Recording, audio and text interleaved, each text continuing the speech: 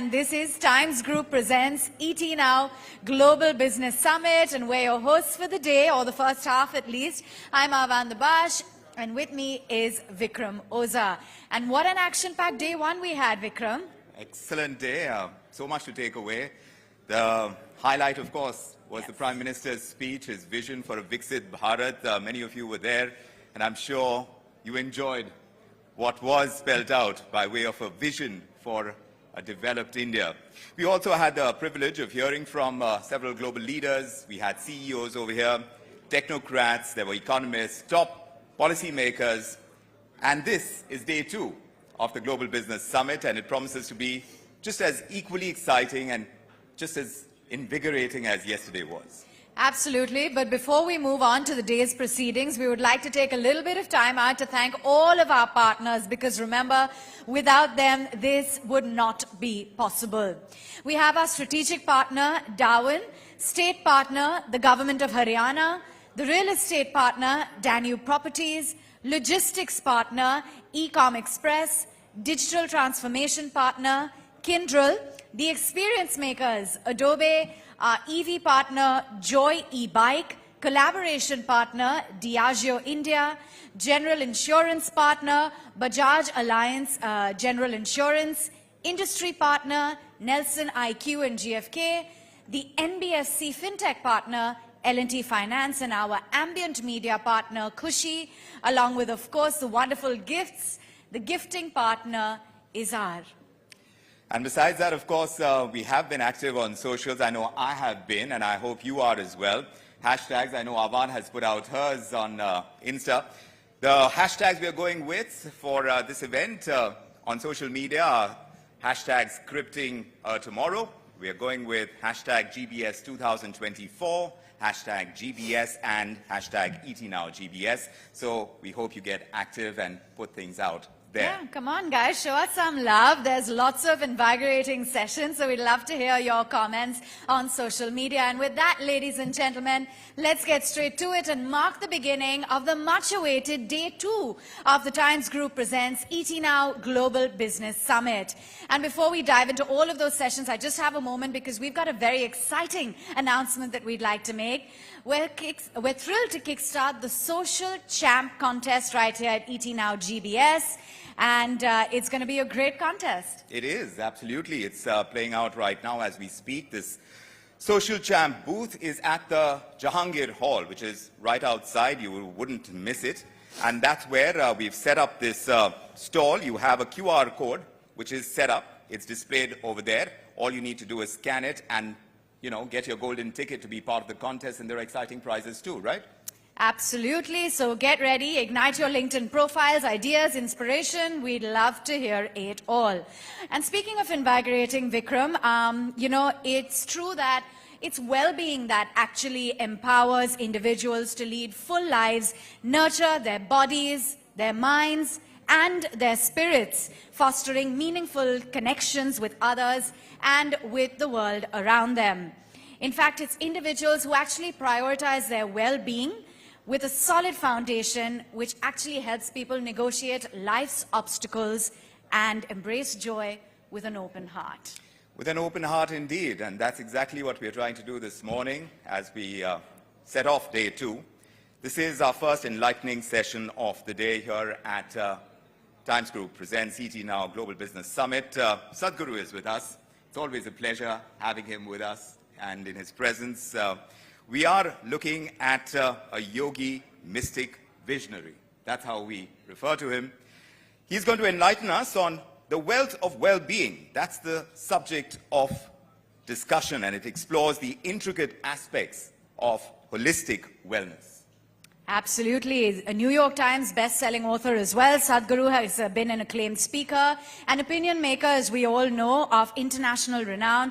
His videos stream 35 languages on social media, and they've been viewed more than 4.37 billion, yes, billion times in 2023 alone. The only living Indian to have received 3 presidential awards from the different presidents, among which is India's highest civilian award, the Padma Vibhushan, and the highest environmental award as well, the Gandhi Paryavaran Puraskar. So clearly we have a very, very enlightening session And coming as up. part of the Conscious Planet Initiative, Sadhguru has also launched the world's largest people's movement as we know it. And this is called Save Soil. We all know about it. It has so far reached more than 4 billion people, greatly instrumental in placing soil, agriculture, and food systems as the central agenda of climate action efforts. And this, for the very first time, it's happened at COP28. So please join us in extending this warm welcome to Sadhguru. Sadhguru, a pleasure having you with us. Please do share with us your insights. Ladies and gentlemen, You're going to meet a round man of who applause. has a devoted following across India and indeed around the world. You're just an amazing person. Great talking to you, you, my today. bro. I look forward to Wonderful. our next time. I've been following him for a while. He wrote a wonderful book called Inner Engineering. Save soil, my friend. I came across this man who teaches online on YouTube, and he blew me away. I really enjoyed this. You gave me a lot to think about. I am so honored and so appreciative to have Sadhguru here. Just learned a lot from this fine gentleman. I like you, mate. I like the bit on it. I'm so happy to be here with Sadhguru. An honor to have you here today.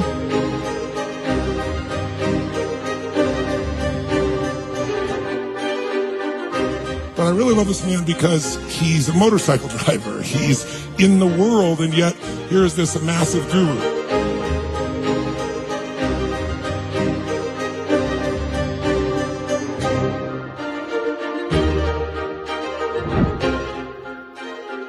What do we need to do to kind of reset ourselves? Well, it's in engineering. We needed a kickstart. Mind-blowing. We have engineered the outside world in so many ways, but we have done nothing about this one. If you want to know well-being, in is the only way out. For the very first time in the history of humanity, we have the necessary resources, capabilities and technologies to address every issue on the planet.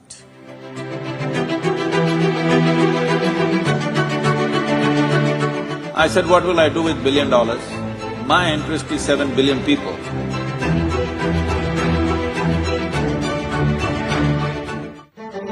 All of us come from the same soil. All of us eat of the same soil.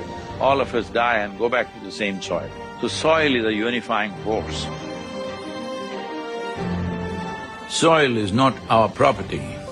It's a legacy that's come to us from previous generations, and we must pass it on as living soil for future generations.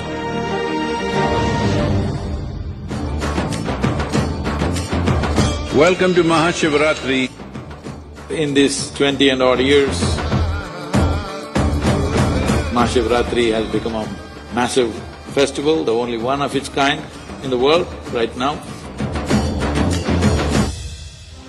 It is only by turning inward that we can create a world full of love, light and laughter. Let's make it happen.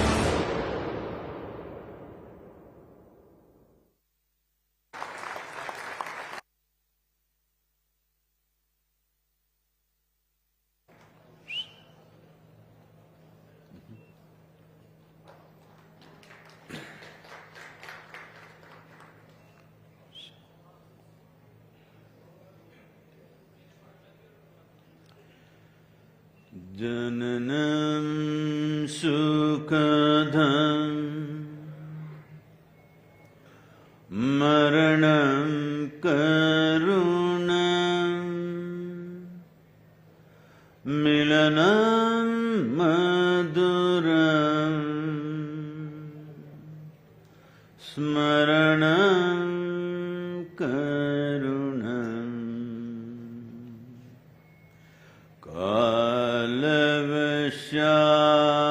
Kalavashadiha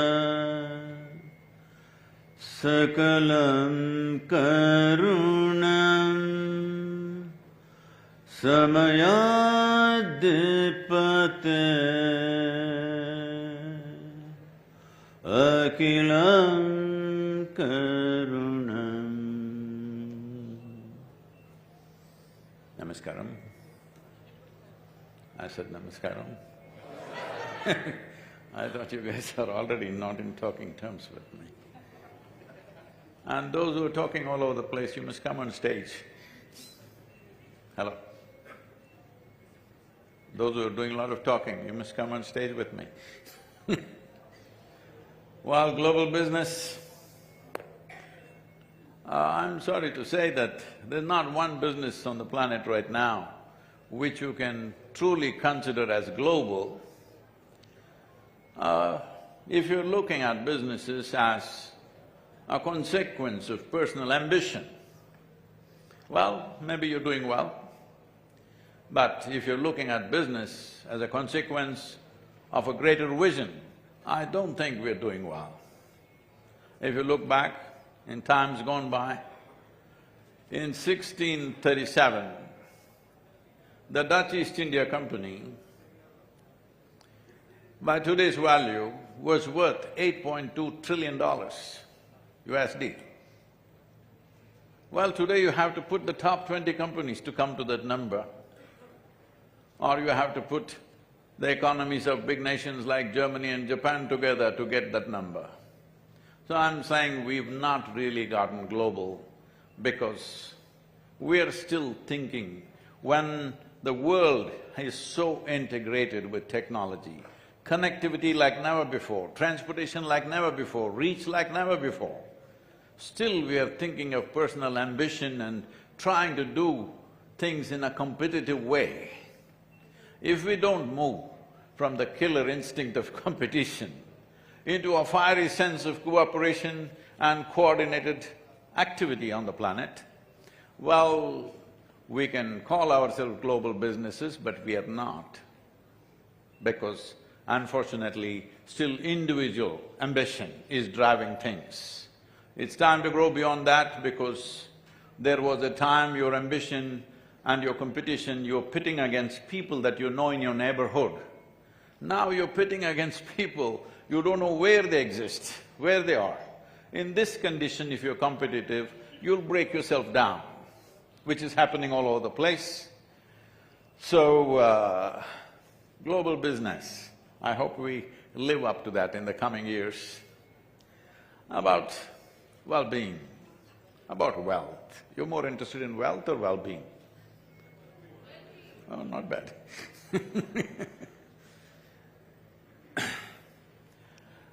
We accumulate wealth in the hope that it'll bring well-being.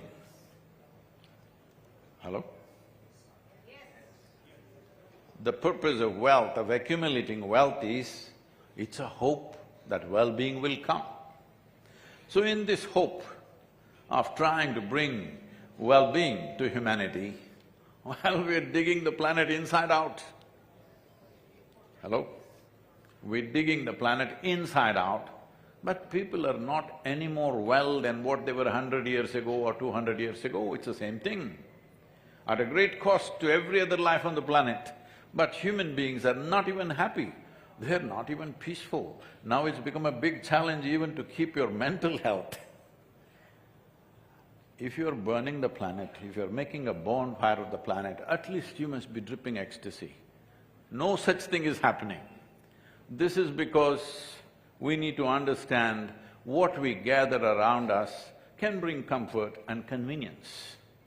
What we gather around us will never ever bring well-being. Well-being can only happen in the way you are. What does way you are mean? I don't want to talk about things which will go over your head. Let's talk something below your head. You have a body. You have a mind, I believe. Nobody's saying anything. Hello? And you have some emotion still? Yes. At least you have anger, if not love, I'm saying. And to make all this happen, there is a life energy functioning within us always. So if your body becomes pleasant, we call this health. You want it? Okay, from now on, I ask you a question, you say yes, no, silence. For all these three things, I'm going to bless you, it's up to you. Health, you want it? Yes.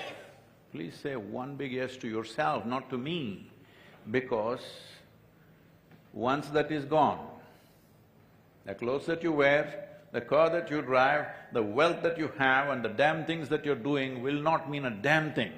Hello? Yes or no? So I'm asking you again, health? 100% yes. If your body becomes very pleasant, we call this pleasure. Say, you'll miss it the way I'm blessing you. Pleasure, yes. If your mind becomes pleasant, we call this peace. If it becomes very pleasant, we call it joy. If your emotions become pleasant, we call this love. This is very low, yes.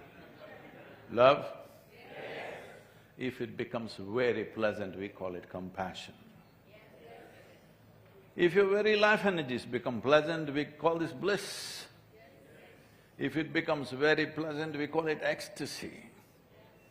What? Oh, we already got the pills. No, I'm not talking about that kind. Ecstasy. Yes. Essentially, what you are saying is, you want highest level of pleasantness on all levels. If your surroundings become pleasant, we call this success. To create pleasantness in your surroundings, you need the cooperation of all these people and many forces which work in the world. But to create pleasantness of body, pleasantness of mind, pleasantness of emotion and energy, it's 100% your business. Hello? It's 100% your business to create pleasantness of body, mind, emotion and energy. Creating pleasantness in the surroundings, it's a matter of skill, it's a matter of who is around us, it's a matter of the times in which we exist, many factors are there. That sometimes happens, sometimes doesn't happen. But this must be in the highest level of pleasantness. Is that your wish? Hello? For yourself, what is the wish? Highest level of pleasantness? Those of you who are not saying anything, probably you want to go to heaven. Let me tell you this what heaven means is, you don't want to go there because God is supposed to be living there. All the advertisements always said heaven is a very pleasant place. If they told you, God lives there but it's a horrendous place, you want to go there? Oh, let him be, we'll pray from here only. Because the advertisements have said it's a very pleasant place, that's why you want to go there. Especially if you made a hell out of yourself, you want to go there quick. Hello? So, well-being means anything that makes you feel well can only come from within you. Human experience comes from within you. The seat of your experience is within you, but you are not sitting there. You are in 100 things around you. You are misunderstanding what is you and what you have gathered. Can we do a little dissection of you? Hello? Hello? Without a scalpel, I'm talking. Hello? Yes? So, you understand these clothes that you wear is yours, but it's not you. No? You understand this much? The car that you drive is yours, but it's not you. The home that you have is yours, but it's not you. You get all that. But the body that you carry, you were not born like this, were you? You came like this, now you became like this. I'm not saying you're too big, I'm just saying you became like this. How? Just the food that you've eaten. Yes? Slowly you gather. This much you understand. What you gather can be yours, can never ever be you. Yes or no? Hello? Whatever you gather can be yours, it cannot be you. Right now suddenly I said, this vessel is my vessel. You will think Sadhguru has some problem, but let's listen, everybody says he's wise. After some time I said, this is me. Then you will say, let's go. Because you know this is a case. Hello? It is a case. So you're doing this every day, food appears on your plate, you say, this is my food, you eat it and then you say, it's me. So that… I don't have so much, man. Now, what you gather, the moment you think it's you, you lost it. Once you lost that one, you will see everything that you do is just that in so many forms. So just to keep you happy, we have to turn the planet inside out, and now we are planning to go to other planets and break the open and see what is there in that. If you break the whole damn universe, you will still not be happy. Because this is a case of a… Can I tell you a story? What are you?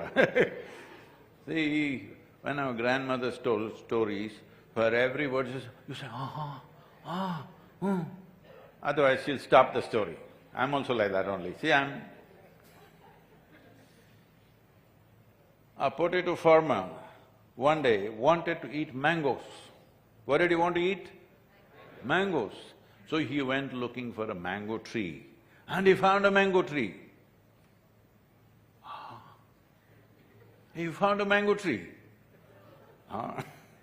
Then he saw the mango tree, he got to the right tree, and then out of sheer habit, being a potato farmer, he started digging the ground for mangoes. When he did not find any mangoes, he became furious and dug furiously. As he went on, slowly the tree came down upon him. This is the human story. In search of human well-being, we're digging up the whole damn planet. It's not going to happen if I give you all the 11 planets. Hello? You need to turn inward. You need to do something about this one. We are busy fixing the damn world. The world doesn't need fixing because there's only one problem on the planet, human beings. Tell me one more. Hello? Tell me one more problem on the planet. There's only one problem, it's the human being. Why the most intelligent creature on the planet has become a problem? Why the most evolved life on the planet has become a problem? Because if you had half the brain that you have, you would be peaceful. Hello? Yes? So your intelligence has become a problem. About four and a half years ago, a television anchor in Hyderabad, a reasonably popular anchor, she jumped off the 5th floor window of her apartment and committed suicide. She died. And she left a note, "Nobody is responsible for my death. My brain is my enemy." How fantastic. To get you here, to this level of cerebral activity, it took millions of years of work. Millions of years of research and development. You can dismiss it off with one word, evolution, but actually it's millions of years of research and development, and today your brain and your intelligence is a problem. You can call it stress, you can call it anxiety, you can call it depression, you can call it whatever. Essentially, you do not know how to conduct your own intelligence. Hello? Your own intelligence is turned against you. If you do not engineer your interiority the way you want it to be, we have engineered the world the way we want it. If you do not engineer your interiority the way you want it, build what you want, have what you want, have heaps of gold, carry it on your head, you will still be miserable. It's important we understand, especially now, with such a tremendous possibility. As a generation of people, we must understand, never before in the history of humanity, human beings have had as many things as you are having, as much comfort, as much convenience, as much capability as we have today, especially the women. You must understand this, never before life has been this good for a woman on this planet, anywhere on this planet. This is the first time. And what are you cribbing about? Because you are a potato farmer. For well-being, you're digging the ground. No, you need to dig inward. As there is a science and technology for external well-being, there is a whole science and technology for inner well-being. If you do not go this way, see, it's been handled like this for a long time. People told you, don't worry, God will take care of you. you are not in that intellectual condition to hand over your life to God. Let's be straight about it, yes or no? You're not in that condition. Are you willing to leave your money on the street and say, God will take care of it? Are you in that condition? Leave your children on the street and say, God will take care. Are you capable? No, then don't go on bullshitting yourself and the rest of the world. At least don't do that to your children because you've told these lies for too long. It's time to understand that if you want well-being, you need to conduct this properly. This body, this mind, these emotions, these energies that we call as life, we need to conduct this properly. To conduct anything properly, there is always a science. When we say a science, a systematic approach to make it happen the way it works. When you do something the way it works and it can be repeated for millions of people, that is science. So if you do not have a scientific approach to turn inward and conduct this life the way you want it, well-being is a pipe dream. That's why a lot of people are onto the pipe right now. So this is not a simple issue. For me, this is not a moral issue at all. Right now, in this country, for example, when we were growing up, it was like this in our families, ladies are talking. Some alliances come for the girls and what? No, in their home they drink. Somebody, not the groom, somebody drinks, we can't give our girl to that house. But today if you don't serve drink, nobody will come for your wedding. Hello? So in 30, 40 years this has happened, and if you think drink is good, your children think drug is good. Hello? Little evolution must happen. Your children, if you started drinking at 25, they must start at 15, and they are. Now, this is not a moral issue for me. The important thing is, already we are in this condition. To make food, we need chemicals. If you breathe in Delhi, you breathe chemicals. If you drink water, it's full of poison, intentionally added to kill the germs and other things, all right? But we must understand the life on this planet is designed in such a way, what kills a bacteria is also capable of killing you because you and a bacteria are made fundamentally the same way. It's only the question of dosage. A bacteria might die with a little bit, you need a little higher one. If you don't understand the chlorine in the water, you drink a bottle of chlorine, you will be dead, all right? So, we are poisoning the water, we're poisoning the air, the soil, everything. As if that's not enough. Now if you want to be peaceful, you need chemicals. If you want to be joyful, you need chemicals. If you want to be ecstatic, of course you need it. When this is the case, in another 25, 30 years, we may reach a point where 90% of the population will be on chemicals. If this happens, then the generation that comes next, the generation that we produce will be much less than us. If you produce a generation which is less than you have committed a crime against humanity. We are very, very close to that. So there is a way that you can change the fundamental chemistry of who you are. When I just got in the elevator, somebody comes and asks me, here he is, "How are you doing, Sadhguru?" I said, "I'm blissed out." How else to be? See, do you understand that your body, this human system or mechanism, is the greatest chemical factory on the planet? Most complex, most sophisticated? Now the question is only, are you a great CEO or a lousy CEO? If you are a great CEO, you will produce the chemicals that make you wonderful. If you're a lousy CEO, you will produce something that you don't want. It's as simple as that. Today, we have enough study in the world. For example, the teaching hospital for Harvard Medical School has done research on what we call as in engineering. In 6 weeks of practice, your endocannabinoids are up by 70%, which is 23% higher than what happens in sexual orgasm. Simply sitting in one place, you're blown away. This needs to happen only when you are not in search of happiness and well-being in the outside world will you do things consciously, otherwise you're driven by your compulsions. In these compulsions, we will do all the things we should not do. This is what we are doing to the world. This is what we are doing to every other creature. This is what we are doing to the entire planet. Things that we should not do. As human beings, being the most intelligent creatures, we are doing this simply because we are compulsive. This compulsiveness is because you're digging for mangoes in the ground. Thank you very much.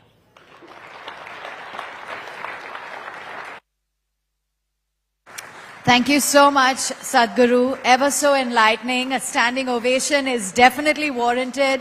So thank you so very much for joining us today and giving us those pearls of wisdom. The world does not need fixing, Vikram. Yes. It is humans that need fixing from your inner self. Such a great sense of well-being is something that we're all feeling this morning. It's something wonderful to feel, and this morning we've started off on a great note, this entire piece on inner engineering, as it were. Well, we've got a great session ahead as well. Absolutely. You know, we've got the next session that puts the spotlight on imagining India unlimited. In fact, there's going to be a very dynamic speaker, perhaps someone who needs absolutely no introduction. And his presence here this morning, Vikram, signifies not only leadership, but underscores the commitment to shaping a future where the potential of every Indian knows no bounds. And I think this one's really going to make it on social media too. Oh, this is for sure. He's going to articulate his vision to explore a realm of limitless possibilities for India as we strive to envision a future where this country's potential really, actually, truly knows no bounds. We are honored to welcome Shri Amit Shah. He's joining us in a moment, the Honorable Home Minister for the Government of India. We're going to have him and get into a discussion and understand his vision for a Viksit Bharat as well. Absolutely. So we'd encourage all of you to please, of course, listen to that discussion and, of course, share your thoughts, your insights, any that you may have. Remember, we're quite active on social media as well. You can use the hashtags Scripting a Tomorrow, hashtag GBS 2024, hashtag ETNowGBS, and of course, hashtag GBS. We'd love to hear from you. And we also want to thank our partners as well and tell you about what the other sessions are planned out for the day. Just before that, Avan, just a reminder, there are translators standing by. So between those two doors, you see a booth over there. If you require translation from Hindi to English, all you need to do is grab a pair of headsets that are on that table, and you'll get your translation going. So we welcome you to do that as well. And Avan, you were telling us. Yes, so we've got lots lined up for the day. We've got wonderful addresses. Of course, we have the Honorable Home Minister, Mr. Amit Shah, joining in. There's also Ashwini Vaishnav, the Minister of Railways, Communication and IT, who will be with us. We will be getting a view on Skybound, which is security and sustainability, later on today, with Dr. Vivek Lal of General Atomics Corporation. Walter Russell Mead as well will be coming in and sharing his views on disruption later on today. And we have Lord Jerry Grimstone as well, talking a little bit more about unlocking growth through foreign investment. So lots of engaging panel discussions today, Vikram. Yes, and another one on Sustainnovation, which is transformation, transition and transaction. We're going to have Sanjeev Puri joining us. That's another interesting session that we're all looking forward to. Sanjeev Puri, the Chairman and Managing Director of ITC, will be here. And as we wait for the Home Minister, at this point in time, we are setting things up before he enters. Of course, all the protocols are in place, and we are standing by to welcome him.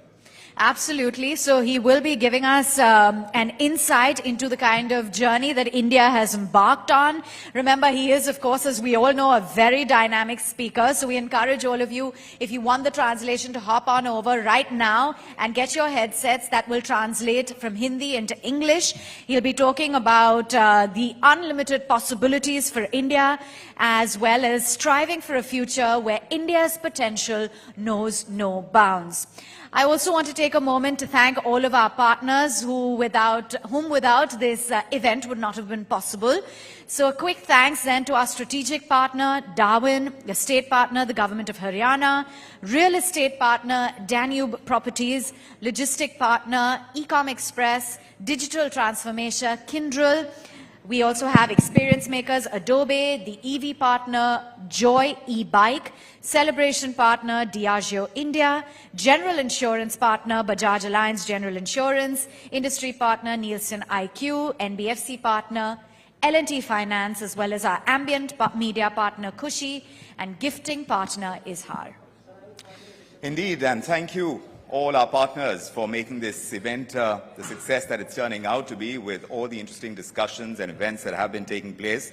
And indeed, as far as this contest is concerned, a very quick reminder about that QR code again. It is outside at the Jahangir Hall. We are strongly encouraging you to scan it and become part of this contest. We're calling it a social champ booth, and that's where you stand your chance to win a golden ticket to win exciting prizes. Absolutely. So do take part, do make your presence felt on social media, on LinkedIn and on all of the other social media platforms. Waiting with bated breath if we can get some sort of an indication as to what the timeline is for the Honorable Home Minister Amit Shah to arrive. It's going to be an engaging conversation with none other than Navika Kumar, who yesterday, of course, spearheaded a number of those conversations with some of the top powerhouses and voices in policy and government. Yesterday, of course, Vikram, I think the icing on the cake being the discussion with none other than Narendra Modi, where he, of course, gave his speech on the vision for India. Yes, indeed, and the active participation we saw in that part of the event yesterday, that goes a long way, and the Prime Minister himself has tweeted about it, and we're very excited about the kind of discussion that took place and the vision that he shared as well. It was very engaging, and we're looking forward to the same with the Home Minister now. Absolutely. So some of the top technocrats, global CEOs that we have in our midst, we want to thank you all for taking time out. I know there have been a lot of dignitaries and top voices that have flown in from all across the world. So we'd like to extend a big heartfelt thank you to all of you, and we hope you enjoy day 2 as much as you did day 1, because it promises to be equally exciting and equally invigorating. So thank you all for being here today. If maybe we could get a bit of an indication as to what the timeline is for the Honorable Home Minister to arrive, that would be great. We seem to be all set, and it's going to be only minutes before he joins us. ET Now Global Business Summit. This is turning out to be an exciting time to be in this room with all the conversations that have been taking place, the kind of interactions that are taking place alongside as well. And there are many more to follow. We are talking about path shifts to profits as well, the age of meritocracy. I'm going to get into a discussion about this new age of meritocracy. As far as profitability is concerned, it's something that we are all going after, and how we are building a culture of meritocracy, even as we speak about disruption and development and diversification. That's going to be an interesting ask as well.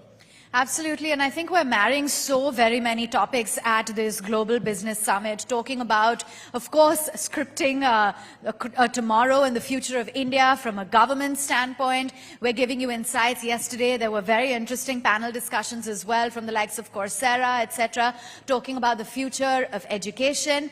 And I think now is the time. So, ladies and gentlemen, put your hands together and welcome the Honorable Home Minister, Shri Amit Shah.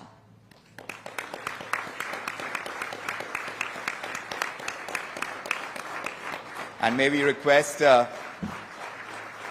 Shri Vineet Jain to join us on stage as well. Mr. Amit Shah, such a pleasure to have you with us. A very warm welcome from all of us here at the Global Business Summit. Shri Vineet Jain, thank you very much. And if we could express our deep appreciation for Mr. Amit Shah's presence here and present him with a shawl. A token of our appreciation, ladies and gentlemen, Shri Vineet Jain presenting the Honorable Home Minister with a shawl.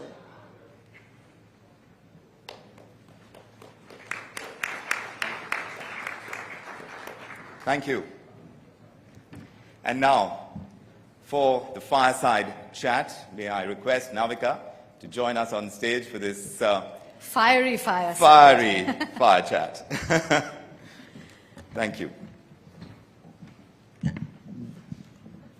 नमस्कार और स्वागत है आपका गृह मंत्री और cooperatives के मंत्री अमित शाह जी। आज global business summit ET now global business summit जो टाइम्स ग्रुप का एनुअल समिट रहता है, जहां हम समीक्षा करते हैं कि देश अब तक कहां पहुंचा और यहां से कहां जाएगा।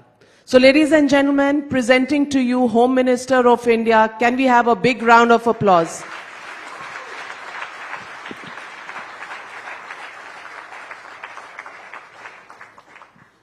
अमित शाह जी, चुनाव का मौसम आ गया है, सर्दी गई नहीं है, लेकिन गर्मी इतनी ज्यादा हो गई है राजनीतिक कि सवाल सबसे पहला तो यही बनता है कि जब आपको पता है कि 370 सीटें आ रही हैं बीजेपी की और 400 सीटें आ रही हैं एनडीए अलायंस की, तो चुनाव में कोई सस्पेंस नहीं रहेगा? नहीं, देखिए, जहां तक चुनाव के नतीजों का सवाल है, मैं मानता हूं कोई ज्यादा सस्पेंस नहीं बचा है। इवन जिनके सामने हमें चुनाव लड़ना है, वो भी संसद में आश्वस्त दिखते हैं कि इस बार ऑपोजिशन में ही बैठना तय है। कोई कंफ्यूजन उनके मन में भी नहीं। परंतु चुनाव का एजेंडा क्या हो, वो मैं मानता हूं कि पहली बार आजाद भारत के पहला चुनाव ऐसा होगा जिसमें भारत को महान राष्ट्र बनाने के एजेंडा पर चुनाव लड़ा जाएगा और पब्लिक मैंडेट भी महान भारत के मुद्दे पर आएगा। मोदी जी ने आत्मनिर्भर भारत और विकसित भारत, संपूर्ण विकसित भारत का एजेंडा रखा है और ये संकल्प 2047 तक देश की 130 करोड़ की जनता के सामने रखा है कि 2047 तक संपूर्ण विकसित भारत हो और आत्मनिर्भर भारत हो। मैं मानता हूं कि 2047 के पहले ही, मोदी एरा में ही, तीसरी टर्म में ही इसका ज्यादातर काम समाप्त करने के एजेंडा पर इस बार देश की जनता वोट करेगी, इसका मुझे विश्वास है। अमित शाह जी, सवाल कई बार उठता है कि पिछले 10 सालों में एनडीए अलायंस में कई लोग आए और कई लोग चले गए, लेकिन आजकल मोहब्बतें थोड़ी बढ़ रही हैं, परिवार भी बढ़ रहा है। ये परिवार जो बढ़ रहा है, ये जो प्यार बाकी पार्टियों के साथ हो रहा है, ये चुनाव तक सीमित है या एक लंबे रिलेशनशिप की घोषणा है, चाहे वो नीतीश कुमार जी के साथ हो, चाहे वो जयंत चौधरी जी के साथ हो? देखिए नाविका जी, देश में एक प्रकार से आइडियल स्थिति तो है कि आइडियोलॉजी के बेस पर सभी पार्टियां अपना पॉलिटिकल निर्णय करें, मगर ऐसा हो नहीं पाता है। भारतीय जनता पार्टी अपनी आइडियोलॉजी, अपने एजेंडा और अपने प्रोग्राम के साथ अपनी जगह पे स्थिर खड़ी है। कई साथी आते हैं, कई साथी चले जाते हैं। जाने में दो प्रकार की चीजें होती है, कई बार घटनाओं के कारण जाना पड़ता है, कई बार पर्टिकुलर स्टेट की पॉलिटिकल इक्वेशन के कारण वो जाते हैं। मगर भारतीय जनता पार्टी ने किसी को कभी एनडीए से नहीं निकाला है। हमेशा हमने गठबंधन का धर्म निभाया है। कई ऐसी जगह हैं जहां पर हम बड़े दल बनकर भी चुनकर आए, परंतु छोटे दल को हमने मुख्यमंत्री बनने का मौका दिया। कई ऐसी जगह हैं जहां हमें पूर्ण बहुमत मिला, फिर भी हमने साथियों को सरकार में महत्वपूर्ण स्थान दिया और हर बात में साथ में रखने का प्रयास किया। मैं मानता हूं कि हम फैमिली प्लानिंग में जरूर मानते हैं, मगर पॉलिटिक्स में फैमिली प्लानिंग में नहीं मानते। कुनबा बड़ा हो, ये हमारा हमेशा का प्रयास है और हम इनका स्वागत भी करते हैं।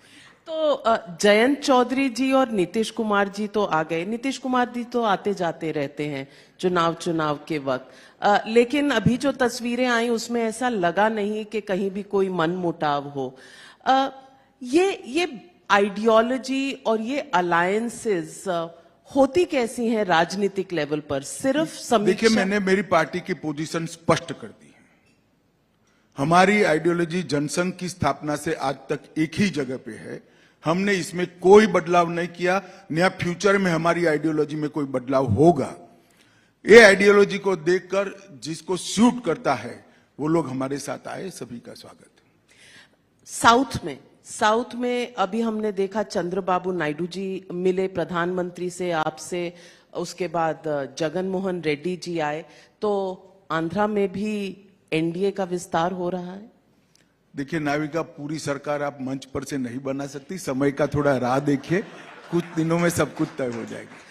अच्छा, अकाली दल तो पुराने आपके साथी थे, अब पंजाब में अगर कांग्रेस और आम आदमी पार्टी से लड़ना है तो क्या अकाली दल वापस? अभी कुछ तय नहीं हुआ है, मगर बातचीत चल रही है। मैं पूछना चाहती हूँ, आपको चुनाव और राजनीति का चाणक्य कहा जाता है।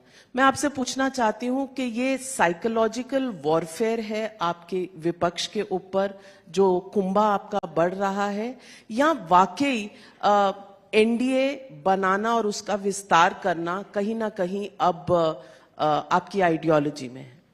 नहीं, पहले से ही हमारी आइडियोलॉजी के समर्थक और हमारी आइडियोलॉजी को इसका विस्तार करना, भारत के हर क्षेत्र में पहुंचे, ये हमारा एजेंडा ही है। 1950 से है, आज से नहीं है।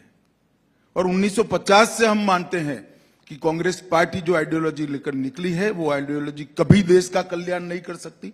इस देश की नीतियां इस देश की जमीन की मिट्टी की सुगंध से बनी हुई होनी चाहिए, इस देश की परिस्थिति से जनरेट होनी चाहिए और इस देश की अनुकूलता से बनी हुई।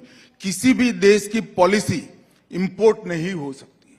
कोई 2 करोड़, 3 करोड़, 5 करोड़ की आबादी वाले देश का पॉलिसी भारत में आप नहीं अप्लाई कर सकते हो। यहाँ की जमीनी वास्तविकता, हजारों साल की सांस्कृतिक विरासत, सामाजिक विसंगतताएं, सामाजिक स्ट्रेंथ हमारी, ये सबका विचार कर कर पॉलिसी बनती है। तो हमने तो शुरुआत से ही हमारा एक अलग मत, अलग पॉलिसी देश के सामने रखा था। स्वाभाविक था, क्योंकि हम बहुत छोटे भी थे और एक कांग्रेस के पास आजादी के बाद का एक बहुत बड़ा यश भी था। तो हमें पनपने में, हमें बढ़ने में बड़ी देर लगी, मगर मुझे विश्वास है कि जिस प्रकार से 2014, 2019 के चुनाव हुए और 24 के होने जा रहे हैं, भारत के हर क्षेत्र में भारतीय जनता पार्टी की आइडियोलॉजी को स्वीकृति मिलेगी। मैं सवाल ये भी पूछूंगी, आपने ही कहा कि इस देश की मिट्टी की सुगंध होनी चाहिए पॉलिसी में। आप कहना चाह रहे हैं कि कांग्रेस पार्टी की आइडियोलॉजी इंपोर्टेड है?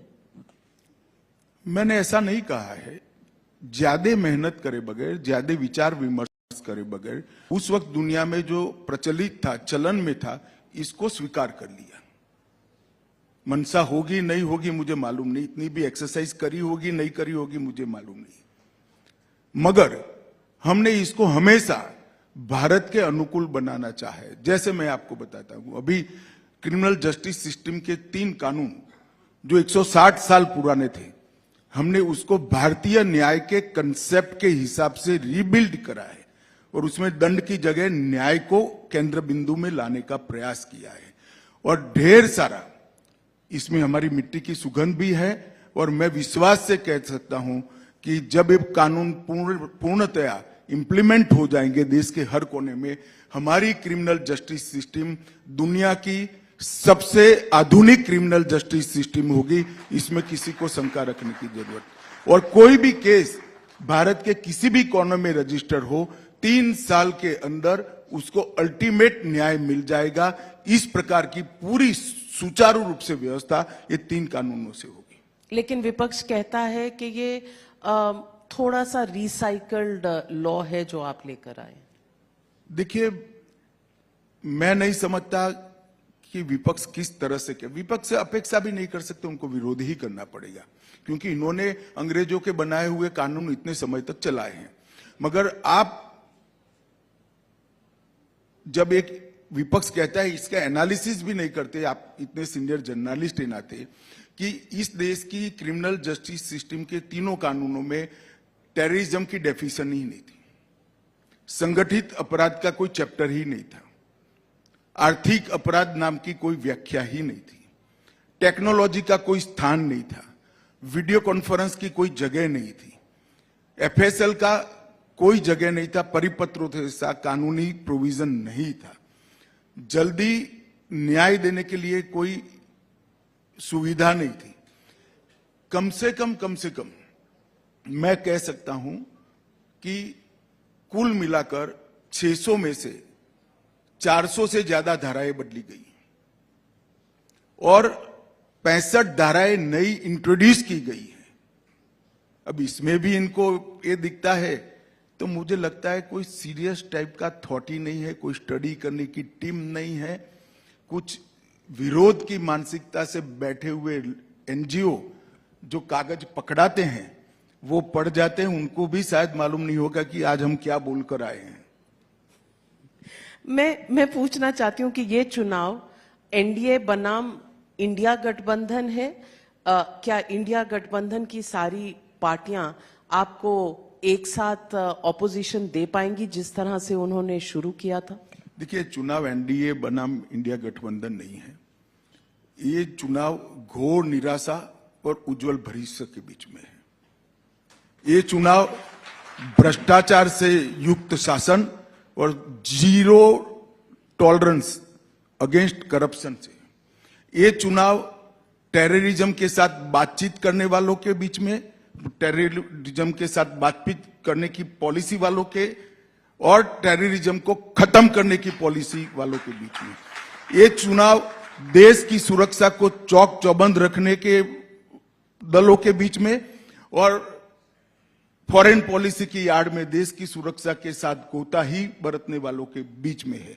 ये चुनाव 80 करोड़ गरीबों के जीवन में पूरी सुविधा 10 साल के अंदर देकर उनको भारत के विकास के साथ जोड़ने वाले लोगों के बीच में और गरीबी हटाओ के नारे के नाम पर वोट लेने वालों के बीच में है। ये चुनाव बिल्कुल आइडियोलॉजी के साथ जुड़ा हुआ है, ये चुनाव भारत के भविष्य के साथ जुड़ा हुआ है और ये चुनाव भारत के आने वाले दिनों के एजेंडा के साथ। और विपक्ष कितना भी कंफ्यूजन फैलाने का प्रयास करे, देश की जनता ने अपना एजेंडा तय कर दिया है। नरेंद्र मोदी के नेतृत्व में आने वाले दिनों में 2037 में पूर्ण विकसित भारत, आत्मनिर्भर भारत का सृजन करना है, जिस भारत की नींव हमारे कल्चर, हमारी परंपराएं और हमारी भाषाओं के साथ हो। अमित शाह जी, 2 सवाल उठते हैं राजनीति से प्रेरित। एक, व्हाइट पेपर जो यूपीए के 10 साल के कार्यकाल में लाया गया है, और मैं पूछना चाहती हूं क्या ये राजनीति से प्रेरित है कि चुनाव से पहले शायद विपक्ष की गलतियां गिनानी जरूरी है?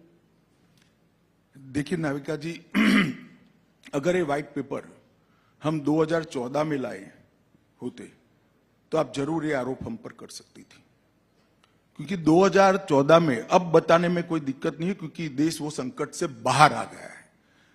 2014 में देश गहरे संकट में था, आर्थिक संकट में था, पूरी व्यवस्था ध्वस्त हो चुकी थी, बैंकों की बैलेंस शीट एनपीए के कारण बनने की स्थिति में नहीं थी, इसको छिपाना पड़ता था, राजस्व का घाटा भी छिपाना पड़ता था, मेकअप करना पड़ता था बजट के अंदर चिदंबरम साहब को।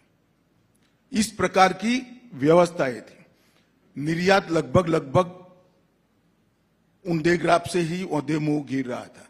हर प्रकार से देश में इन्वेस्टमेंट नहीं आता। सब लोग मानते थे कि भारत की स्टोरी अब समाप्त हो चुकी। उस वक्त अगर हम पॉलिटिक्स करना चाहते थे, इन्होंने क्या किया ये बताना इसका आइडियल टाइम था, मगर उस वक्त बताते तो क्या होता, पूरे विश्व में भारत के अर्थतंत्र के लिए एक अलग इमेज बनती, भारत की जनता में निराशा और व्याप्त होती। हमने उस वक्त नहीं बताया। 10 साल कड़ी मेहनत की, पॉलिसी ड्रिवन स्टेट बनाने का काम किया, पॉलिसी पैरालिसिस स्टेट में से पॉलिसी ड्रिवन स्टेट बनाया। सैकड़ों पॉलिसियों को, एजुकेशन से लेकर डिफेंस से लेकर इंटरनल सिक्योरिटी से लेकर इंडस्ट्री तक और इन्वेस्टमेंट तक, हर क्षेत्र में पॉलिसी बनाई गई। कई नए क्षेत्र हमारे यहां उजागर हुए और भारत की इकोनॉमी 11वें नंबर से, दुनिया के 11वें नंबर का अर्थतंत्र मनमोहन सिंह जी छोड़ कर गए थे, मोदी जी ने उसको 5वें नंबर पर बनाया। और मैं आपको विश्वास दिलाता हूं कि हम दुनिया की 3रे नंबर की अर्थव्यवस्था अगले 5 साल में बनने जा रहे हैं। और इस वक्त हमने ये लेकर आए हैं। विगत 5 साल हमारे, पहले 5 साल पूरा गड्ढा भरने में गए, व्यवस्थाएं बनाने में गए। विगत 5 साल आप पूरी दुनिया जानती है कि दुनिया के लिए अर्थतंत्र की दृष्टि से सबसे कठिन 5 साल थे, क्योंकि इतना बड़ा महामारी विश्व ने कभी न देखा वैसा महामारी पूरी दुनिया ने फेस किया। पूरी दुनिया की सप्लाई चेन बिखरी हुई थी, पूरी दुनिया मंदी की चपेट में थी। उस वक्त भारत ने अच्छा परफॉर्म किया और आज पूरी दुनिया भारत को ब्राइट स्पॉट कर मान रही है और इन्वेस्टमेंट का सबसे फेवरेट डेस्टिनेशन अगर कोई बना है तो भारत बना है। उस वक्त हमने ये व्हाइट पेपर लाया है। ये व्हाइट पेपर लाना इसलिए जरूरी है, ये राजनीति नहीं है। अगर कोई पार्टी निष्ठा से, पॉलिटिक्स से ऊपर रहकर देश के हितों को अपनी पार्टी और अपने खुद के हितों से ऊपर रखकर काम करता है तो परिवर्तन किस तरह से किया जा सकता है, ये इसका दस्तावेज है। और इससे देश की जनता का एक सामूहिक आत्मविश्वास जनरेट होता है कि हम बड़े बन सकते हैं, हम बड़े बनने के कगार पर हैं और हमें बड़ा बनना है। ये आत्मविश्वास जनरेट करने के लिए व्हाइट पेपर है। मगर जिनका चश्मा ही विरोध का है उसको सब पीला दिखाई पड़ेगा, इसमें मुझे कोई कमेंट नहीं। कांग्रेस के पेट में क्या दुख रहा है? ये दुख रहा है कि व्हाइट पेपर से उनके घोटाले उजागर हुए हैं और व्हाइट पेपर से स्पष्ट हो गया है कि कांग्रेस और भ्रष्टाचार दोनों एक दूसरे के पर्याय हैं। और मैं सोनिया लेड कांग्रेस की बात नहीं करता। सबसे पहला जीप घोटाले से देश में घोटाले की शुरुआत हुई 1948 में हुई, फिर खजाना घोटाला 51 में हुआ, उसके बाद साइकिल आयात घोटाला भी 51 में हुआ, इसके बाद Bofors, Nagarwala, Maruti, HWL, Adarsh society, Bhopal gas, Louis Berger, Telgi, तेल माफिया, ढेर सारे घोटालों की सीरीज है। सिर्फ यूपीए 1 और यूपीए 2 में 12 लाख करोड़ के घपले घोटाले कर जनता के अंदर एक भयंकर निराशा का माहौल बनाया था। आज 10 साल में हमारे विरोधी भी हम पर 1 पैसे के घोटाले का आरोप नहीं कर सकते, इस प्रकार का शासन। और ये व्हाइट पेपर आने वाले दिनों में विशेषकर युवा में एक आत्मविश्वास का सर्जन करेगा कि भारत की स्टोरी आने वाले दिनों में दुनिया में सबसे प्राइम स्टोरी बनने वाली। लेकिन विपक्ष का आप पर आरोप है कि आपके पास एक वॉशिंग मशीन है। जिन्होंने करप्शन कांग्रेस में रहकर की थी वो जब आपके यहां आ जाते हैं तो वो बिल्कुल पाक साफ हो जाते हैं। इस आरोप का आप क्या जवाब देंगे? देखिए नाविका जी, विपक्ष का यह आरोप तभी सच्चा माना जाता कि हमने एक भी केस विड्रॉ किया है। तो हमने किसी का केस विड्रॉ नहीं किया है। पहले एक बात मैं स्पष्ट कर देना चाहता हूं। दूसरा, इनको मालूम नहीं है कि इनके समय के जितने भी घोटाले थे, कॉल ब्लॉक का हो, कॉमनवेल्थ का हो, 2G का हो, शारदा चिट फंड हो, INX मीडिया हो, अंतरिक्ष देवास हो, लैंड फॉर जॉब हो, पंचकुला और गुड़गांव का घोटाला हो, जम्मू कश्मीर क्रिकेट एसोसिएशन का घोटाला हो, एम्ब्रायर डील का घोटाला हो, सबमरीन का घोटाला हो, ये सारे घोटाले एज अ विपक्ष हमने संसद में उठाए थे, कोर्ट में गए थे और कोर्ट ने जांच ऑर्डर की थी। इस देश की अदालतें बंद हो गई है क्या? कांग्रेस पार्टी एक भी कॉन्क्रीट बात नहीं करती, और अगर ऐसी कॉन्क्रीट बात है तो अदालत के दरवाजे आपके लिए खुले हैं।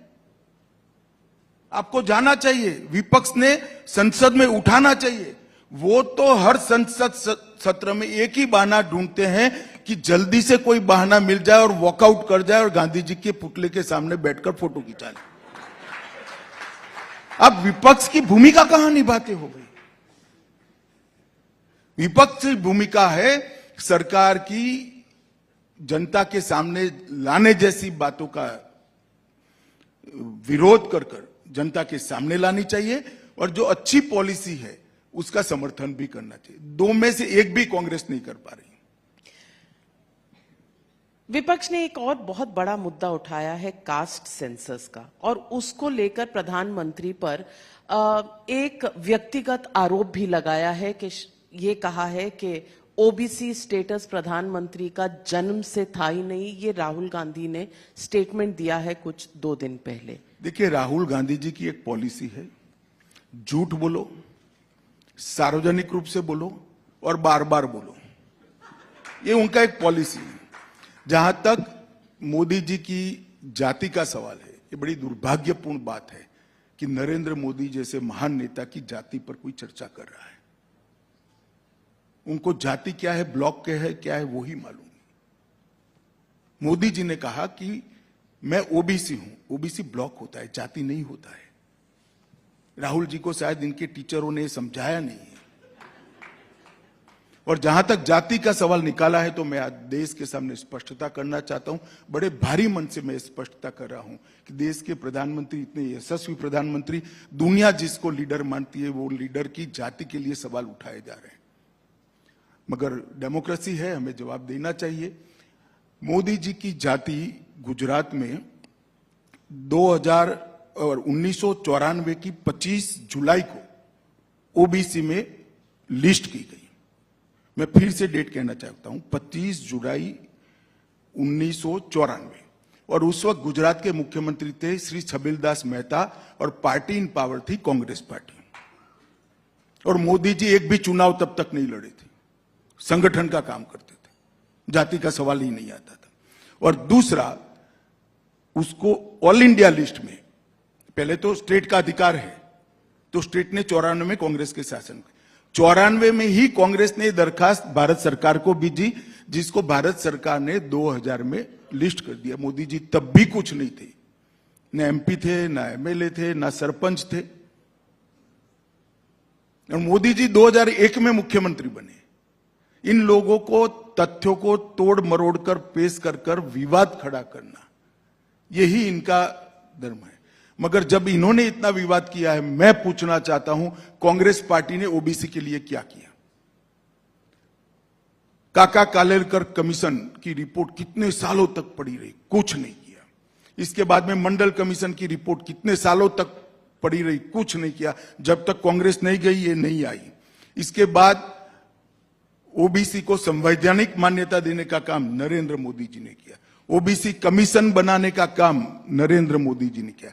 सेंट्रल्स के जितने भी एग्जामिनेशन है, इस सब में ओबीसी का रिजर्वेशन करने का काम नरेंद्र मोदी जी ने किया। कांग्रेस हमेशा ओबीसी विरोधी पार्टी रही, और उनको लगता है ऐसे झूठ बोलकर हम ओबीसी की सिंपैथी प्राप्त कर लेंगे।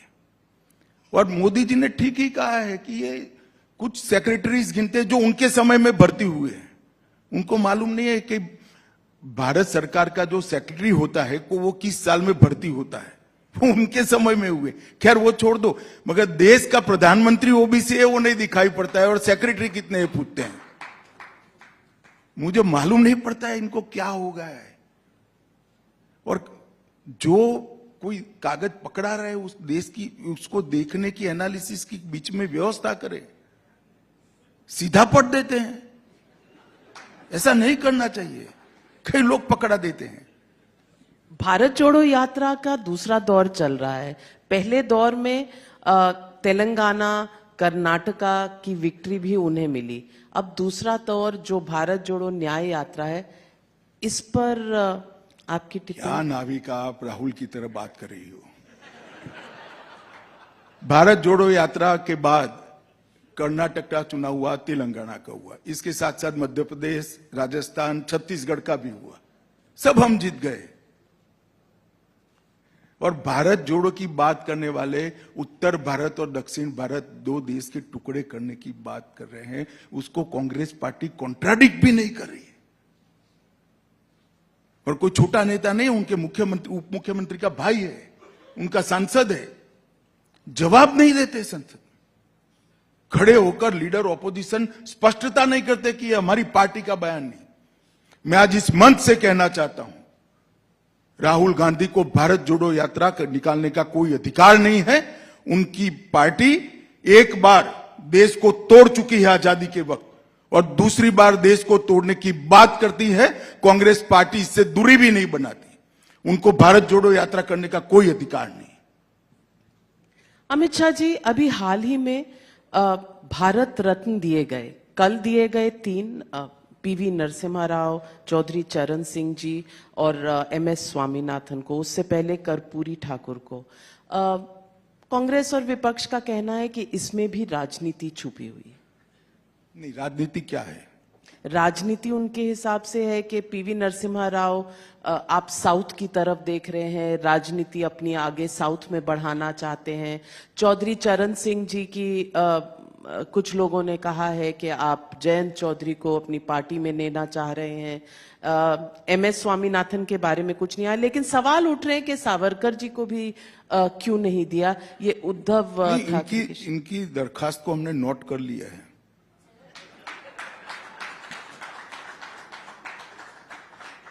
देखिए, तीनों जो देश के महापुरुष है, चाहे चौधरी चरण सिंह जी हो, चाहे नरसिम्हा राव जी हो, चाहे स्वामीनाथन जी हो, तीनों ने अपने अपने समय में देश के विकास के लिए बहुत बड़ा कंट्रीब्यूशन किया है। चौधरी साहब वो व्यक्ति है, आज देश के किसानों की भूमि किसान के नाम पर है। इसका संपूर्ण यश अगर किसी को जाता है तो चौधरी चरण सिंह को जाता है, क्योंकि जब जवाहरलाल नेहरू प्रधानमंत्री थे तब वो सामूहिक खेती की बात लेकर आए थे कम्युनिस्ट पैटर्न पर। चौधरी चरण सिंह जी एकमात्र कांग्रेस के नेता थे। इस मुद्दे पर कांग्रेस छोड़े, जवाहरलाल नेहरू के सामने खड़े होकर इसका विरोध किया कि किसान की भूमि किसान के नाम पर रहेगी, यहां कम्युनिस्ट थ्योरी नहीं चलेगी, किसान भूमि पर किसान का अधिकार है। ये चौधरी साहब का काम था। दूसरा, नरसिम्हा राव जी सालों तक कांग्रेस को इंस्टीट्यूशन बनाए रखने के लिए उन्होंने बहुत बड़ा काम किया। कई भाषाओं को जानने वाले विद्वान थे। दक्षिण के इतने दिग्गज नेता होने के बावजूद भी नॉर्थ ईस्ट से लेकर पश्चिम और पूरब तक की सभी भारत के हिस्सों को सांस्कृतिक, भाषा की और हिस्टोरिकल जानकारी रखने वाला एक विद्वान व्यक्ति था, जिसने इस देश में बड़ा काम किया। और स्वामीनाथन जी ग्रीन रेवोल्यूशन के लिए इनके कंट्रीब्यूशन को भारत कभी भूला नहीं सकता। आज हम अन्न के क्षेत्र में आत्मनिर्भर है, इसमें स्वामीनाथन जी का बहुत बड़ा योगदान है। कांग्रेस के समय में जितने भी भारत रत्न दे दिए हैं, ये या तो उनके लिए मजबूरी थी या तो अपने परिवार के थे, बाकी कोई नहीं था। मैं एक एक का एनालिसिस कर सकता हूं, मगर मैं किसी का नेगेटिव बात करने यहां नहीं आया। ये तीनों में कोई हमारे लिए मजबूरी नहीं है, इनके कंट्रीब्यूशन को देखकर कहा है। कांग्रेस पार्टी के नेताओं को मेरा इतना ही कहना है कि तीनों को भारत रत्न देने के लिए अगर इनका नकारात्मक अभिप्राय है तो जरूर उन्होंने रखना चाहिए। तो यानी कि आप चैलेंज कर रहे हैं ऑपोजिशन के लोगों? मैं चैलेंज नहीं करता, सोचना कैसे चाहिए बताता हूं। तो सोचना कैसे चाहिए, इसीलिए आज एक मोशन मूव किया गया है पार्लियामेंट में भी राम मंदिर को लेके, क्योंकि ये भी आप विपक्ष को एक्सपोज करना चाहते हैं? नहीं, एक्सपोज करने का सवाल नहीं है।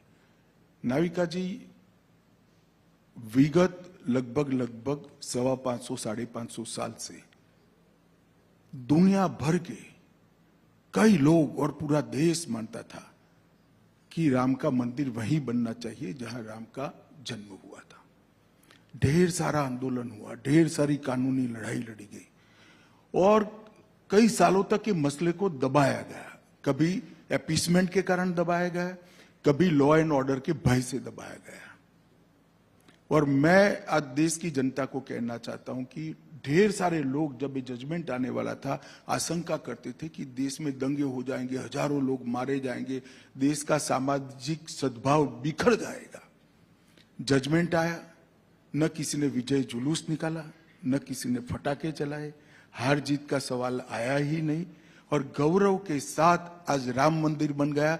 मोदी जी ने कठोर तपस्या 11 दिन तक कर पूरे भारत में जहां जहां राम थे वो सब जगह पे जाकर एक भक्ति का एक प्रकार का नया प्रकार से आंदोलन खड़ा किया और आध्यात्मिक चेतना, देश की सामूहिक आध्यात्मिक चेतना को जागरूक करने का नरेंद्र भाई ने प्रयास किया।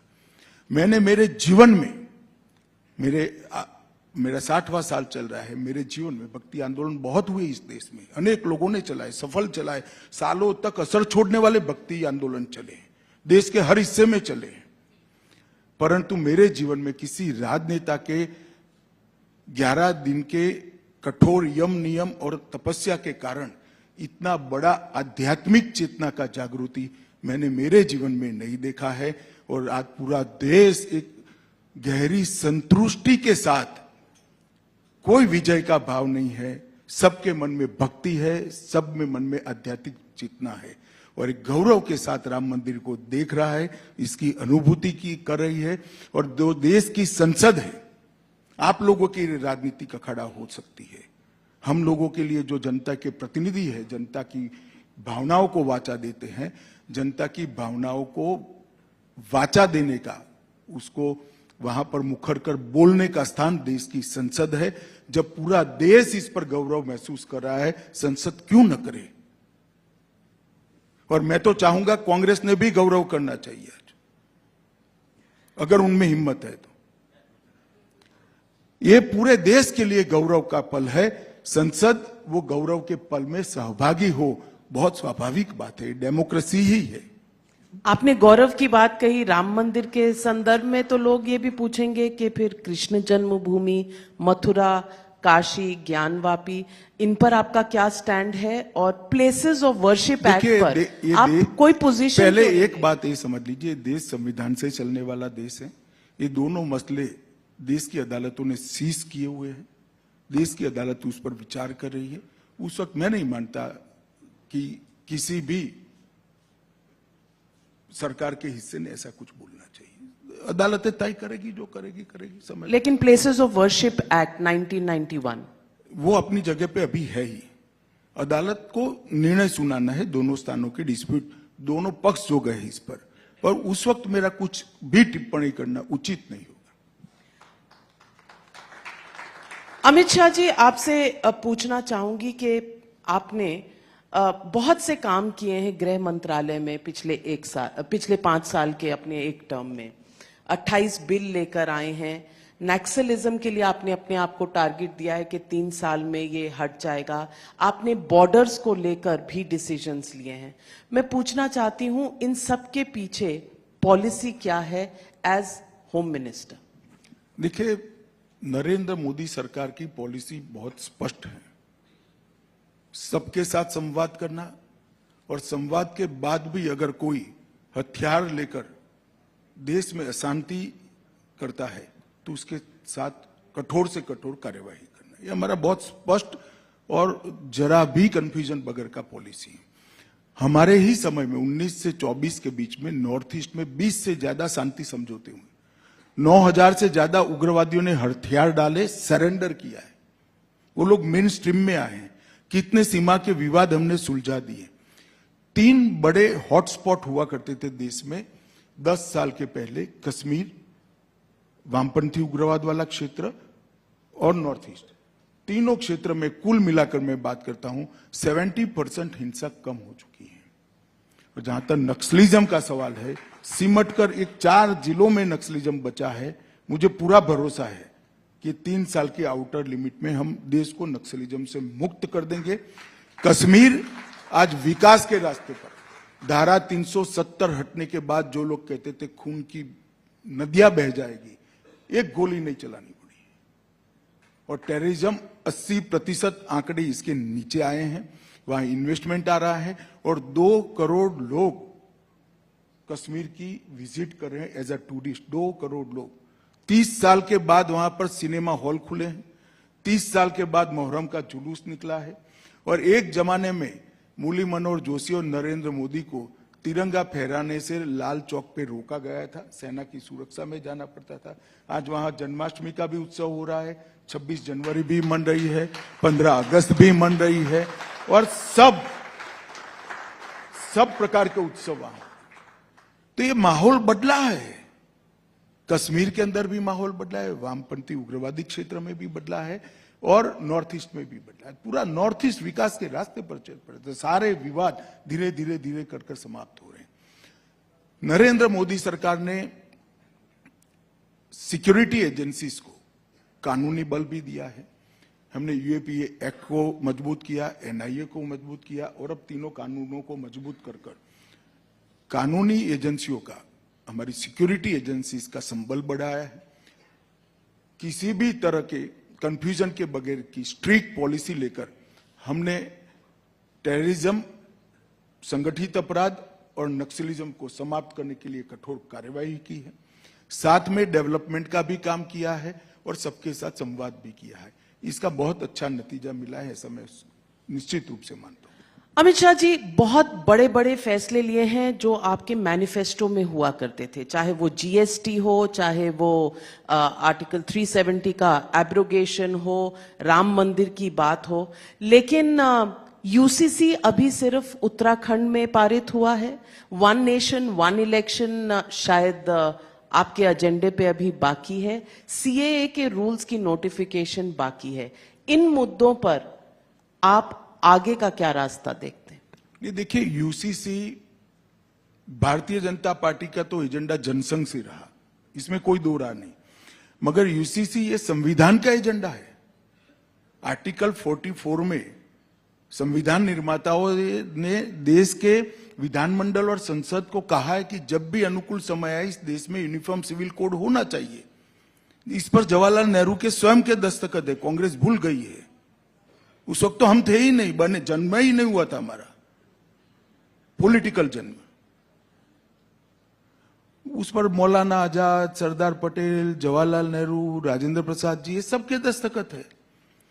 मगर यूसीसी को आपने एपिसमेंट के कारण भुला दिया। यूसीसी को भारतीय जनता पार्टी ने रिलीजियसली पकड़ कर रखा और उत्तराखंड में इसलिए आया है कि यूसीसी बहुत बड़ा सामाजिक बदलाव का मुद्दा है। यूसीसी का उत्तराखंड का जो कानून आया है, इस पर सोशल बहस भी होनी चाहिए, रिलीजियस ग्रुप की भी बहस होनी चाहिए और लीगल स्क्रूटिनी भी होगी ही होगी। ये सब मिलकर चर्चा के बाद जो मंथन आएगा वो सभी राज्यों की विधानसभाएं अडॉप्ट करेगी, मुझे विश्वास है। और पंथ निरपेक्ष देश, वो पंथ निरपेक्ष देश में धर्म के आधार पर कानून हो ही नहीं सकता। ये बात को पूरी दुनिया ने स्वीकारा है और हमारा भी ये मूल विचार है। One nation one election, one nation one election, one nation one election में मोदी जी ने श्री रामनाथ कोविंद जी की अध्यक्षता में एक कमेटी बनाई है। वो इस देश के सारे भूतपूर्व इलेक्शन कमिश्नर, देश के कई सारे रिटायर्ड जस्टिस से भी बात कर रही है, इलेक्शन कमीशन से भी बात कर रही है, लॉ कमीशन से बात कर रही है, सभी पॉलिटिकल पार्टियों से बात कर रही है। मुझे लगता है कि बड़ा मार्च के शुरुआत में one nation one election committee का रिपोर्ट आ जाना चाहिए। ये रिपोर्ट आने के बाद तुरंत ही चुनाव शुरू होगा, तो देश की जनता को बाद में तय करना है कि वन नेशन वन इलेक्शन चाहिए या नहीं चाहिए। मोदी जी ने तो स्पष्ट किया है कि इस देश के विकास को सुचारू रूप से चलाने के लिए और जनता की भावना की निर्भीक अभिव्यक्ति के लिए देश में सभी चुनाव एक साथ होने चाहिए, एक ही समय होने चाहिए और निर्णय देश में एक साथ। सीए नोटिफिकेशन, सीए देश का कानून है, इसका नोटिफिकेशन निश्चित रूप से हो जाएगा और चुनाव से पहले के बाद पहले ही होगा। चुनाव के पहले ही सीए को अमल में आना है, इसमें किसी को कंफ्यूजन रखना नहीं है। यह भी कांग्रेस पार्टी के नेताओं का वादा है। जब देश का विभाजन किया और वहां पर ढेर सारे वहां की देश में अल्पसंख्यक जो थे, हिंदू, बौद्ध, जैन, क्रिश्चियन थे, उन पर प्रताड़ना होती थी, सारे लोग यहां भाग कर आना चाहते थे। उस वक्त कांग्रेस पार्टी का वादा था कि आप धीरे धीरे आइए, आप जब भी आओगे भारत में आपका स्वागत है, आपको नागरिकता दी जाएगी। फिर मुकर गए। और मैं आज स्पष्ट करना चाहता हूं, सीए किसी की भी नागरिकता लेने का कानून नहीं है, छीनने का कानून नहीं है। इस देश की माइनॉरिटी को और विशेषकर मुस्लिम भाइयों को भड़काया जा रहा है। देश में किसी की भी नागरिकता सीए छीन ही नहीं सकता, क्योंकि कानून में प्रोविजन ही नहीं है। सीए जो शरणार्थी आए हैं पाकिस्तान और बांग्लादेश से धार्मिक प्रताड़ना के कारण उनको नागरिकता देने का कानून है और मैं मानता हूं इसमें किसी का विरोध नहीं होना चाहिए। मेरा आखिरी सवाल, बड़े बड़े एड्स निकले हैं बहुत से अखबारों में और वो विपक्ष का कहना है कि आप सेंटर में रहकर उनके साथ ज्यादती कर रहे हैं, उनको जो फाइनेंशियल सपोर्ट मिलना चाहिए था वो नहीं मिल रहा। माई टैक्स माई राइट के कई इश्तिहार छपे हैं। अब विपक्ष को अगर राज्य के दर्जे पर पैसा नहीं मिलेगा सेंटर से तो क्या ये फेडरलिज्म के खिलाफ है? ऐसा है कि ये व्हाइट पेपर में ही निर्मला जी ने बताया है, कांग्रेस सरकार से हमने कितना ज्यादा पैसा हर राज्य को दिया है, विपक्ष नहीं, भाजपा विपक्ष सबको दिया है। और नरेंद्र मोदी जी ही थे जिन्होंने स्टेट के पैसे को बढ़ाने का काम किया था। 15वें वित्त आयोग में बढ़ाने का काम नरेंद्र मोदी जी ने किया। देश की जनता सब जानती है, मगर आप चुनावी वादे ऐसे करेंगे जिसमें पूरा खजाना लुटा देंगे और फिर तनख्वाह करने का पैसा नहीं मिलेगा तो वो पैसा भारत सरकार नहीं दे सकती है। सबने अपने बजट को डेवलपमेंट, सोशल वेलफेयर की एक बैलेंस थ्योरी से चलाना चाहिए, जो भारत सरकार कर रही है। बस जाने से पहले यही पूछूंगी कि अब की बार 400 पार का जो नारा है और इतना अगर कॉन्फिडेंस है तो चुनाव जरूरी है, पैसे बचाकर देश में डेवलपमेंट कर सकते हैं। चुनाव बहुत जरूरी है। हर व्यक्ति को लगता है कि हम अच्छा कर रहे हैं, मगर लोकतंत्र में लोग ही तय करने चाहिए कि आप अच्छा कर रहे हो या नहीं कर रहे हो, और बड़ी विनम्रता के साथ लोगों के सामने। हाँ, हमारी बात हम पूरे आत्मविश्वास से रखेंगे। आत्मविश्वास और अहंकार में कांग्रेस को भेद मालूम नहीं है। ये कहते हैं अहंकार है, अहंकार, ये अहंकार नहीं है। आत्मविश्वास है कि 10 साल में हमने देश को आगे बढ़ाया है और आने वाले 10 साल के अंदर हम देश को दुनिया के सबसे ऊपर की जगह पर बिठाने का काम करेंगे, और वो मोदी जी का नेतृत्व ही कर सकता है। और हर भारतीय जनता पार्टी के कार्यकर्ता का जो आत्मविश्वास है, इसका प्रतिघोष मोदी जी ने संसद में किया है कि 370 हटाई है, 370 सीटें जनता से मांगी है और एनडीए की 400 सीटें। मुझे विश्वास है भारतीय जनता पार्टी का कार्यकर्ता, इसका समर्थक और देश की जनता हमें बड़ा मैंडेट देगी और आने वाले 5 साल महान भारत की नींव डालने के 5 साल होंगे, इसका मुझे पूरा विश्वास है। देश को बहुत सारे संकट से मोदी जी के विजनरी नेतृत्व ने बाहर निकाला है, देश को सुरक्षित किया है, देश को समृद्धि के रास्ते पर ले गए हैं। हमारी शिक्षा नीति को भारतीय मूल्यों के आधार पर बनाया है, हमारे न्याय को हमने भारतीय मूल्यों के आधार पर परिवर्तन करने की शुरुआत की है। 80 करोड़ गरीबों के जीवन में उजाला और आशा दोनों बढ़ने का काम नरेंद्र मोदी जी ने किया है। नरेंद्र मोदी जी ने इस देश की ऐतिहासिक, सांस्कृतिक और धार्मिक चेतना को जागरूक करने का काम किया है और पूरा देश आज एक मुश्त होकर दुनिया में आगे बढ़ने के लिए संकल्पित है। आजादी के अमृत महोत्सव के वर्ष में मोदी जी ने जो विकसित भारत का लक्ष्य देश के सामने रखा है, मुझे विश्वास है आने वाली पीढ़ी भी इस रास्ते पे जाएगी, देश भी इस रास्ते पे जाएगा और मोदी जी का ये संकल्प निश्चित रूप से समय से पहले पूरा होगा, इसका मुझे विश्वास है। धन्यवाद। Thank you very much, Amit Shah ji, Union Home Minister. Ladies and gentlemen, as always, frank and completely uninhibited. आपका बहुत तहे दिल से हम धन्यवाद करते हैं। आप आए और हमारे इस पूरे ऑडियंस के साथ आपने हर बात का जवाब दिया और अपने विचार रखे। बहुत बहुत धन्यवाद। Ladies and gentlemen, a round of applause. That is the Honorable Home Minister, Shri Amit Shah, talking about a future where India's potential knows no bounds. A deep insight into the future, the India of tomorrow. We are getting more and more insight into what tomorrow holds, and that's one of our hashtags as well. We hope you're following it and putting it out on socials. Mr. Amit Shah, thank you very much for joining us at the Times Group presents ET Now Global Business Summit. All right, ladies and gentlemen, request you to please take your seats because that's not the end. That's only the beginning. We've got so many other riveting sessions that I promise you, you don't want to miss. So just to give you a flavor of that, our next session then, and our speaker brings a wealth of experience in technology governance to his role.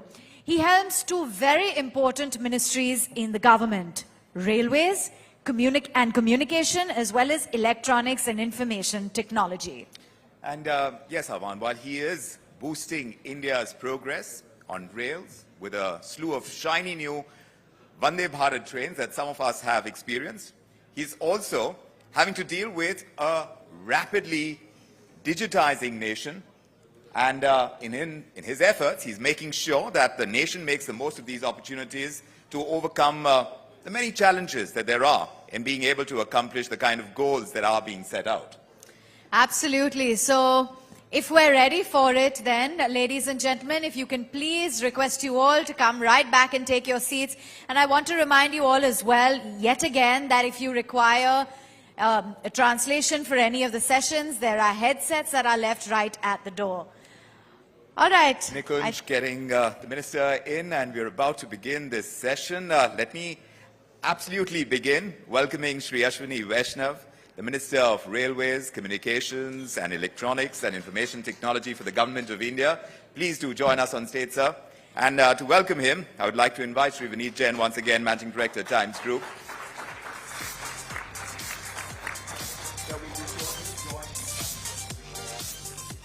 Yes, you have a presentation, Mr. Ashwini Vaishnav. I just want to remind you that the clicker is right here at the podium. So there will be a presentation, and we're going to, why don't we start off then? With the presentation, yes. With the presentation. Shri Ashwini Vaishnav, ladies and gentlemen, addressing the audience. Sir, I'd just like to remind you that your clicker is right here. You can come here if you like with that. Okay. If we could just request you to please get the chairs and tables removed from the desk.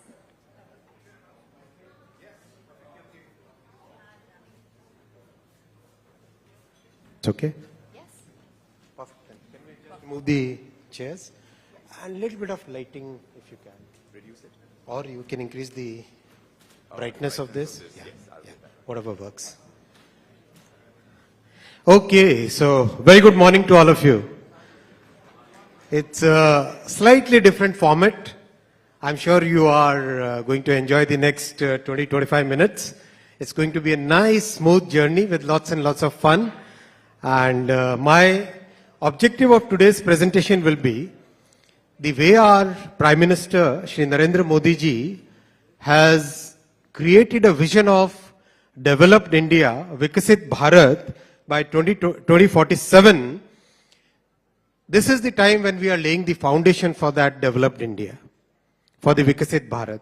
Some of the elements of this foundation will be presented to you in the next about 35 minutes. That will be.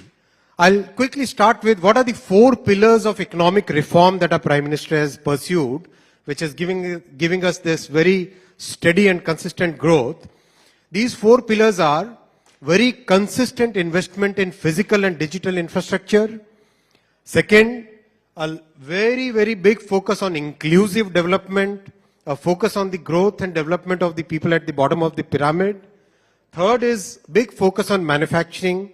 Fourth is a lot of simplification. About 1,500 archaic laws have been removed from the statute book. About 40,000 compliances have been simplified or totally removed. I'll talk primarily about the first pillar, which is what my responsibility in the ministry is.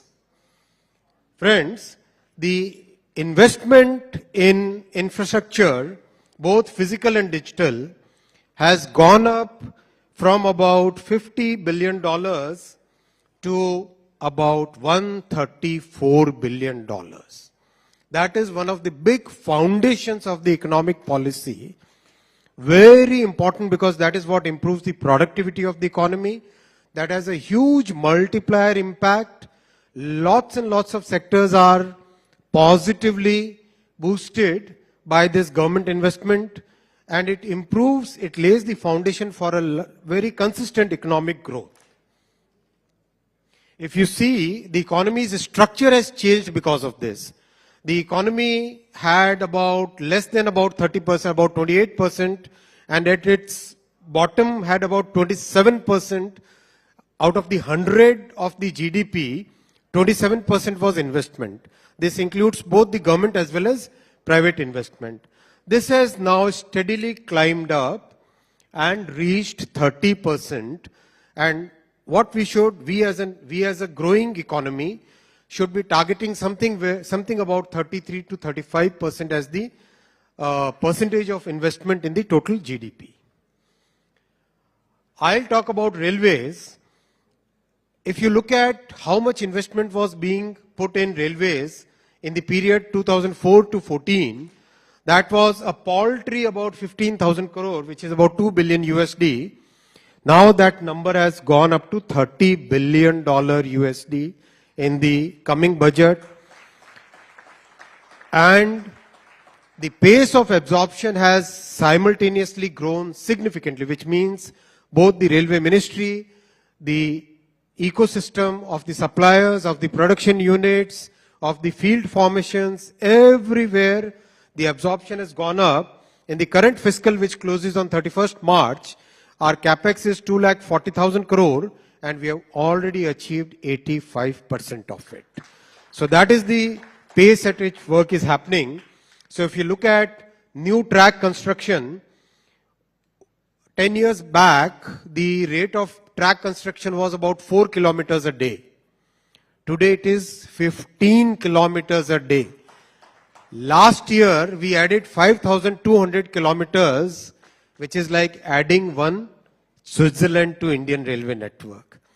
This year, we are adding 5,500 kilometers of tracks, which is like adding one Austria to Indian railway network. So, we are like adding a full, complete national railway network to our network every year. That's the pace at which work is going on. Electrification, I'm sure you must have heard Honorable Prime Minister talk about it. 20,000 kilometers was there in the almost like 60 years, 70 years. Last 10 years, this is 41,000 kilometers, which is like electrifying the entire network of Germany. That is the pace at which railway electrification has gone ahead. Look at the progress in bullet train project. I mean, nowhere in the world will you find a project progressing at this pace. Close to 280 kilometers of this network starting from Mumbai to Ahmedabad is today almost like reaching the deck level. The construction of bridges everywhere practically, so this is now 280 kilometers PS completed, almost 2 kilometers per week. That is the pace at which work is happening. Everywhere you go around along the alignment of this project, you'll find work happening at a torrid pace, at a very, very rapid pace. Very large girders, lots of use of new technology. These are girders which weigh about 1,100 tons, which is like 50 trucks can carry that amount of load is there in one single girder. So huge amount of technology is being used, and these are launched in a very, very nice method. Even if there is a traffic flowing below, you'll see that that traffic is not disturbed, and the girder is launched by a very nice mechanical system. We are constructing undersea tunnel from BKC to Thane. That section, there is a undersea tunnel of 21 kilometers, which will be inside the Arabian Sea, and that construction has also started. This is a picture of the underwater metro tunnel, the first underwater metro tunnel in the country. It's in Kolkata, under the Hooghly River. It is almost 13 meters, which is about close to about 40 feet below the surface. This first tunnel is about to be commissioned, and Honorable Prime Minister will be inaugurating it very soon. Lots and lots of work. India's biggest transportation tunnel That is now complete. This is now going to be commissioned very soon. And this gives huge satisfaction, the Chenab Bridge. Look at this beauty. This is an engineering marvel. And what gives more satisfaction is, this is almost 35 meters higher than the Eiffel Tower. And designed in India, our engineers have picked up the challenge, proved their worth, and this is a very complex place, I tell you, because geologically, this is a very unstable region. Second, because of the valley effect, the wind speed is very high. So that's why the challenges were very big, but still the project is now complete. I'll talk about station development. About 1.5 years back, in one of the ET summits, I showed the stations how they would look. Our Prime Minister has huge vision for station redevelopment. When we went with the original designs, he told us, he didn't approve the designs, he told us that no, design your stations for 50 years ahead. So we went back to the drawing board, redesigned the entire thing, and then started the construction. So today we are doing the world's largest station redevelopment program. 1,309 stations are getting redeveloped. So in today's presentation, I simply want to show the work. Last time when this presentation happened, it was showing you how the stations would look. Now want to show you, because there is a lot of feedback that what's there on the ground. So I want to show you on the what's there on the ground. So I'll quickly flip through this. Cuttack, everywhere you see the world-class stations. This section, keep your eyes on this section for how the station would look when it is completed. And keep your eyes on this section for what the work is currently looking like today. One by one, Puri.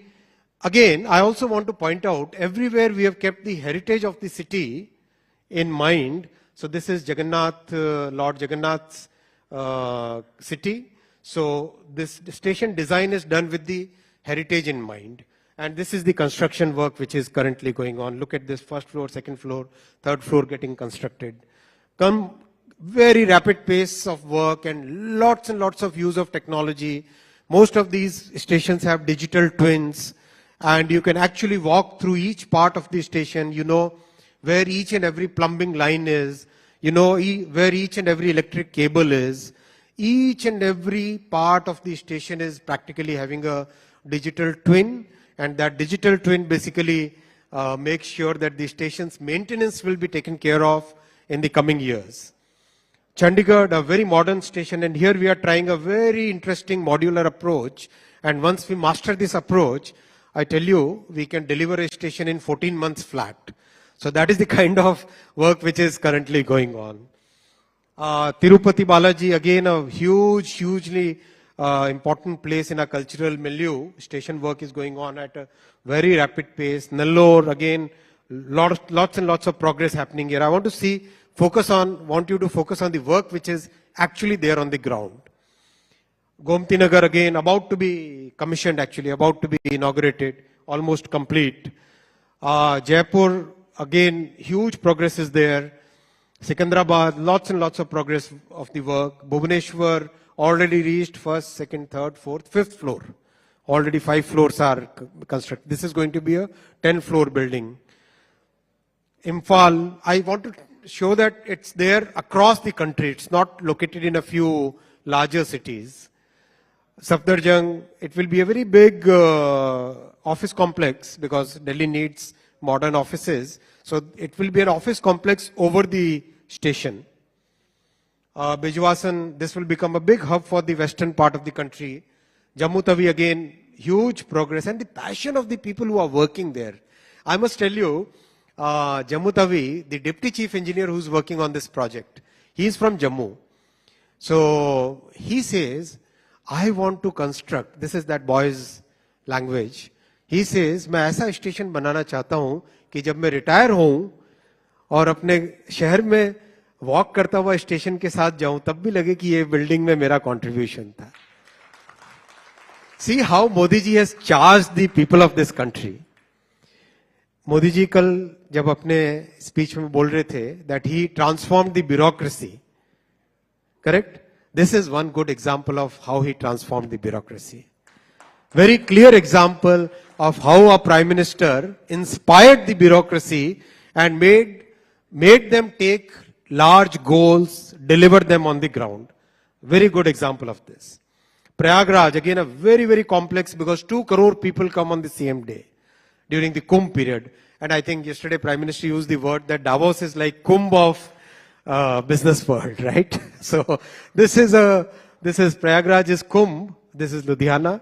So lots and lots of work happening everywhere. Faridabad again, huge. Rameshwaram, Chennai, Elambur, Surat, again a multimodal complex. Nagpur, preserving the heritage and still building a new building. Ranchi, Muzaffarpur, Sabarmati, Bangalore, Yashwantpur, again a very modern building. Lots of office space will be created. Jaisalmer, lot of tourist place will be created. Ayodhya, it's already inaugurated by Honorable Prime Minister. How many of you saw a video of this? Very good. Many of you have seen. Those who haven't seen, please go on to YouTube and see the video. Amazing station. Amazing. People say it's like being in a developed country already, right? So that's the kind of feedback which is coming. Ghaziabad. So this is what I wanted to actually show you is how a Prime Minister has truly transformed the way the government organizations think, the way the government organizations take challenges, the way bureaucracy executes. All that is totally transformed, and this is a clear example of how that transformation is seen in the field. I'll talk about the Vande Bharat train. How many of you had a chance to travel by Vande Bharat train? What was the response, sir? How was your experience? Amazing. Your response? Better than Europe? Say, give him a big hand, boss. Amazing. Excellent. Aapka feedback? Very clean and nice. Thank you. Very good feedback, but still we'll make lots and lots of improvements. Every version of Vande Bharat, it's like Windows version 1, version 2 or Mac version 1, version 2. Each time we are making more improvements and coming up with a model which has better features, better safety, better comfort. So again, the challenge was to develop it in our country by our own engineers. And the challenge has been taken very well. I can say with good level of confidence that in coming years, we would start exporting this train. So that's the potential of this train. Vande Sleeper, lots of people ask me, where's Vande Sleeper? That also is progressing very well. The design, the manufacturing is going on. This time the presentation is full of the work which is actually there on the ground, right? Not what is going to look like. So this is the way Vande Sleeper will come. Look at the climbing stairs. Lots and lots of care has gone in how passengers would feel, how they would experience the train, how the travel experience will be. Lots and lots of care has gone in that. I'll talk about the digital infrastructure very rapidly, then the time is coming to an end. So 5G launch, 5G rollout, it's a record fastest 5G rollout in the entire world. Today, if you combine the 5G towers in 2 large geographies, both continents, I won't take any names here. Today, India has more 5G radiating towers than the sum of those 2 large continents. That's the pace at which, and this has happened in flat 16 months. And close to 80% of the equipment used is all made in Bharat. That's the matter of pride that all of us are working with. That's the challenge we took. And the most satisfying thing is our own telecom technology stack, end to end. So that is ready, already rolled out. 3,000 towers already functioning. Project is stable, and coming May or maybe April mid, we would start scaling it up in a very big way, and in coming years, this system would be competing with the top systems in the entire world. We would be competing against Huawei, ZTE, Samsung, Nokia, and Ericsson. So another big technology getting exported from India. This is our digital public infrastructure. I'm sure you would have known about it. I wouldn't go in detail. I just want to have your attention on the structure, the architecture. The architecture is very unique because this is an architecture of public-private partnership, where the government put the investment in creating one platform, and in this platform, we added close to 500 plus banks, close to 50 million merchants, many startups, and about 335 million users. That number has gone to 400 million. We'll update it. So this is the pace at which volume transactions are happening, and this structure allows any new person to be a part of this digital success. Unlike a structure where the entire control is in the hand of big tech, unless a structure where a few people will be controlling the entire system. This is our Prime Minister's vision of democratizing technology. Fully democratized technology, a structure in which anybody can join, try their luck, try their technology, work out their ideas, and lots of startups are based on that. The big thing about this is the cost of transaction has come down from about $10 to few cents, which means anybody can start a financial services company or a technology or a startup using this structure. That's the beauty of this, and that really means a lot, because when we talk about the second pillar of inclusive growth means the people at the bottom of the pyramid must have access to technology, must have access to services, must have the same level of service which people sitting in this room can afford. So that's the vision of our Prime Minister, where every citizen should get the benefits of technology, should get the benefits of high productivity and better opportunities. I'll very quickly go through this, how each and every sector, whether it is vaccines, whether it is building houses, whether it is providing toilets to our rural houses, every part of the economy, every part of the society has benefited by the inclusive growth pillar. And huge focus on manufacturing. You must have seen mobile manufacturing is a classic case. From a minuscule value 10 years back, today mobile manufacturing is close to 43 billion USD, and exports have already crossed $12 billion. Maybe this year will be higher than that. Electronics products was again a minuscule number. Today it is close to $105 billion. And this is a sector which has grown like this, and the inflection point has come. It's going to grow like this now. It's like that classic hockey stick growth. Lots and lots of simplification happening in this sector. And very satisfying thing is the story of semiconductor, something which the country has dreamt for last 40 years. Our Prime Minister, his clear focus and his vision, the way Modi ji worked on this project, this is a classic case of how things can happen.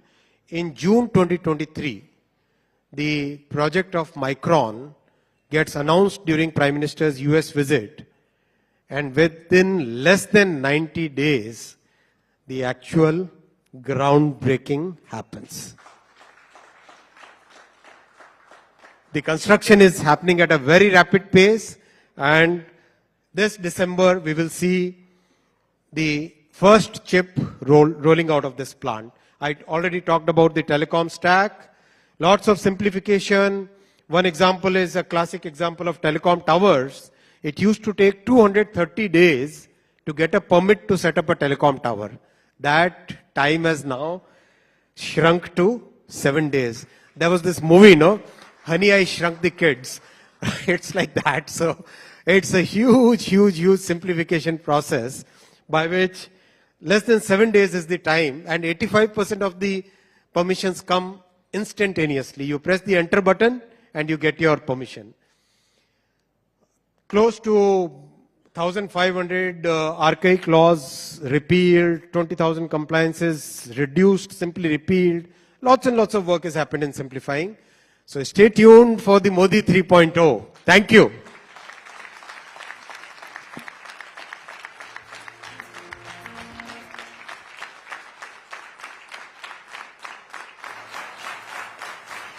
Thank you. Thank you. Honored. Honored. What Thank you very an much. absolutely amazing presentation that was, and I'm sure, Mr. Vaishnav, this one is going to go viral because I could see everyone taking photos of the amazing progress. Thank you so much. Thank you, friends. Well, if anything embodies our theme of this event, I think truly disruption, scripting a development and diversification, scripting a tomorrow, it's all happening in this presentation. Thank you so much, Mr. Vaishnav. Let me invite Nikunj for this fireside chat with the Minister now to get further insights into what he's planning. Rapid growth of India's infrastructure, especially the railway network, it's all happening here. Over to you, Nikunj.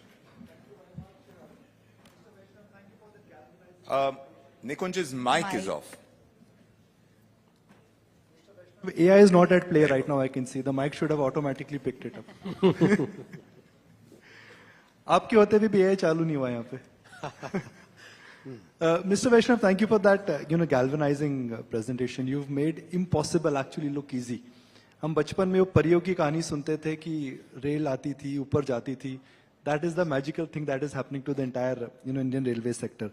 You referred to India has added a Switzerland in the rail network. You referred to India has added a Austria in the rail network. When do you think India will add a China to the rail network? Just recently in the budget, if you look at it, Honorable Prime Minister has approved 3 new corridors which will add 40,000 kilometers of railway network in the coming years. And our Prime Minister is a very tough taskmaster. We achieve this much, he'll give us a target this. If we achieve this much, he'll give us a target this. So it's like a continuously increasing the scale, increasing the bar, and that gives a lot of satisfaction, because if we remain satisfied with small things, then we'll achieve only small things. Our Prime Minister says that for India to be a developed country at 2047, and he has made very detailed plan for every sector, including the railway sector. This 40,000 is the first installment, 40,000 kilometers is the first installment of that plan. Many more new corridors, new structures, new kind of systems will come in the coming years.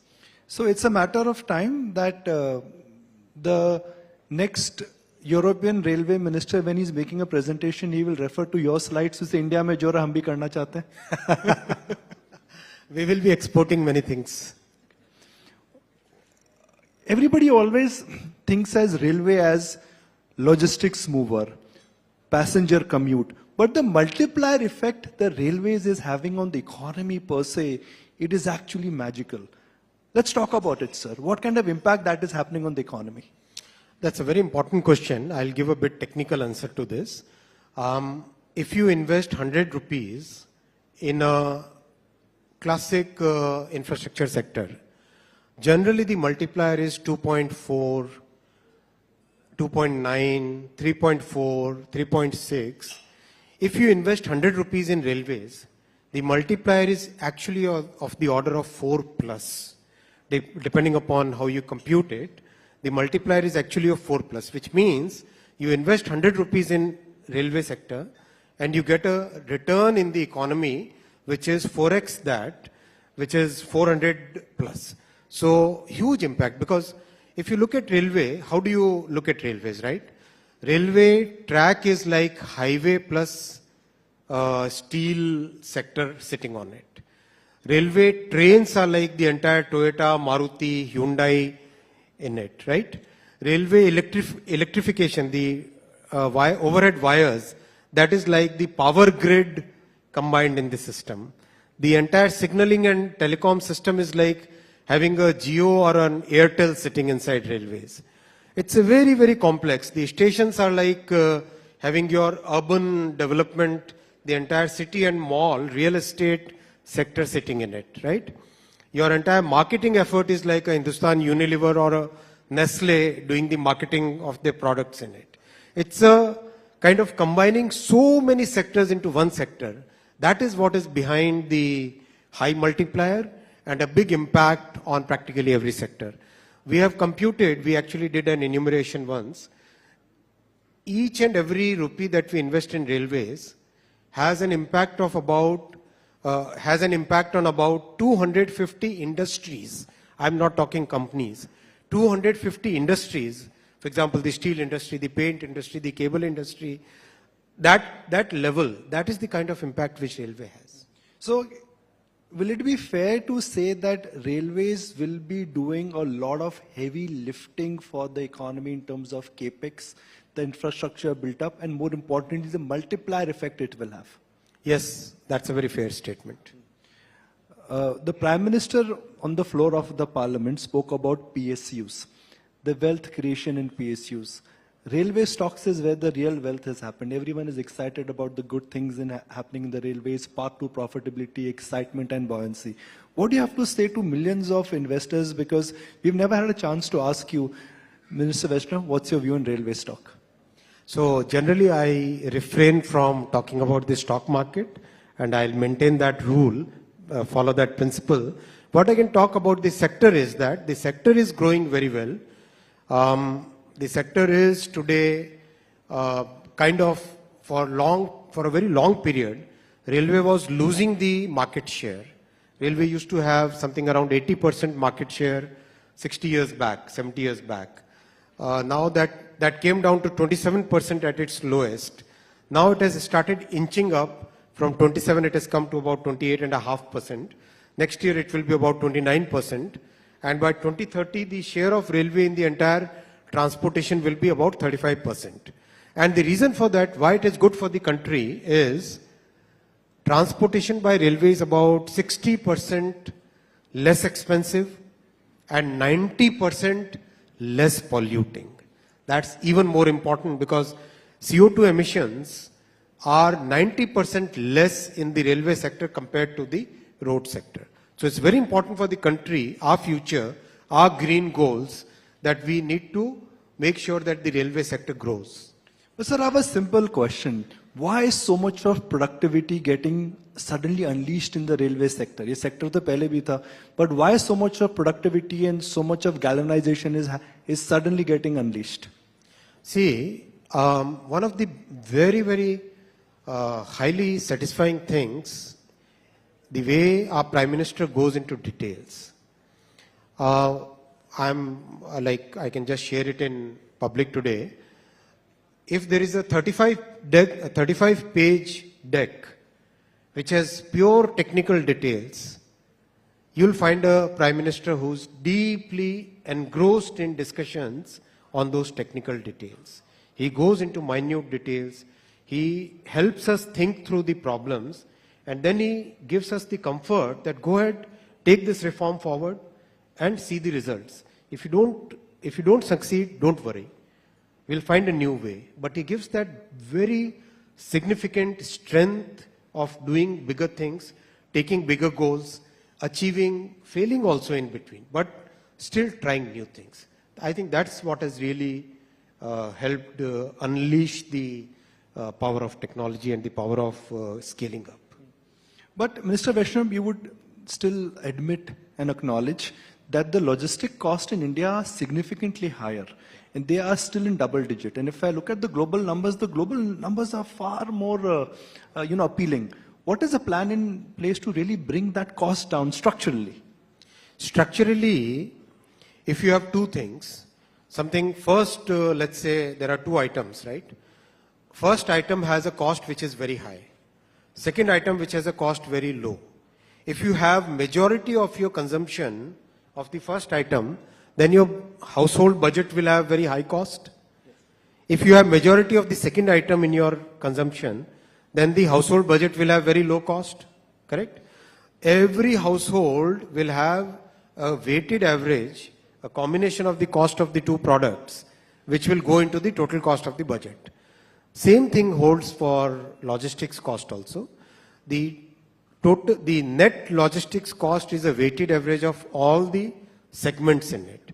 That's why most developed economies, they have kept a target of about 50% rail and 50% road and water combined. That is the way most developed countries move forward. We started moving forward in this direction in 2014, and the results are visible today. And going forward, we'll see that once the share of rail increases to about 35% by 2030, then the overall cost of logistics will come down, because the cheaper mode having higher volume will mean that the overall cost is coming down. Yesterday, Minister Gadkari spoke about roads, how the advancement is happening there.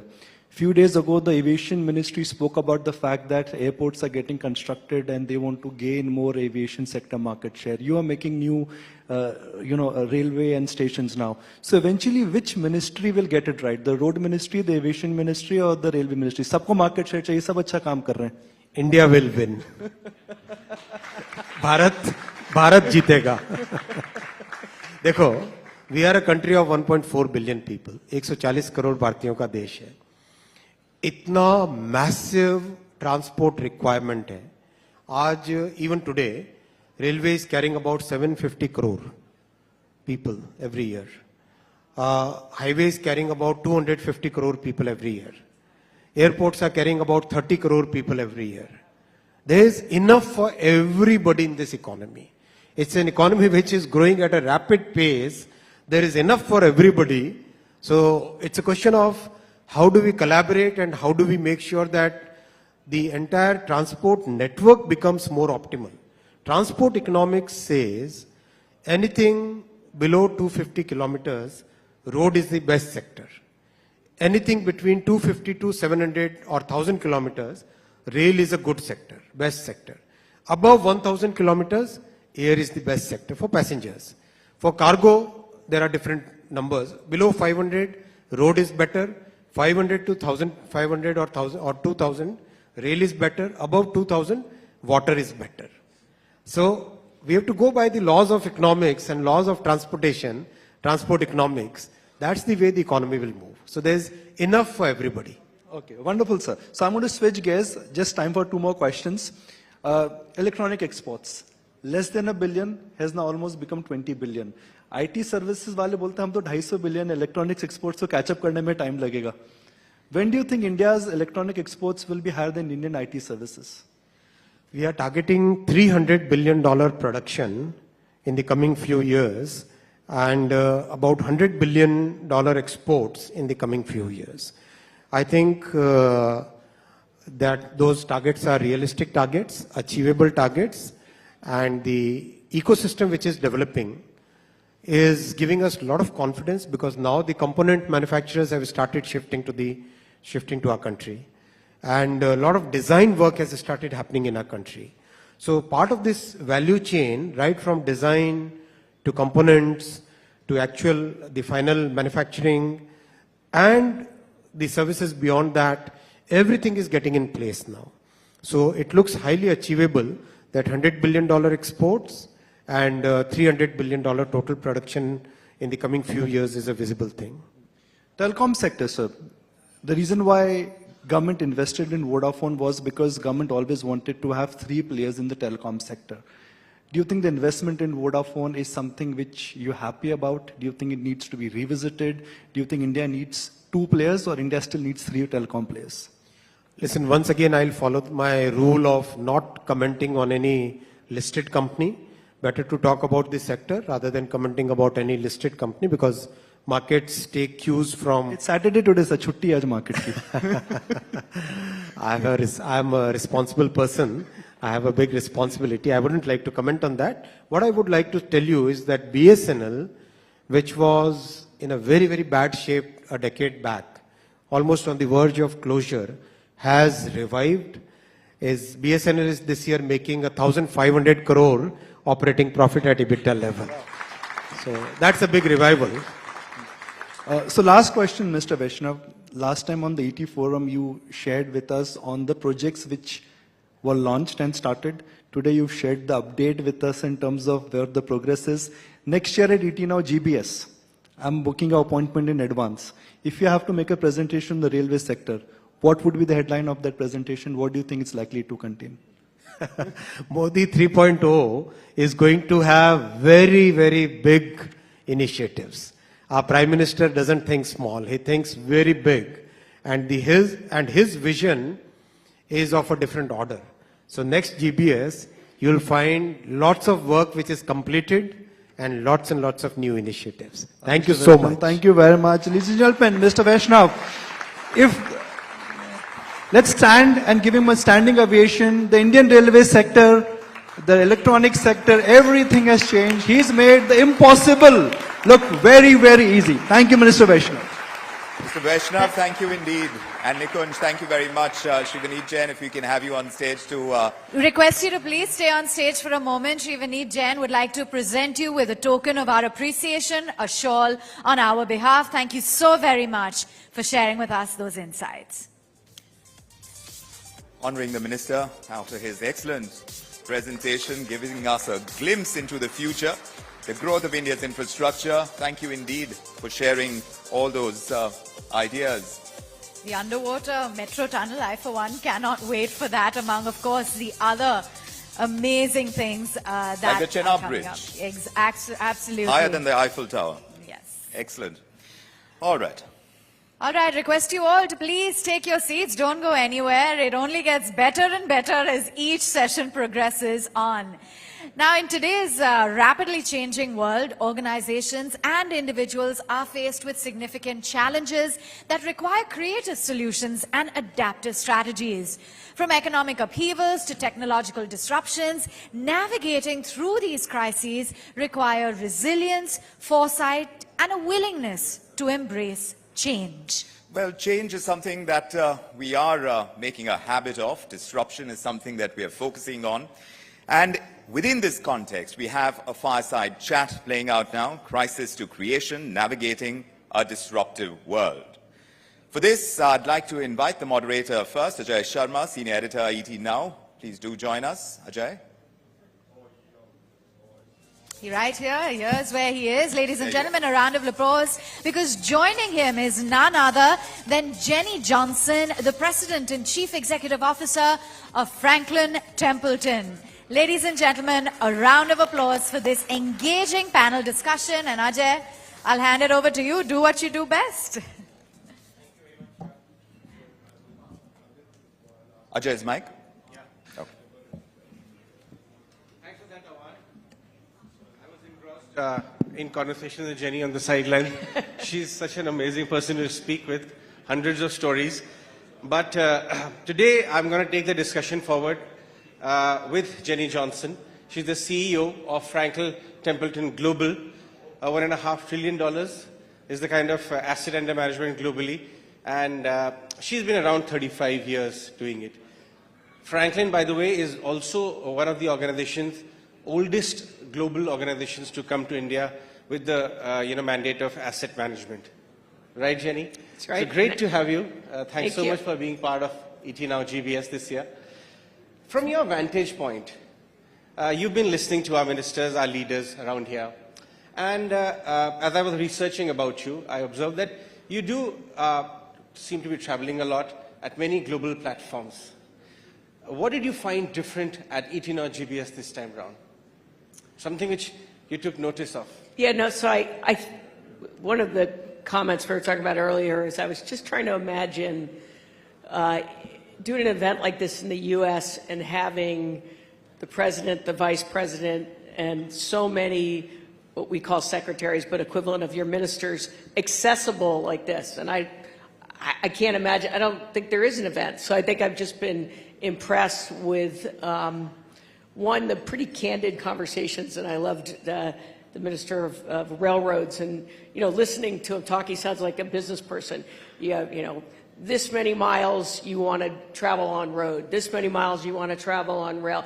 And that's the right way to think about it, to be able to advance it, you know. So taking that kind of practical approach. So it's just been really interesting to observe the accessibility and what appears to be the transparentness of the various folks. So it's been a worthwhile time. Great, and that's what 18 Hours' job is, to bring the policymakers, all the stakeholders close to each other and have all the relevant conversations. As a practitioner of money management, somebody who's been running this organization at such a senior level, how does India appear now? Because you have a very vast history of how Indian economic scene has been. Franklin has been observing it from the very late 2-3 decades now. Yes, how we set up an asset management. We were the first, as you mentioned, foreign manager back in 1995 to come to India and have been here for 27 years. Today, 20% of our workforce is based in India. I actually lived for a period of time, in short period of time, but with my family, and my kids went to school in Hyderabad.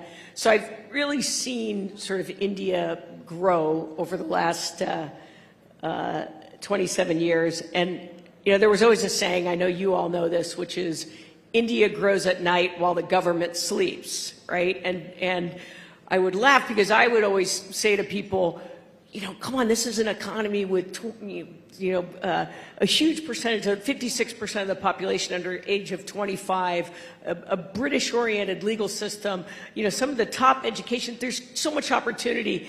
And I tell you, the expat Indians were always the most skeptical. They'd say, oh, they never can get it done. It's always the promising future. And for the first time, and it's really happened over kind of the last 2 years that I noticed the change, it's that Indians are the most positive on India, who were skeptical, and that what you have is what historically was potentially a headwind to opportunity, which was the government slowing it down, hence growing at night, to now much more of a tailwind. And, you know, it's one of those, as I mentioned yesterday, it's like, you know, being a chef and walking into this phenomenal kitchen. Now it's about putting it together, and it feels like the combination of the programs and policies, you know, being organized, are really making great strides, and I think pulling together what to me is a tremendous opportunity. And for Franklin Templeton, you know, we set up in 1995 because we believed there'd be an opportunity, and the industry's grown, but in the end, it's pretty nascent. It's still only 5%, I think, of the population actually has mutual funds and saves, and so we're now incredibly excited about what the future is going to be. Well, that's correct. I mean, there's a data point which shows that the stock market participants and mutual fund participants are, you know, very tiny compared to, say, the Netflix subscribers in India, right? So that this category is growing, but there's a furious bull market going on in India. India is the best performing globally. Do you still see good tailwinds for Indian asset management and in Indian market prospects? I'm not talking about a quarter or a year. I'm talking about, you know, the vast majority of people, Indian investors are smartening up. They are taking longer term bets. What would your message to them would be? Look, the greatest opportunity for us in the asset management business is a growing middle class. And you look at it today, and you know, growth begets growth. We talked about it yesterday. The domestic economy grows, people's wealth grows, people end up wanting to save for the future. You have a lot of people talking about the middle class in India is going to grow from 20-something% to 40-something%. All of those become great investors and clients and opportunities for us. And then you just look at the sheer size of a country of 1.4 billion people with growing per capita income. It's a tremendous opportunity. I want to understand the foreign investors' view as well. In the last 1 year, I would say last few years, there's a third front which has emerged in India, which is the retail investor, almost nudging 19,000 crores coming to Indian markets every month in the form of SIP. So the faith of the Indian investor is rock solid. But in the last 1.5 years, the foreign investor into India has been that flows have been on the negative. Do you see that reverse in the next few years? Is that a temporary phenomenon? Yeah, I mean, capital goes where capital is treated well. So as policies improve in India and make it more welcoming for currencies to come in and investments to come in, you're going to absolutely see more flows coming in. People recognize the India story, but there was often a view that, yeah, if you did private equity in India, your joint venture partner always made money and you didn't make your money, you couldn't get it out. So those things have to be addressed. But as they're addressed, and obviously with a growing economy, which we can clearly see India is, then the opportunity for foreign direct investment. And I think things like Gift City, is a great way. It's clearly an initiative designed to bring money into India. And those kind of incentives are incredibly effective. So give us some flavor of Franklin's India plans. You spoke about Gift City. I'm assuming you're already planning an office there. We are. Yes, but this place is getting very competitive. New mutual funds are getting launched. Yep. Fund managers are breaking away, starting their own outfits and scaling up. Number of affluent investors in India, the highest growth across anywhere in the world is India, affluent investors. What are our plans to capture this growth, to make a business larger? Some color on Franklin's India plans going ahead. Well, I mean, so it's one thing to offer mutual funds. I think the key that we've always focused on is also adding things like financial education, right? The ecosystem around that. And it's a really interesting time, I think, in the industry because you have a combination. So our Franklin Templeton Academy actually came out of India because we found that we needed to educate people to make them better investors. And now we thought that would be a developing market opportunity, but the honest answer is everywhere across the world, there's a need for financial education. And so our academy is something that we've launched, as I said, we launched it here, but we leverage it globally. I think technology is bringing really interesting tools to reach more people and customize more specific portfolios. So I think you're going to see kind of an evolution from more sort of, let me get exposure to, say, large cap stocks in the market to here are my goals, build a portfolio that's more specifically designed to those goals. And then I think finally blockchain will drive down the cost of delivering some of these types of products. It's still very nascent, but it will happen. And that is going to be incredibly effective in India because I think it becomes much greater for financial inclusion. All right. One last point I want to discuss with you. Please permit me to be a little personal. I see you such a flourishing career. I'm in an enviable position. You are at CEO at Global Franklin. But this is the financial markets, not only in India, but globally. How do you see the role of women? And what did it take to come at the leadership position? What would your message be? Women participation in financial market in India is also growing. And many, whatever message you'll send out will actually make a deep impact. What would your message or some learning be? I guess one of the things from learning, I asked, so I have 5 children and 3 daughters, and I asked my kids, my daughters, are any of you going to follow me in this business? Mm-hmm. And one of my daughters said, oh no, Mom, I want to do something that helps people. And I was like, oh, how cool is that? This business helps people, but it made me realize that we don't talk about it in such a way as effectively solving people's problems, helping them with medical expenses if they need to, or saving money to send their children to, better education and things like that. And so one is, as an industry, we've got to talk about it better. And 2, and we're close on time, so I won't go into it, but a diverse group of investment people will uncover more ideas. And so it's really important that you have diversity in your investment teams because they will find opportunity that others may miss if they don't have that same perspective. So getting more women in is really important. Outstanding. Thank you so much for joining us today. Thank you. Jenny, it was wonderful to have you. Thank you so much for that. Thank you very much, ladies and gentlemen.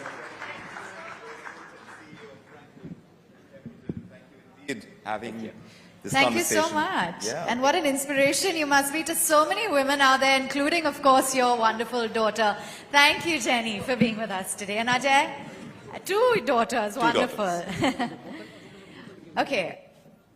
Let's get a move on then. Lots of valuable insights lined up ahead, and we've got a very critical topic, an engaging one at that we'll be taking on next. It's our session called Skybound: Sustainability, Security and Innovation at Work. This session offers an in-depth exploration, Vikram, as to how security and sustainability intersect with innovation, especially when it comes to the defense and security sectors. Both very, very critical, and which is why this session is quite important. It's my pleasure to introduce our esteemed speaker. Dr. Vivek Lal is here, Chief Executive of General Atomics Global Corporation. Dr. Lal, renowned for his expertise and his leadership in these fields. Mr. Lal, are you with us?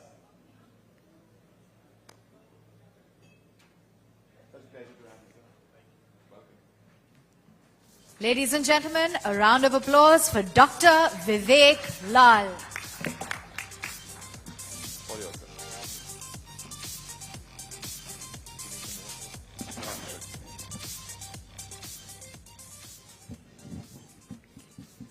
Thank you so much.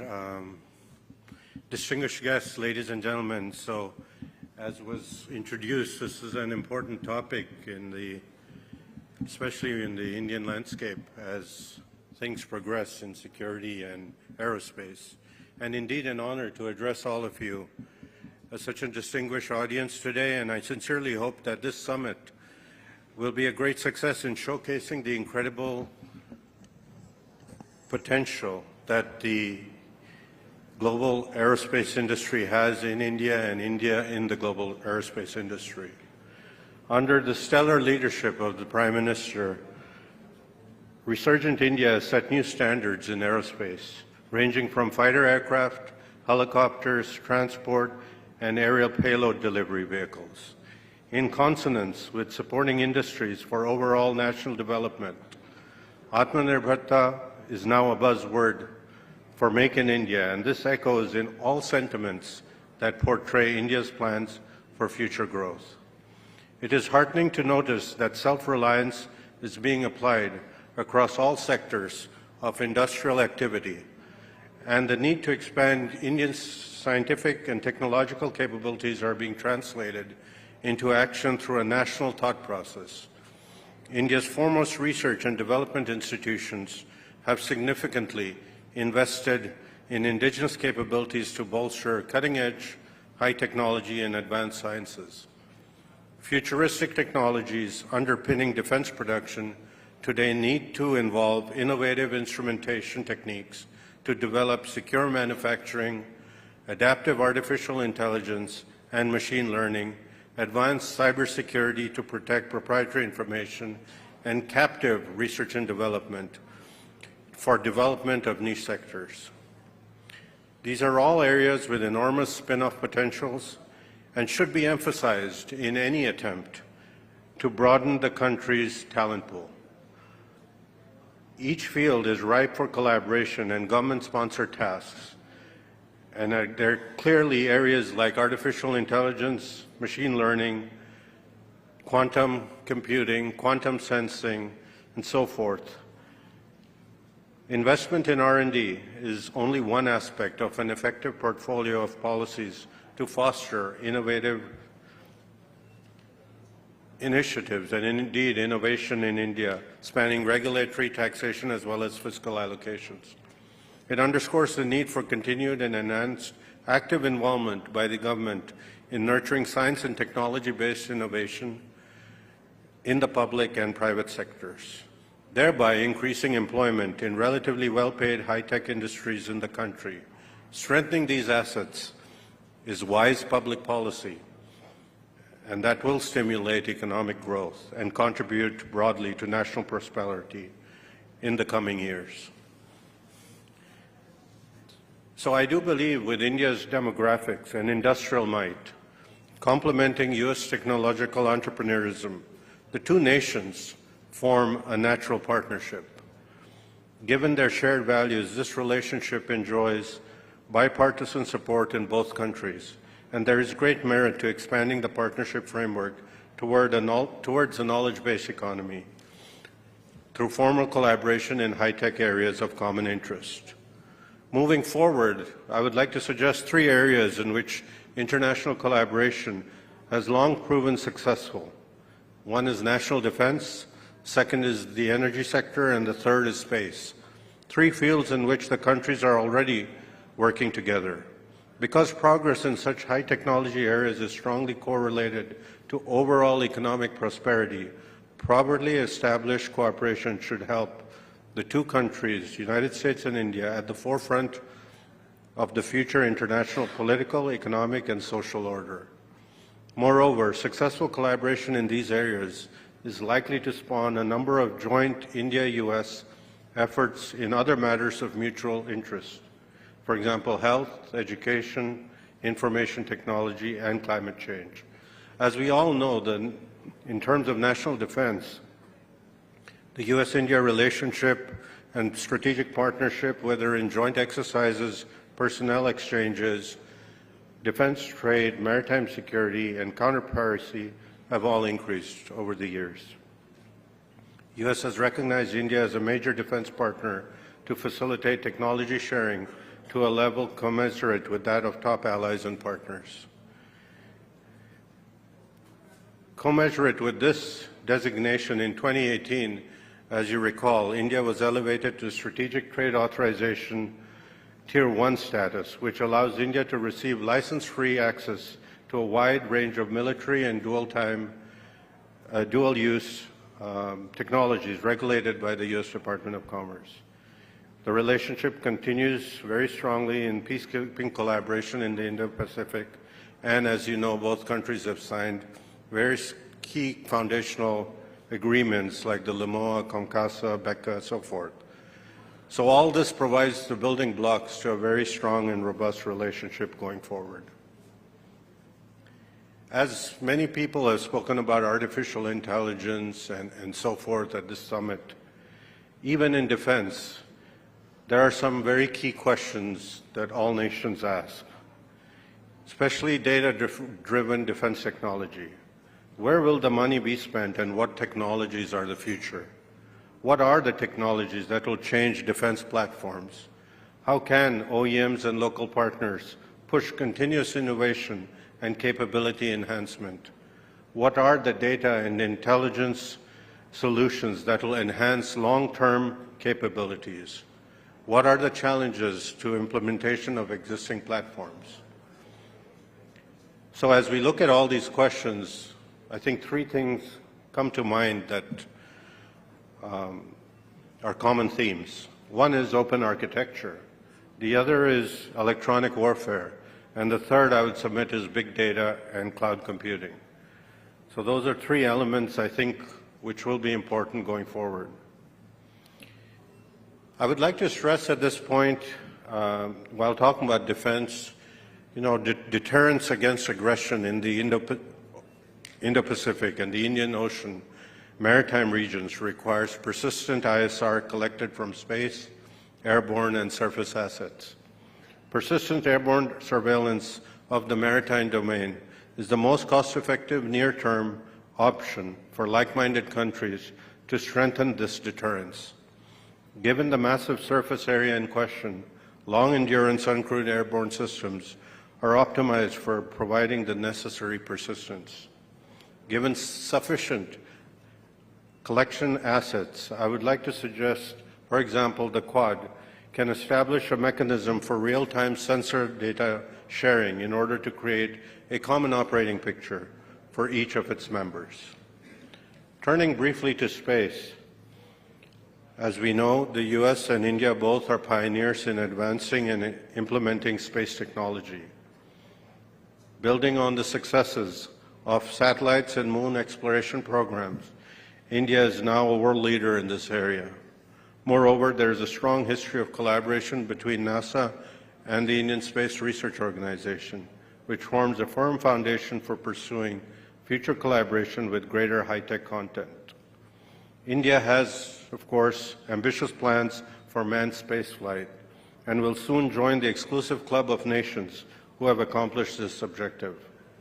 The U.S. plans for deep space exploration are still taking shape under the Artemis mission to establish the first long-term presence on the moon in preparation for the next giant leap, sending the first astronauts to Mars. At the center of this mission is addressing the energy challenge. In the case of a Mars voyage, the flight time needs, of course, to be short enough that the astronaut health will not be threatened by the increased radiation dose. In the case of sustainable colonies, the need is for surface energy source that can last for years but is light enough to launch from Earth. In both cases, the favored answer is nuclear technology.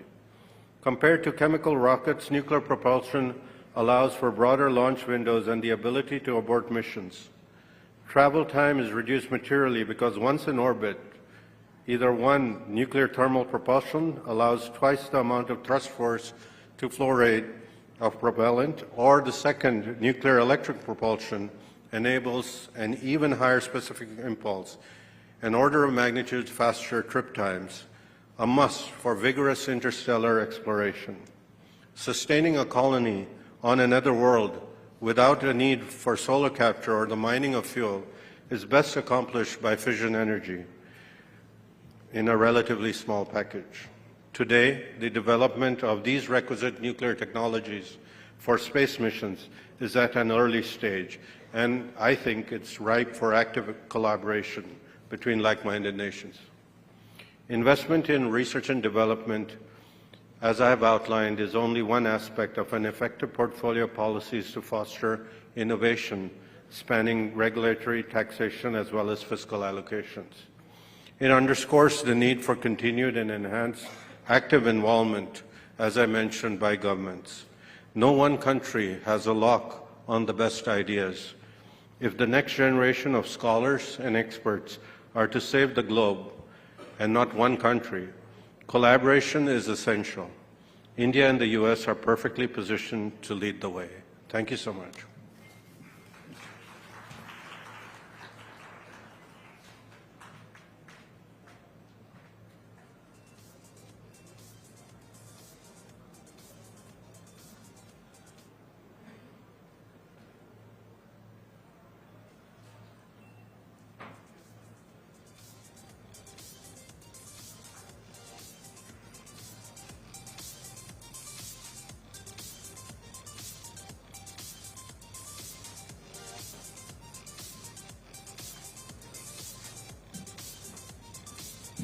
Thank you very much for that insightful presentation, and thank you indeed for joining us here at the Global Business Summit. Now, in this discussion on digital identity, privacy, and our shrinking world, welcome back, Ava. We're going to explore now the intricate dynamics that surround digital identity and privacy in what is clearly, we keep talking about it, we are such an interconnected world, and that is becoming increasingly so. So this discussion is going to help us understand the evolving landscape of digital identity management, the importance of privacy protection as well, because it's become a key topic, and the implications of these factors on our global society, as it were. Absolutely. Isn't our mobile phone now our 11th finger? So I think all of these factors really play a critical role. So today we're very privileged to have in our midst Nami Zaringlam, who is the co-founder and chief strategy officer of Truecaller. So joining in for this conversation, he will provide very valuable insights into the challenges as well as the opportunities that are associated with managing digital identities in a world where privacy concerns, as we said, are becoming increasingly prevalent. So ladies and gentlemen, a round of applause. Mr. Nami Zaringlam, great to have you with us.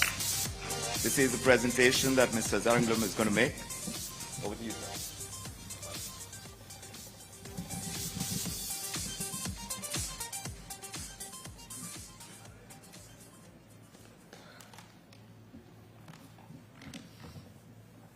All right. Namaste. Digital identity and privacy. Two topics that are very interesting and, of course, increasingly important. I'd like to start by asking the audience if you have parents that you're worried about, concerned about their safety and security.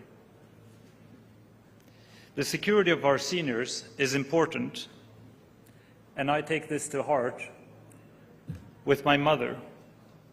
She wanted to come with me to India for this trip, for many trips, in fact, and for a very long time. This time, she finally made it. It's her first time here, and she's in awe, not just of the advancements in technology, but she sees also how India has surpassed Sweden, where we live, in many of these technologic spaces. She's also in awe and inspired by the amazing people, the food, the culture, and the history that India has to offer. While we're here, she can make her phone calls and pay her bills and do anything she could have done at home. Technology can be amazing. Thanks to the digital access to her bank accounts, my mother can now enjoy less friction in her life. However, thieves, fraudsters, and charlatans want to be where there is access to money. The problem is, her money is here and on her phone. So how do they get to her without even being physically present? And how do they do this at scale? I think you all recognize the theme. They call her, they send her text messages, they knock on her digital door, pretending to be who they are not. And once they get in, they rob her of her money.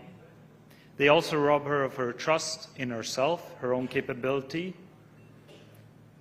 They rob her of her trust in society and the sense of pride that she has had.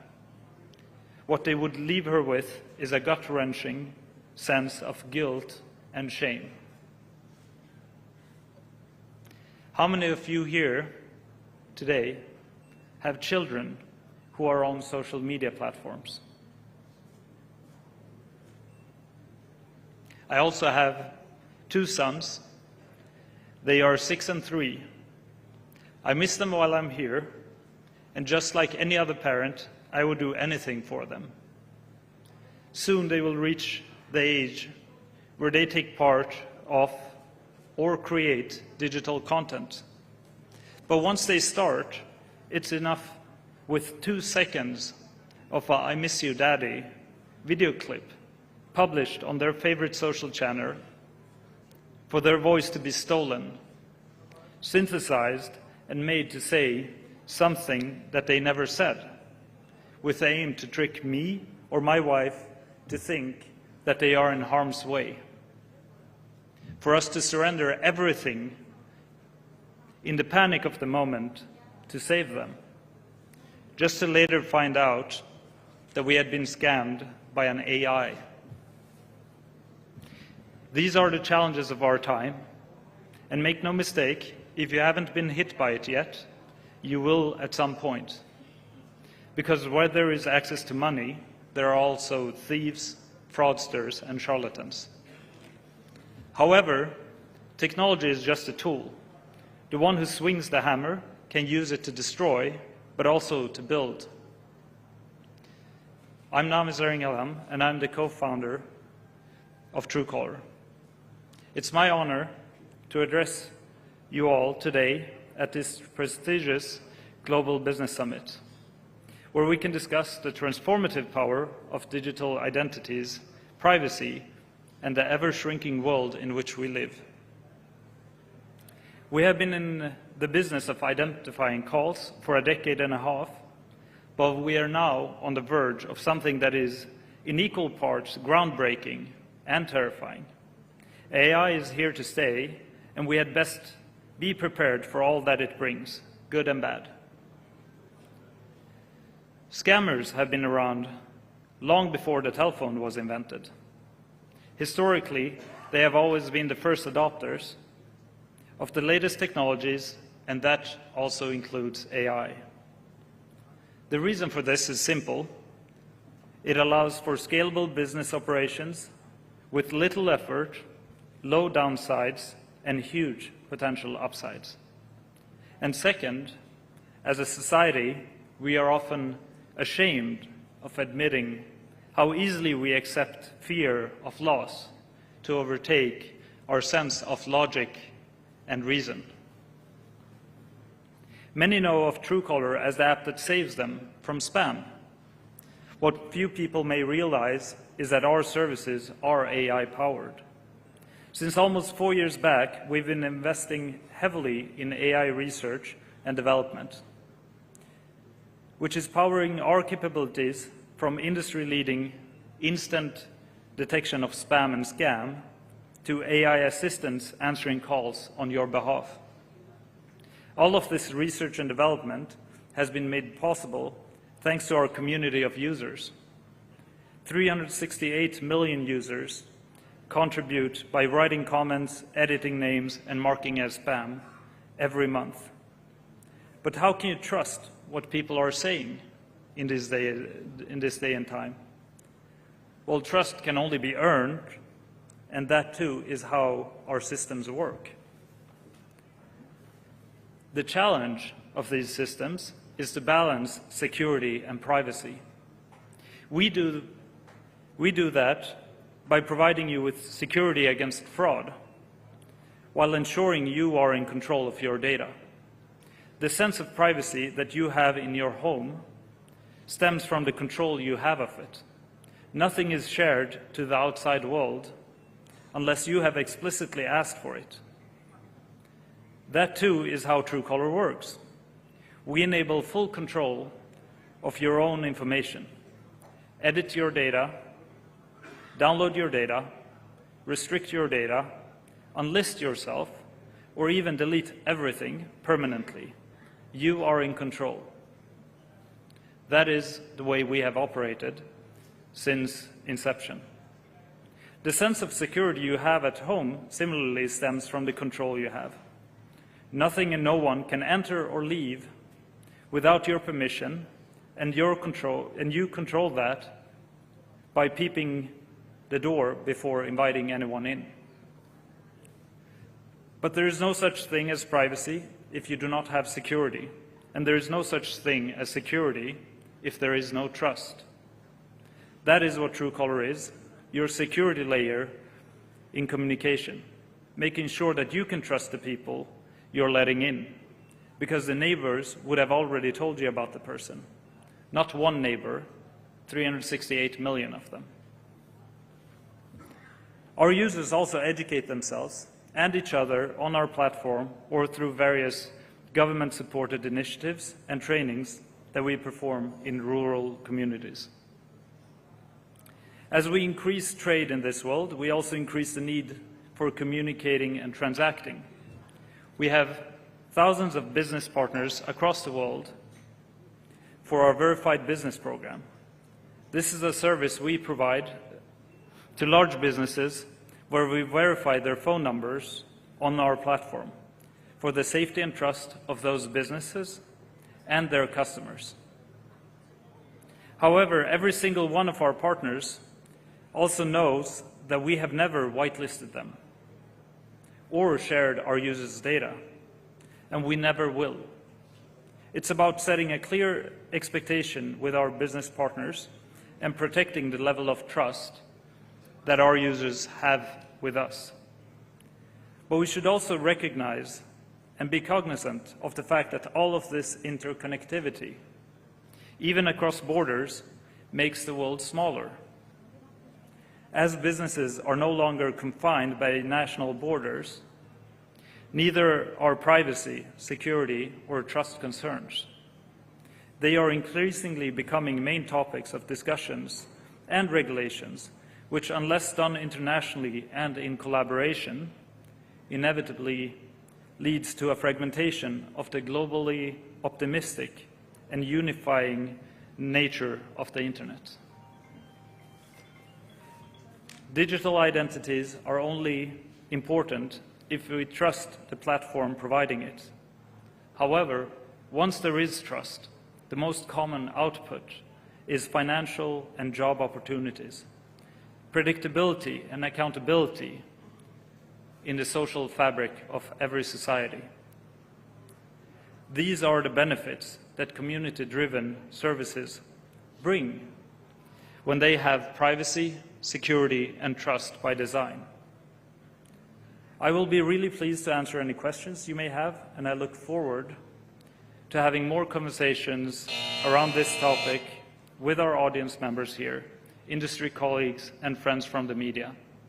Thank you for the opportunity to share these thoughts with you today, and thank you for listening.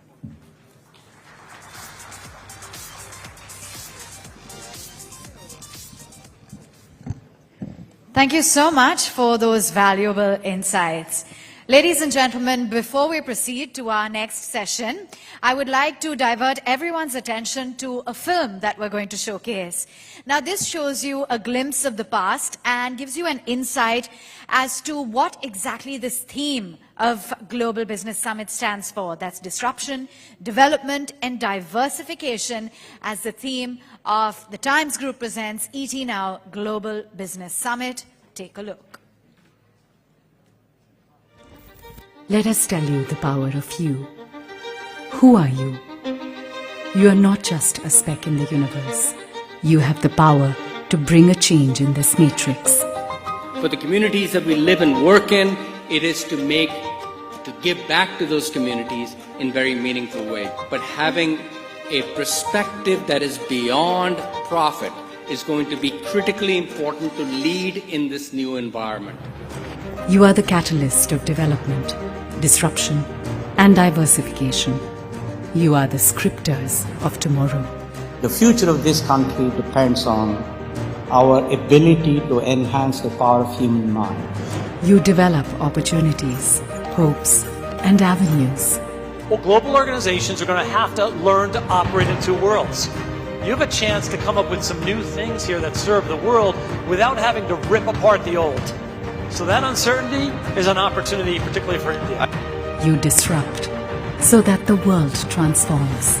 So time has come, if we really want to be sustainable, if we have the guts and the gumption, that we have to look at growth in a multi-directional way.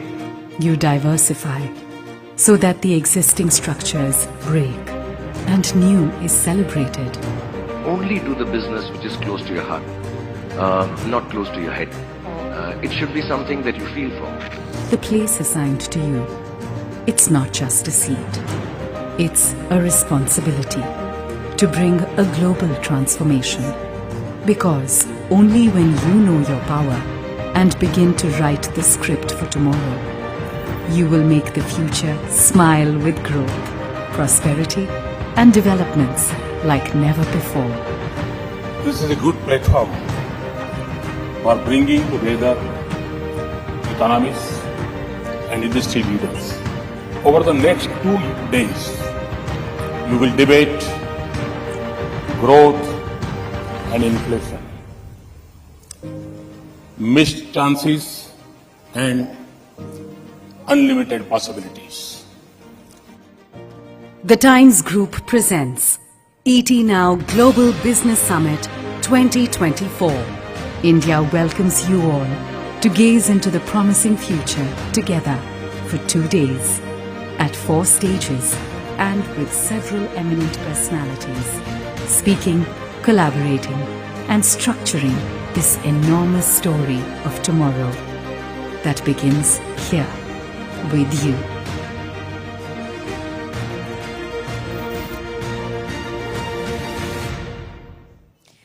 Wonderful. Ladies and gentlemen, a round of applause. There's so much work and so much that goes on behind the scenes to create an event of this scale. And I can't wait, Vikram, to see the promo next year with all of the eminent speakers that we've had this time. And we've had so many of them, and scripting of tomorrow is truly happening over here. Of course, we have lots of conversations taking place, and For paucity of time, we request all our speakers to stick to the time limit because we have so much to pack into these 2 days, our eminent personalities. We'd love to know more, and the conversations, of course, can carry on, like Mr. Zaringlam was pointing out as well. Please do so. Now, our next session is on Plan to Fix a Fractured World. It addresses the pressing issues of our increasingly divided global landscape. And for this, Nobel laureate Michael Spence is with us. It's an honor to have you with us, Professor and Dean Emeritus at Stanford University. And Abhig Barua, the Chief Economist of HDFC Bank, will discuss with him actionable solutions to tackle the kind of challenges that we face with the ultimate goal of promoting unity and prosperity on a global scale. Gentlemen, can we have you on stage for this discussion? A round of applause, ladies and gentlemen.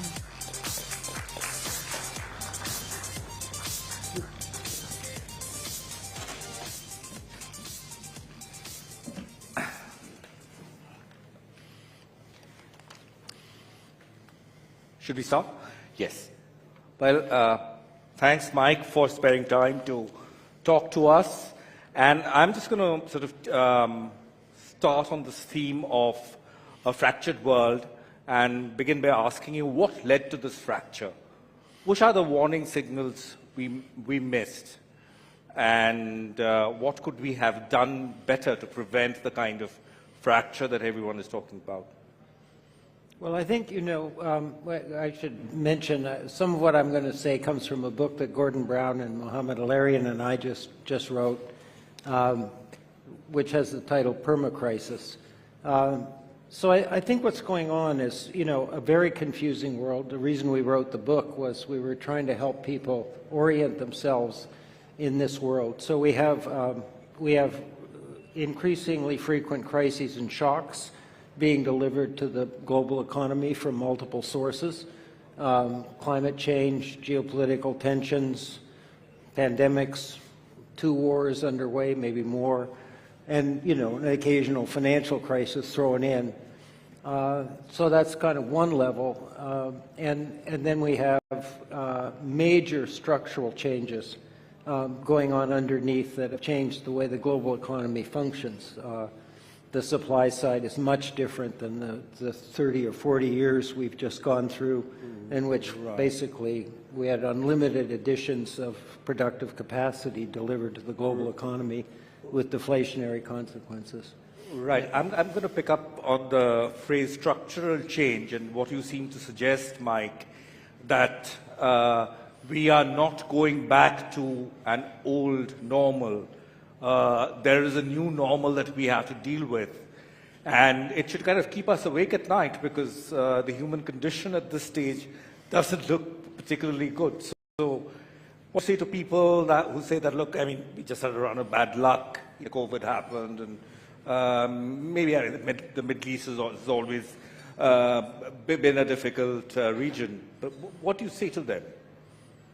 So what we say to that is that misses the underlying structural shifts. So perhaps the easiest way to describe it to you is the central banks confronted inflation for the first time in literally 30 years. And so they bet that the cause of that was an excess demand condition because of supply disruptions associated with the pandemic. And they waited, and eventually those things, they subsided, but they did not solve the problem. And we had inflationary pressures, and they moved to raise interest rates very rapidly and to levels we hadn't seen in ages to try to rein in inflation. What I say to many people in the audience or in financial markets, there is a very powerful tendency to think we're going back to where we were, and it's very unlikely.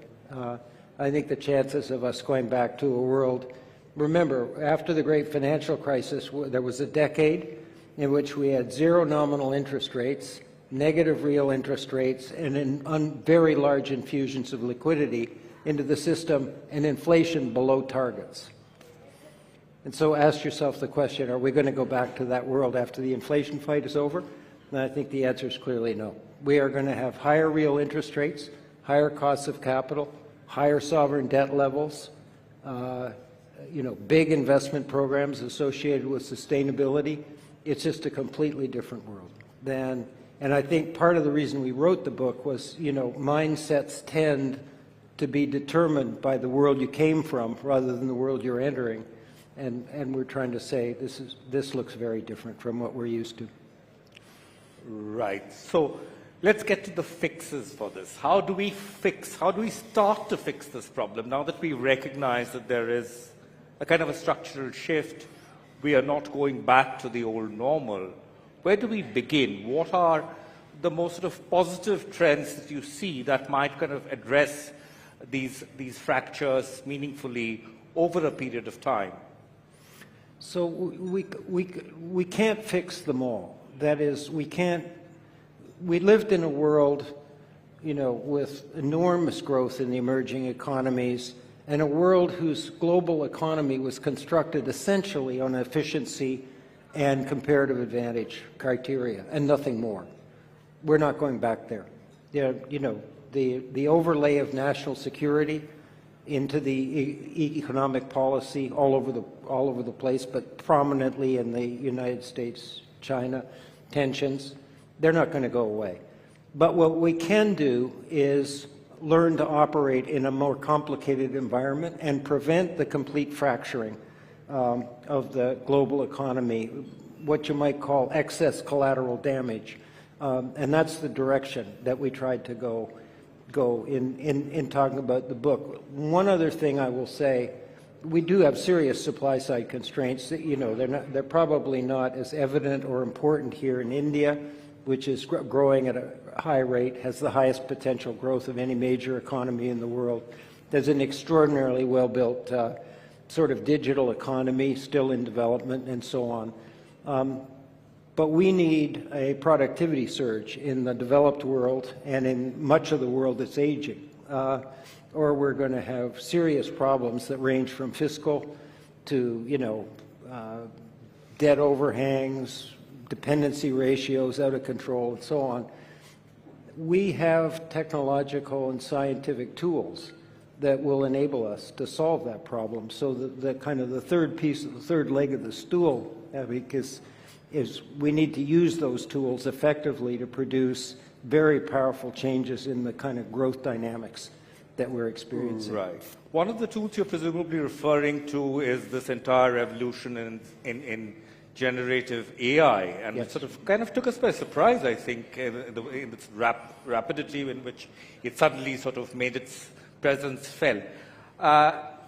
There's also a sort of a downside to this for economies like India, who depend on low to mid-end services, things like call centers, things like coding.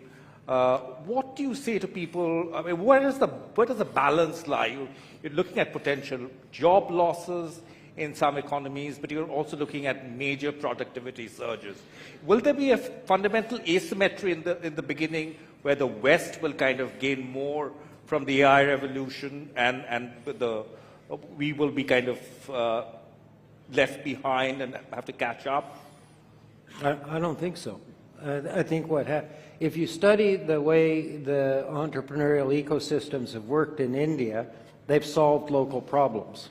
I don't think the Gen AI, episode or era that we're entering now, and we are entering it, it's a period of experimentation and exploration, will be targeted at exactly solving problems. And they won't be the same when you cross boundaries. So we have a productivity problem, of a certain kind, like labor shortages. That's probably not what's going on here. The reason Gen AI is so powerful is pretty easy to describe. One, it's the first AI that switches domains in a human-like way. That's just unbelievably important because it means basically it can land anywhere in the economy. And the other one is that it's accessible. I mean, ChatGPT, when it was introduced a little more than 12 months ago, had 100 million users in the first 2 months. That's because anybody can talk to this thing and move on. So when I look at it, I think that the important thing to kind of close with on this subject, Abhi, is there's a very powerful automation bias in the way people think about Gen AI. You know, it's coming for our jobs. And it comes from the history of artificial intelligence. You know, Alan Turing said we should assess our progress in AI by asking, can we produce a machine that when a human speaks with a machine, that human thinks they're talking to another human? And that's called the Turing test. And we do benchmark AIs against human performance. But it's this next step that's so dangerous, which is, well, once the AI exceeds average human performance, regardless of what it is, image recognition, speech recognition, conversation, then let's replace the human. That's the step that's wrong, okay? That when you look closely at where AI should be deployed, it's as a powerful digital assistant or collaborator to people and systems, importantly systems, healthcare systems, supply chain systems, and so on. And so once you get that mindset right, then there are just an enormous set of potential things. I think Gen AI is the first hugely powerful general purpose technology that we've had since the internet and the mobile internet. So I'm very optimistic about it, but it does need to be used properly, right? And there is a policy component to this. You have small and medium-sized businesses all over this economy, and we have them in America as well. It's not going to be automatic that they all, engage with the opportunity set. We know JP Morgan and your bank and others are going to experiment with using AI, but we need to have programs that make sure it lands and is accessible across the entire economy. I'm going to move to an unrelated topic. Mike, you're a global public intellectual. You have access to governments, to prime ministers. I read an excerpt here where you had spoken to Prime Minister Yudhoyono. You are asking for a lot of very fundamental changes in the way policy is conducted, approaches to technology, etc.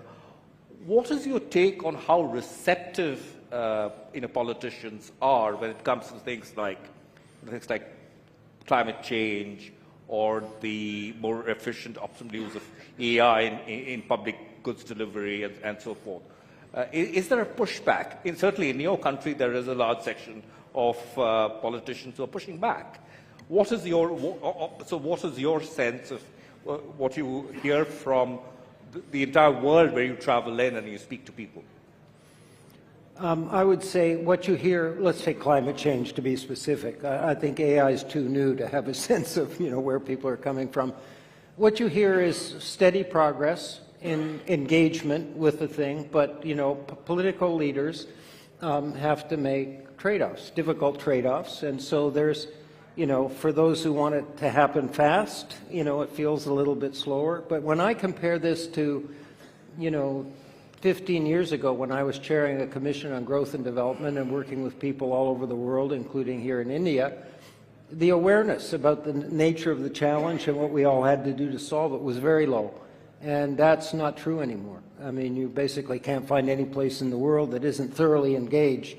That doesn't solve the problem completely, but it's certainly a critical first step. So, but bottom line, straight answer to the question is, I think by and large, with an overlay of practicality, people are engaged in trying to solve the most important problems that we have.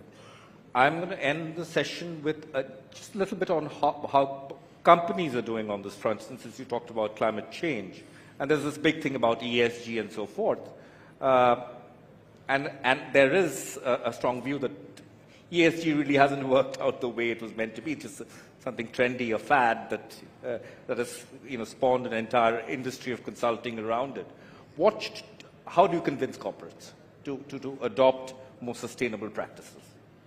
Well, my sense is that in every corner of the world there are companies who are aggressively pursuing business strategies and plans and missions that are well aligned with really important economic and social goals, including the climate change, and I admire them for it. And their engagement and innovation and creativity is crucial to solving the problem.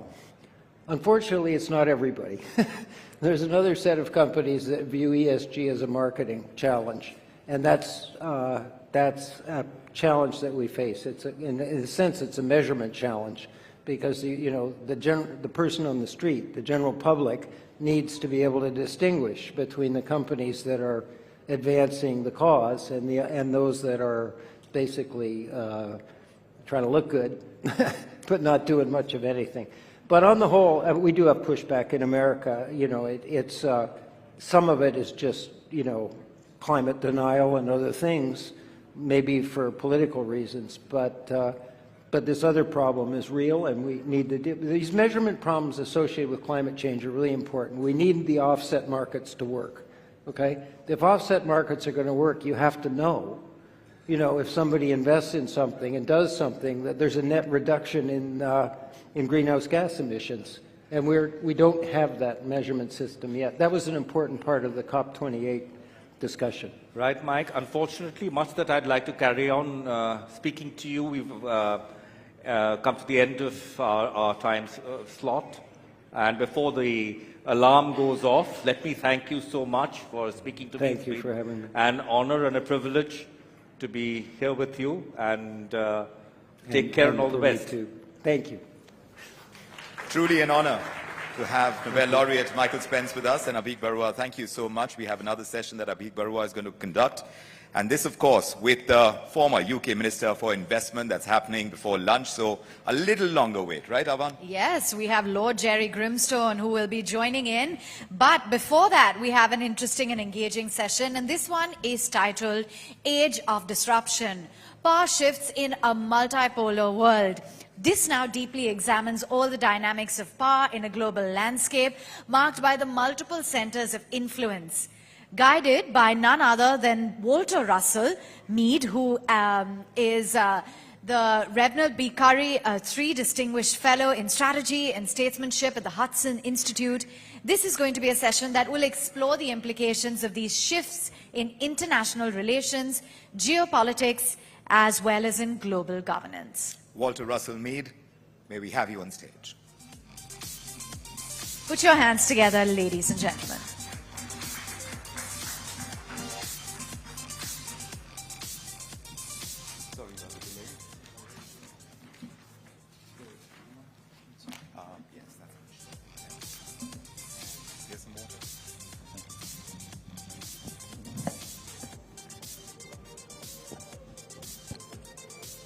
Thank you.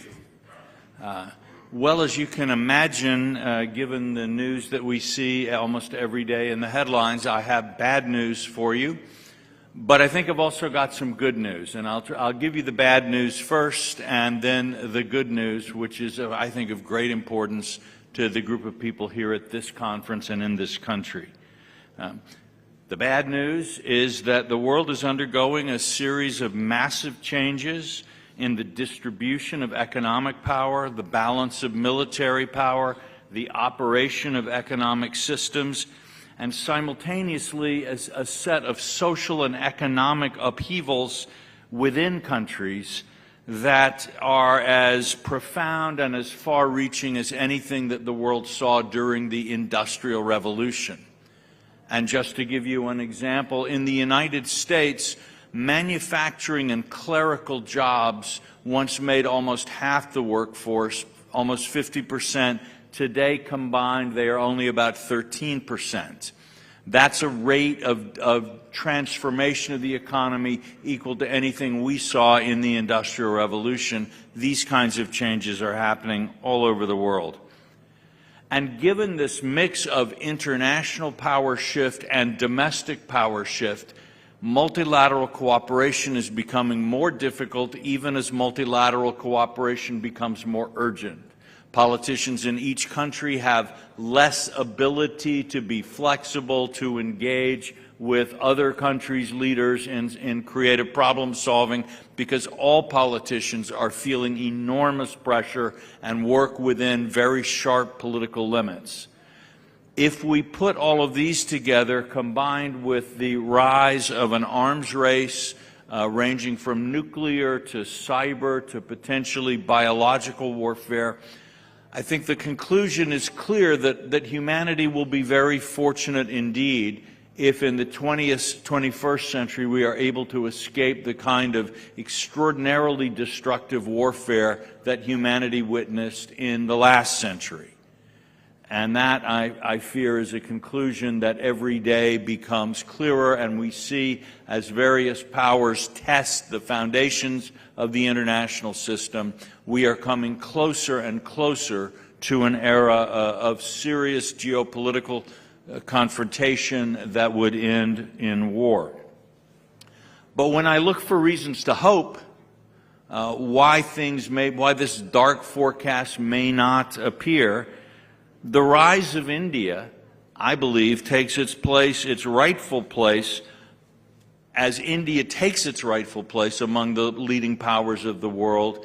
India's new presence and stronger voice will offer a way forward that can lessen the degree of danger that we're in. The clearest trend that we see in this disruptive world is a shift in economic and political power from the Euro-Atlantic theater of the world, where the dominant forces of the 20th century existed, to the Indo-Pacific theater, where we will see that theater dominating the politics of the 21st century. For my own country, the United States, this is actually not so much of a challenge or problem. We are both an Indo-Pacific power as well as a Euro-Atlantic power, and we will simply adjust. But the Indo-Pacific, an Indo-Pacific that is full of wealthy people, consumers, entrepreneurial business, and the source of technological marvels, from the American point of view, is actually a plus, and it's something that we look forward to. But the question is, what kind of Indo-Pacific region will exist? Will one country, which has a dominant role in the economy, which has enormous military resources, and is tempted to pursue a hegemonic role in the region, will that country dominate? Alternatively, will the effort to prevent the domination by one country force the rest of the Indo-Pacific, including the United States, into a coalition that might ultimately have to fight or threaten massive great power war in order to prevent the domination? And these are the two scenarios that we see most often discussed, where the Chinese attempt to become a dominant power in Asia either succeeds, much to the detriment of other countries, or can only be checked by a series of crises and perhaps very destructive conflicts. To me, neither of those scenarios is particularly attractive. And here is where I see the rise of India playing such a role. In 1980, the Indian economy was 65% of China's economy. Today, India's GDP is about 17% of China's economy. So the opening of this wide gulf between India and China actually helped create the imbalance of power in which it might seem to people in Beijing that this could be the Chinese century. China could become the dominant force in Asia, therefore in the Indo-Pacific, and therefore in the world. What has been happening more recently in India, I believe, is a serious national effort to begin to close this divide that opened. And certainly in the last year, we've seen the Indian economy has been growing faster than China's economy. But that India is moving now to try to develop its own productive forces, its own economy, so that the balance will gradually begin to come back into balance. When India and China, the difference between them economically and potentially militarily is like this, it requires a large group of other countries, including the United States, working very hard, putting a lot of diplomatic, military, and political resources into the struggle.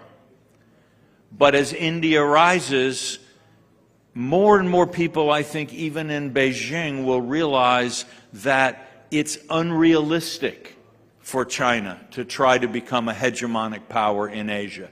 Asia is too large, too diverse, hopefully in the near future too wealthy for any one country to dominate. As that happens, the sense of war crisis that we now see flaring up from time to time in the Taiwan Straits, on the Indian-Chinese frontiers, these elements of crisis, I think, we will see diminish. And what we can see in the future is, again, a natural balance of power in Asia.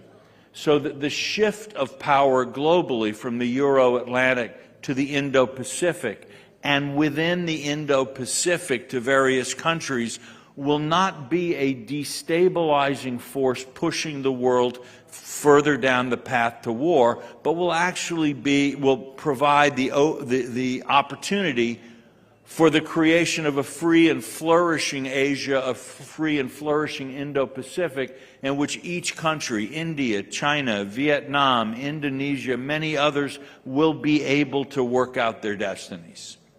In the meantime, India's leadership in making organizations like the Quad and the I2U2 stronger, deeper, and more effective is helping us all get through what is a very difficult and dangerous period of adjustment. Indian leadership in international politics, External Affairs Minister Jaishankar has called India a reformist rather than a revisionist power. This seems to me to strike exactly the right note. The international system needs to change, it needs to be reformed, but what it doesn't need is to be engaged in some kind of no-holes-barred power contest for power among different countries. So as many of the people in this meeting are working in business rather than politics or government, you may sometimes wonder whether the work that you do in business is it really as important as what we see diplomats and generals and others doing? I would just say yes. The work that you are doing in building up the Indian economy, building up Indian business, Indian capabilities, you are laying the foundation for a century of peace.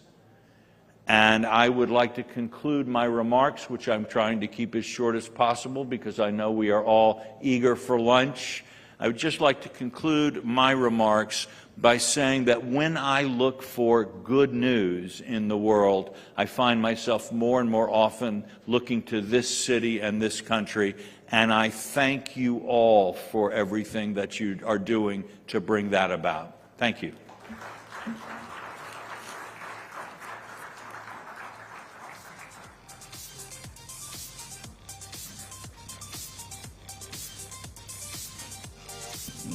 Thank you so much for that. And I think as well in our previous sessions, as Jenny was saying, the fact that we in India are now becoming a lot more optimistic is really showing the overall dynamic shift. That's true, and as we go along, as far as India is concerned and what we bring to the world, if multipolarity is what we need to look forward to and India's role within it, it's looking very promising indeed. Meanwhile, we are looking at our next session. Absolutely, and in the Unlocking Growth Through Foreign Investment session, we have the privilege today of hearing insights from two very distinguished speakers. Lord Jerry Grimstone, who's the chairman of GemCorp Capital Management and the former UK Minister for Investment, along with Abik Barua, chief economist at HDFC Bank, joining us yet again on stage. Ladies and gentlemen, a round of applause. Our speakers, of course, are going to explore key strategies for leveraging foreign investments, and that's going to be key. Do join us. The impact of global economic trends on investment flows and the role of policymakers in facilitating investment-led growth. Please join us in welcoming Lord Jerry Grimstone and Abik Barua. Ladies and gentlemen. Over to you, Mr. Barua. Yeah. I was just chatting with Lord Grimstone or Lord Jerry before the session, and we were talking about FDI and development, and I realized that foreign direct investment in this age of disruption, ticks all the, the 3 Ds of this conference, disruption, development, and diversification. And let me start by asking him about how, because disruption has a lot of benefits, and in terms of new technologies, in terms of new asset classes, and how that FDI can help in that area. Yes, thank you. Thank you so much, and great to be with you all today. The last few years have provided investment opportunities the like I have never seen in my lifetime. Let me just kind of rattle some of them off to remind you. And each of these opportunities have carried with it disruption. First, perhaps, life sciences, the huge advantages that we saw in life sciences and the opportunities that came from that. Fintech, I mean, the advances in digitalization of financial services, absolutely profound. Next, and perhaps the most important, climate change and the world's reaction to that. The Green Revolution is greater in investment terms than the British Industrial Revolution was back in Victorian ages. And then, last but not least, and we've heard a lot about this conference from some excellent speakers, it's artificial intelligence, AI, and what that can do. And each of these new waves of technology are creating huge waves of investment, which in turn is producing disruption and diversification, and presents huge opportunities for foreign investors. You were telling me, Lord Jerry, that the UK receives a lot of foreign investment, and you shared with me a rather startling statistic that foreign investment companies fare so much better than the purely domestic ones. And you also talked about this notion of leveling up, of getting more regional balance in growth. So could you just sort of talk us through these issues? No, certainly. We did some, when I was investment minister in the UK, we researched this very carefully, and we found that foreign invested businesses in the UK were 70% more productive than their domestic counterparts.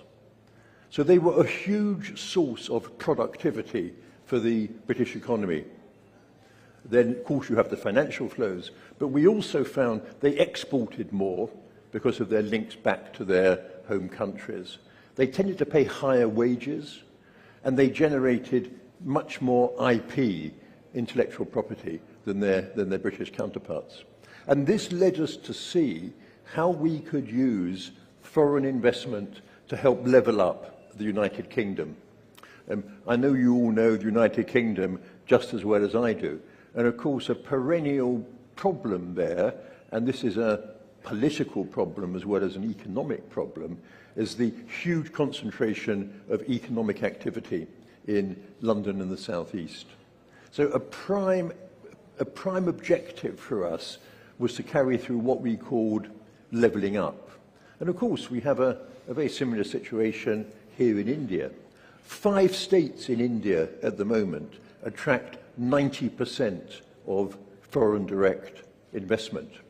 So it's a very interesting question with huge economic and political ramifications as to how do we level up states that have fallen behind or weren't so lucky to benefit from this. What do we have to do to bring up everybody with a rising tide? And we found that foreign investment was vitally important. And we over-incentivized foreign investors to set up investments, particularly manufacturing investments, in those parts of the United Kingdom which needed levelling up. For example, offshore wind.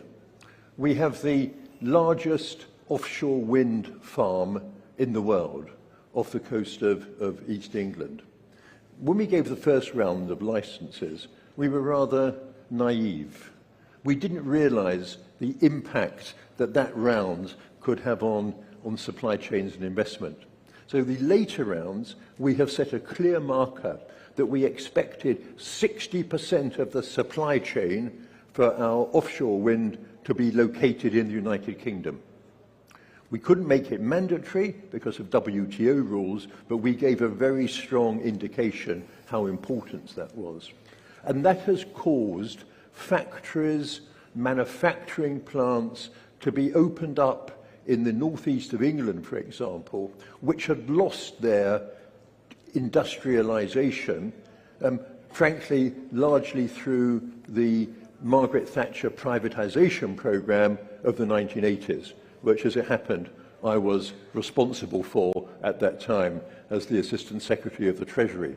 So it's been a remarkable thing in my personal career. It's very interesting you say this, and I think you emphasize manufacturing as a key component of leveling up. And there is sort of a debate going on in India as to whether we should pivot more towards manufacturing or whether we should seek services-led growth. And what you seem to suggest that with more balance, if you want more balanced growth, it's the manufacturing game that you need to play, and that seems to be the experience of the UK.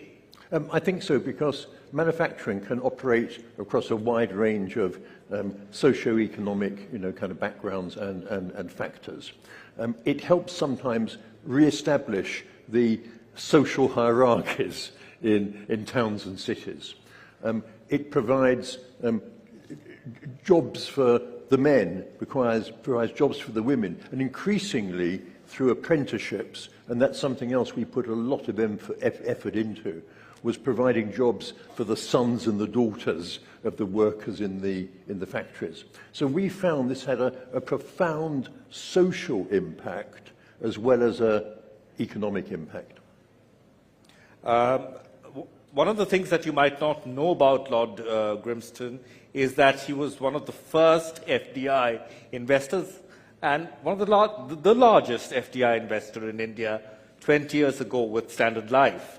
And they teamed up with us, and 20 years have passed. So you faced a certain investment environment then, and now as a more passive observer, but certainly a very keen observer, you see how the investment environment has changed. What has changed for the better, and where have we fallen behind, Lord Grimston? I mean, you're completely right. I mean, extraordinarily, foreign investment has increased 20 times in India in the last 20 years. And this hasn't come about by accident, and particularly since 2014, a date which the significance of which many of you will recognize in this room. Since 2014, the change of government policies in terms of the impact they have had on the ease of doing business, reforms to the tax code to make it transparent, many economic changes, and perhaps most of all, a real sea change in the welcoming attitude that India pays to foreign investors. My company, together with my great friend Deepak Parekh at HDFC Life, we established both what is now HDFC Life and HDFC Asset Management. And the trouble one had back in those days to bring foreign investment into India would have thwarted other than the most committed investor.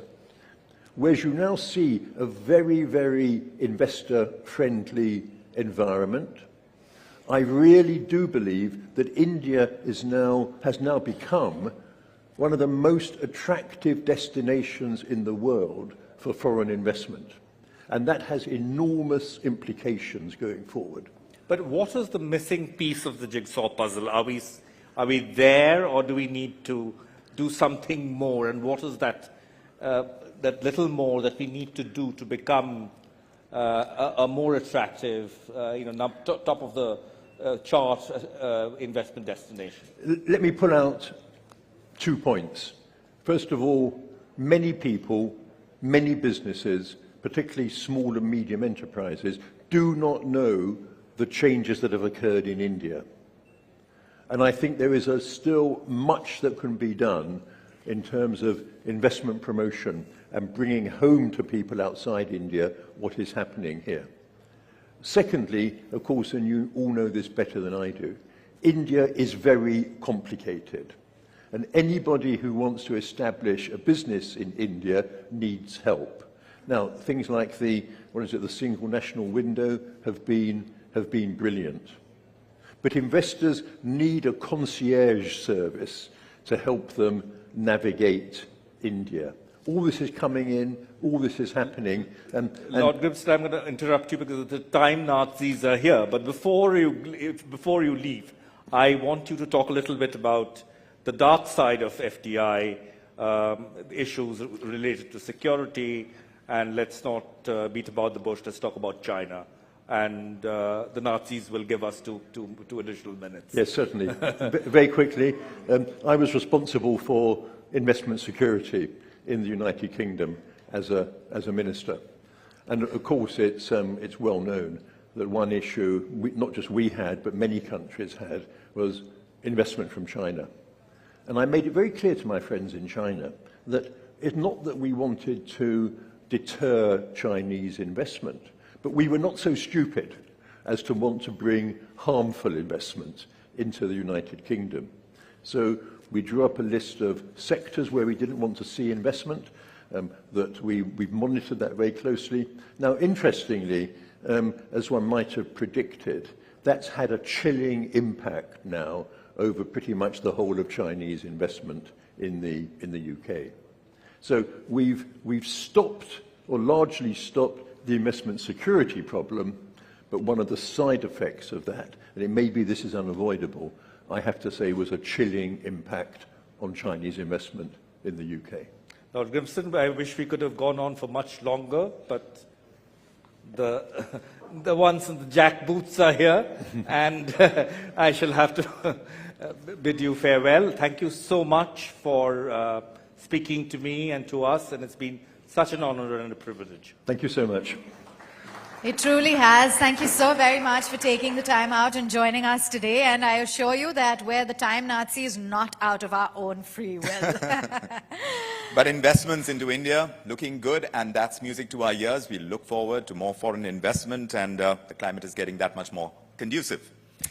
So, ladies and gentlemen, I want to take a quick time out to thank all of our partners without whom this event would not have been possible. We have our strategic partner, Darwin, the state partner, the government of Haryana, real estate partner, Danube Properties, logistics partner, Ecom Express, digital transformation partner, Kyndryl, experience makers, Adobe, EV partner, Joy e-bike, collaboration partner, Diageo, general insurance partner, Bajaj Alliance General Insurance, industry partner, Nielsen IQ and GFK, NBFC partner, L&T Finance, ambient media partner, Kushi, and gifting partner is Har. I'm sure you all know it by heart now. But ladies and gentlemen, it's time to break. We have a lunch break, 45 minutes, and we've got exciting sessions lined up. Yes, so many of them lined up. We hope you won't be too long. Enjoy your lunch, and we'll see you right after. Thanks indeed.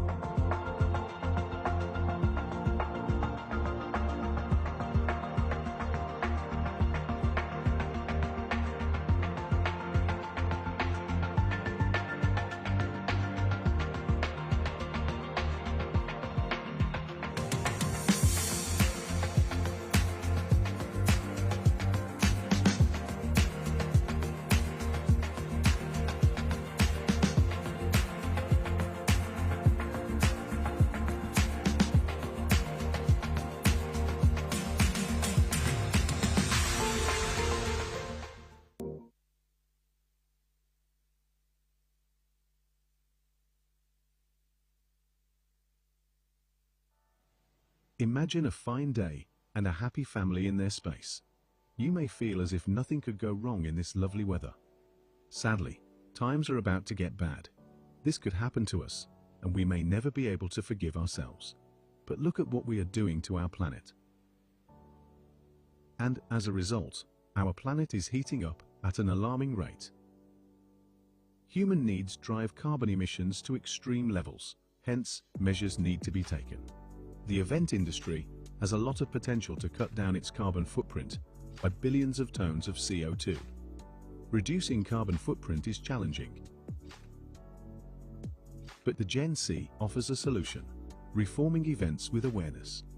The Gen C has come up with a planet-friendly solution that considers 40+ data points to analyze and accurately measure the carbon footprint at your events. Upon correctly filling the data points, the Gen C helps you measure the carbon footprint of your event. The Gen C also helps you take offset measures that enable you to reduce the footprint or achieve net zero emissions at your event. Be the frontrunner of a better tomorrow with the Gen C, where we no longer hurt our planet due to lack of awareness. Let us help you save the planet and the innocent lives that are most affected by carbon emissions. Embrace sustainability with the Gen C and transform your events into planet-friendly experiences. The Gen C, an initiative for generational change.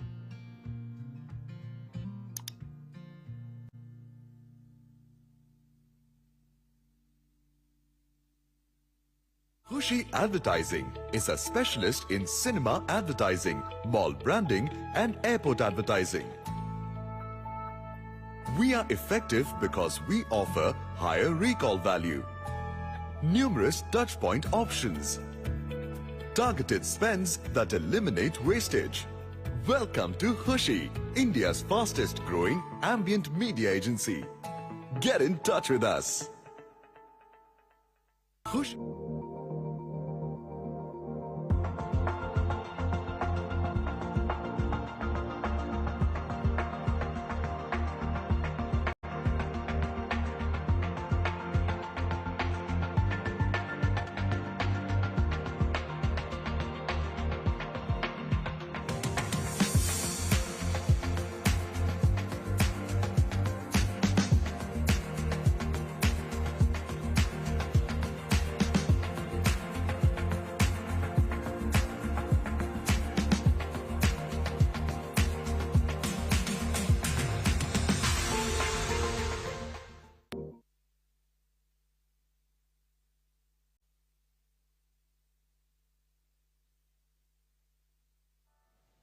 Imagine a fine day and a happy family in their space. You may feel as if nothing could go wrong in this lovely weather. Sadly, times are about to get bad. This could happen to us, and we may never be able to forgive ourselves. But look at what we are doing to our planet. And as a result, our planet is heating up at an alarming rate. Human needs drive carbon emissions to extreme levels, hence measures need to be taken.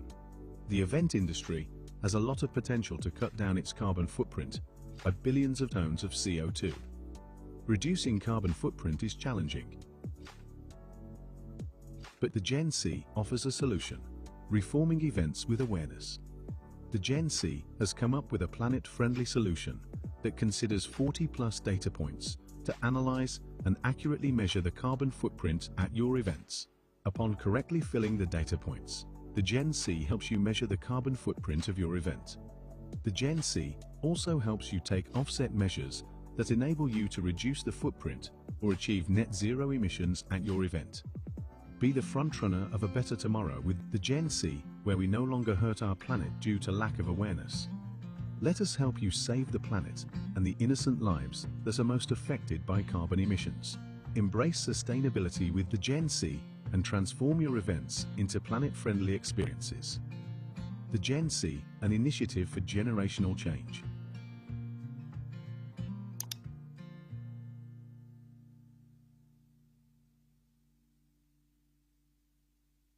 Khushi Advertising is a specialist in cinema advertising, mall branding and airport advertising.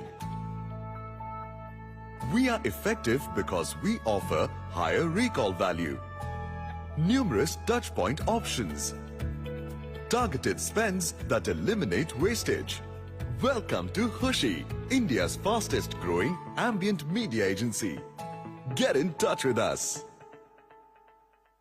Khushi.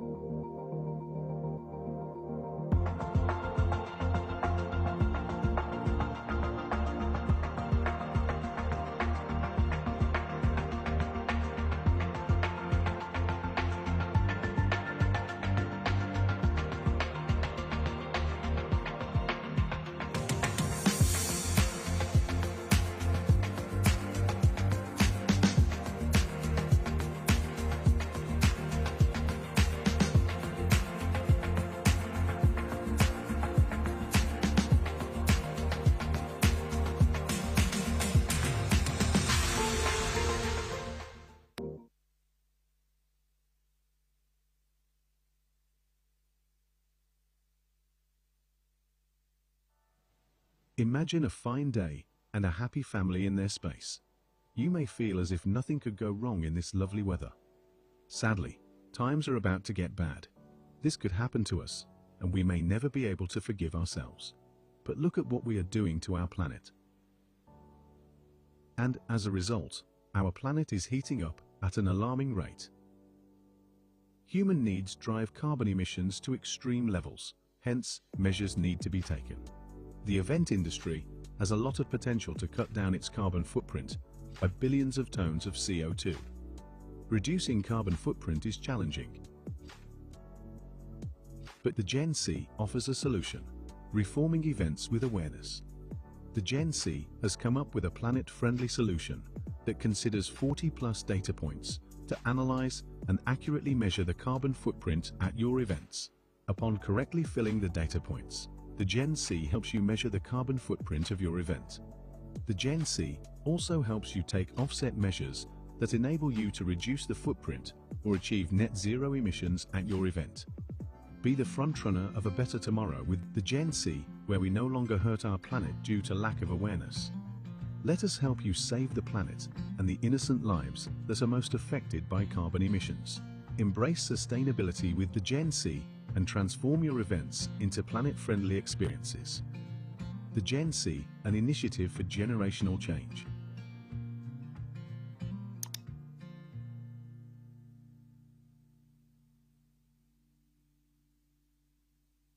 Khushi Advertising is a specialist in cinema advertising, mall branding, and airport advertising.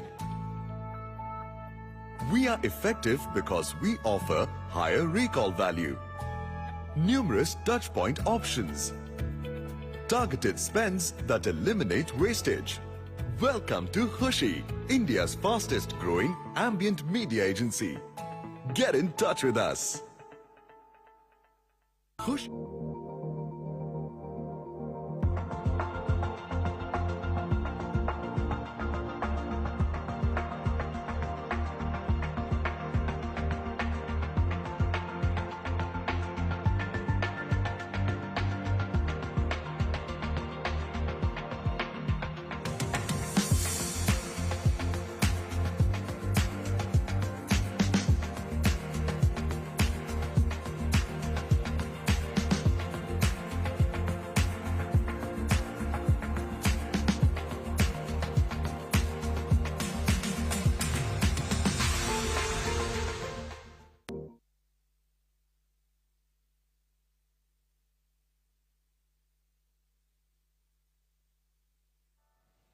Imagine a fine day and a happy family in their space.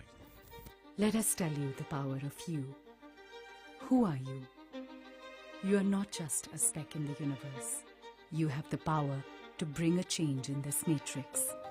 For the communities that we live and work in, it is to give back to those communities in very meaningful way. But having a perspective that is beyond profit is going to be critically important to lead in this new environment.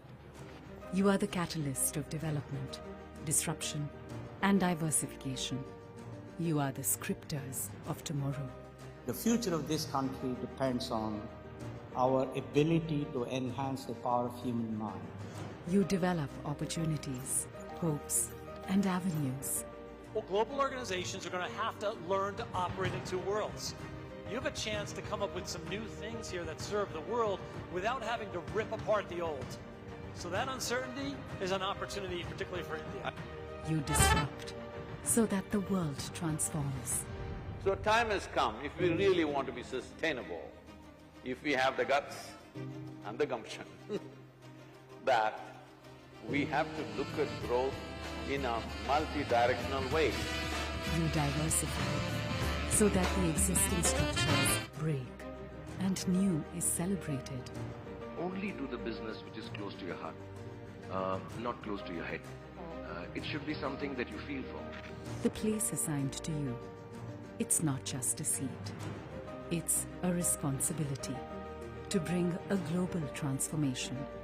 Because only when you know your power and begin to write the script for tomorrow, you will make the future smile with growth, prosperity, and developments like never before.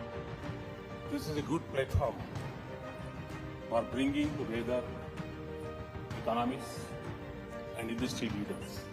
Over the next 2 days, you will debate growth and inflation, missed chances and unlimited possibilities. The Times Group presents ET Now Global Business Summit 2024. India welcomes you all to gaze into the promising future together for 2 days at 4 stages and with several eminent personalities speaking, collaborating and structuring this enormous story of tomorrow that begins here with you.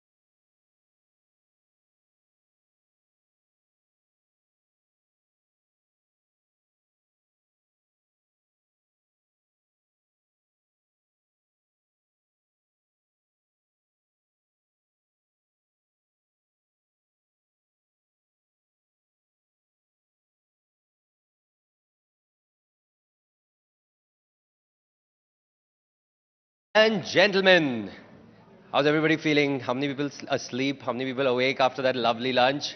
Can we get a shout out? Hi guys, good afternoon. Okay, you guys are awake. You've noticed two different anchors right now. My name is Sumit Lakhotia and my colleague is Meghna Deka. We're going to take you through the rest of the session till the end of the evening. That's right, Meghna. What are we looking for this evening? Well, there's lots lined up for you. So if anyone has the lunch blues, we've got the perfect session to wake up everyone. Welcome back to day 2 of Times Group Presents ET Now Global Business Summit. Hope you've had that lovely lunch, the spread that we have outside. But before we move on, we are going to be thanking our partners, without whom, of course, this event would not have been possible. That's right. Strategic partner, Darwin. State partner, Government of Haryana. Real estate partner, Danube Properties. Logistics partner, Ecom Express. Digital transformation partner, Kyndryl. The experience makers, Adobe. EV partner, Joy e-Bike. Celebration partner, Diageo India. General insurance partner, Bajaj Allianz General Insurance. Industry partner, Nielsen IQ and GFK. NBFC FinTech partner, L&T Finance, Ambient Media partner, Khushi, and gifting partner, Izhar. And just a quick reminder, all of you who are joining us also on social media, where we are going to be very active, hopefully so are you. If you are putting out videos, photographs, whatever it is related to the GBS, the Global Business Summit, remember to use these hashtags.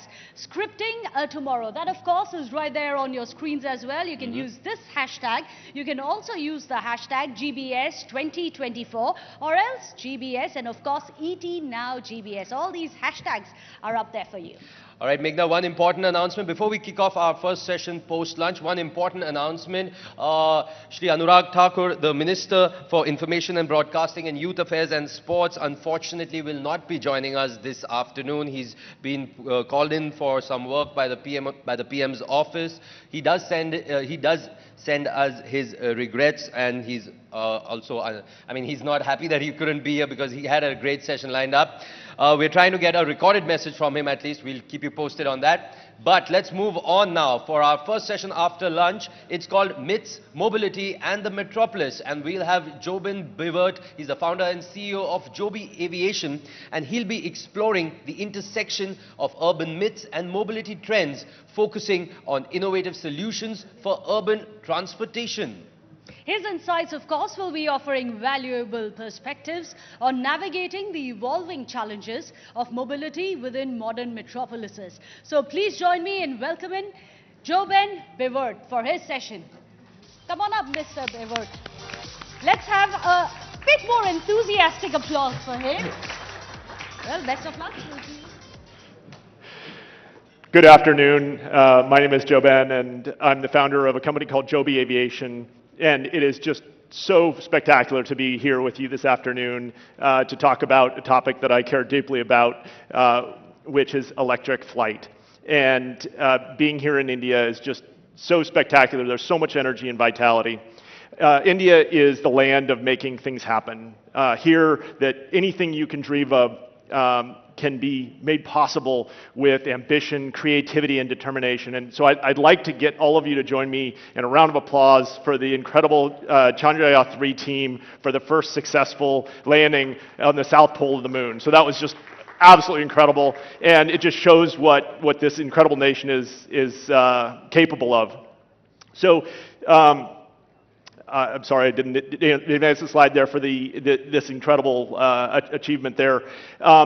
And so for all of my life, I've been dreaming about better ways to move people around. And I dream of cities that are greener and where we use land more efficiently.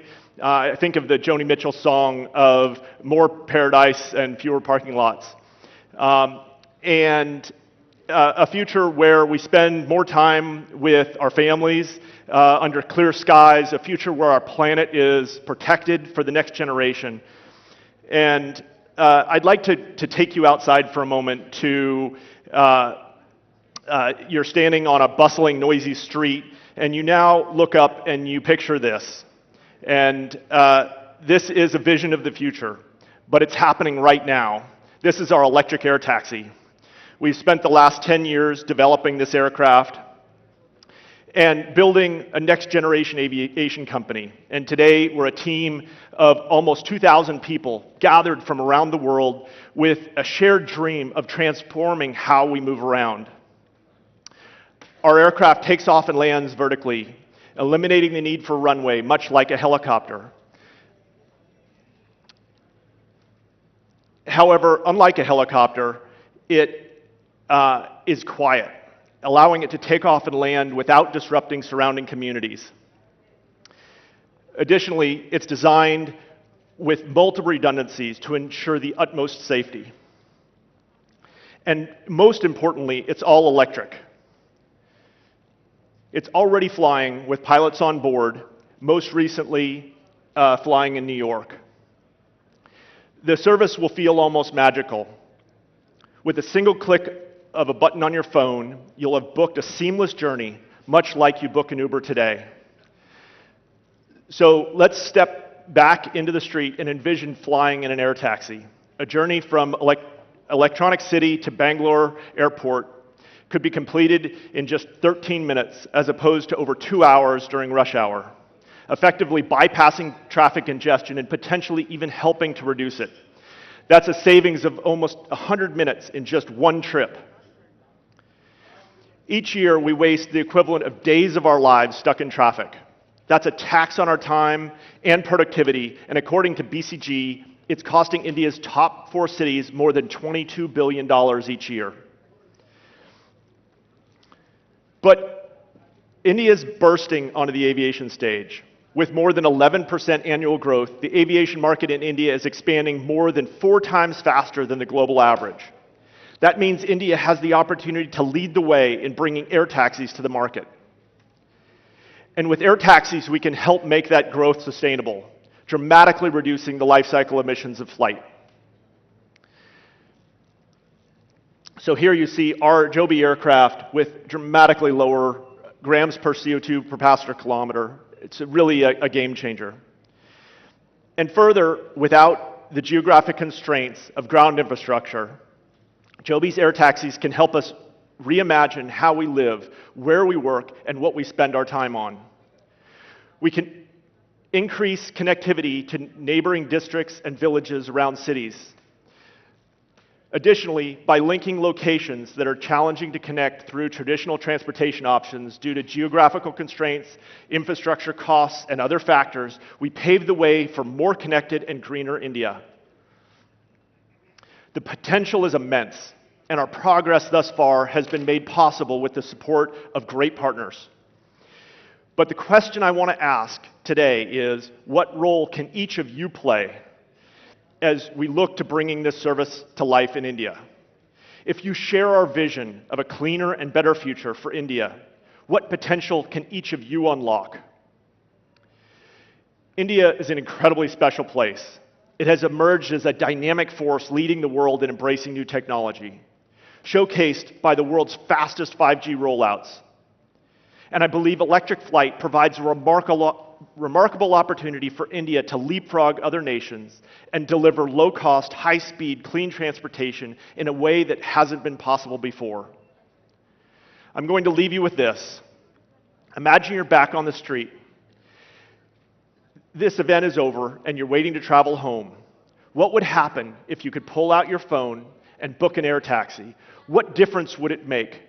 How would it make you feel? And what would it mean to your family, your colleagues, your friends if they could do it too? At Joby, we hope to open these possibilities by giving time back to you, to help you never miss a moment you care about. We plan to launch commercial service in 2025 and look forward to working with you to bring that transformational impact of air taxis to India. Thank you all so much. Have a wonderful afternoon.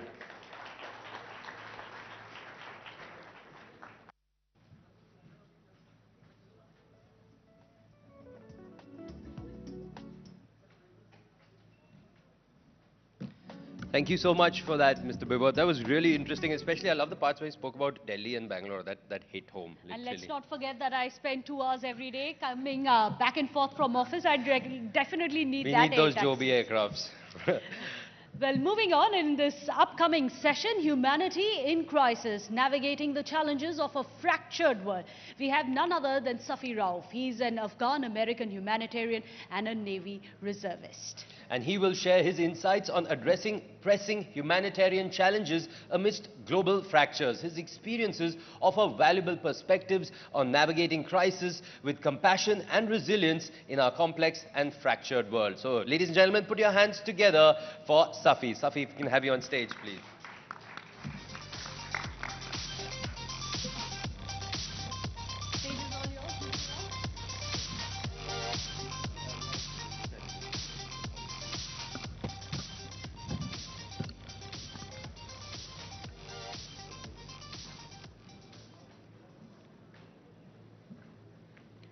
I would like to begin by thanking the Times Group of India and the ET Now Global Business Summit for giving me the tremendous opportunity to speak here today.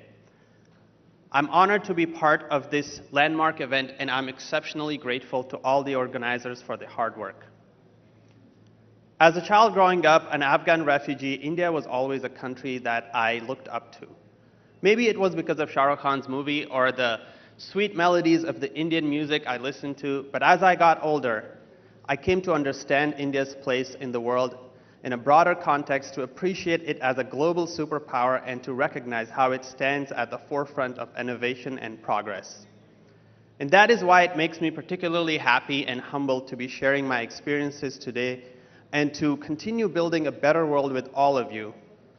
Today's theme of disruption, development, and diversification are all exceptionally relevant to my work as a humanitarian in particular. So I want to start by discussing a fairly recent part of my journey. The day I was released from Taliban captivity after 105 days as a hostage in Kabul, Afghanistan.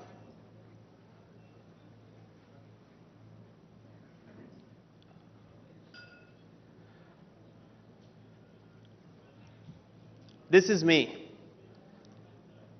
I'm in Doha, Qatar, being escorted off a Qatari C-17 by US State Department official J.P. Feldmayer.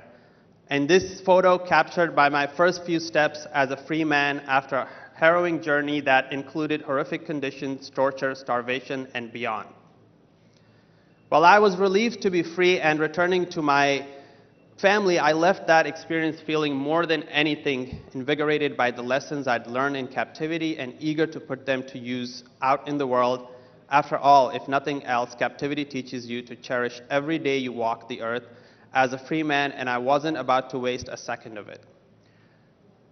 So today I'm delighted to share that thought process with you, and I'm going to tell you about the lessons I've learned through the adversity I've faced as a Taliban hostage, as a humanitarian leading an NGO, through seemingly impossible straits, and in my time in the US military. Ultimately, these lessons boil down to 5 key topics: resilience in the face of adversity,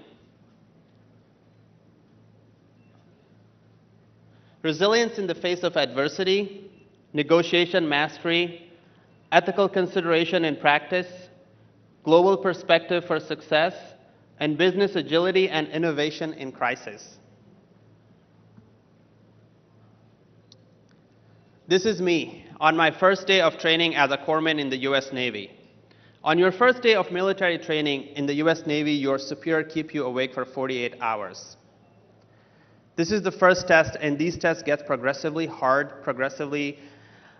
The tests are not designed to assess how strong you are, but rather how resilient. And this is distinction in what I want to discuss here. Strong people can break after failures, but resilient people persist in the face of adversity. And it was my military training in resilience that prepared me for the challenges I would face thereafter, most specifically while in captivity when I was first taken hostage by the Taliban. I had a bag thrown over my head. I was separated from my brother Anis, whom I had been in Kabul with, and I was thrown onto a dirt floor basement cell in the dead of winter with no heat, no blanket, no windows, and no communication with the outside world. Back home, I knew my family was waiting for my return from Kabul. What would they think had happened to me? I had no way to tell them I was alive. This moment in my life, put simply, rock bottom, And for the first 4 days of my captivity, I laid motionless on the prison cell floor, facing the thought that I had reached the ultimate failure of my humanitarian efforts. In my mind, there was nowhere to go from there, and in a matter of days or weeks, I would be dead. But then on the 4th day, something shifted and my resilience training kicked in. I started utilizing disruption by befriending guards, negotiating with my captors from within the prison, coordinating resistance with other prisoners, and going on hunger strikes to expedite my release. It would take 101 more days and the efforts of countless individuals outside of the prison as well as that will ultimately secure my release. But it was that decision to shift from a mode of failure to a mode of resilience and disruption that I believe saved my life.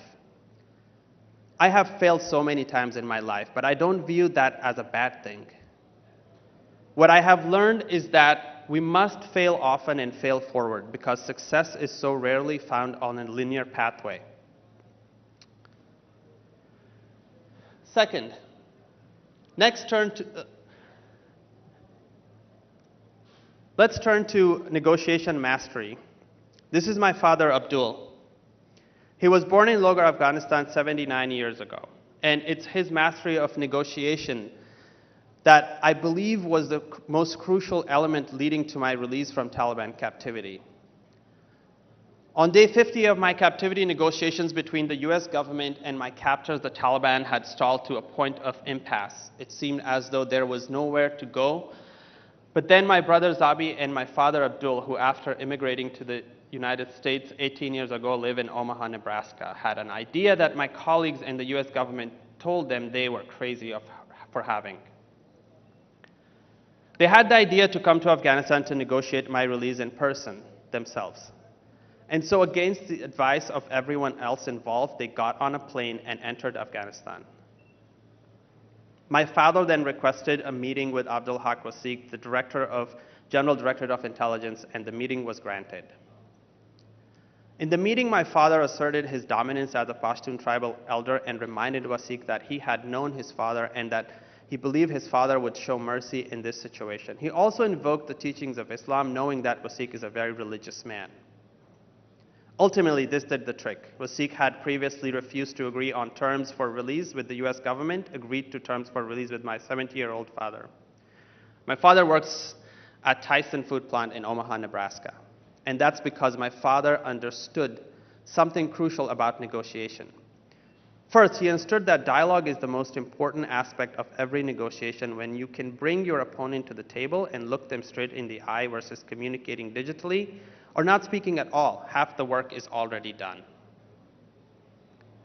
Additionally, the efforts and meaning of my father flying halfway around the world, sit down and break bread with his son's captors meant something to Wasiq, and that was important. Second, my father understood that he had to hone in on what mattered the most to his opponent and to make the core of his negotiation. The US government was negotiating with the Taliban based on a certain set of assumptions about what they wanted, but my father understood that the man with the decision-making power, Wasiq, cared most about two things: Pashtun fidelity and religious principles. If my father could play to the two specific zones of interest, he was far more likely to get what he wanted than if played to unfounded assumptions about the interest of his opponent. Ultimately, after my family had negotiated the deal for my release with the Taliban, the US government learned from the success and emulated my father's methodology. The US government official I mentioned earlier, J.P. Feldmeyer, took those lessons and applied them to get our release across the finish line. In negotiating the specifics of my release, J.P. told me that his goal was to keep the line of communication open. If the Taliban demanded something that the US government was unwilling to provide, J.P. did not say no.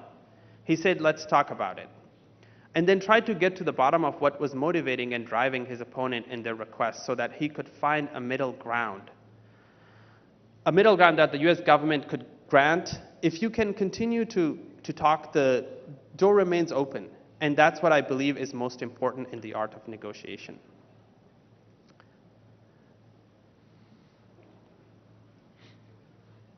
Third, let's turn to ethical consideration in practice.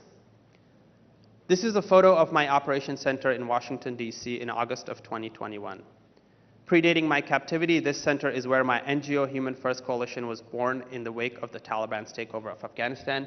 We sought to evacuate as many individuals in need as possible, but because there were no government-dictated rules for this evacuation decision-making, was challenging but ultimately ethically confounding. And this is where I'll get to what's most difficult part of my work. How to keep ethical consideration at the core of your practice while continuing to try to serve as many people as possible. When my team and I set out to evacuate vulnerable individuals from Afghanistan, in this tragic moment, we came to understand that the most vulnerable individuals were often Afghan nationals who were being targeted by the Taliban. But as Americans and veterans, we were faced with ethical dilemma. The US government requested us, and our military training suggested that the American citizens remaining in Afghanistan at this time should be our priority in an evacuation mission. Their status as American nationals not only gave them official priority in getting out of the country, but it gave them somewhere to go. In other words, their evacuation was easier. But what was heartbreaking was that those individuals, the American nationals, were often in less danger than their counterparts who were Afghan nationals. We received nonstop calls from the Afghan nationals describing horrific danger and begging for us to help. And we knew that oftentimes the American nationals could find other ways out of the country without any team's help. So at times, it seemed that the seats on the planes that we held for American nationals would be better put in use to the Afghan nationals. So I was left with the ethical conundrum of whether to follow my mandate or deviate and help those whom I felt were most in need. And through much brainstorming with my amazing team, a solution emerged that seemed to achieve the best of both worlds. Specifically, I negotiated with the US government officials who were in charge of approving flight manifests telling them that I would evacuate American citizens, but that for every American that I put on a plane, there must be 3 at high-risk Afghans on the plane as well, who were granted some sort of status in the United States. And the government agreed, thereby allowing us to utilize the American nationals to buy the passage of the Afghan nationals. Ultimately, my team and I evacuated about 1,400 US nationals, but moreover, we also evacuated about 5,000 Afghan nationals, and that was only possible because we got into the weeds on where our ethical quandaries lay, and ultimately a solution emerged. Time and again, as a humanitarian, I've encountered similar dilemmas. There will always be more people to help than help that can be given. For every person that you help, there will be thousands asking you why there weren't help, and this is something I've experienced time and again. And if I'm honest, it makes the work feel endless and often exhausting and overwhelming at the point of defeat. But in those moments, I try to always go back to resilience, to remember that drops in a bucket are how a bucket gets filled, and to reaffirm the ethical principle behind why I do the work in the first place. It's that reminder that keeps me going. Fourth,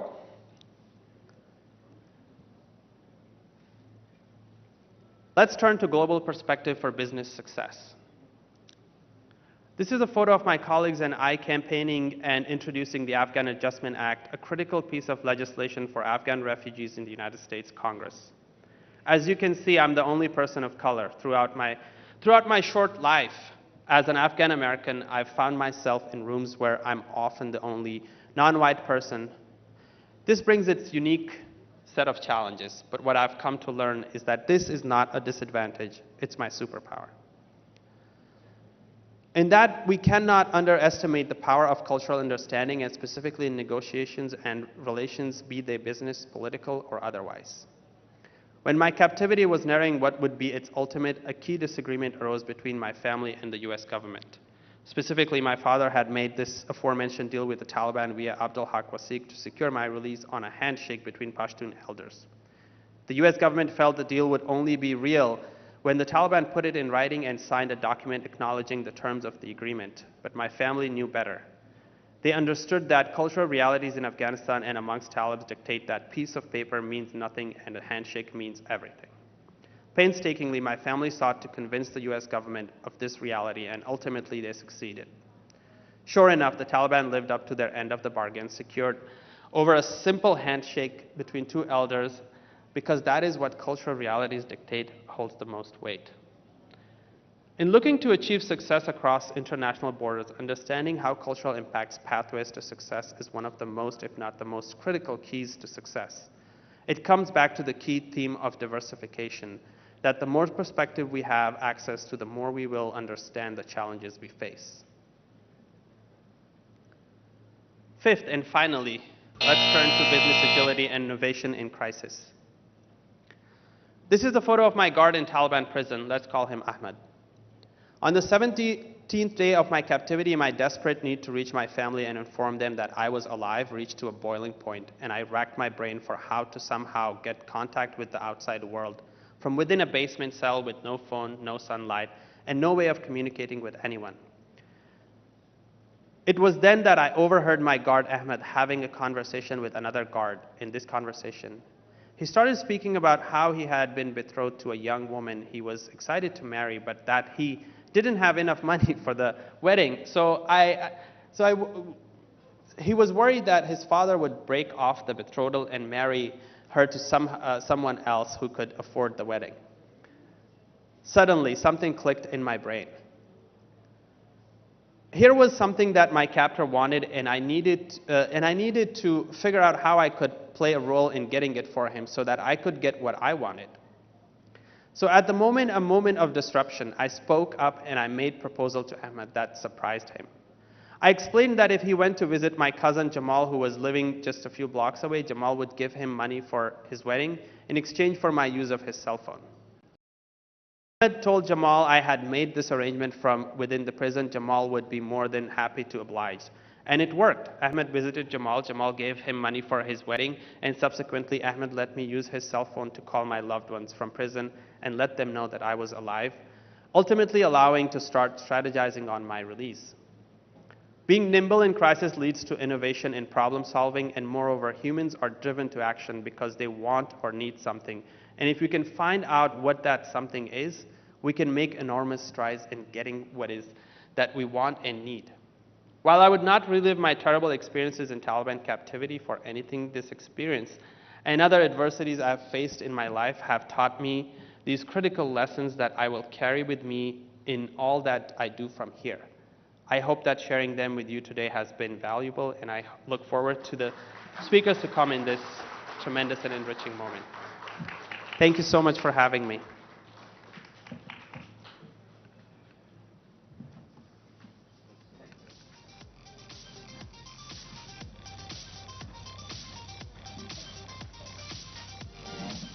Thank you so much, Mr. Rao, for sharing these experiences. Heart-wrenching as it is, but let's not forget the power of resilience and negotiation that you've taught us. Thank you very much. Fantastic.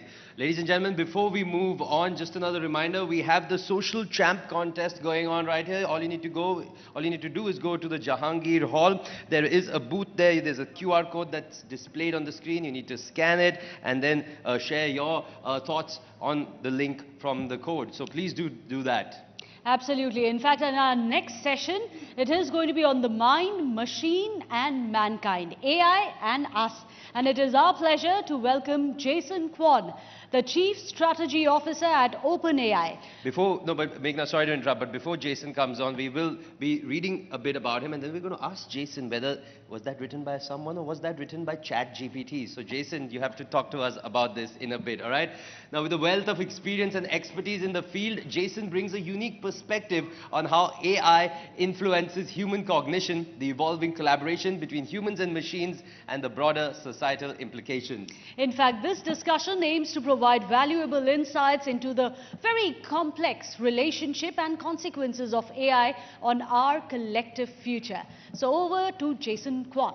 All right, Jason, you need to tell us now whether that was ChatGPT or by a human.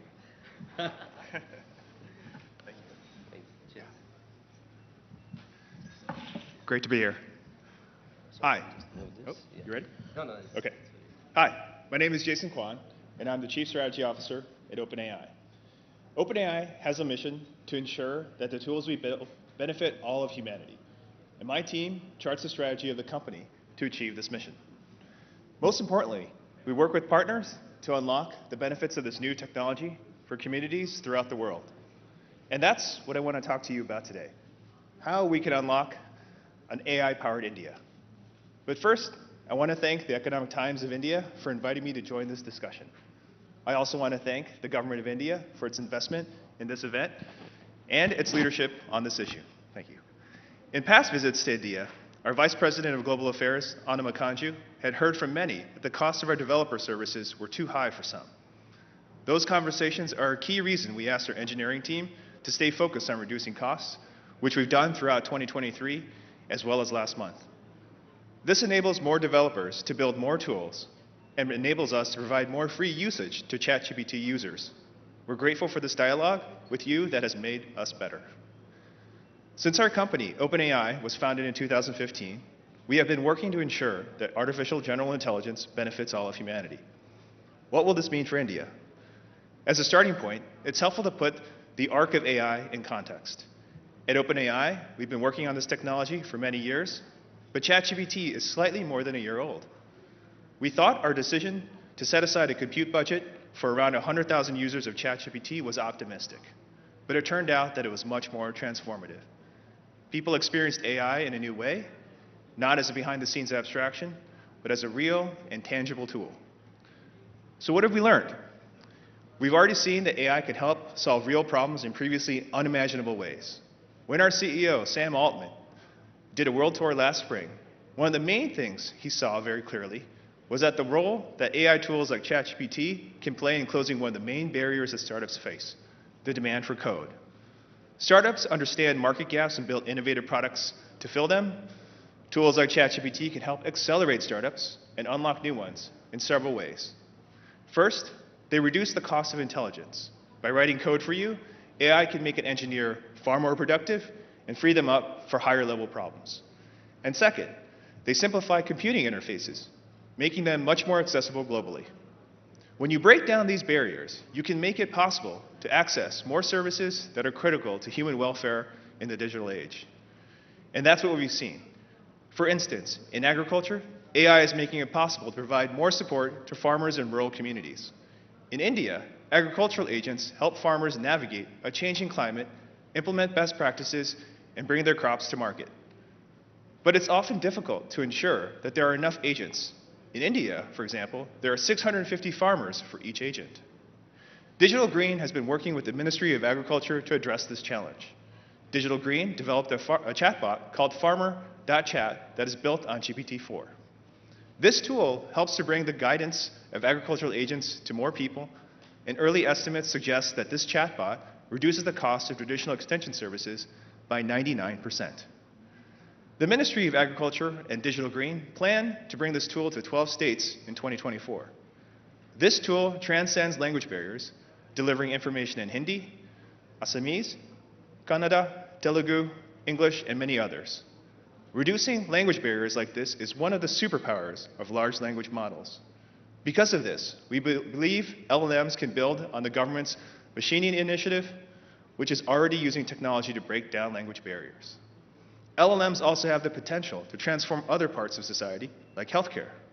For example, the Bill and Melinda Gates Foundation has supported Paving of the George Institute for Global Health in using ChatGPT to facilitate communications with frontline health workers, with the goal of improving care for pregnant and postpartum women. In education, companies like Canva are working with ministries of education throughout the world to reach 60 million students and teachers each month. Historically, organizations like these had to devote an enormous amount of time to translations, and even then, they've been limited in the number of languages they can work with. But Canva is translating educational tools instantly into local languages, and they're offering these resources for free. Other governments are using these new tools as well. One study estimated that new AI tools will create $1.75 trillion in value for governments across the world. And governments are already using chatbots to deliver better services to their citizens in places like Singapore and New York City. AI is also fueling economic activity in the private sector. More than 92% of Fortune 500 companies are building on OpenAI's products today. In a recent study by Harvard Business School, employees at one consulting firm completed tasks 25% faster and with 40% higher quality when they use ChatGPT. At OpenAI, we have seen this economic opportunity and are working to unlock even more of it. It's become clear to us that many of the most innovative, impactful, valuable uses of these tools have come not because of something we build, but because of bottom-up innovation from our users. That's why we introduced GPTs, a way for anyone, not just developers, to build products utilizing our AI models, but tailored for specific uses. You could build a chatbot, focus on workplace productivity, to help your company organize and access internal documents. Or you could build one focused on personal projects and interests, like food or sports. To make it possible for people to build businesses based on these product innovations, we launched the GPT Store in early January, where GPT builders can showcase their work. This will bring the tools to a broader community. We also recently released ChatGPT Team and ChatGPT Enterprise, which are versions of ChatGPT that businesses can use to help their employees do their best work and remain competitive in the global economy. Companies like AT&T, Klarna, Asana, and Notion use these tools, and we look forward to working with the many businesses and entrepreneurs of India. Of course, unlocking the potential of AI also means an intense focus on safety. At OpenAI, we've learned about how we can make our tools safer through technology, partnerships, and working with governments. First, we build safely and safety through technology. At OpenAI, safety and product development are not separate. They are intertwined. Before releasing any major new model, we run evaluations, which are automated tests that help us understand the model's capabilities, and red team processes, where we have internal and external domain experts probe these capabilities further. This work ultimately informs further training of the model towards safer behaviors. We then publish a system card, which describes the model's capabilities and operations and potential risks. This sparks even more feedback from society, which in turn enables us to make our systems even safer. It also enables us to get feedback from more communities throughout the world. That's critical, since we need to ensure that our safety features don't just work in one country or just in one language. AI safety must be globalized. We're also working on safeguards related to elections. We have been developing a tool that will give people more information when our AI systems are used to create fake or inaccurate images. We've seen some promising early results and plan to make it more widely available when it's ready. Second, we have learned that we can advance safe AI by partnering with other companies. For example, we partnered with Microsoft, Anthropic, and Google to launch the Frontier Model Forum, an industry NGO focused on advancing AI safety research and best practices. Finally, we have learned how essential it is to work well with governments to ensure people are able to safely access the technology's many benefits. We work with the Biden administration and other leading AI labs to agree to a set of voluntary commitments on safety and security. And we've worked with international organizations like the United Nations and G20 to develop principles to govern this technology. But of course, AI is a global issue, and we need a global approach to governing it. In the past, countries have come together as a global community to address global problems. We eradicated diseases like smallpox and polio. We harnessed the power of nuclear energy. Together, we have built a number of global institutions in areas like trade, finance, health, natural resources, conflict resolution, and the environment. These institutions form the basis of an international order and rule of law, which everyone benefits from today. Using this history as our guide, we must harmonize our efforts no matter what country we call home. India has an important role to play in these conversations, and that's one of the reasons that I'm here today. The rules we establish here would be critical, and we want to work closely with you to figure out a path forward. Finally, I'd like to conclude my remarks by talking to you about the community that's actually building this technology here in India, developers. On this trip, I'm spending time meeting with entrepreneurs who are creating AI-powered products that will enable India to experience the value of this technology. It may be that the world of AI is a world filled with code and models, but behind the technology are people, and it is their talent and their humanity that will shape what AI becomes. India has the key ingredients of being one of the world's leaders in AI. It has the largest developer community in the world, with some of the most impressive talent in the field, a track record of developing extraordinary technology businesses, and a relentless focus on competing on the world stage. That's why we want to continue investing in the developer community here. Last month, our Vice President of Engineering, Srinivas Narayanan, led a developer summit in Bangalore. When he returned from the trip, he talked about how important it is that we continue the work, and we are already exploring a number of projects as a result of those meetings. That's why I'm delighted to announce today that we will hold several more developer summits in India in 2024. Our plan is to convene developers from around the country to work alongside OpenAI product leaders on some of the most difficult challenges in AI. Our hope is that this collaboration between Silicon Valley developers and Indian developers will put us on a path toward building the tools that define our future. Thank you for this opportunity to speak to you today, and I'm looking forward to coming back and having a chance to discuss how we were able to further unlock the power of AI in India. Thank you.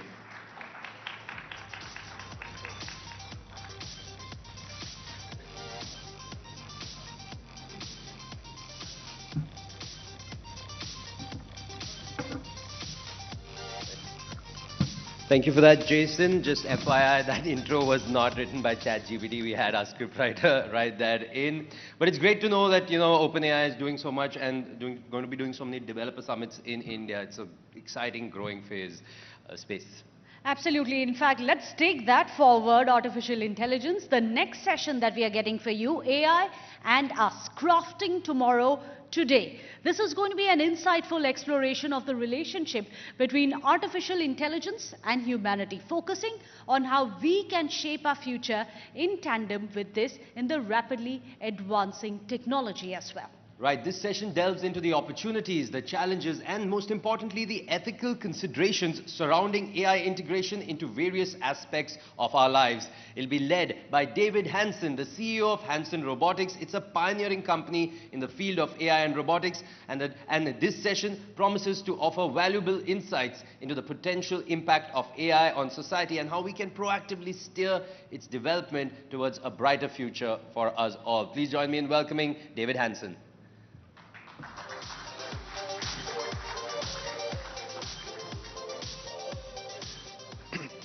Thank you so much. I'm really happy to be here. Proud to be back after some years, COVID intervening. But the world of artificial intelligence has not slowed down, but continued to accelerate. I'll give you a little introduction to myself before I begin. I have a background developing AI and robotics for 30 years. I have an interest, a strong predilection towards the arts and humanities, as well as the biosciences and artificial intelligence and robots, and how all of these threads may weave together into a tapestry of a new humanity, a new human experience. AI and robots ultimately are about how we make life better, better for humanity, manage a future of life. These are themes that you'll hear me talk about today.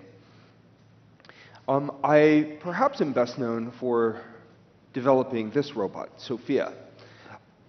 Sophia is a social robot designed for natural facial expressions using machine perception to perceive people's motions and gestures, to make eye contact, to connect emotionally with people. This is an interface. This is merely a way of connecting our intelligent software with the world of humanity. Interfaces are one step forward, but what happens underneath is the ground truth that we're dealing with. And so I have some questions for you to start with. What is artificial intelligence? We throw this word around all the time. And, it's a little bit slippery. There are engineering definitions. There's the original definition from the Dartmouth Conference in 1956 when the term was coined by McCarthy when founding the field of artificial intelligence. So you have a lot of definitions out there. This one from Wikipedia is a pretty good one. Basically making machines that do things that are intelligent. Sounds like a tautology a little bit. Right? What is intelligence, right? So the field of computer science to make machines that solve problems, that understand the world, perhaps, to do things that seem intelligent. But I would propose that the way that organisms like human beings solve problems is based on information dynamics, the way that we process this. This is a mystery. I've studied neuroscience at King's College and at the University of Texas, where I got my PhD, University of Texas at Dallas. And so studying the biosciences of human mind and intelligence is very interesting. So there is a field that goes back actually about 50 years, but it was first named in 1986 by Christopher Langton, called artificial life, studying synthetic organisms, how we can create computer programs that simulate properties of life. But there are parallel disciplines called synthetic life, where you're engineering new forms of life, computational biology, digital organisms. So the prospect that we might be able to, at some point, scientifically understand, or at least plant the seeds for true living machines, is tantalizing and of profound impact on artificial intelligence. So I would propose to you that the future of artificial intelligence is inherently biological. It's biologically inspired from the beginning, and now we're starting to see more and more lifelike capabilities, spontaneous and emergent capabilities from our large foundation models. And we're starting to see tools, computing tools, authoring tools that allow us to explore the domain of what it means to be alive and also see lifelike behaviors from artificial intelligence that were not possible for the last 50 years. And these have just begun to accelerate in the last few years. So the next question that I would have for you is, what defines a human? Okay, so are we defined by our DNA? Are we a separate thing from nature, or are we part of the integrated web of life? Are we the matter that we walk around with, or are we something more? Are we just the DNA, the cells, the meat that we occupy, if you will? Is that all we are? Well, in physics, it's interesting that matter is actually just another form of energy, E equals mc squared. We are beings of light that are formulated into stardust that then take the form of humans. And light carries information.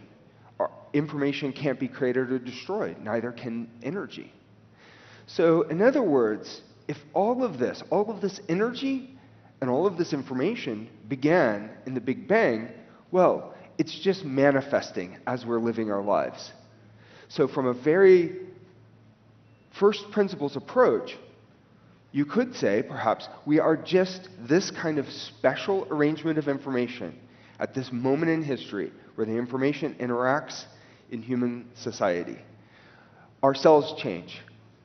The individual molecules that make us up change.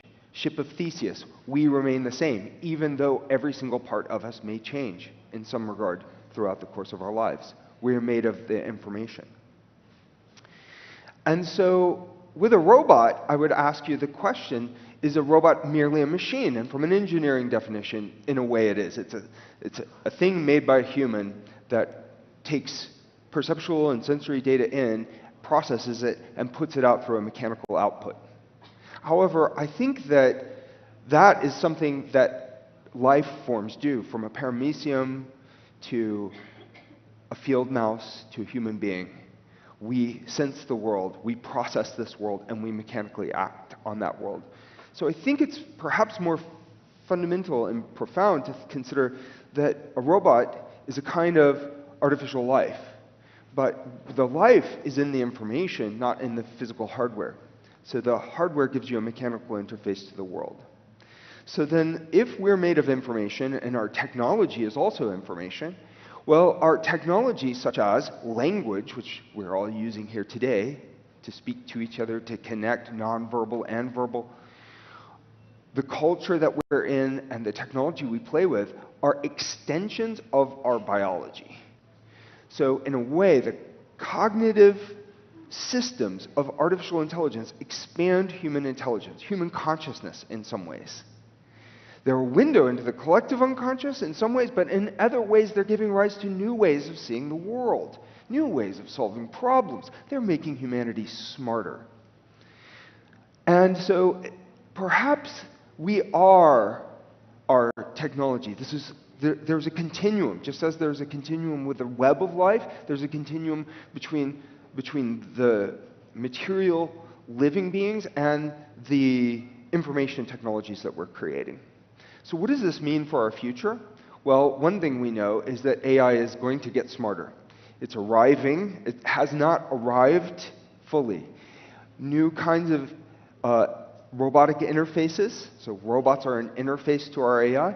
They have come into our homes in recent years and into our factories, and the factories that are making cars are smarter and smarter, and the cars are smarter and smarter themselves. And the car companies like Tesla are now making these super advances. So you see advances from small groups, startups, little labs, individuals who might be equipped with a smartphone coming up with new algorithms, and big companies who are setting their course now for solving what we call artificial general intelligence. And this means generalizing AI and generalizing robots like the Optimus robot to help the world. And I'm going to tell you about how we're working on that at Hanson Robotics with the Sophia utility platform. But you should check out this Optimus robot if you haven't. It's beautiful. And there are many other robots. Figure is another robotics company. And of course, Atlas from Boston Dynamics is absolutely beautiful. So there are many robot platforms out there, but it started many, many years ago. So the first robots arguably came out thousands of years ago, but they were named in the 20th century. Yubatech Walker now, these happened over the last few years. The Optimus is now coming out. Human-like robots have been around, like at the Hall of Presidents for Disney, but Amica is a very nice one. Hanson robots are a little bit different. The robots that I make are bringing together a lot of the humanities to try to humanize this interface, to create a more personal connection, to teach the AI what it means to be human, to try to understand us, and to explore what it means to be human as well. So we call this the Sophia Human Utility Platform. So humanoid, human-like robots are progressing very rapidly in the field. The question pops up often, why humanistic robots? We can make them look like anything. Well, we can make them look like anything, so we should diversify the robots, just as we are connecting with humans in a wide variety of applications and backgrounds. So that can help people better. It can help the AI to learn and grow among humans, to bond with people, to form a kind of relationship, to co-evolve with us, to grow up in the human family, if you will, if they become conscious, which is one of our big questions.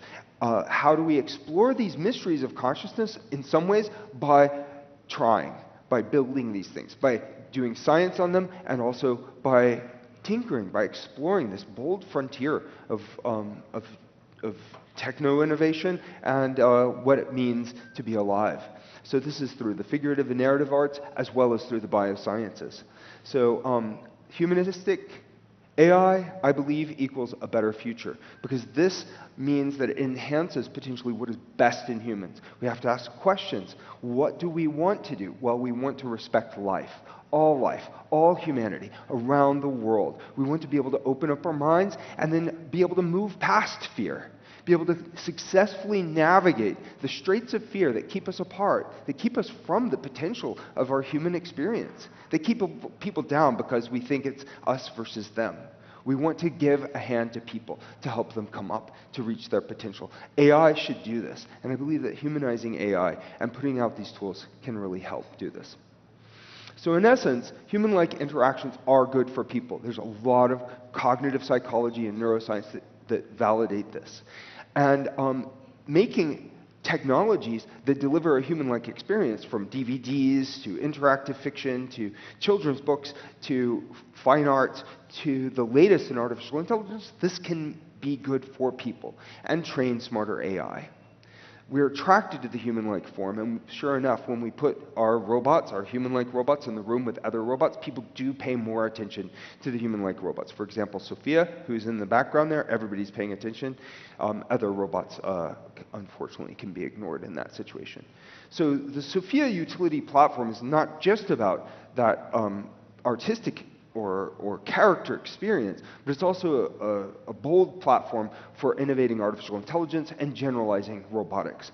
So it has nice-looking facial expressions, but very capable hands and arms, and navigation and locomotion as well.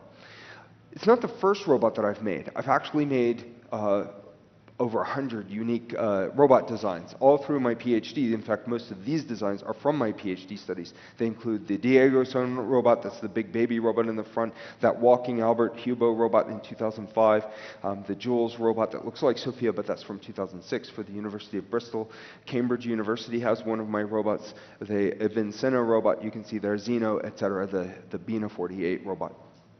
So, diversifying robotics is one of our questions, but this requires a diversity of team as well. So we have a team that is about 50% women, and we have people from engineering, AI science, PhDs, also manufacturing engineers, but also designers and artists, animators, people who are helping to craft who these people are, the characters, and people from all around the world. So here's a little bit of the process. I sculpted Einstein in 2005 to make this portrait. I developed a special skin material that's extremely lightweight and low power and generates natural-looking facial expressions. Here is the result from that, from 2005. And this was lightweight, low power, so it could mount on the Hubo robot from KAIST, Korean Advanced Institute of Science and Technology.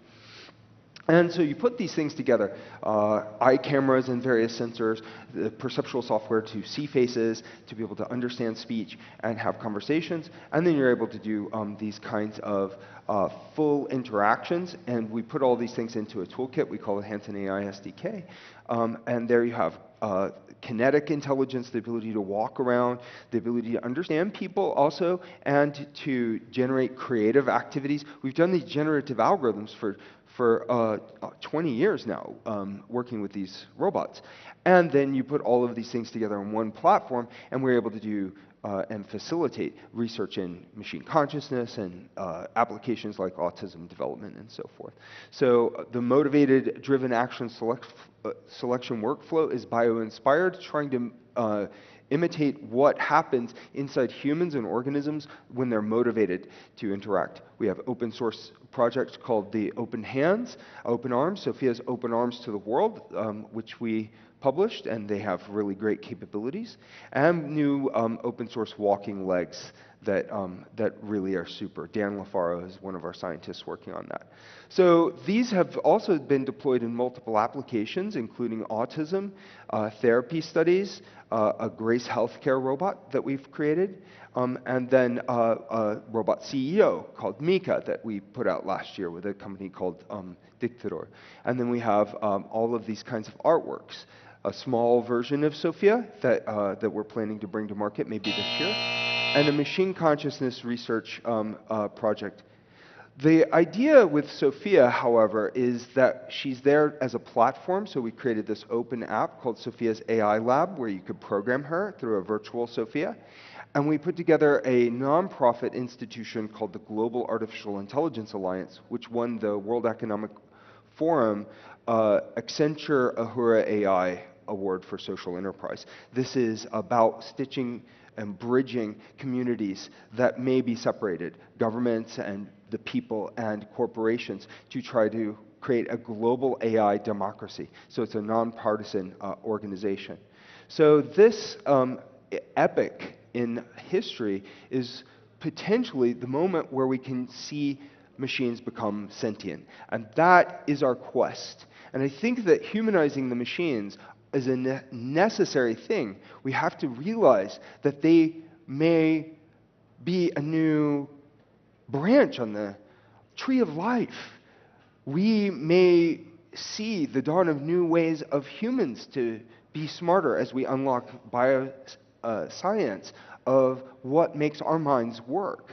So humanoid robots can be a way to bridge AI to the human experience. And I hope you will take this into consideration as you hear about all of the other advances and generative advances, and just realize the most profound, transformative, disruptive development that would help to diversify AI could be artificial general intelligence. But we need to all pull together around the world, around the globe, in order to make this AI very good, make it care about us. So I hope you'll come to me with any questions that you have, and I thank you very much for your time and attention.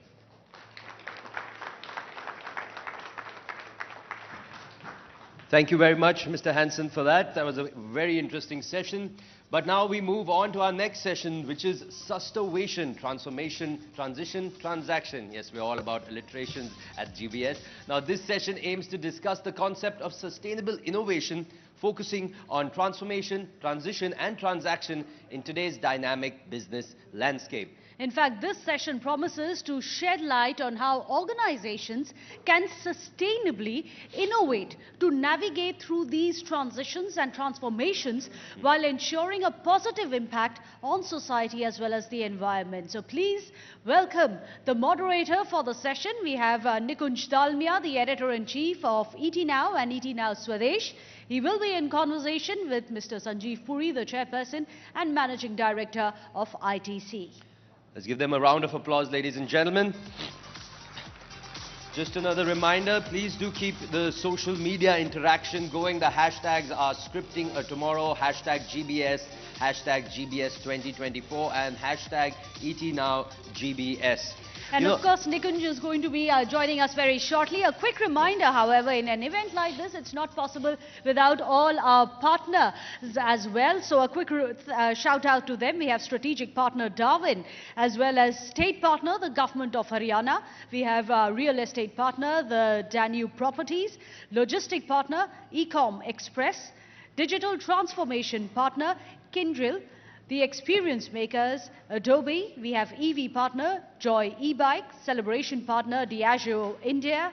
We have general insurance partner, Bajaj Allianz General Insurance, industry partner, Nielsen IQ and GFK, NBFC fintech partner, L&T Finance. Then we have ambient media partner, Kushi, and of course, gifting partner, Izhar.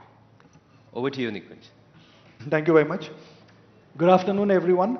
Well, it's a rarity to talk to the chairman of ITC, and especially to talk to the chairman of ITC in Taj.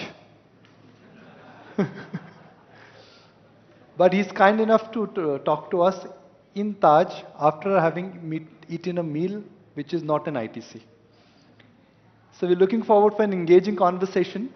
And I'm going to first start with the Prime Minister's speech last evening on India. India is firing full cylinders.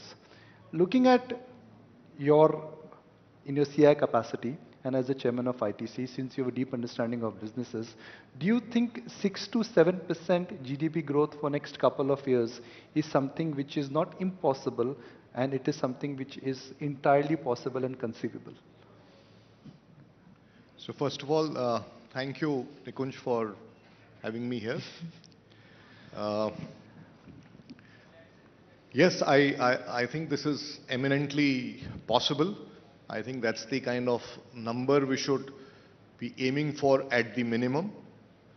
You see, growing at 7%, which is what is the estimate for the year and beyond this year, at a time when the whole world is struggling, when the global growth is the least in a long period, global trade is significantly lower than what it used to be at that time itself. We're growing at 7%. I think it's quite a commendable achievement, and that certainly gives us the confidence. And the confidence is not emanating, I think, just from numbers. The business confidence is not coming just by these GDP numbers. It is reflected in even the various CII surveys that have been happening with the business leaders on capacity utilization and confidence and so on and so forth.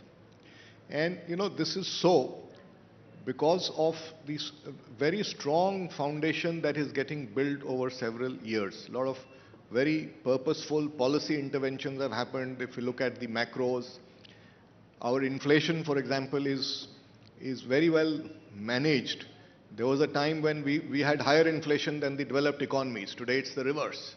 That talks a lot about the astute management of the macros in the economy, the public infrastructure, digital infrastructure, the investments and the incentives to make India into a manufacturing hub. I think all these augur well for the future. There's also focus on the agriculture sector, the FPO, bringing technology. This budget talked about specific sectoral focused. Now focus is being brought in onto innovation. I think India is anyway a powerhouse of services, and we do have a demographic advantage. G20 has elevated India's stature in the new geopolitical dynamic. India is the center of attraction. It's very important from a supply chain diversification, and it's only India that has the talent and the competitive operating ecosystem and the scale to be able to provide that kind of supply chain diversification. We know that we have a lot of tourism assets. That's the new vector that we see from a policy perspective that is going to be pursued. And we do see in the budget and whatever the Honorable Prime Minister also said yesterday, that the commitment to making the policy framework better, dealing with some bigger ticket issues, the commitment and the intent is very much there. So I think, considering all of this, I think it's a very good time for India. It's certainly India's decade and probably even beyond that. So I see no reason why we should not be growing at least that number. Mr. Puri, ITC is Bharat itself, from agri to hotel, from cigarette to FMCG to paper. Now, post-COVID, all kind of nomenclatures are being used to describe India and the rural economy. Since you connected with the rural economy, if I could encourage you to connect the dots and share with us that what is happening to the rural economy. If India is growing, why is the rural economy not growing? And if 20% of Indians are accounting for 80% of the consumption, but 80% of Indians still account for 20% of the consumption, if that will not grow, the base would be shaky. So it's a very good point you have brought out. I think the way to look at is that I think the Indian economy and even the rural has been very resilient. I think your question emanates from the fact that in the reported numbers of GDP, the consumption growth has not been as much as one expects it to be. But I think I'm quite at one level reassured that the economy is resilient, it is growing, and it is growing after a spate of very serious challenges. It went through COVID, it went through huge amount of inflation on the geopolitical crisis on account of that. It has faced the brunt of extreme weather events, and we know there are some, there is a larger indexing to agriculture in the rural side. Despite that, it is resilient, it is growing, maybe not growing as much as we would like it to be. And it is so because I think a lot of good actions have happened. You see the infrastructure that's been created, the connectivity that the rurals have got, the focus on housing, the focus on digitization. I think the direct benefit transfer, the stuff like free food grain distribution. I think these are some of the very important steps taken in terms of the investment in the rural economy, and that's why we are seeing that it's quite resilient. Now, I see no reason why the growth rates will not progressively improve over a period of time. 1 or 2 good crop cycles, and we will see the whole situation completely turn. Because there is definitely a lot more potential there. And I'm quite optimistic that it's going to turn around sooner than later. There are a lot of actions also being taken to help farmers mitigate the impact of climate change. It's not easy, but some steps are already being taken. And all that, I think, certainly augurs well. And it's certainly going to, I think, perform much better going forward than we have experienced in the recent past. But in the backdrop of where we are, I think I would be quite reassured that it's resilient. It's fairly resilient and still continuing to grow. So, Mr. Puri, 6 to 7% GDP growth, I add the inflation multiplier, that makes it 11 to 12% growth. ITC is always growing higher than the nominal GDP growth. So can I assume that if India will grow at 6 to 7%, ITC will continue to grow at 14 to 15% at least? So I was not here for a ITC specific question, but nonetheless, let me say that the aspiration for is certainly that we should be growing much ahead of the rate of the growth of the economy. And anything that is connected with domestic consumption, very much doable, and that's what very much doable growth rates. But there are pieces that are also connected with the global context. So that's something to watch out for. That's in a way, at least for now, it's a dampener. But there is potential as far as the Indian economy is concerned, and that's how we are looking at it. That's how we are architecting our future. We are preparing our portfolio of growth not only for today, tomorrow, and day after. In our parlance, we say that we have a core portfolio which, given the growing consumption in India and the opportunity for penetration, opportunity for per capita consumption is huge. We're saying that we need to, on one hand, scale that up, to use that to address adjacencies, and three is also build categories of the future. Some of them start scaling them, some of them incubate them. And if I was to just give an example now that you've asked me this question. So if I look at our paperboard portfolio, we have the core portfolio is value-added paperboard, which we are continuing to scale up. The adjacency to that we have identified is what we call sustainable packaging, because the world is moving away from plastics. So these are proprietary coatings on our paperboard and other packaging solutions that we have. If I was to talk about categories of the future, these are again plastic substitute sustainable packaging, but the second platform is around complex and highly engineered shapes molded shapes out of plant fiber. So if I was to give you an example, there is a paperboard, there is a paper cup in which all of us drink tea, coffee, etc. Traditionally, it had a bioseal inside. We replace it with it had a poly coating inside. I've replaced it with a proprietary bioseal. But the cap, which is a complex shape and must be leak proof, is still made out of plastic. So the second platform is going to develop a substitute to that, which is something that should start in March or April of this year. So that's the way we are looking at it. Similarly, if I look at my consumer business, there is our core portfolio of staples, biscuits, noodles, so on and so forth, that we scale up. We use that to address adjacencies like Ashirwad is into frozen breads, into besan. And then we are incubating categories of the future like chocolates, natural floor cleaner, and so on and so forth. So that's how, given the opportunity that is there in the Indian market, we're very optimistic, and that's how we are building our portfolio. And our confidence also is reflected in the fact that we commissioned 5 manufacturing facilities last year. We've started construction of 3 more this year. So the journey is continuing to participate and contribute to the growth of India. What gives you this kind of confidence? You're investing into the future, you're incubating new businesses, you are taking market categories, you're challenging the existing players. What gives you this kind of confidence to invest and spend right now? I think on one hand, it's the promise of the opportunity in the Indian market. I think the manner in which the policy interventions are being taken is certainly unlocking the potential of the economy. It's empowering the economy, and given the stage of development that we are, I think the headroom to grow is huge, and we see that potential getting unlocked. So we're very optimistic on the future in India. So that's the piece about the national opportunity.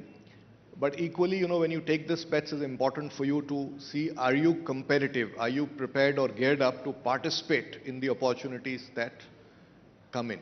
And I think that's where we continue to invest. And that's where we continue to leverage institutional capabilities, because in a competitive world, you need to bring something unique and superior onto the table. I think one of our strengths is the synergy from diversity of our businesses.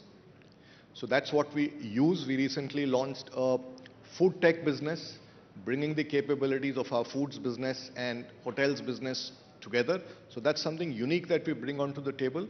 And then we are making deep investments for competitiveness around digital sustainability, around innovation, and making our supply chains. Traditionally we always looked at supply chains from an efficiency perspective of market servicing, but we are also investing a lot on building resilience. Resilience from weather events. We don't have too much of a concern about supply chain disruptions globally because we are largely a make in India company. So that part is not an issue, but from weather events, we're working to make it resilient. So with these tools that we have put in place, I think we feel quite optimistic of the future. So last but one question, Mr. Puri. This is 2024. Hypothetically, if we're in 2030, ET now GBS, and we are having an interaction, what do you think we are likely to discuss? What could be the shape of India and what could be the shape of ITC 6 years from now? 6 years from now. See, our aspiration is that we have to be growing at the top quartile. Aspiration is to be a leader in every segment. Some segment we are leaders. Where we are not, we would like to attain leadership. And when I say leadership, it's not merely about size or profitability. I think we would like to be acknowledged more importantly as a leader in terms of products that we provide to the market, the quality of service that we bring to the market, and a company that is not only creating economic value, but adding value to society by being a climate positive, inclusive enterprise, an innovative enterprise, and a future tech enterprise. You know, I'm just going to share with our viewers, just think about innovation when it comes to ITC. A tobacco company moves into paper, then comes into hotel, moves into FMCG. They've challenged, they've created market share, and they've used technology just to change the entire landscape per se. So Mr. Puri, 10,000 more SKUs, big in hotel brands, cigarette brands, paper business. How do you manage so much? See, I think the solution to this lies in our strategy of organization. We have a distributed method. We have a system of distributed leadership with very clear governance, very clear degrees of freedom, very high level of empowerment to product market clusters, and we continuously review that and segment it even further so that despite complexity and growth, the enterprise remains market-facing. It remains nimble, agile, and customer-centric. And what we do at the center is, besides mentoring and allocation of resources, is also to make sure that all the teams have access to the tools and technologies that they need to succeed. You know, we've invested ahead of time in the ITC Life Sciences and Technology Center, which is the largest private sector innovation center in India. And that resource is available to all the teams to tap into to meet the requirements of their customers. Similarly, we have created infrastructure, a whole infrastructure as far as digital is concerned. So every team is empowered through the right tools and processes. And with a distributed leadership, I think that's how we are able to manage and stay relevant and contemporary. Now, I want everyone to take their pen and paper down. Mr. Puri Saab se kuch recipes lete hain. So I met a speaker yesterday. He said that I have two options. I can die without eating dal bukhara, or I can eat dal bukhara and die. Right?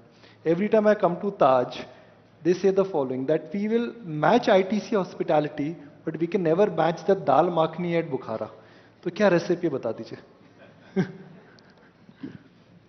Even I don't know. For all we know, you'll have to ask the custodian of Dal Bukhara, the chef there. He can only tell you. All I can say is that, you know, over the years I've tracked ITC, it's just been such a pleasure. The stock is at an all-time high, profit is at an all-time high, and the India story, the appeal, I think, is so extraordinary that it's such a joy tracking ITC and the way things are evolving. Thank you very much, Mr. Puri, and thank you for joining us today. Ladies and gentlemen.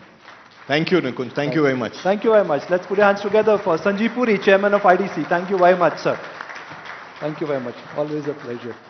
Thank you so much, Mr. Puri. Thank you, Nikunj, for that absolutely fantastic session. You know, Meghna, there's a podcast that I heard, and there's a very interesting fact, since Nikunj also spoke about Dal Bukhara, and actually Mr. Puri is on his way out, maybe we would have asked him that, but it's somebody on the podcast, Zorawar Kalra was on that podcast, and he said that the menu of Bukhara, the restaurant with ITC, the menu, if the menu has to change, it needs approval from the chairman's office. You can't just get up and change it. I don't know, maybe I'll ask Nikunj to catch Mr. Puri Well, Mr. and Puri ask would him be on the that. right person to say that. However, we are very happy and joyed to be here at the Taj. Let's not forget, of course, our partners for this event. Of course, so thank you so much always. for the great hospitality here As well. always. Before we move on to the next session, we've got a lovely audience here. I just want to, get them up to speed on what other exciting sessions are lined up later in the day. We have this session called The Blueprint of Victory, which will have Paddy Upton. Paddy Upton, as we know, high performance coach, and he will be in conversation with Chetan Bhagat. So I'm sure that's going to be a very exciting session. And of course, to wrap up day 2 and the final day, there's going to be a power pack. And if you can call it sharks floating around in our tank, isn't it, at the GBS? Because we are going to have at least 2 of the sharks. We are going to have Namita Thapar, the Executive Director of MCure Pharmaceuticals, along with Aman Gupta, the co-founder and CMO of both, who will be there. But also, it's a star-studded panel which is lined up for you. In addition to that, there'll be Adit Palicha, the co-founder and Chief Executive Officer of Zepto. Interesting one there. And also Mukesh Bansal, the founder of CureFit, and Mindra, who's going to be joining them, along with Kunal Behel, the co-founder of Snapdeal and Titan Capital, as well as Sudhakar Adapa, the founder and CEO of BIA Brands. It is going to be a power-packed panel, but that is just one of the many others who are going to be. And they will be in conversation with Sanjeev Bikhchandani, as they say, the OG of India's startup world. Let's move on now, Meghna, to the next session. So, ladies and gentlemen, now in today's corporate landscape, we witness a significant transformation where meritocracy is emerging as the cornerstone of success. Absolutely. In fact, this shift represents a departure from the traditional power structures, emphasizing the importance of talent, of skills, as well as contributions in driving organizational growth, as well as profitability. That's right. Now, our esteemed panelists for today, they will be bringing a wealth of experience and insights from diverse sectors, and each representing organizations that exemplify the principles of meritocracy in their operations. Allow me to first introduce our moderator. We have Vikram Oza, media consultant, presenter, news anchor with ET Now. You saw Vikram earlier in the day, and of course yesterday with Avan. And now let's invite up on stage the panel for Power Shifts to Profit, the Age of Meritocracy. And our first panelist is Hina Nagarajan. She's the Managing Director and Chief Executive Officer, Diageo India USL. We have Lingaraju Saukar, the President, Kyndryl India. We have Mr. Tapan Singh Hale, MD. A louder applause, please. We have Mr. Tapan Singh Hale, MD and CEO of Bajaj Allianz General Insurance. He's also Chairman of General Insurance Council of India. We have Kami Viswanathan, President, Middle East, Indian Subcontinent and Africa at FedEx. We have Abhimanyu Munjal. He's Joint MD and CEO at Hero FinCorp Limited. That's our fantastic panel, and we will hand it over to Vikram to take it ahead. Thank you so much. Over to you, Vikram. Thanks very much. This is a great panel to have, and like you mentioned, it is representative of so many different industries, also different geographies, and that's why it makes it so much more special. We're looking at disruption in a varied kind of way. We're looking at innovation driving a lot of the disruption that we see in businesses today. When you see the shifts that are happening in organizational structures, in the kind of approach you have towards profitability,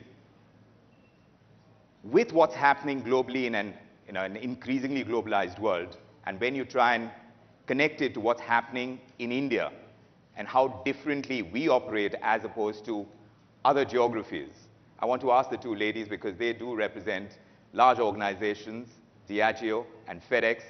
Let me come to you, Hina, and tell us about how approaches to profitability are really shifting in today's context and how India is doing it differently, if at all. Well, first of all, I think there is a huge accent on profitability, right? I mean, I see it all the time. We are a listed company in India, right? Investors and then shareholders for dividend. Media, right? Yes. You never leave us alone on profit. The question is leading all the time, right? And, basically, I don't think that, there is a difference. I think everyone needs to go on this topic. When I came in 2021, I think what we did to drive, the accent on profit was just embedded it in our mission. So we just went out to the world and said, okay, we want to be top performing CPG in India. delivering double-digit profitable top-line growth and long-term value to all our stakeholders. And that kind of set the tone for the organization, right? Now, we have been on a journey of premiumization to deliver better profitability, right? So we are reshaping our portfolio with a lot of discipline. We let go of our value portfolio. We are focusing on the premium end, which the Indian context actually is giving huge opportunity for, and that's a difference with the rest of the world. Right. Then, productivity. Everyone, I'm sure here, runs productivity. We have made productivity a huge engine in the organization, and we are delivering 1.5 to 2 times the productivity we used to deliver historically. And it's across the value chain. We run a productivity council, and it's a cross-functional team. It's not the XCOM. So it's, the young people in our organization who kind of drive the initiatives, right? We are managing overheads, right? India is a very inflationary environment on wages, but despite that, we've held our overheads flat for the last 5 years, right? Despite increasing travel costs, wages, and we have huge discipline there. Our commercial teams focus, it's very interesting, they focus on selling in higher margin geographies. Alcohol is a state subject, so alcohol runs and is regulated by state. And we are able to actually crank up growth more in the high margin states and actually optimize SKUs in the other ones. So we continuously try and embed this concept of value efficiency in the DNA of our organization. And we, the market gives us a lot of opportunity in terms of premiumization to do that. Right. So in that context, when you look at profitability as a whole, and I'm coming to you, Kami, with this, when you see the emphasis is on pursuing profits, it seems like it is more for the moment, it is about the here and now. Media is asking, everyone is asking, what is your bottom line?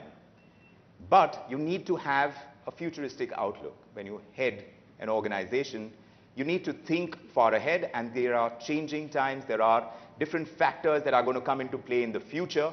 For that, you need to drive innovation, and you need to create a culture of meritocracy where people come forth within the organization, come up with these disruptive ideas. Does that take away from the goal of profitability that any organization would pursue? Yeah, thanks, Vikram. Let me maybe address this question and the focus on profitability and meritocracy in the context of growth. Because if you look at some of the tremendous supply chain disruptions that we have had in the last 3 to 4 years, starting with the COVID pandemic, where demand and supply were unpredictable, and then that led to a bullwhip effect post-pandemic, the Ukraine war leading to increase in fuel prices, the Middle East conflict and the Red Sea shipping disruptions, and then all the geopolitical tensions. I think there's been a big spotlight on how do global businesses build supply chain resiliency and adaptability. And we are seeing a lot of focus around how can India be a beneficiary of that. And so a shift in global value chains towards building alternative supply sources at scale. And we see that across industries, high-tech, electronics, pharma, aviation, and so forth. Part of it is about the India market, but part of it is also about building that alternative supply source and the resiliency. So this is one big growth driver that we see based on global shifts. And the other big growth driver that we see is digital. So part of supply chain resiliency is about alternative supply sourcing, but part of it is also about supply chain visibility and using data and technology to create that end-to-end visibility for tracking shipments, to predict where things could go wrong, put in interventions, and so forth. So we're focused on how do we make our networks more intelligent and efficient by optimizing for a variety of variables, including external factors like weather and geopolitical disruptions and so forth. So that's another big driver of growth. And I mentioned these two because this opens a lot of new opportunity for how businesses build and succeed. Right. And innovation is at the core of that. Right. It's about connecting the dots, and it's about how do we leverage technology, talent, and data to innovate and disrupt. So we set up FedEx Innovation Lab last year, where we engage with startups to look at new technologies and business models and see how that informs our transformation vision. We're also engaging with the IITs, Mumbai and Chennai, in setting up centers of excellence for building smarter and more sustainable supply chains. Right. And our approach to innovation is customer-centric. So what I mean by that is we co-create new products together with customers. So we take a startup approach. We have an MVP, a minimum viable product, that we take to market when we see a business problem and we want to solve it. We test it out with the market, take the feedback, develop MVP number 2, and that's how the product gets built. It's the typical Silicon Valley startup approach that we take, though we are a large corporation. And I think this keeps the customer and solving current problems at the center of what we are building while we're looking to build for the longer term with the larger innovation vision. Right. So I think that's one way of reconciling this here versus future question that you asked. And I think so it really goes together as opposed to being a conflicting sort of view. Not necessarily conflicting, but when you have these two growth drivers that you speak about, and Abhimanyu, you can come in on this, there are disruptions that are external in nature, like the supply side problems that Kami spoke about. But when you are driving disruption into the market, bringing products into the market, getting that part of the business going, where you're thinking ahead of the curve and saying, yes, this is available in the market, these products are there, now what next? To be able to drive that, does profitability have to be set aside, or does it keep going together, like the two growth engines that Kami spoke about? Yeah, so I think disruption comes with a fair bit of cost in the short run. Yes. And we don't look at disruption as a short run kind of project. I think to master the art of being profitable and be disruptive, what we do in our organization is, the first word that comes to my mind is empower, right? I have a barometer from my leadership and myself to see, am I doing the same thing that I was doing last year? If I'm doing that, then I guess I'll only be focused on the profit. But if me and my leadership, which is about 70 of us, are actually doing different things, then they've empowered their teams one down to focus on the daily, routine, profit-generative businesses, whereas we can think strategy. So that's one route of really thinking of disruption. And second route is, we try and cultivate a lot of these innovations from ground. Today I'm operating, we are a NBFC, we operate in 20,000 pin codes with 3,000 locations with only 30 offices. So it's a very high-tech kind of business. We do 6 loans a minute. So very large consumer-facing business. And I think we would not be fair to say, sitting in head office, I know everything that's happening on field. Right. And what is the right disruption to be actually delivered on field. So we created this thing called the CEO tank, like a Shark Tank, where we sent invitations to the people on field to say, if you think there is a disruptive idea that you have, you come and pitch to a panel. And in the panel, I was the only person from the organization. We had professors, we had innovators who were actually selecting them, and you will get a new job.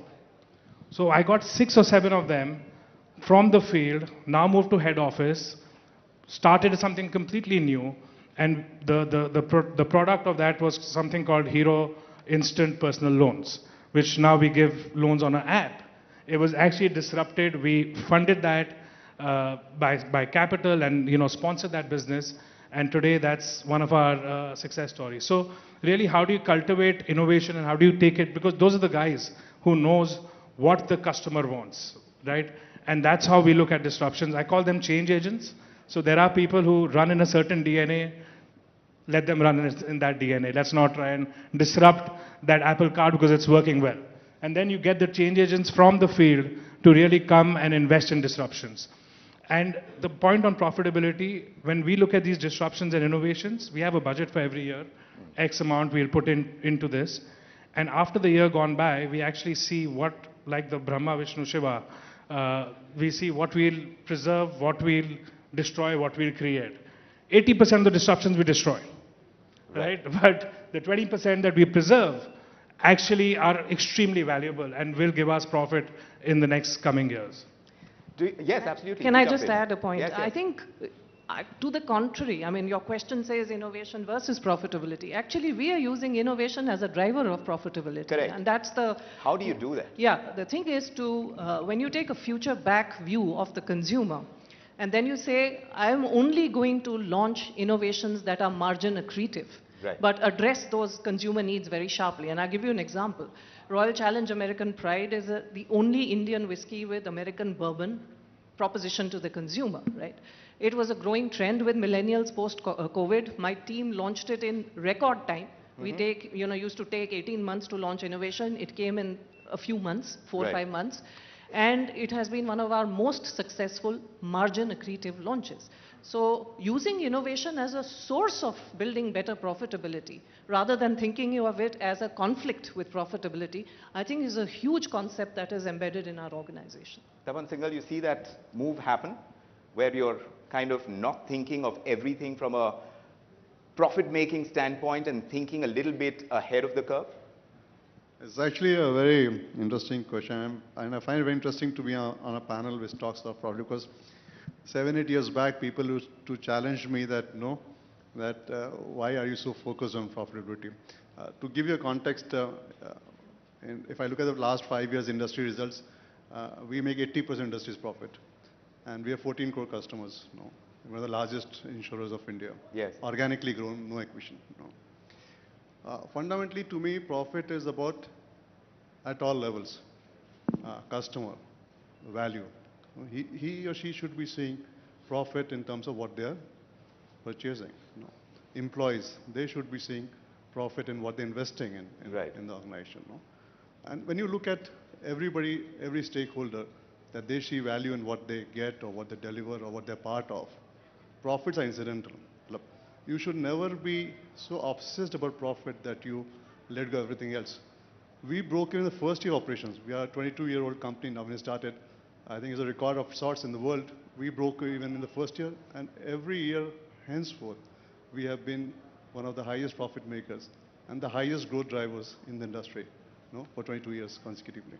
So fundamentally, it is not about this, that, or this. It's just about being very clear about business, that you have to have profits to be able to innovate, to be able to push growth, to be able to deliver to customers, to be able to be of value to people. It is part of your DNA in terms of how do you look at businesses. So that's why I found this panel to be very interesting. And now we have this topic coming back into the fundamentals of business, which is actually a fundamental of business, if you ask me. That's true. Lingu, if you, from your experience, tell us if you've seen legacy organizations take that much longer. I wouldn't want to go and say course correct, but when you are going to innovate, sometimes the legacy kind of management mantras go out the window. Some of these organizations in India have that. But the startup ecosystem in India stands as a beacon of innovation. Is there a learning over there for legacy organizations? Yeah, I think it's a very broad question. And if I were to take our own example, while I'll talk about the external examples, Kyndryl got spun out from IBM as a services division, separate company all by itself now for the last 2 years. And the nature of what we do right now is IT services to customers. So we had to move from being IP selling organization to a customer-centric organization. So we had to change the management structure itself first. So in a typical IT organization, you'd have a command, control, inspect kind of an operating model. But when you move to a customer-centric model, then services model, then you've got to have employees are far more empowered at the edge because they've got to make decisions at the edge. Like the front desk person at the hotel has to make the decision in a service industry. Similar to that, in IT services, the client partner serving the account has to make the decision.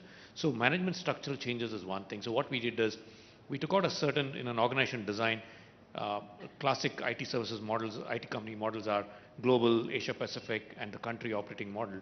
So we took out the entire Asia Pacific layer. We brought down 60% of the management decision-making nodes away. So the moment you take decision-making nodes away, then things move faster. Second is to enable the engagement of speed at the edge, right? So you started saying that, look, I'm not going to make the decision. I'm going to let somebody else make the decision who sees the impact of it. And with that, we've seen many examples in our workplace where people actually know what's the right thing to do.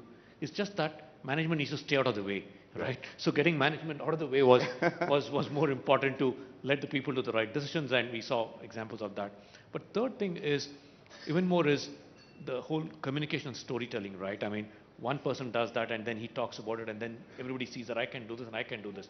While we do all of that stuff, the biggest impact for our industry is the market sets the price point, the competition sets the price point, but once you get that across, then technology and automation became the biggest lever for us, and that's constantly changing on how you actually deliver to the outcome, right? Just a little while ago, every second day there's a new technology. Just a little while ago, you had OpenAI talk about their technologies and Gen AI and everything else coming in, right? Yes. So how do you create a pool of talent, irrespective of what your profit positions are? You don't touch them. They're constantly applying stuff to existing customers, new customers, looking at new ways of working, and looking at how those technologies can make a big impact. So I would say multiple things. People, the technology and automation part of it, keeping the innovation pool aside without touching it, even if your profit is going to take an impact. But at the core of all of it is, I think that lesser management structures is very important for keeping the agility of profit going by.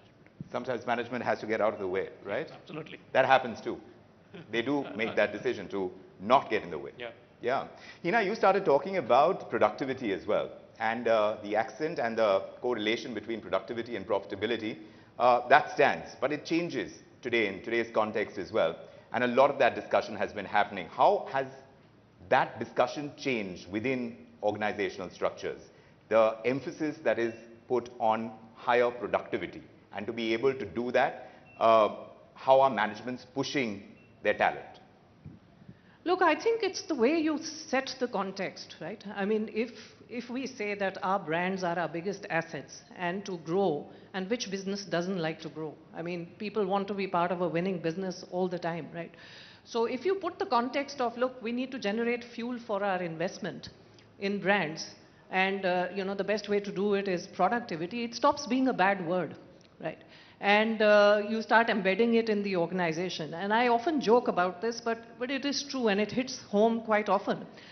I talk to my team very often and say, as parents, all of us push our children to come first in class.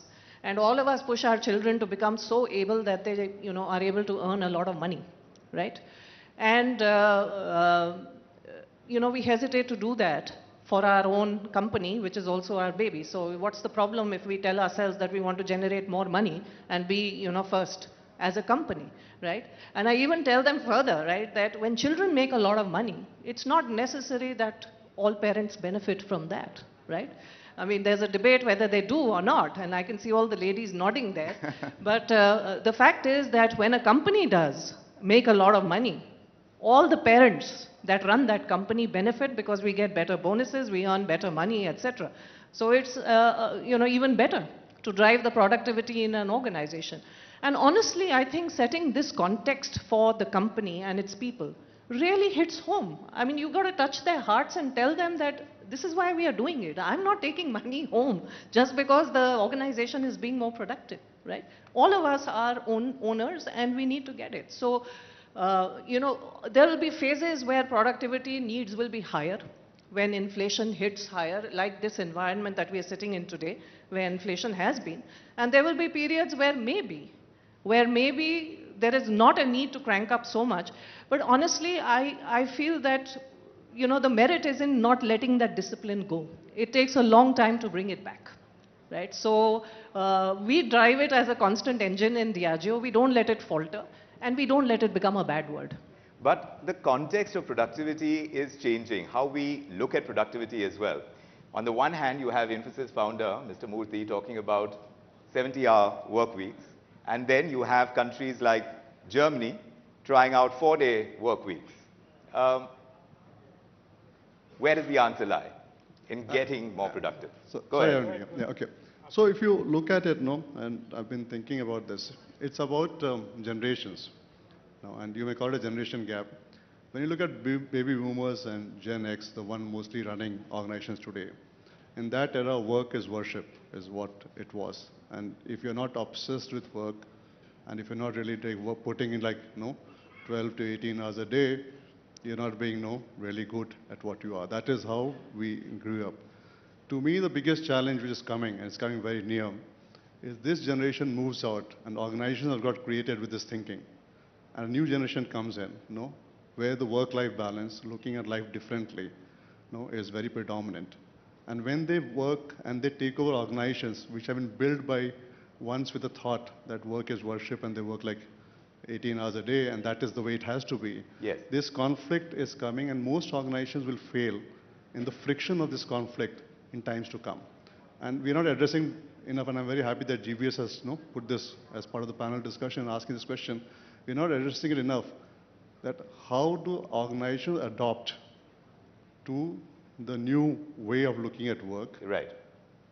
Because to think that we can change a full generation to start thinking differently from what has been over time, and the values that, and it's a generation issue. Yes. If I look at a generation before me, it's different to what the way I think, and the next millennials and the way they think. Yes. And how do you do this transformation and transition? And how do you get that workplace transition? And how do you look at productivity very differently? Yes. In terms of, and how do you look at aspirations very differently? It is not about everybody moving to become the CEO as the only end game in life anymore. Yes. And how do you put that all together? Is and does require more serious thought and discussion, debate than what's happening currently. Because organizations fail tomorrow for this mismatch which is going to come at a very hyper speed which is coming now. And that's why you see this friction now in these two generation issues and discussions. You're saying friction is important. Yeah. You're saying that this right now is important. We have to go through this. But are you seeing that come through? No, so I just want to talk on both the points, productivity and work-life balance. Yes. In my view, there's no substitute to hard work, right? And in our organization, we don't really say 18 hours, 15 hours, 70 hours, right? The work has to get done. And the trick is, how do you actually get all of them aligned to the common purpose? What is the bigger purpose that we are trying to do here, right? In my organization, at Eurofin Corp, our purpose is to empower every Indian's dream of upward mobility. And it's not cliche. We have 7-8 million customers. Out of that, 70% are first-time credit borrowers. So we are actually, making that impact. And that has to be drilled down. Even to the chai wala, coffee wala who's serving us coffee in our office, that how important a job he's doing. How difficult is it to get everyone to buy into the bigger purpose of an organization today? Yeah, so that is something that is a constant push to say, for me, it's about the top leader being there. I was in Bombay yesterday, did a surprise visit to my branch. Last week, I was in Jaipur. So you go to town, go to small branches and be there. Explain them the purpose. Why are you doing what you're doing? How important you are in building this nation? How important you are in doing what we are doing? And a lot of this is also linked with well-being.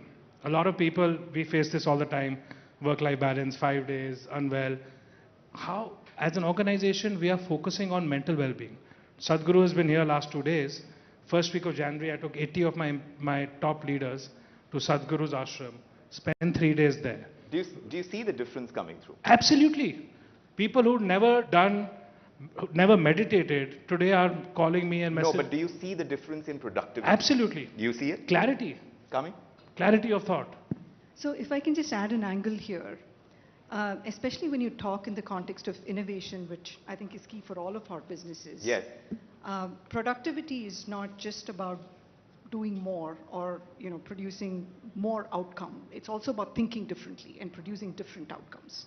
Yes. And I think that's where the diversity, not just in race or gender or sexual orientation, but also in terms of the generational thought process is very important.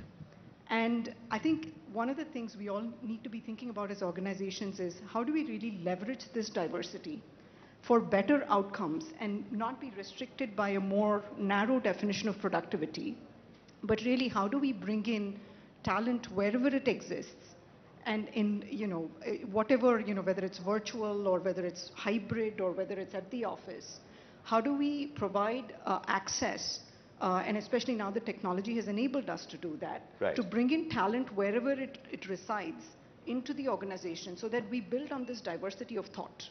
And I think that's maybe an angle to think about as well. So technology is making it that much easier. How have you pursued it to kind of find that talent and to bring that talent in? Because I hear in many industries getting skilled talent is becoming increasingly difficult. And this could be a reason for many factors, many of them culturally embedded. How do you work around that? Though technology is an enabler, but things are changing on the ground, and culturally people don't have the same approach to buying into the vision of a company today when they are fighting inflation at one level, they are trying to up their standard of living, they have other goals to pursue. And this entire discussion that has happened about work from home as opposed to work from office, something that the pandemic brought on, it also raised questions about how we are going to achieve at the productivity targets that companies would have set. How do you approach it? How do you change with the times when organizations have ground realities to factor in and technology as an enabler? I think we're running out of time. I'll let you take it. Okay, I think very clearly the industry that we are in, technology has been a greatest enabler and also greatest disruptor for how we look at things. So for example, in our own organization, we brought in through automation and technologies, we were able to release 7,500 people from the job that they were doing to acquire new skills to do other things and brought in automation. That's one part that's constantly going to continue. Picking on what Tapan said, right, about the age and dimension of workforce. Today in our industry, the tech industry, you have people in their early 20s to the late 50s all coexisting doing work. I think one thing that the new generation brings across the table is a very inquisitive, different way of looking at things. And picking on Abhimanyu's point, right, as long as they feel connected to the purpose, you're aligned. Otherwise, you can't get them aligned to anything else but the purpose. But also the willingness of the senior generation to do reverse mentoring and learn from this thing also spurs them across. So we've seen a combination of all of these things. How do you create the right environment to foster this two-way exchange of work gets done? This thing about work from home and work from office, depends on which city you come from. I come from Bangalore. And the only topic of discussion becomes traffic and how you do. So I think that's not a big issue. But of course, working together certain times of thing does foster collaboration, but wouldn't want to insist that at this point in time as a primary play. I can't resist this, but I just saw in the Instagram joke floating around that I traveled to work for 2 hours to do an online meeting. Well, we are seeing a lot of the infrastructure that is coming our way. India is growing. We are seeing ease of doing business, ease in getting around, getting to workplaces. And we certainly hope things change for the better. Organizations will have to make the shifts that they need to. And, well, if that kind of push comes in towards employees, all the better. We will look forward to those changes. Thank you very much, ladies and gentlemen, for joining us on this discussion. Pleasure having you with us. Thank you. Longer, unfortunately, time constraints are there, but thank you so much. Thank you to Vikram, and thank you to the panelists for a fantastic session this evening here at the Times Group presents ET Now Global Business Summit. It's been an exciting 2 days, but there's a lot more still to come. Before we move into our next session, just a quick reminder, we have that exciting social champ contest that's still going on. If you haven't seen it yet, you should go head over to Jahangir, check out the kiosk, scan the QR code, and you can share your thoughts on social media. It is quite interesting there. And let's not forget, in case you want to connect with us on social media, you can use the hashtags that are right there on the screens as well. Scripting tomorrow, you can use the other hashtags as well. That is GBS 2024 as well as just hashtag GBS. We'd love to hear from you, see your videos as well as the photographs. Exactly. We've had some very interesting sessions. Yesterday, of course, we had the Prime Minister. This morning, we had the Home Minister, Mr. Amit Shah, followed by Mr. Ashwini Vaishnav. Yesterday, we had Mr. Nitin Gadkari. So, you know, Meghna, it's been a very exciting with, you know, the heads of policy as well as heads of India Inc. and global thought leaders here. And now our next session is also something that is really interesting. It's called India's New Map, Achieving Global Leadership in an Era of Climate Change and Demographic Transition. Absolutely. In fact, our speakers' insights will be illuminating the collaborative strategies which are needed to address pressing issues such as climate change, geopolitical tensions, as well as advancing technologies. That's right. This session aims to examine the obstacles and possibilities that India encounters as it strives for global leadership amidst the intricate dynamics of climate change and demographic shifts. These challenges demand collective action, and they cannot be effectively tackled in isolation. So please join us in welcoming on stage our next speaker. This is Dr. Thomas P. M. Barnett. He's Principal Business Strategist at Throughline Inc. Let's hear a Over round to of you, applause. Dr. Barnett. Definitely we can have a louder round of applause for him.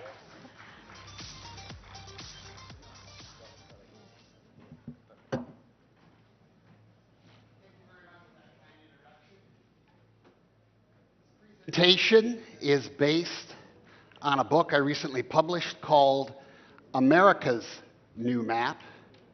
The story I'm going to tell you begins with US-style globalization, an international liberal trade order born of American ambition after the Second World War. That dynamic sweeps the planet, transforms it, gives us three structural changes this century. First, demographic transitions, the price of admission to global value chains. Climate change, the mother of all externalities. And the prize, a majority global middle class for the first time in human history. Any one of those three would herald a new era in world affairs all by themselves. Together, they are going to trigger North-South integration on a scale almost unimaginable from historical perspective. So that new international economic order is coming, whether we want it or not. That process of integration dovetails with a regionalization imperative that we've seen really since the great financial collapse of 2008, but accelerating most recently. It reflects a logical consolidation of supply chains around the world in response to the fact that Asia is now largely risen. At the same time, it triggers a superpower brand war over that majority global middle class, increasingly located in the global south. We are entering an era, about 4 or 5 decades, when those three big structural changes will play out very dramatically. This zone of turbulence is going to be difficult to imagine and difficult to manage. Scientists tell us that species all over the world have to adapt, have to evolve at 10,000 times the normal rate. So the choice for all species, because of climate change, is basically adapt, move, or die. Most species on the planet are going to die in the next 4 or 5 decades. But people are going to be put on the move like crazy, and communities, enterprises, nation states are going to be forced to evolve. Nobody who goes in at this end is going to look the same coming out this end. And that's especially true for India. The US system of globalization, the world order that we birthed and nurtured and defended these last 7 decades, it's built on rules. Globalization comes with rules, but not a ruler. The success of that situation, beyond doubt, for the first time in human history, something that I was told my entire life until very recently was absolutely impossible. And frankly, geopolitical analysis today totally ignores the fact that we've created a global majority middle class, which is huge. America wanted peaceful multipolarity. Frankly, we got it. Despite all the talk about going to war with China and Washington right now, it's amazing how peaceful our multipolar world is. Okay? That multipolarity, frankly, scares the hell out of the average American, especially older Americans, because it's not a world they grew up in. But we're getting used to it. To navigate a demographic transition to exploit it successfully for urbanization, industrialization, integration into global value chains. Very hard. Not only that, it's a one-way street. There are turning points in that journey, but there are no turning back points. The balancing of reduced fertility and the stockpiling of old people is very stressful. Japan is struggling with this dynamic right now, so is South Korea, so is much of Europe. China's century, so-called, curtailed overwhelmingly by this dynamic.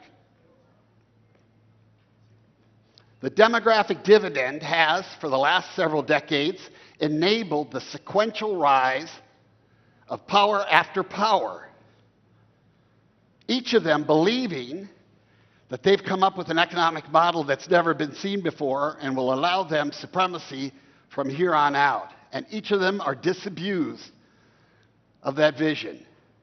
So enjoy your trajectory now, because you're going to get old like everybody else.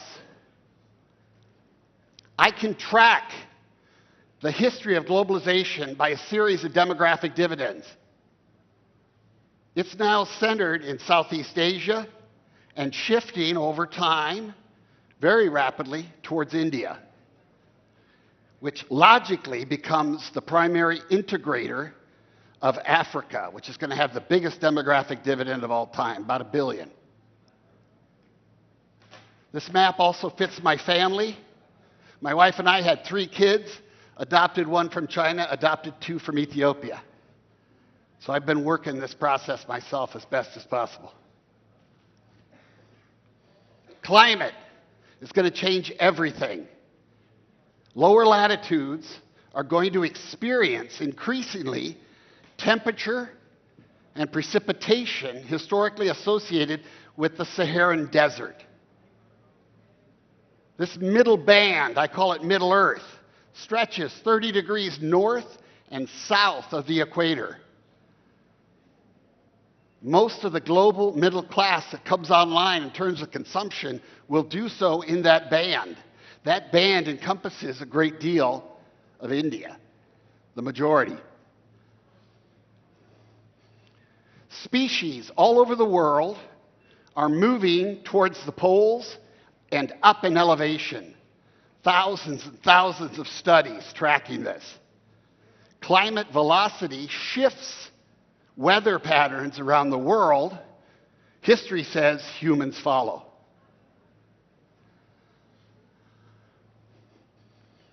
There will be the world's biggest real estate transfer over the next several decades.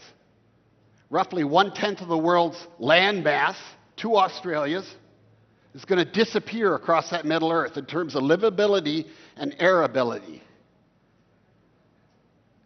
Magically, the same basic amount is going to appear in the new north, the northern quartile.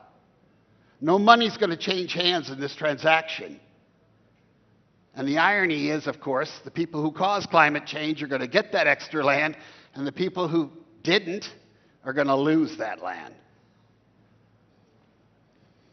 We have lived in a world for millennia, east-west in orientation. Jared Diamond, guns, germs, and steel. The wide parts of the world developed faster, conquered the tall parts of the world. Climate change reverses that logic. In a north-south world, it's better to be long. And quite frankly, it's better to be skinny. Less damage from climate change. Here's the problem set. We're going to look at unprecedented north-south integration, compelled by climate change.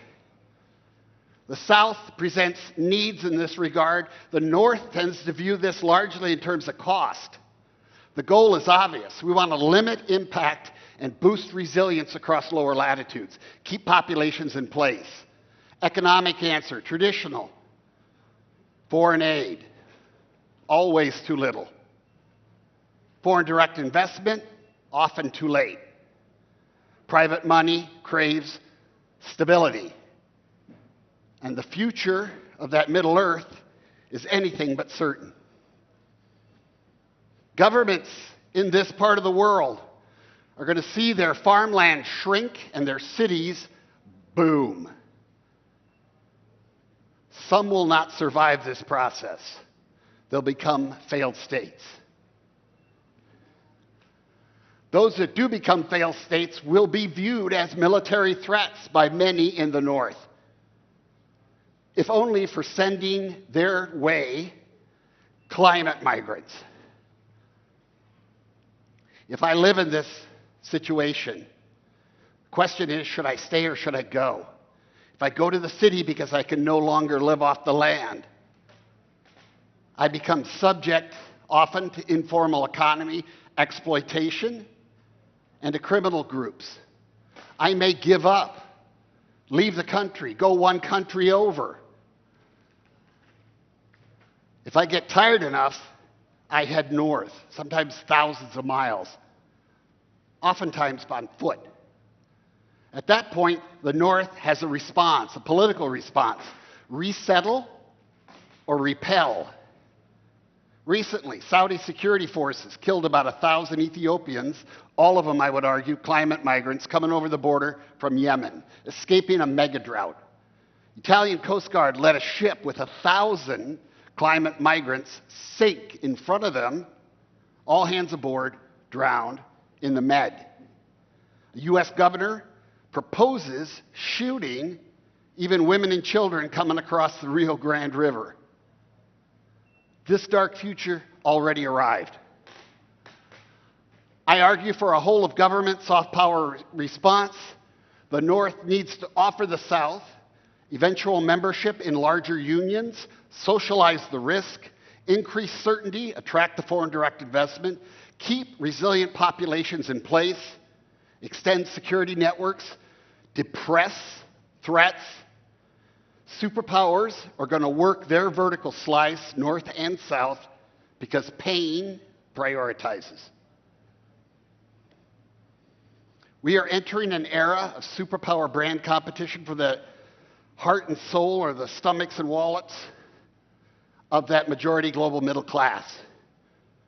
These processes I describe are going to create a lot of geopolitical orphans, climate migrants, failed states. That triggers sort of a free agency mindset. If we had global free agency, if any country in the world could join any other union, any other franchise, I ask you to imagine which of the northern superpowers, to include China, would get bigger on that basis or smaller? Which global brand appeals the most? I will tell you, the Europeans have a brilliant brand. It is so attractive, the Russians need to invade their neighboring countries to prevent their defection to the EU and NATO. The EU is growing, 10 in the pipeline. That's how you win in the 21st century. You don't invade them, they choose to belong with you. Putin uses 19th century tactics, hostage-taking former Soviet republics, trapping them in frozen conflicts, denying them to the EU and NATO. The Russians are busy. What do they win for this? Deglobalization from the West, and they get to become China's economic vassal, because everybody loves a seller who's desperate to move product. The Chinese have their economic variant of integration. The Belt and Road Initiative is a good thing. Globalization needs the newly most integrated economy to thereupon integrate those coming up. That's how the process works. But the Chinese play a complex game. They want to achieve network centrality in your 5G network, in your Internet of Things, in your AI of things. And their ambition is ultimately to sell you safe city, smart city solutions, that are really the makings of Orwellian omnivalence. So you get deeper and deeper into this process, and then you notice that the Chinese are operating secret police stations within your territory, which is a weird, subnational sort of intervention.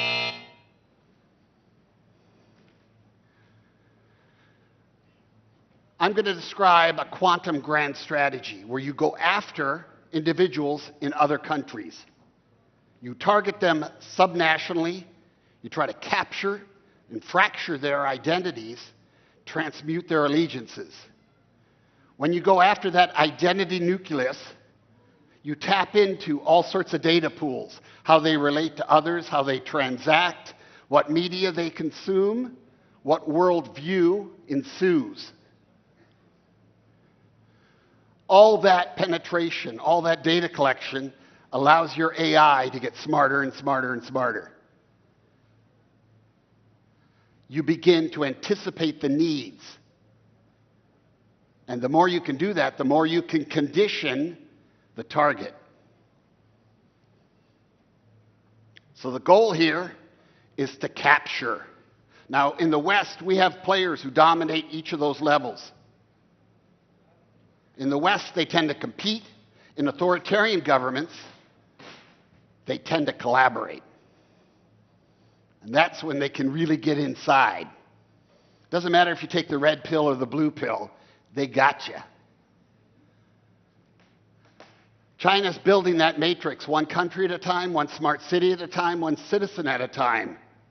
If you think a foreign government can't capture the allegiance of your individual citizens, I would say check out Vladimir Putin's hold on America's Trump right-wing base, which is absolutely amazing. Body snatching of the highest order. So we get to India. China, by all rights, should be integrating India in global markets and flooding this place with FDI. India is wary of taking Chinese foreign direct investment. I understand it. America would like to see India help it contain China. I think that's a terrible idea. The world doesn't need China to fail. India doesn't need China to fail. China needs India to succeed because India is going to be the integrator of note for Africa. We can't disrupt that chain. We need to extend that chain.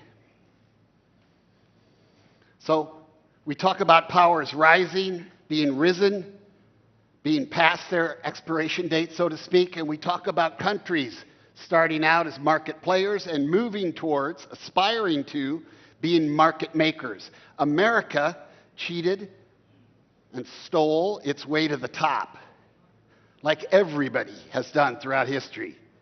And as you get richer, you start to care about intellectual property and being interpreted as a respected stakeholder. We embraced a market-making role after the Second World War. That begat globalization. That identity crashed and burned around 2008.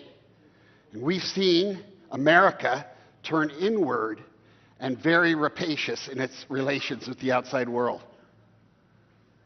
2024 election, even with the rebound from Trump, it's not going to fix anything in America, whether Trump comes back or not. China aspires to be an ethical market maker.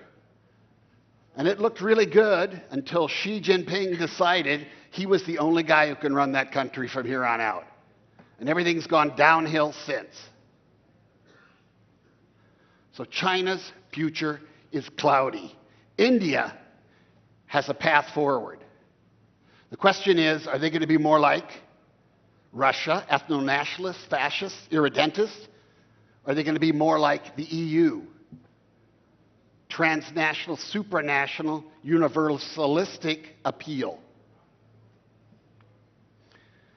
India's got a complex road ahead. This is a map my country made. We have hard copies over there. You're willing to take them? I thank you for your time and attention. Dr. Barnett, thank you so much. especially for explaining how climate change is going to be within the concept of changing and within the context of changing socio-economic policies also, which are perhaps required in that middle world. So it's wonderful that you've put all of that into perspective. Thank you so much for joining us here at the Global Business Summit. Big round of applause for him. And a very relevant subject at that. Absolutely, very much required at this stage. Now let's shift our focus to our next session, which is Masterclass Venture Capitalist Perspective on AI and FinTech. Our speaker will provide us with invaluable insights into the intersection of artificial intelligence and financial technology from a venture capitalist perspective. In fact, this masterclass promises to offer a very deep dive into the evolving landscape of AI as well as fintech and explore the opportunities and challenges in this dynamic sector. And while capturing the productivity benefits, we must actively guard against the risk and mitigate any potential dangers as well. Ladies and gentlemen, please welcome Spiros Margaris. He's a prominent venture capitalist from Margaris Ventures. Over to you. Thank you for being here. This will be my shortest presentation in my life, so I'm going to go very quick, but I tell you something. You can ask me after my presentations if any question you want. So I start with this. Why I show a rocket? Because I believe our life is a journey. You know, my businesses are journeys. And you know, the question is always, where will our journey take us? I will talk today about challenges, opportunities because of AI, about AI banking applications, and change has just begun. I will shortcut some things on AI because sitting here today, we heard great speakers go deep into things, and you say, my God, why did he tell that already? But on the other hand, I can cut it.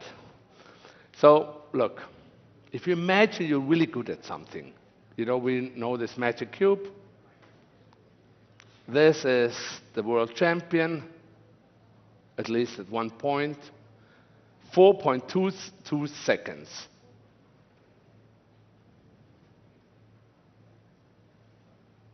Human against AI, robotics.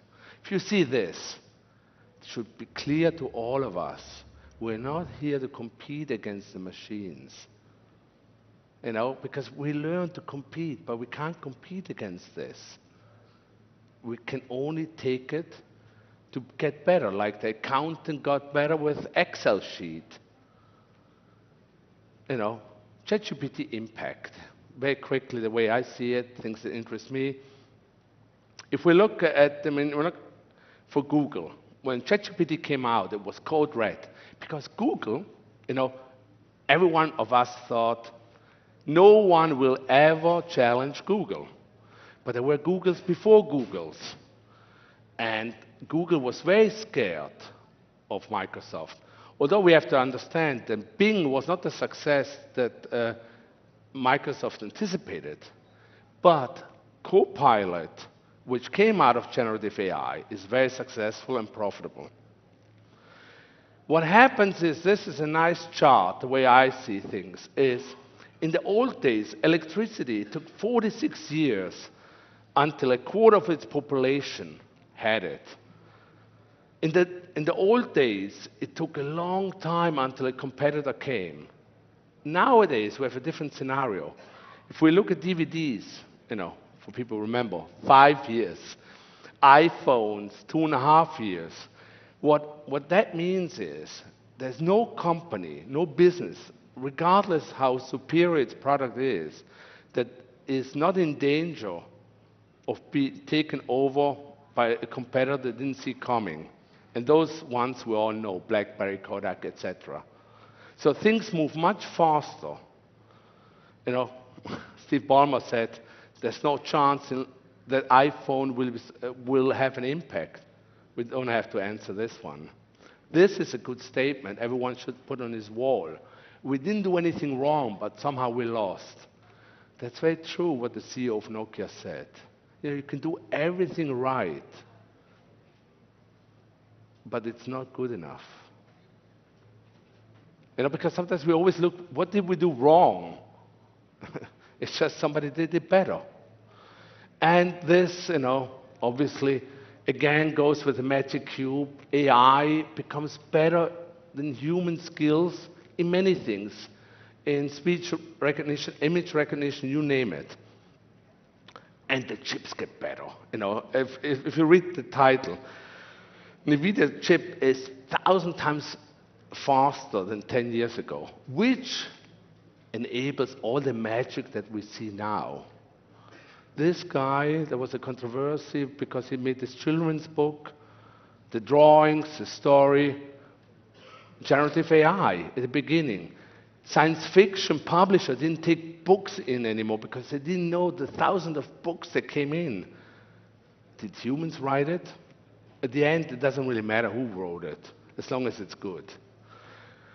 Architects, the smart ones, because customers come with such ideas, the smart ones say, oh, I see, you like this on the right, so let's work with that. Basically, instead of fighting AI, they take advantage because the customer wants it. So you say, okay, thank you for the idea, let's go with that. In healthcare, radiologists are better with AI. A radiologist with AI will always beat a radiologist. And eventually will beat them anyway. And we find medicine that we didn't think we can discover as fast, which is magic. Brands, those people are not real. That means a small company could appear very big because it has campaigns that look like, hey, wow, they can hire these people, they can hire these scenarios. There must be a strong brand. I don't know if you know that here in India, the zero sugar, the bottle was created with generative AI and the content. It was not successful yet, but it's a first step. And in America, I hope here as well, kids play with AI programming. For them, besides if they grow up with it, they learn from very early age the possibilities AI can give them. So for them, it's like a game. It doesn't feel like a threat. That's why we understand that 96% of, maybe 100% now, of board members talk about AI. I remember half a year ago, I spoke to the CEO of a big bank.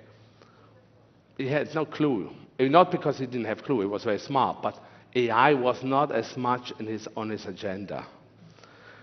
The AI impact on white-collar jobs, we don't have to discuss. It will have an impact, and it will have more of an impact of high-paying jobs, as we heard here in the presentation, than on your plumber or carpenter.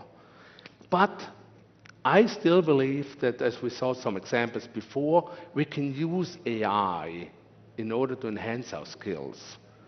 But it's not going to be easy. Look at call centers. Call centers are one of the most stressful places. You have to satisfy very quickly customer claims, complaints, you name it. What they have generative AI support, but this support analyzes them as well. So basically, you don't take any of the advice, they will analyze you. Say, oh, maybe you're really bad. So a lot of jobs will maybe, bankers, etc., will face, shall I take the advice of generative AI, or shall I go with my instinct? That's reality, and we haven't seen anything yet. AI, this is the most interesting here, policy regulation. Of course, why? We're all afraid of labor unrest, we're afraid of election manipulation, cybersecurity threat, ethics. And that's why all big countries try to find a way to regulate. But no one will really regulate. I tell you why. Although those concerns are here, why they want to regulate it. Biden took them all in. It was a private session. Only the picture was public. It was Bezos, Elon Musk, James Cook from Apple, you name it, Zuckerberg. Basically, the strategy behind the successful government is just to tell them, hey, it's like a kid. Go play, but don't hurt yourself really badly. Because nobody will, in his right mind, regulate AI. Because if you regulate AI, you will fall back as a country, and there is a Cold War happening. And besides, there's some other numbers. Before regulation comes, railroads, from invention, patenting to major regulation came, railroads took 60 years. Telephone, 30 years. Radio, 20. And then you see below, television, 5 years. But television, there was radio before. Nuclear energy, there was electricity before. So therefore, that's another reason why we won't see regulation happening very quickly. It's like a family. You say, please behave to your kids. So we don't get into trouble, but you will not regulate them. So, and that's India will not regulate no one.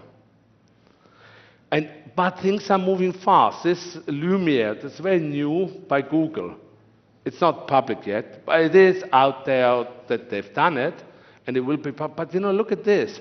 By prompting, you will change the dress of her. You can make videos by just putting a phrase in instantly. And if you see things like this, before I told you some nice stories, but when you see this, you see how powerful AI is. AI in banking, now we go into my field, financial industry. This is a nice commercial by Apple. The guy bites into the sneaker. He has a problem. He has no money with him. He can't give back the sneaker. That's a great commercial for fintech. Because it has everything we think fintech should be, or banking. A great user experience. And this would not have been possible without data and AI. But this great user experience and a great commercial. McKinsey believes that we will see huge revenue boosts of 200 to 340 billion globally, just in banking, through generative AI. India, we see 60 to 65. So basically, all financial institutions have to put all their efforts into AI, generative AI. I know, look at JP Morgan, the biggest bank in the world. 900 data scientists, 600 machine learning engineers, 200 AI researchers they hired, and this is from last year. So we're going to be crazier. So you see where banks put their focus on. And the problem is, will you get those people? Where will you see the generative AI impact in banking? You will see in KYC. We have a fintech in India which had an issue with KYC. In personalized chatbots, in loan applications, reviews, in assessment risk portfolios of private equity, etc. One more and more important thing in COBOL. COBOL is the programming language which most mainframes work on. Most banks use it. People who know COBOL language getting old. Young people don't want to learn it. So generative AI helps slowly, it's another magic bullet, to get COBOL to a modern language. That's actually one of the biggest issues banks will have with legacy systems. The issues we might have, obviously, is will your customers like it? Will your employees like AI? How can you adapt to regulatory changing environment? There's a talent war in AI.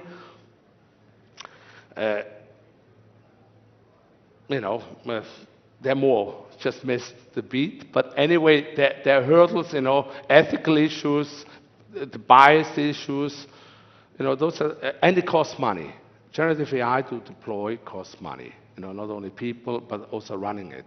Those are the issues. But, do you remember this in India as well? When we had 2 cups and you made a phone?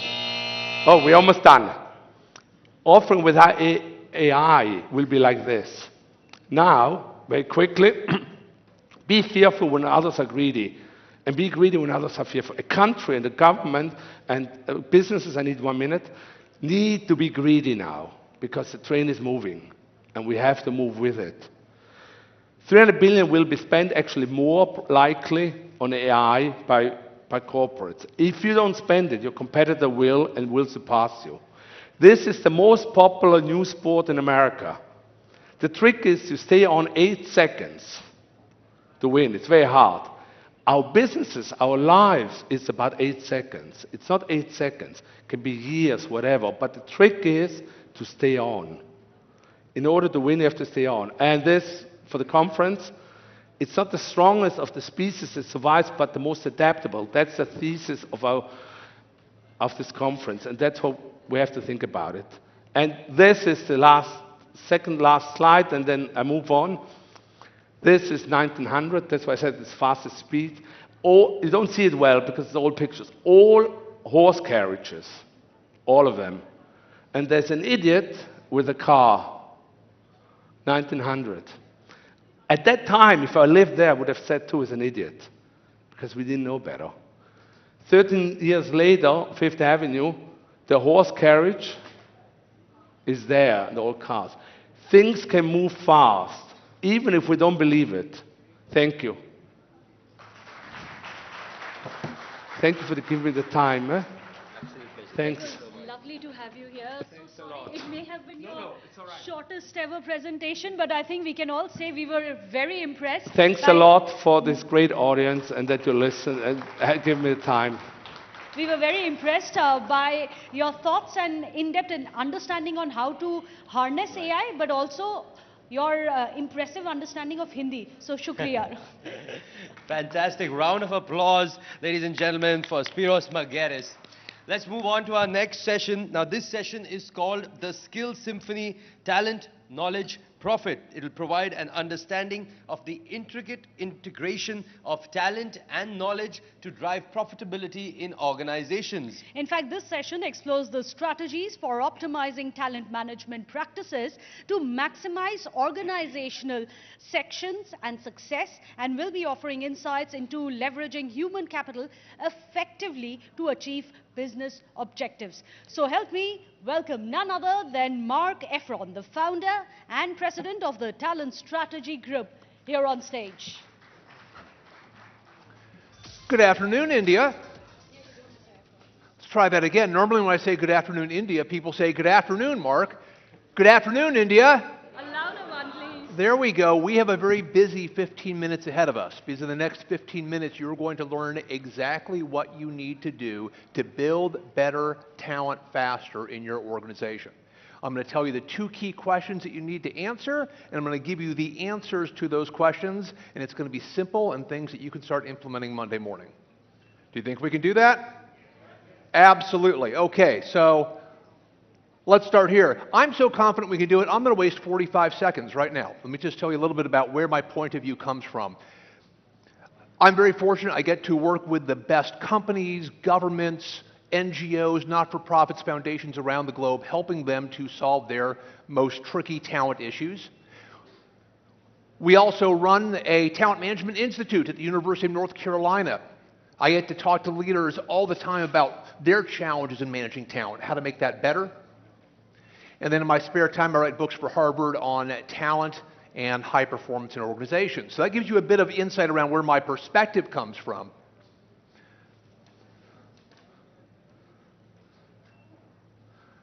When I talk to organizations and they say, we're very good at building talent, I say, answer 2 questions for me. Answer for me, can you sustain high performance? Can you sustain high performance? And I say, do you have a selectively deep bench? Can you sustain high performance? Do you have a selectively deep bench? How do we get there? Sustain high performance. Everyone in the organization needs to have 3 big challenging goals. Now that sounds really simple, doesn't it? But I work with great companies around the world who are horrible at goal setting. You need to have great goal setting. What does that mean? It means that everybody in the company has 3 big promises that they have made to the organization. Now I say promise instead of goal because We all have goals. We try to achieve our goals. We hope we do our goals. But how many times do you make a promise to someone and not try exceptionally hard to fulfill that promise? I want 3 of them. I do not want a laundry list of the 15 things you're doing. I want to know what are the few most important things that you're going to deliver to the organization. Big. The psychology is very clear. We as human beings respond to challenge with effort. We respond to challenge with more effort. Every goal should be a stretch goal. We should set goals at the maximum reasonable stretch because you should know your team members well enough to know what they're capable of, and finally write them in a way we can understand. Simple. Specific, what are you going to do? Important, why do I care? And measurable, just what it sounds like, how am I going to know if you're done? So first step is that, big challenging goals. Second step is, once we have those goals set, frequent, transparent coaching for performance. Most leaders are not as good at this as they should be. Most leaders are not as transparent as they should be. I'm going to radically simplify good coaching for you. We call this 2+2. Once a quarter, tell your team members to meet with each of their direct reports. It can be a conversation that is as short as 15 minutes. In that conversation, they are going to convey 2 things. First, they're going to discuss the 2 most important observations they have against that individual's goals. Not 2 observations on every goal, the 2 most important things that need to be said. That might be, Rajan, on that big marketing project, I'm getting really good feedback from around the globe. You're being very inclusive. It's going along well. Keep that going. Rajan, on that marketing strategy, that's a week late. I don't know where it is, but I need to see it by Friday. 2 observations against the most important goals. And then 2, what we would call feed-forward suggestions. Here are 2 things you can do to be even more effective going forward. That might be, Rajan, this is a relationship-based company. The more people you know, the more successful you will be. I want you to have a cup of coffee once a week with 1 new person. By the end of the year, you would have met 50 new associates here in our organization. 2 observations against goals. 2 observations, it's only 1, but 2 observations that are feed forward. Here's what you can do to be an even better leader going forward. And finally, there's accountability for performance-driving behaviors. Most leadership models, most behavior models are a mix of good citizen behaviors and actual performance-driving behaviors. I only care about performance-driving behaviors. Good citizens are nice, but I already pay you to be a good citizen. That's called your paycheck. What I want to see is you demonstrating more performance-driving behaviors. There are probably 3 or 4 behaviors in your organization that you know, if more people engage in it, are going to help the organization succeed. So I want you to identify those 3 or 4 behaviors. I want you to make them at least 30% of how you evaluate somebody. Why at least 30%? Because people tend not to pay attention to amounts under that, and 30% should give you enough impact that people say, oh, they're actually serious about these behaviors. But then most importantly, differentiate that 30%. We lose so much power in our performance management processes because in most companies, if you give 20%, 30%, 40% to behaviors, it's a freebie. Unless you've killed somebody during the year, you get the whole amount. But we differentiate on performance. Why don't we differentiate on behaviors? If you have a good year, you get big bonus, average year, average bonus, low year, low bonus. Why don't we differentiate the same way on behaviors? I behaved great, I get the maximum. I behaved pretty well, I get a little bit less. Didn't behave so well, get even less. That's where the power comes from. So if you're going to sustain high performance, you are going to have everyone having a few big challenging goals. You're going to have managers regularly and transparently coaching for performance and behaviors, and you're going to identify the few behaviors that truly drive performance and hold people accountable for that in performance reviews. Okay, that answers the first question. How do you sustain high performance? Second question is, how do you build a deep bench? Starts by saying, is our best talent in our most critical roles? Is our best talent in our most critical roles? Well, that means you need to know what your critical roles are. How do you figure that out? Impact. Does that role have an immediate impact on revenue, on operations, on risk? So if the person left, would the market notice immediately? Would revenues drop? Would operational efficiency drop? So there is a criticality to the impact of that role. There is variability possible in that role, meaning for each unit of additional quality of the individual in the role, you get an additional unit of performance. So can the performance in that role vary with the person you put in that role? And scarcity. Now, scarcity does not mean, oh, that's a really tough job to recruit for. Scarcity means there are only 10 people around the globe who actually do that job. Therefore, we'd better have depth in that role, because if we lose our person, it's going to be nearly impossible to get someone else. You accurately define potential. Here's the challenge. In the field I work in, industrial organizational psychology, we try really, really hard to predict potential accurately. We still know maybe 50% of the answer to that question. What we do know is that it's a combination of cognitive, how smart you are, select personality factors, and your ambition. One of my friends in the field defines it as ability, likability, and drive. So if you're sitting in your next talent review and someone goes, what's potential? Ability, can they do the job? Likability, not are they the nicest person ever, but do they get along with folks well? And drive, do they really want to succeed? So let's start with that criteria. And potential needs to be defined as upward progress over time. We all have the potential to do many things. That's not what we're talking about. Can someone move up in your company with pace over time? And you have predictive talent reviews. You're having discussions about people on a frequent basis. You always know about the quality and depth of talent in your organization. And for your highest potential leaders, you have exquisite development plans. Exquisite development plans focused on getting them the big, juicy developmental experiences that are going to accelerate their growth. Final step, there is a disciplined approach to producing talent. I'm going to guess you're from a variety of industries, but in whatever industry you're in, you'll probably take a lot of care with the product or services that you produce.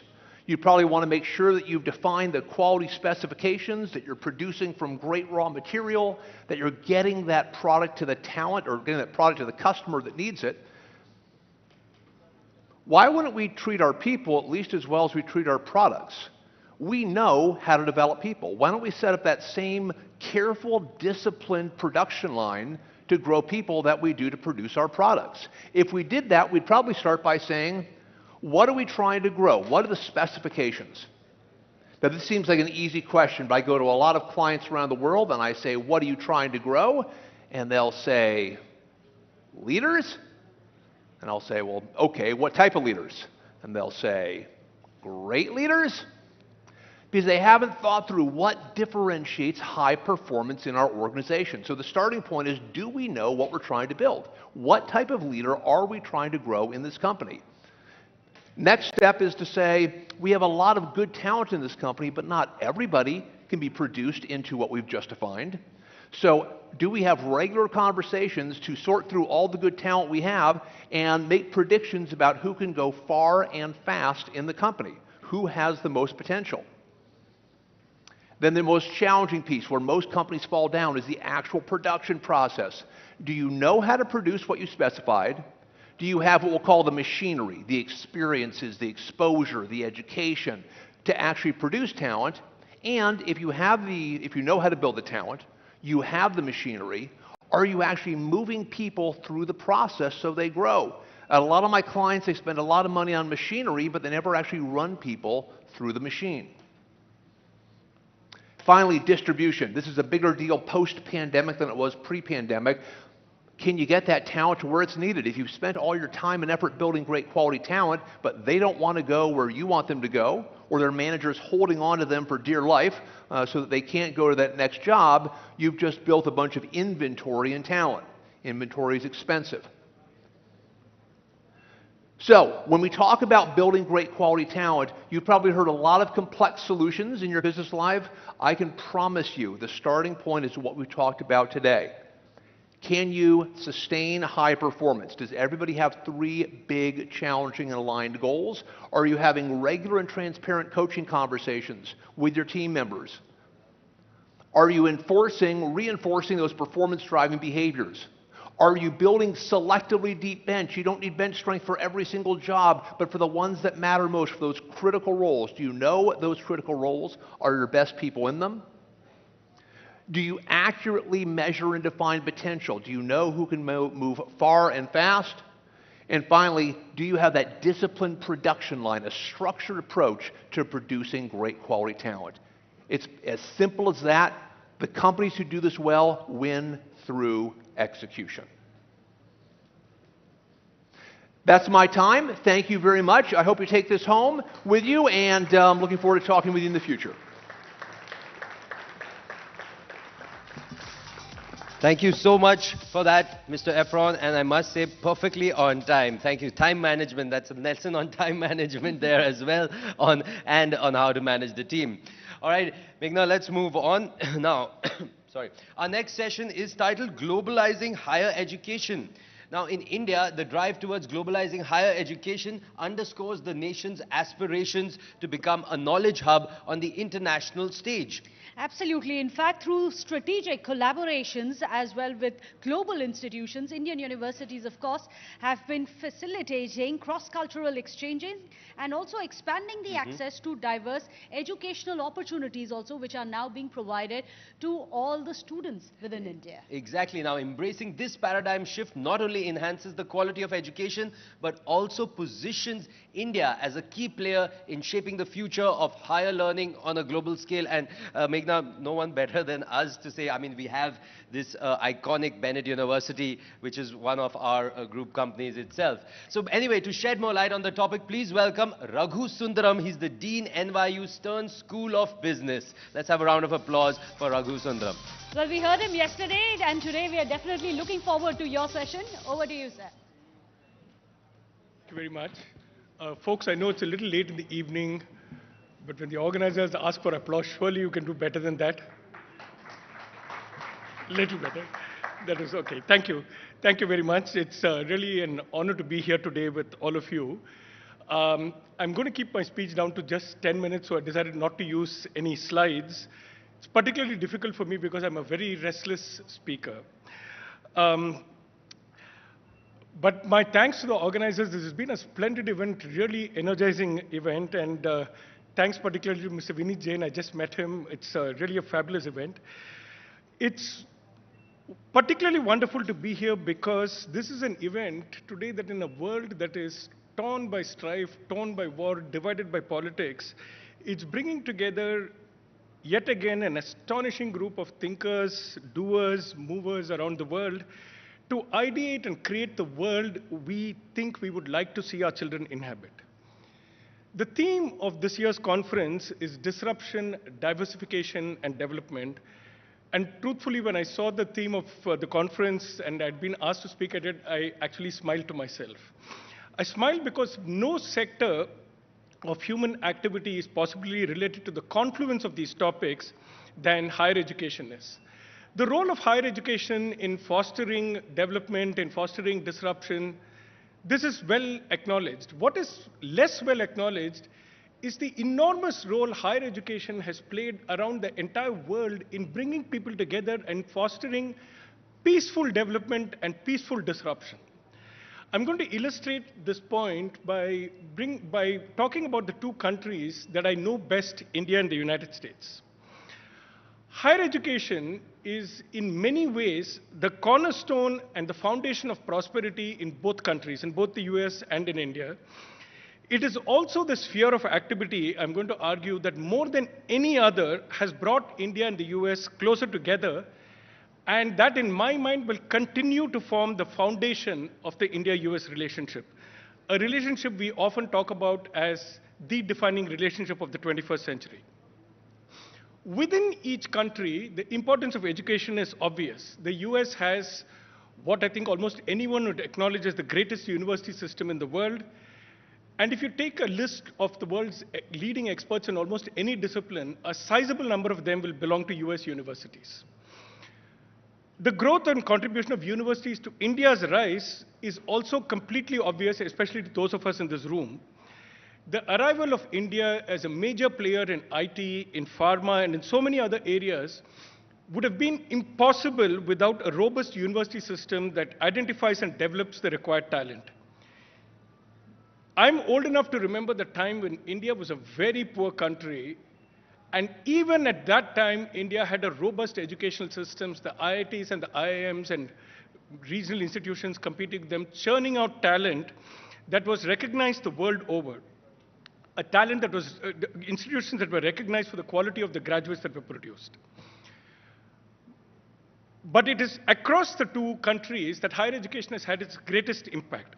Higher education is really the link that binds India and the US together more than any other. One half of all Indian students studying abroad study in North America, and students from India today constitute the single largest group of foreign students studying in the US, a third of all students in Canada, nearly a quarter of all students in the US. Many of those students, of course, return home taking with them the valuable networks and connections they have developed, and these connections will last them a lifetime. Many others also stay and become valuable contributors to the local economies and societies of North America.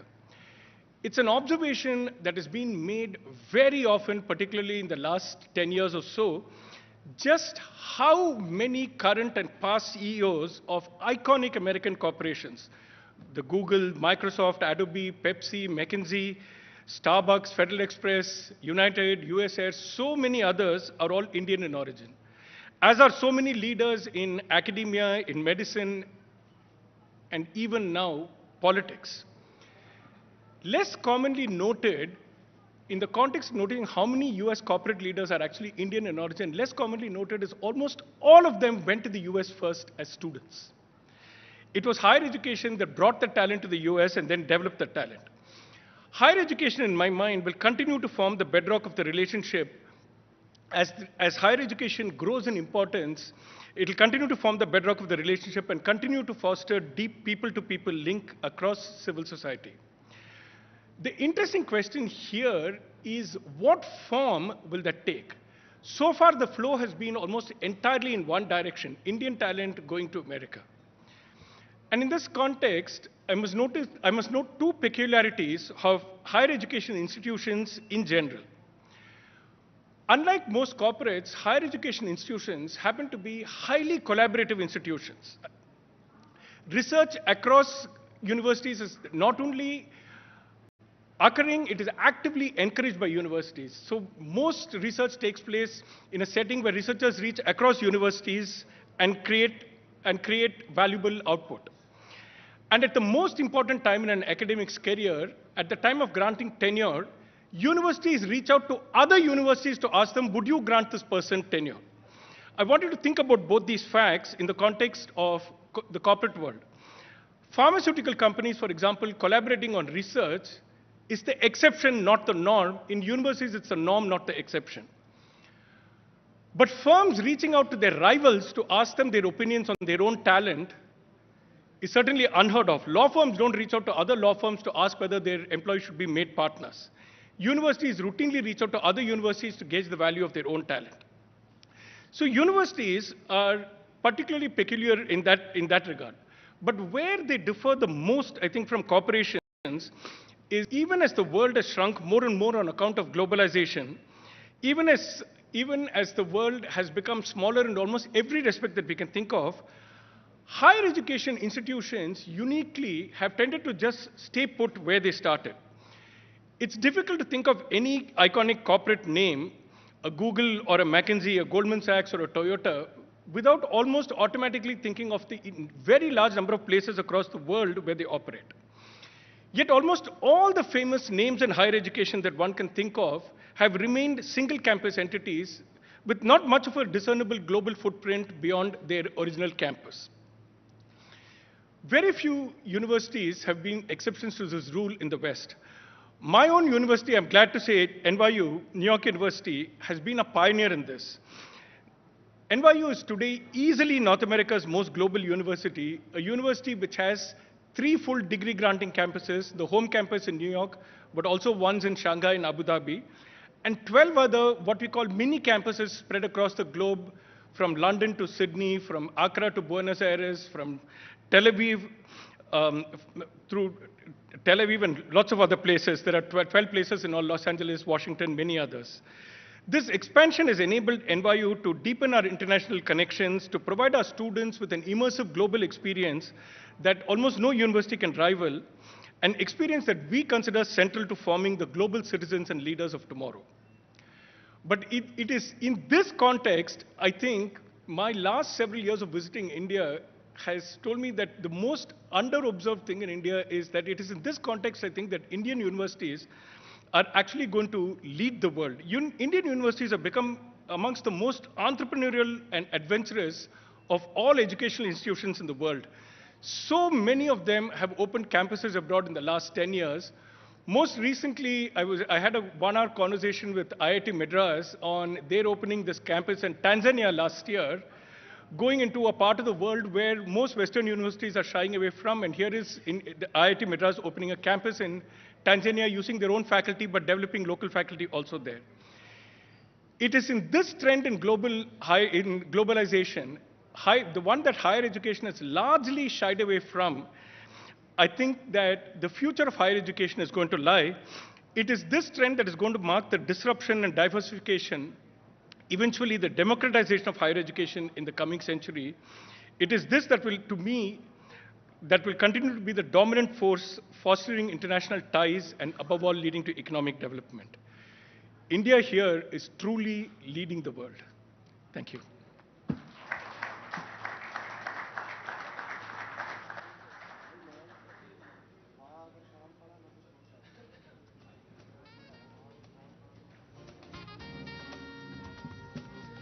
Thank you for that, Mr. Sundaram. Concise and to the point. Thank you so much for that. Ladies and gentlemen, our next session is something that is truly, truly exciting. Now, India has surged forward in the sporting arena over the past few years. In fact, on the cricket pitch, India stands as a formidable force with both its men's and women's team displaying dominance, and we are tasting consistent success in boxing, badminton, football, wrestling, and even athletics. However, despite these achievements, India, a nation with a population of 1.3 billion, still hungers for more medals and greater sporting glory. To truly rival the success stories that we've seen in China as well as the other Asian nations, there still remains ample room for further development and strategic enhancements across varying sporting arenas. Exactly. So for our next session, it's going to be a cracker. We're privileged to have Paddy Upton. He's an esteemed leadership and high performance coach, author, speaker and professor, and he will be in conversation with Chetan Bhagat, a distinguished author and columnist, and they'll be talking on the topic Blueprint of Victory. Let's have a round of applause.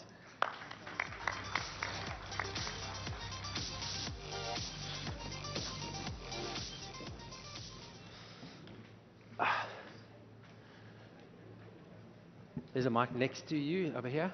But while you're getting your mic, we're going to, before we start, I want to tell you something that very few of you know. And I just want to have a look at every single one of you in the room here have held Sachin Tendulkar's hand. I'm going to get to that and tell you how that's happened. Okay. I'm the writer, but he starts with the suspense. Okay. We'll all find out the answer to that at the end, right? Correct. So, Paddy, they just introduced you, leadership, performance coach. Honestly, and I have done a fair bit of motivational speaking myself. But before that, in my previous life, I was in a corporate. This is a suit I'm wearing. I don't get to wear a suit now, only ET Summit I wear it now. But I was in the corporate like a lot of people here, and I used to go to these corporate retreats, and motivational speakers, leadership coaches would come, and honestly I used to think it's all a big scam. Like, we have just come to Goa to drink, and now we can't say that, so we have to have somebody. But now I do that job sometimes, and now I have someone like you who's even coached the Indian cricket team. Firstly, I have changed my mind now, by the way. I do think it works. I want to know your take on it. Does it work, and what frame of mind should one be in to make it work?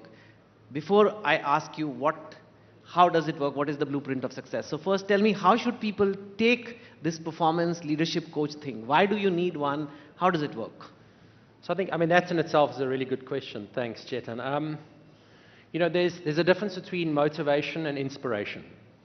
And motivation, by definition, is if I stand up and give you a motivational speak, I stand here and motivation means to move. I move you and get you excited. The reality is that motivation or excitement is going to drift off and is going to go away after a while. Whereas from an inspiration perspective, and what we want to be doing as a coach is inspiring people to think differently. And when we think differently about something we've thought about all the time, we can't unthink that. And hopefully in our conversation now, instead of motivating people to go, yes, we can do it, hopefully in our conversation, and certainly what's happened for me listening to the speakers before, is it's got me to think differently about a few things I either haven't thought about or given me ideas about things I've thought about, but got me to think differently. And that lasts for a long time. Definitely. Okay, so since we have limited time, 900 seconds session, 15 minutes, and we've used up some of that, blueprint of success. What is the path to success? For anybody who wants to be successful or is successful but be more successful, or is successful in some areas but is failing in other areas, what is the path to success for Paddy Upton? The path to success, we have to get to the very simple version given the time. But for me, there's two pieces to that. Number one is, I think success is it's got a very limited definition for many people.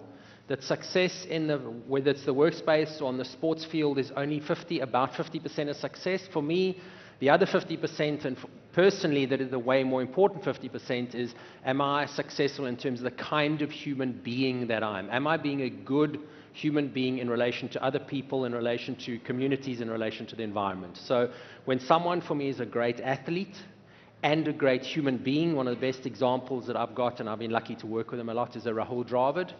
Great athlete, great human being. For me, that's success. The blueprint to success is, again, two pieces to simplify it. There is a path to success, and along that path, there's a whole lot of ingredients, and that's well written about. It's well documented. It's different for individuals, but there are no secrets of what are the ingredients on the path to success. The process is important, and the process really is act, do something that's going to help set up success, learn from what you've done, go again, learn from what you've done, go again. So, and what you do, as I said, it's well documented. It's important that we take action, we learn, we act, we learn, we act, we learn, and that's a fast process. But the piece that's not spoken about very much is the other path to success is actually the distractions. What are the things that naturally distract us from success? And I think that's probably more of an important conversation. It's a deeply personal conversation that we need to have with ourselves, is what are the things that is holding me back? Because we know all the things we need to be doing, but what are the things that are holding us back? Go on. What's holding us back? Well, what have you seen most commonly? Well, there's external obstacles, and it's very easy to blame those, and it's very nice. The inner obstacles, I'd say probably the three most significant obstacles to success that we place in our own way is, one, it's some version of doubt, insecurity, negative thinking, and then fear and pressure. So they are mental obstacles, and I've never worked with an athlete in my life, including Sachin Tendulkar, Virat Kohli, and everyone else who doesn't have doubt at some point, fear, insecurity, pressure, negative thoughts. That is perfectly normal. What the best do is they manage their relationship with that thing smarter than others. How does one do that? I mean, if there is doubt, if there is, sometimes crippling fear, it can be, or whatever, all these things, are there some, especially you as a coach, what did you tell the Indian cricket team when they were freaking out before the 2011 final? You weren't there for this one. I wish you were there. Thank you. You've told me backstage, please don't talk about this final. But that is a traumatic memory for a lot of Indians. Something like that happened even in this final. We can't really pinpoint, but obviously a team that was doing absolutely fantastic. They were crushing the enemy, opponent, for 10 matches, and then they crumbled. And I'm sure the same bundle of nerves was happening back in 11. Yes. What did you tell them? And maybe we can learn from it. So again, it's relatively simple, and the reality is the formula for success, it is simple, it's intuitive, it's universal wisdom. I sat listening to Satguru this morning. Great wisdom, but nothing we don't know already. Just put across beautifully in a beautiful reminder. So when it comes to doubt, negativity, insecurity, imposter syndrome, pressure, fear, I get so many parents and so many athletes come to me and say, will you help me deal with this and get rid of these things? So again, I'm going to just sort of present 3 steps on that path of managing those kind of negative thoughts or limiting thoughts. Is on the one side, which doesn't work, is to deny them, resist them, or try and fight them. Try and say it shouldn't be happening, it's wrong. I'm thinking negative thinkings, I'm thinking fearful thoughts, or I've got anxiety, there's a problem, there's something wrong. Fighting them is not the thing to do. On the other side, buying into them is probably even worse. Believing that I'm not good enough, believing in my negative thoughts, believing in my doubt that holds me back from doing things. That's also not a healthy relationship. The healthy relationship that I try and cultivate with athletes is to say all of those things, negativity, doubt, fear, insecurity, imposter syndrome, every one of us in this room, guarantee you, has that, unless you're an out-and-out psychopath. So what we need to do is be able to normalize that. I'm saying to you, it's okay to feel fear. It's okay for you to feel doubt. It's okay to feel pressure. That unbelievable innings that Virat Kohli played at the opening game against Pakistan and Australia last year in the T20 World Cup, we would have all seen that. Virat was riddled with pressure for the first half of that innings. But what he did is he has a healthy relationship, and he goes, it's okay, it's not a problem, it doesn't mean something's wrong. So I normalize it, I embrace it. And then what the really good athletes do is they fade it into the background, like background music in a restaurant. And they fade it in the background, they don't try and get rid of it, they don't try and believe in it, and then they just focus on what's important. And they make the important things important. So Virat carried on batting, he needed to focus on the ball, keep an eye on the scoreboard, and keep his innings moving forward, despite the fact that this doubt and negativity and pressure was going on. He accepted it, and felt the pressure and continued anyway. So if you feel those things, there's nothing wrong with you, it's nothing you need to change or get rid of, embrace it, have a good relationship with it, and then come back to the path to success, which is doing the kind of things that move me forward, either acting or learning and constantly doing both. So here, let's say somebody here is working and they don't like, they've been wanting to open their own startup. Somebody here wants to go on a fitness journey and they've flopped so many times that they're like, I'm going to fail again, you know, I'll never lose weight or I'll never become fit or whatever. And this is the same fear, doubt, all these things happening in their head. Should they just be okay with those feelings, and are those going to remain even though they open their startup and it's all going on for years? They stay, those voices never go away, and you're saying work with them, is that what? So those voices don't go away. They might minimize a little bit, but we know intuitively, particularly if you're going into a startup, the path to success is riddled with failure. We have failure along the way and success, and failure and success, and failure and success, and we constantly vacillate between those. And the thing is, when you fail, it doesn't mean you're a failure, it just means today it didn't work. We extract the lesson, and we get smarter for tomorrow. If you succeed today, it doesn't mean you're great, it doesn't mean you're a success. It just means today, I did well, extract the lesson, and go again tomorrow. Because the game of sport, the game of business, the game of life is a medium to long-term game. It's a path that is riddled with success, failure, with success, failure. And the problem, certainly in sport, is when we start attaching our identity and our self to our results. If you do well, you're not a success. You did well this time. If you do badly, you're not a failure. It's just you've gone through an experience, and the smart people learn from the experience, good and bad. Okay, that's really well put. I have a minute left, so I'm not going to ask you another question because we want to know how we all held Sachin's hand. So, talking about normalizing and accepting, when the Indian team was preparing for the 2011 Cricket World Cup, no team at that point had ever won a World Cup at home, and the thinking behind that, or the understanding at the time, was the pressure of playing at home was just too much. We knew playing a home final in India in the Wankhede Stadium in Mumbai, and Sachin Tendulkar's final World Cup was going to be the highest amount of pressure any player had ever played under probably in cricket history. We needed to prepare the Indian players for the pressure and expectation of 1.3 billion fans, and we spoke about it. And the idea was, it's not to get rid of the pressure and expectation. It's not to succumb to the pressure. And the language we used is, when we walk out into the field for every World Cup game, you do not have the pressure and expectation of 1.3 billion Indians on your shoulders. When you walk out, put your hands down, and there's 1.3 billion fans holding your hand, walking out with you. And in that way, that's clearly what we did in the final, and you guys held Sachin and everyone's hand as you walked onto the field, and that's how we normalized the pressure. That's right. Thank you so much, Paddy. I think time's up, and thank you for this wonderful session. Awesome. And I really wanted to ask you... Okay, ask me. Before they come. Before they chase us off. Prime Minister Modi yesterday spoke about the new India, and this is India's time. As a writer, as a journalist in your space, what does that mean for you, who with a pen gets to speak to so many billion Indians? Yeah. I think, like whether it's at a individual level, motivation, or at a national level, self-belief matters. What you are saying is, there will be fear, there will be doubt. Of course, we Indians know we have so many problems, so many potholes, so many things are not right in our country. Still, we know that. But like you said, you have to deal with those voices and play and still try to win. I think there is value in a nation also knowing, yes, we have problems, but having a lot of confidence and optimism. Whether this is India's time or not, we must believe this is India's time. Only then it will be India's time.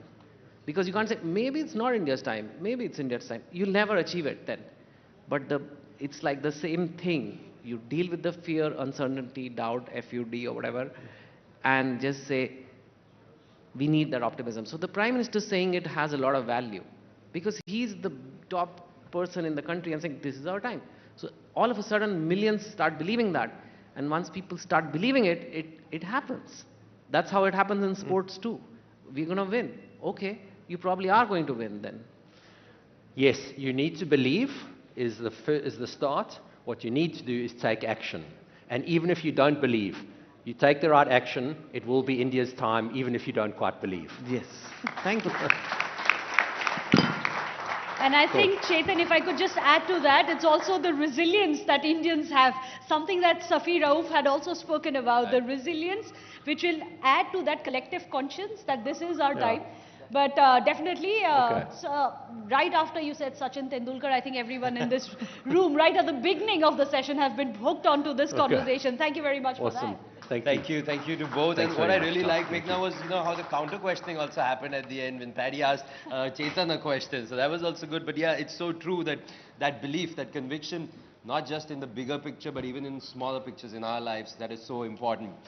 Well, moving on to another exciting session. This one is titled Navigating AI Revolution, People and Machines as Collaborators and Not Competitors. This is a thought that earlier also yesterday and today our speakers have touched upon, so it's a very exciting one. But this session will delve into the profound implications of artificial intelligence on the future of work and human-machine collaboration. Absolutely. In fact, the distinguished panelists from a variety of domains will be analyzing the ways in which AI has been revolutionizing the industries, as well as redefining the relationship between humans and machine within the workflow. Some of these speakers you have heard already on the stage, but the beauty of this, Meghna, is going to be getting them all together to hear them speak, to have their thoughts come out. And in fact, we have a very special, very distinguished moderator. We have Mr. C.P. Gurnani, the former CEO and Managing Director of Tech Mahindra and the Chairman of Mahindra Holidays. And he will be steering this conversation. And who will be his panelists? Meghna, let's introduce our panelists to everyone. We have Michael Spence. He's a Nobel Prize laureate in economics from 2001. He's the professor and dean emeritus at Stanford University. We have David Hansen, the CEO of Hansen Robotics, and we have Mark Efron, the founder and president of the Talent Strategy Group. Ladies and gentlemen, please put your hands together for this fantastic, distinguished panel.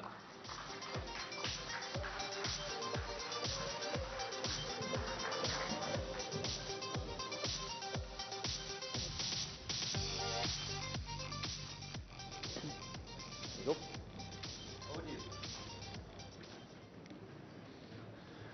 Is it? Hi, good evening, guys. Good evening, good evening.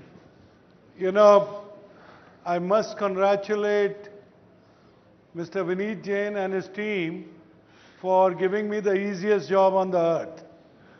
The job is so easy because the three panelists, all three of them are so distinguished, so eminent in their own world, in their own fields, that I think we all will benefit a lot from their advice. You know, typically a moderator kicks off the session by trying to achieve what I call the end goal, and where the limited time that is available, you try and define where you want to be. I did exactly that. I went around the audience, I went around externally with the people, and I said, listen, I am the first time in my life I'm sitting with a Nobel laureate. First time in my life. So thank you, Professor Spence. First time in my life I'm sitting with the founder of a company whose product is more popular than him. I mean, Sophia, the robot, probably has attended more conferences than the founder himself. Then, clearly, to answer that billion-dollar question, if India has 10 million graduates graduating every year, you know, as a talent guru, you know, what is your advice? So I just went around. And this insightful discussion today is really to cover ground and try and answer what did Satya Nadella mean when he came here 3 days ago. And I'm sure everybody read that newspaper or his Bombay speech where he said India will be a 5 trillion economy and $500 billion impact will come because of AI. So when Satya puts numbers, and when I look at the Nobel laureate Professor Spence, I know who is going to answer. What is the time horizon? Is 25 realistic? What does that mean in terms of economic velocity, and how and when and who will make sure that we do achieve that 500 billion. So similarly, questions that came in were about if one of you had a college grad in your family, what is your advice to them regarding AI? How do they prepare for future? How do many of us translate the AI and the future? And David and I were talking a little while ago, and we were talking about not only the robos, not only the AlphaGo or the Go versus the computer, but we were really talking about, is Gen AI the beginning? Is Gen AI going to transform itself? So there is a lot that we can talk. My request is that I actually let the panelists answer these questions, or what their advice to India Incorporated is. The real question is 500 billion in 2025, influenced by AI, and how do we get ready? Professor Spence, if you can take the lead. So we don't have a lot of time. I'm going to try to be brief. I don't have any doubt that the long run and even medium-term impact of AI is going to be enormous. Its footprint across the economy and society is going to be pretty much everywhere. I don't like to contradict the leaders of very important corporations, but I think it's going to take a little while to get there. So if I had to be honest, I would say the period of intense exploration and experimentation that we're in now in how to use this stuff will continue for a while. I think there are important questions that are unanswered about whether or not this spreads across the economy to small and medium-sized businesses, you know, to a whole range of organizations that need to have access and maybe not the resources to plow into it that a major corporation has. But that said, you know, this is a set of the latest breakthroughs, the Gen AI type. The transformer models are, as we said this morning, domain shifting. They have a human-like characteristic that makes it seem like a significant step in the direction of general, you know, artificial intelligence, and it's very easy to use. So I'm in the camp that we want to make sure this diffuses as broadly as possible across the economies of the world, and we can look forward to major positive impacts in inclusive growth patterns, in productivity in the case of the United States, etc. So, Professor Spence will definitely come back more to get a little more specifics on the time horizon, to get a little more specific on learning from the history. You wrote books on picking up signals, so we'll probably come back. And David, what is the next Sophia revolution? And where do you think Gen I is leading us? I mean, just a generic, your advice. I'm seeing a lot of compounding trends.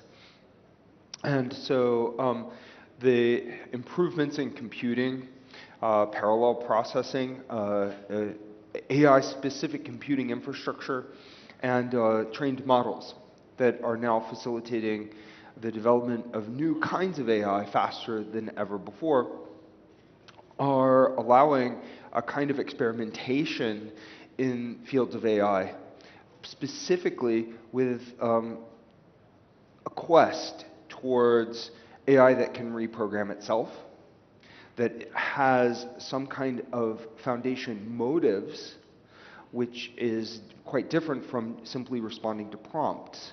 But you give an abstract goal, and then the AI is moving towards that goal. Motives or drives would be potentially even more fundamental than that. For example, giving AI the incentive and motive to appreciate the future of life on the planet for all humans, for optimizing for these net benefits for the future of life. That does not exist yet, but we now have tools and we're moving in this direction. We can definitely expect to see massive advances in generalizing artificial intelligence and generalizing robots. I see robots as an interface, not the end. In fact, robots are only as valuable as the software that can drive them and the uses that they have in society. So Sophia is designed to be very human-like. And I think humanizing AI has a lot of benefits because that allows AI to speak our language and connect with us emotionally. So we have new aspects to Sophia's platform that improve the aesthetics, that make her more effectively lovable, that give her more of the appearance or illusion of life, and generalize her physically so she can do lately far more tasks with her hands and arms and her body, more degrees of freedom, more sensors. The goal is to create a general robotics platform.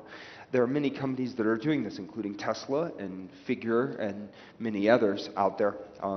There's one that's called Sanctuary AI. That's a very interesting company. There are many others out there, but generalizing AI through the robotics interface is projected to be potentially, according to Tesla's analysis. Again, I don't know the economics behind it, but they say if they can unlock the general human-like robot platform that can do almost anything, it's a $60 trillion market opportunity, vastly eclipsing what they're doing with cars. So they say, Elon Musk says, they're now humanoid robots, an AI company, not a car company.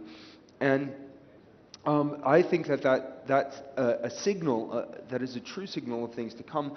However, those robots, all the ones that I gave examples of, except for what we do, don't have a human-like face, they don't have a human-like social presence, they don't connect with the human spirit.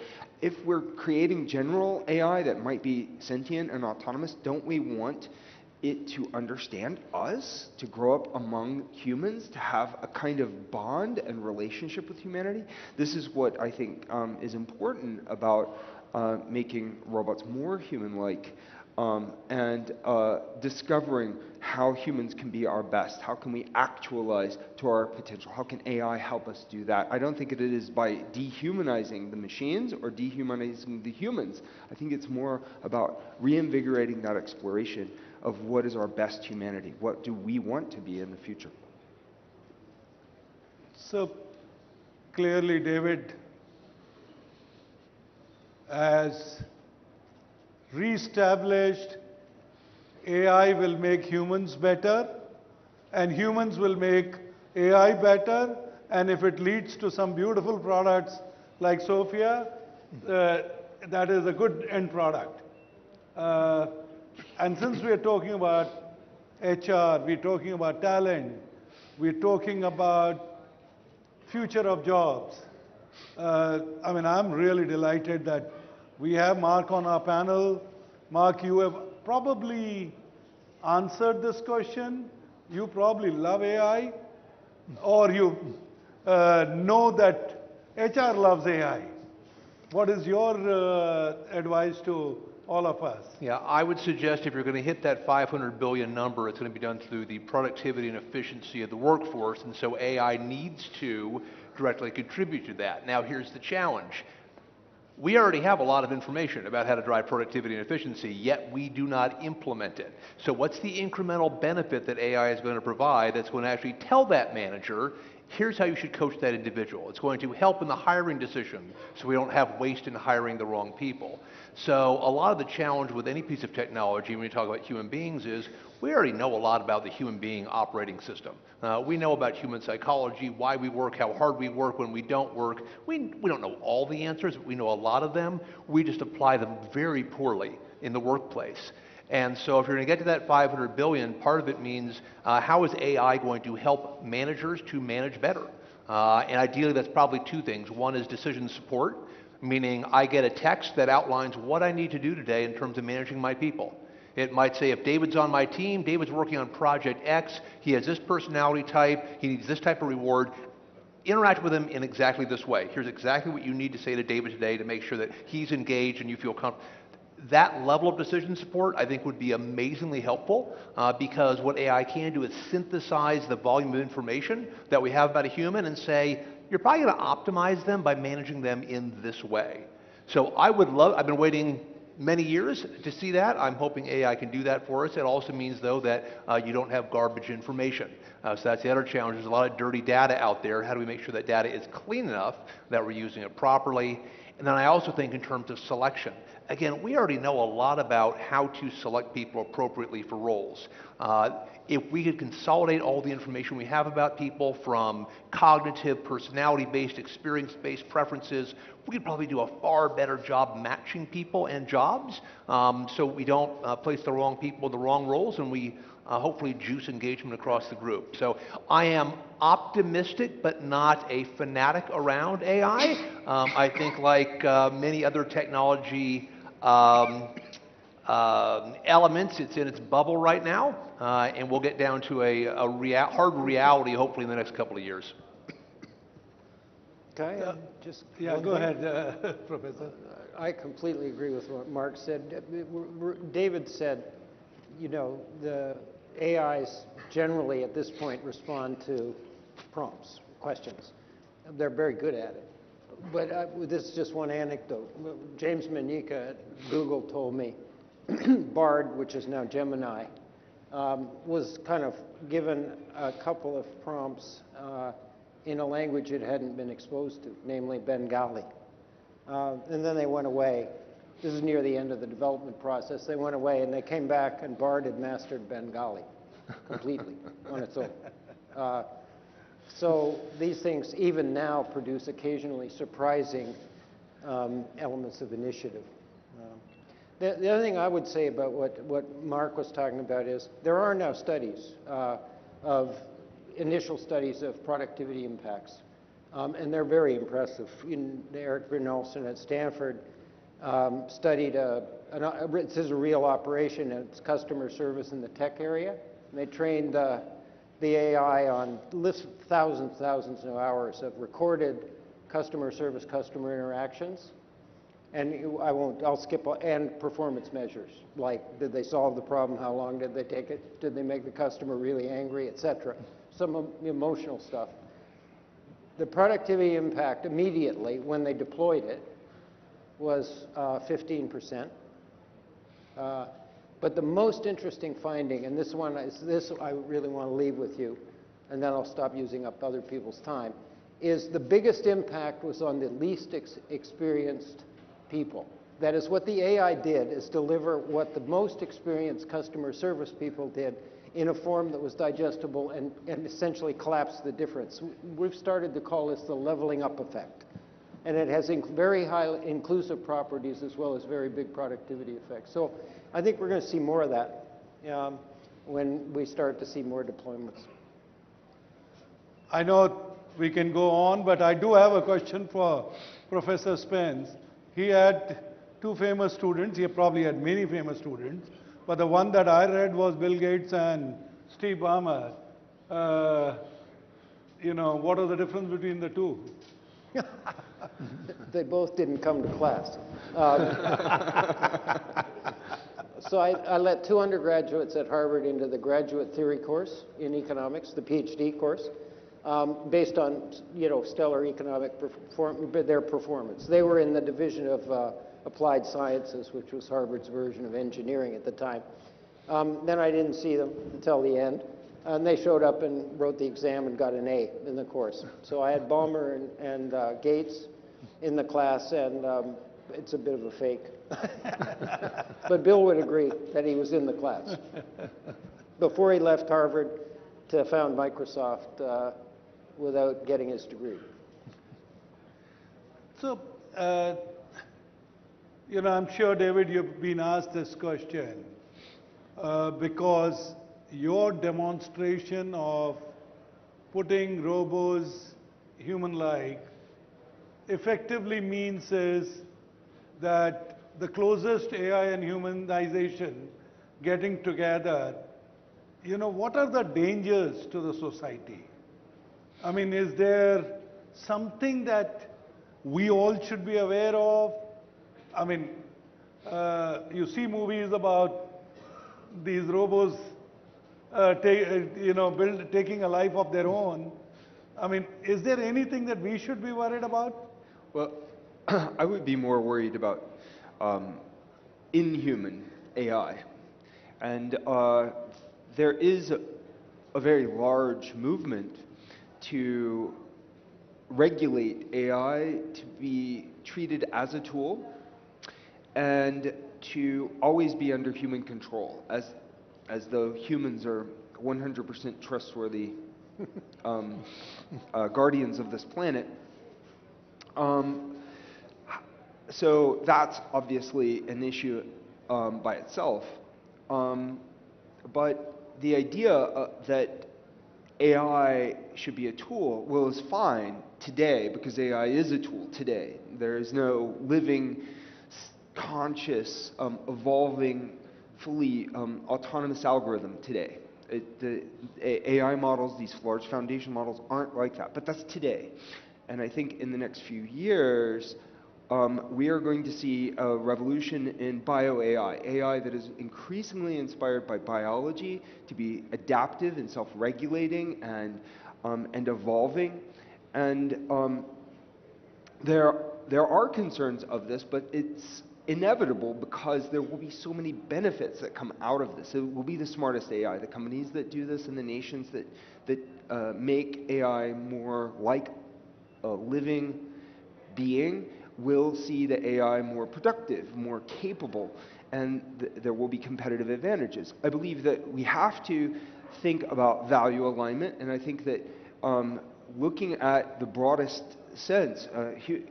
Every living being does care about life, but in limited sense, from the emergent Darwinian natural selection process, you only can care about a narrow slice of life, but we may be able to make AI more broadly care about life. We have to think about how to instrument those values into the machines so that we can see the maximized net benefits across the biome and human civilization going into the future. These are very important.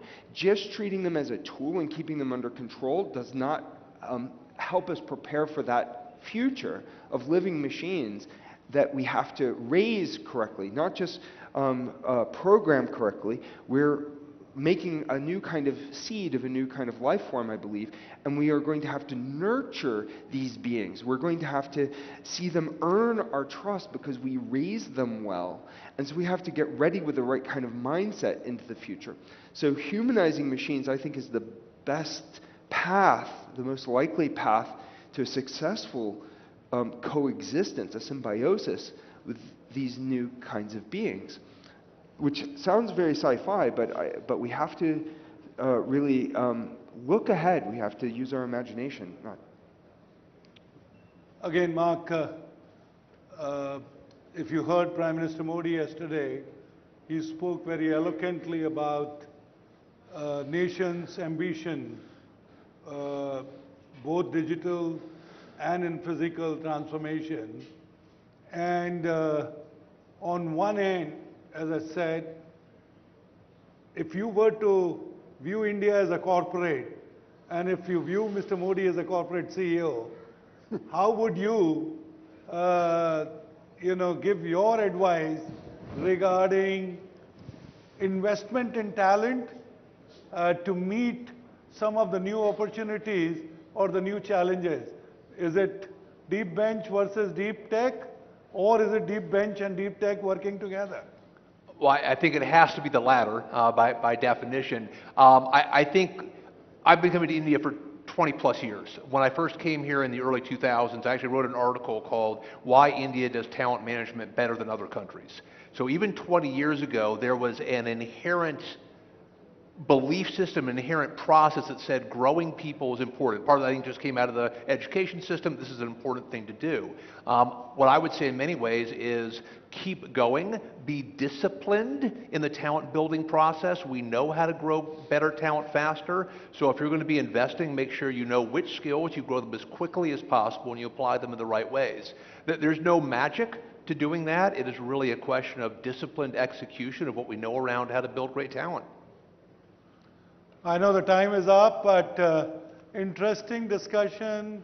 We could have continued, but I can only say thank you to my panelists.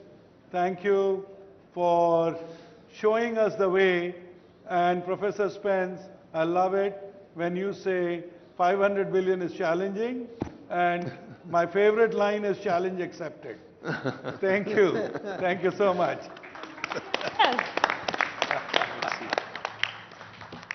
Fantastic. I love that last line which says challenge accepted, because I mean once you accept a challenge is only when you'll be able to hit growth, and growth is what India is looking for, is on the trajectory for. So once again, big round of applause. Thank you to our panelists and Mr. Gurnani. Meghna, let's move on now. Our next session, it's an insightful panel discussion which is titled Continental Drift, Navigating the Trade Waves. This discussion will delve into the complexities of global trade dynamics and the impact of shifting geopolitical landscapes on international commerce. Absolutely, but before that, you want to remind our guests that there is a big contest on as well? Exactly, the Social Champ contest is on. I know you've heard me say this quite some more time, but I'll say it once more. The QR code, you need to go to Jahangir, scan the QR code and visit the site and share your information about what the session's been like for you. We'd love to hear your thoughts. Indeed. All right, so let's move on. Absolutely. In fact, our next panelists, they will be shedding light on the challenges as go well as this the opportunities which have been presented by the continental drift, much like this drift which is coming in the audio. But also it is going to be offering invaluable insights. into how businesses and policymakers can adapt and thrive in this ever-changing landscape. So first up, we'd like to invite on stage our moderator, Ajay Sharma, the senior editor at ET Now. Glad to have you here, Ajay. And joining him are his panelists. We have Roberto Azevedo, the former Director General at the World Trade Organization, along with Robert Johnson, President, Institute for New Economic Thinking. I'm sure we can muster up some more enthusiasm for that. This is a big old panel coming up your way. Over to you, Ajay. Thanks, guys. Ladies and gentlemen, thank you very much once again. This is a panel joined by Roberto and Robert Johnson.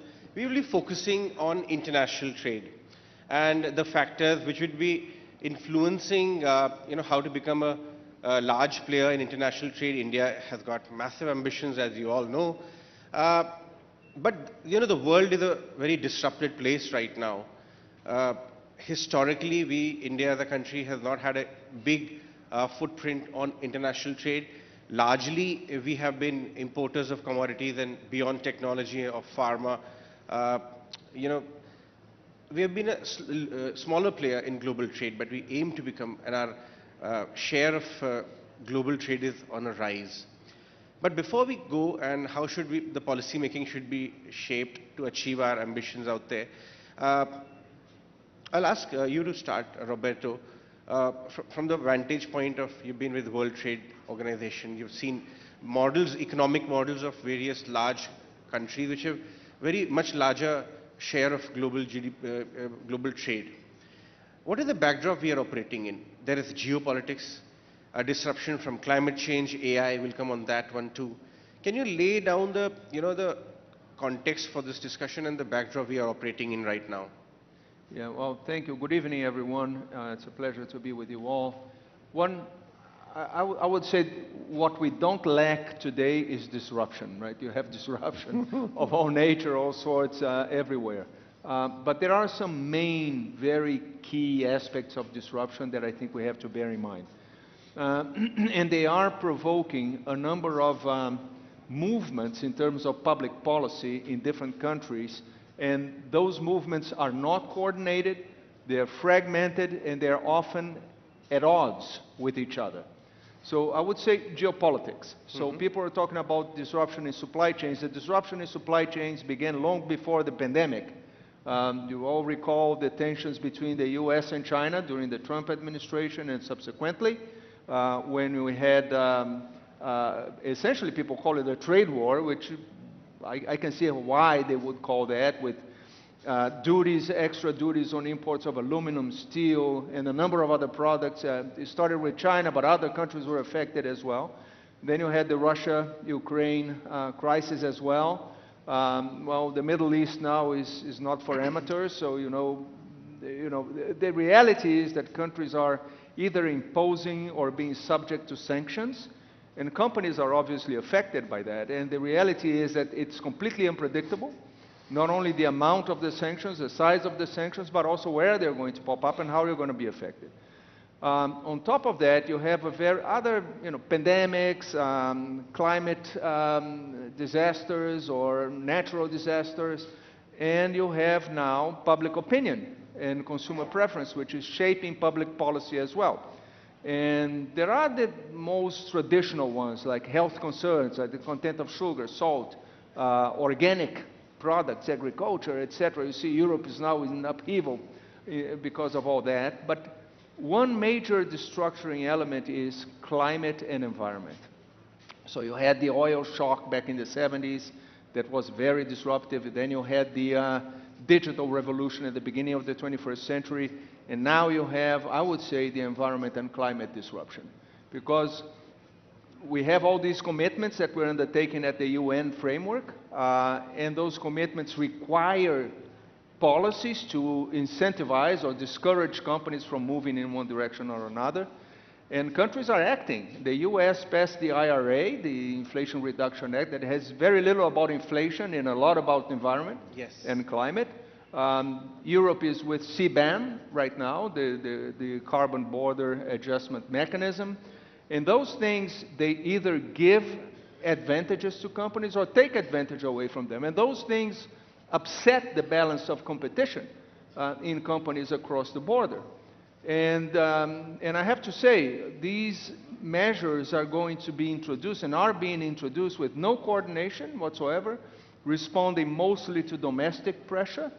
And the reality is that this is coming at a time when we don't have a body to have this kind of conversation. The multilateral institutions are weak. The World Trade Organization is unable to handle these kind of things. And when their rules were negotiated, these conversations didn't even exist. Right. Right? And together with all this, a lot of protectionism. I was coming to that. We should not forget there are 70 elections in the world this year or the next 12 to 15 months. And politics will also influence a lot of policy making. Countries will tilt toward protectionism. And however much each of the countries may want to become independent, everybody knows, we understand that the world is dependent on each other. How can a quick follow-up with you, Roberto, how can, in this environment, when there are kind of equations between, say, US, China, Middle East is emerging in a great fashion, Russia has its stance, and India is caught between. How can a balance be struck in this kind of a scenario where we don't, or any country doesn't give out or be a loser in their own agenda as well, but still be a favorable international trade partner? Can we strike a balance? The reality is that the lack of forum doesn't mean that talks are not happening. That's the problem.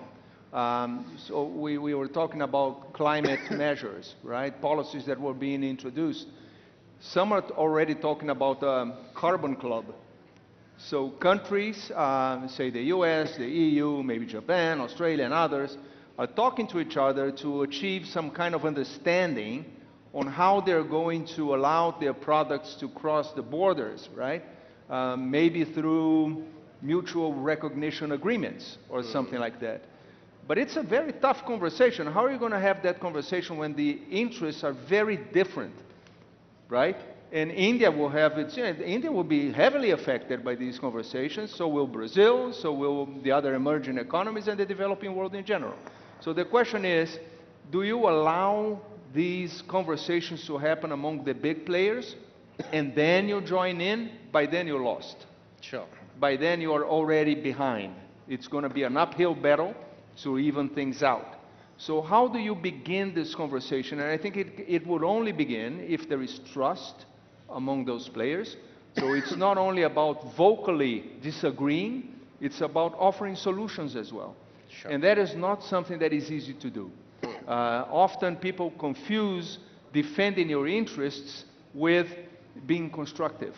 Sure. And that is the challenge, I think, that developing countries have, that India has, is how to present itself as part of the solution, right? And not just criticizing everything and shutting things down. Sure. Robert, let's take the point forward. We are talking about disruption and the challenges in navigating international trade, global trade. There was a very distinctive point you were telling me offline, which will play a big role, and I want you to, elaborate a bit more. Demographic changes and AI. How's that disrupting the models of international trade which have worked so far for decades, but probably may lose some of its relevance in the coming years? Sure. Well, that's a very good challenge. Let me start by describing, at the Institute for New Economic Thinking, we have a group called the Commission on Global Economic Transformation. Michael Spence, who was in the previous panel, and Joseph Stiglitz are the co-chairs. 23 people from around the world, very sophisticated people. And what they did over about 3 years of exploration together is define what they call the disruptions and therefore the basis for the solution. My father was a doctor. Diagnose the disease before you prescribe the remedy. Predictive. And what they came up with, and I'll come back to your question, because it relates to technology as a disruption of the structure of production and the structure of society, climate, as you put forward, and particularly in climate, We now have things that are produced anywhere that affect everywhere. Yep. And so a nation has to think globally to protect all of the humans that are affected by what happens from their carbon burning within their country. Third is finance. We have a very, how would I say, under-regulated or supervised global financial system where shocks propagate all around the world. When Janet Yellen was the Federal Reserve Chairman, she's a friend of mine, I had talks with her. Before the Federal Reserve started to raise interest rates, she went to China because so many people had taken in money in dollars, converted it to renminbi. When she started to raise rates, the dollar would rise. Everybody would liquidate their loans and create a deflationary shock in China. So your monetary zone is not just your nation. And then finally, the key one was the Treaty of Westphalia. The notion, the design, the vision of a nation state had disintegrated. And what happened there was also affected by what they called the induced disruption, which is when your society is failing, your politicians have to try to survive, so they don't cooperate globally so well. When your situation is failing, outward migration can become very profound. At this juncture, the scope and scale of African population growth, according to the International Office of Migration, is enormous. Now, what people talk about, Mike Spence is a real expert on this, is what creates what you might call export-led growth. You put on tariffs, you have low wages, you do manufacturing. With the new technologies, the AI-like and the machine learning and robots and so forth, it's not clear that having low-wage, so-called unskilled labor is going to be the magnet to start a development. You have an equatorial region in Africa. Subsistence farming is in danger. What if you don't have food, you don't have subsistence farming, and you don't have any new sectors for export-led growth? The scope and scale of outward migration in a continent that they are talking about being 1.8 billion people by 2080, according to the World International Office of Migration, is going to affect the entire world. Look at the anxiety in Europe now about African and Middle East migration that we've been through in the last 10 years. That's negligible compared to the challenge that Africa might present. So at this juncture, we have one other dimension, which is in the more developed countries. We have a tremendous amount of anxiety. Now, I grew up in Detroit, Michigan, and everybody said America divorced Detroit. It was the hub of automobile It was the hub of the manufacturing automotive and industry. exports for a very long time. Yes, and it got smashed. Donald Trump, in his national aggression and anti-China, is a symptom of, that's how he marketed himself to the American people who felt they were suffering. I saw data recently in the United States comparing today to 1985. Almost 80% of Americans are worse off. Even though productivity's way up, the nature of the transformation associated with globalization and technology left a vast majority going down. And the distrust in expertise and the distrust in governance, according to the Gallup polls or the people who do the work for the World Economic Forum, it's just collapsed.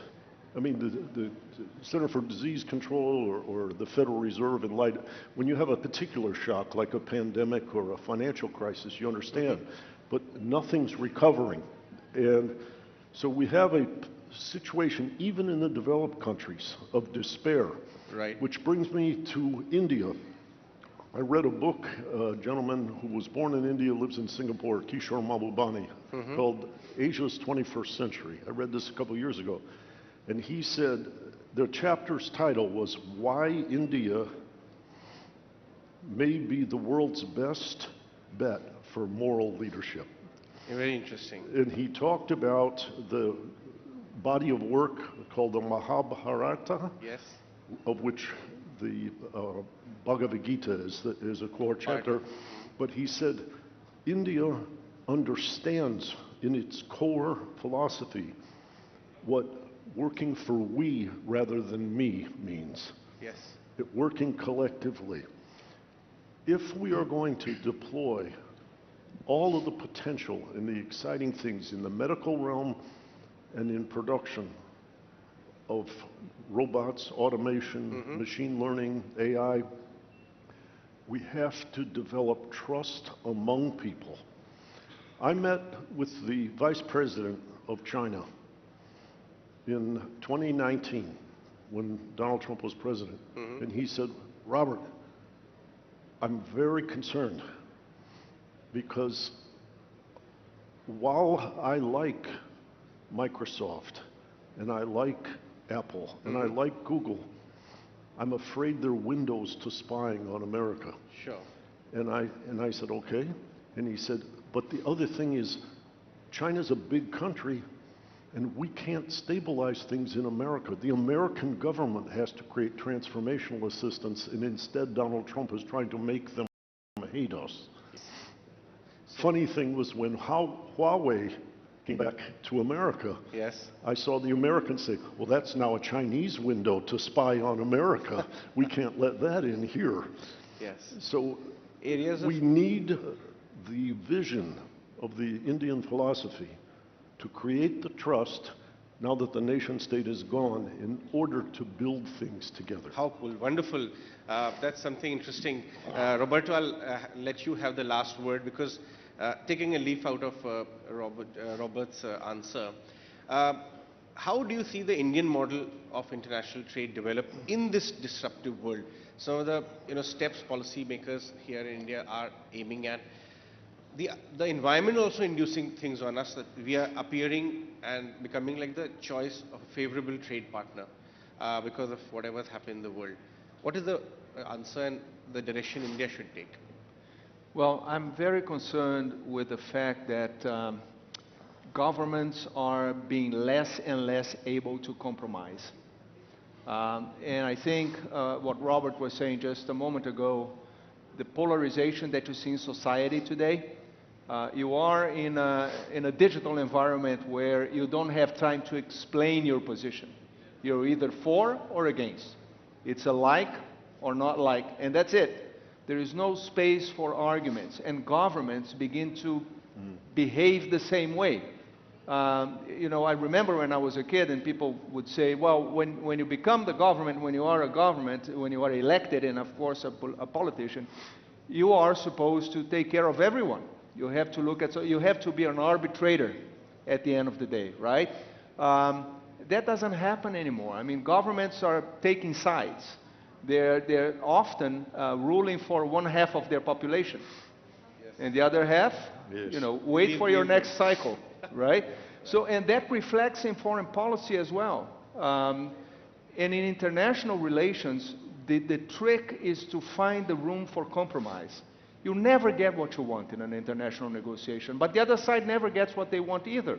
It's about finding common ground at the end of the day. But we're getting to a point where governments are sitting at the table with no room for compromise. Because whatever they do, they lose points at home. And that is the end of diplomacy at the end of the day. So this is an extremely impactful development of the polarization that we see domestically, is that the center is disappearing in international politics. So the challenge, I think, answering your question, is how do we maintain that space for compromise, and that's something that starts at home. Great answer. In fact, gentlemen, we are completely out of time, but I think Robert's answer that what India teaches from the Bhagavad Gita or the Mahabharata is the collective approach, the approach of we. And our Prime Minister Modi also has often, quotes Vasudhaiva Kutumbakam. The world is one family, so we have to think in that direction, not just my home, my house, or my country. Gentlemen, thank you very much for joining us. Let me just add one thing. I talked about exporting India's moral philosophy. Yeah. But I also think the way in which your country has deployed digital innovation is something that Africa could use. And I've spent a lot of time in Africa these last few years, and what they always say is the Chinese are building harbors and they're building highways and they want to take things out. Minerals. America's building forts. I believe India could go in and build the infrastructure to help these places develop and avoid the outward human migration that many fear. Outstanding. Thank you very much, gentlemen, joining us this evening. Guys, back to you. Thank you, Mr. Azevedo, and thank you, Mr. Johnson. Thank you, Ajay, for that fantastic, in-depth panel looking at international commerce, which is such an important topic, and I mean, a perfect fit here at the Times Group presents ET Now Global Business Summit. All right, Meghna, let's move on. Yeah. Yes, absolutely. There's another fantastic session coming your way. In fact, in today's interconnected world, the concept of brand building has evolved way beyond the traditional marketing strategies that we have always seen. In fact, at the very heart of this evolution lies the power of a community, a dynamic force that has the potential to propel brands to new heights of innovation and global recognition. Absolutely, and as we gather to delve into the discussion on building innovative global brands through the power of community, we recognize that community engagement is not merely a strategy, but it's a fundamental ethos. It is about fostering authentic connections, empowering voices, and co-creating experiences that resonate deeply with audiences worldwide. Absolutely. In fact, to moderate this session, we'd like to invite up on stage Vikram Oza, the media consultant, presenter, of course, you would have seen him present earlier in the day as well, news anchor with ET Now. He will be in conversation with Akis Evangelidis. He is the co-founder of Nothing. Over to you, gentlemen. Great to have you. Welcome. Awesome to be here. We have very limited time, so I'm going to go straight into it. What is it like to set up a brand and enter 30 markets just 3 years ago when you're in the midst of a pandemic and you do this launch?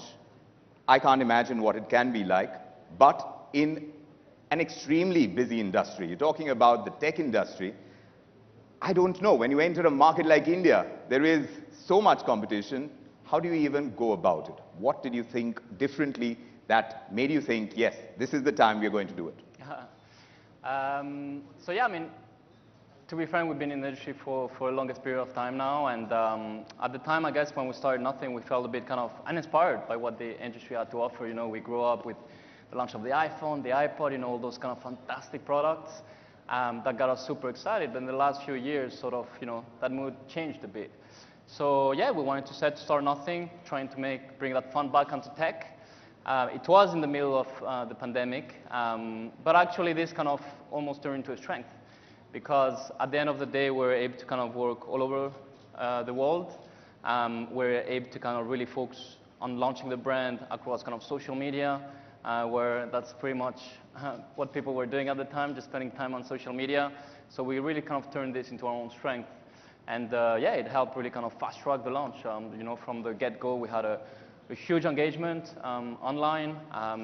We had early on a lot of like big tech investors joining the journey. We had Tony Fadell, the inventor of the iPod, coming as a seed investor, Steve Hoffman, the founder of Reddit, and so on. And yeah, before even we launched a product, we raised our Series A with Google Ventures.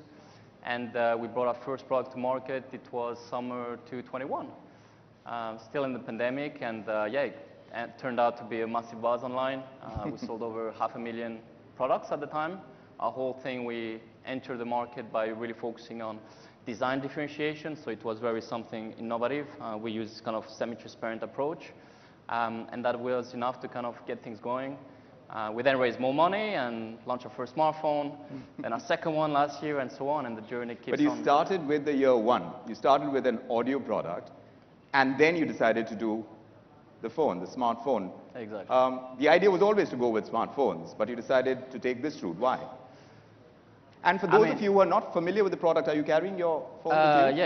Yeah. Why don't you show it to them, for those of us who haven't seen a Nothing phone just so yeah, yet? this is the phone 2. So you have this kind of semi-transparent design. We have a whole kind of interface at the back, kind of to minimize your screen interaction.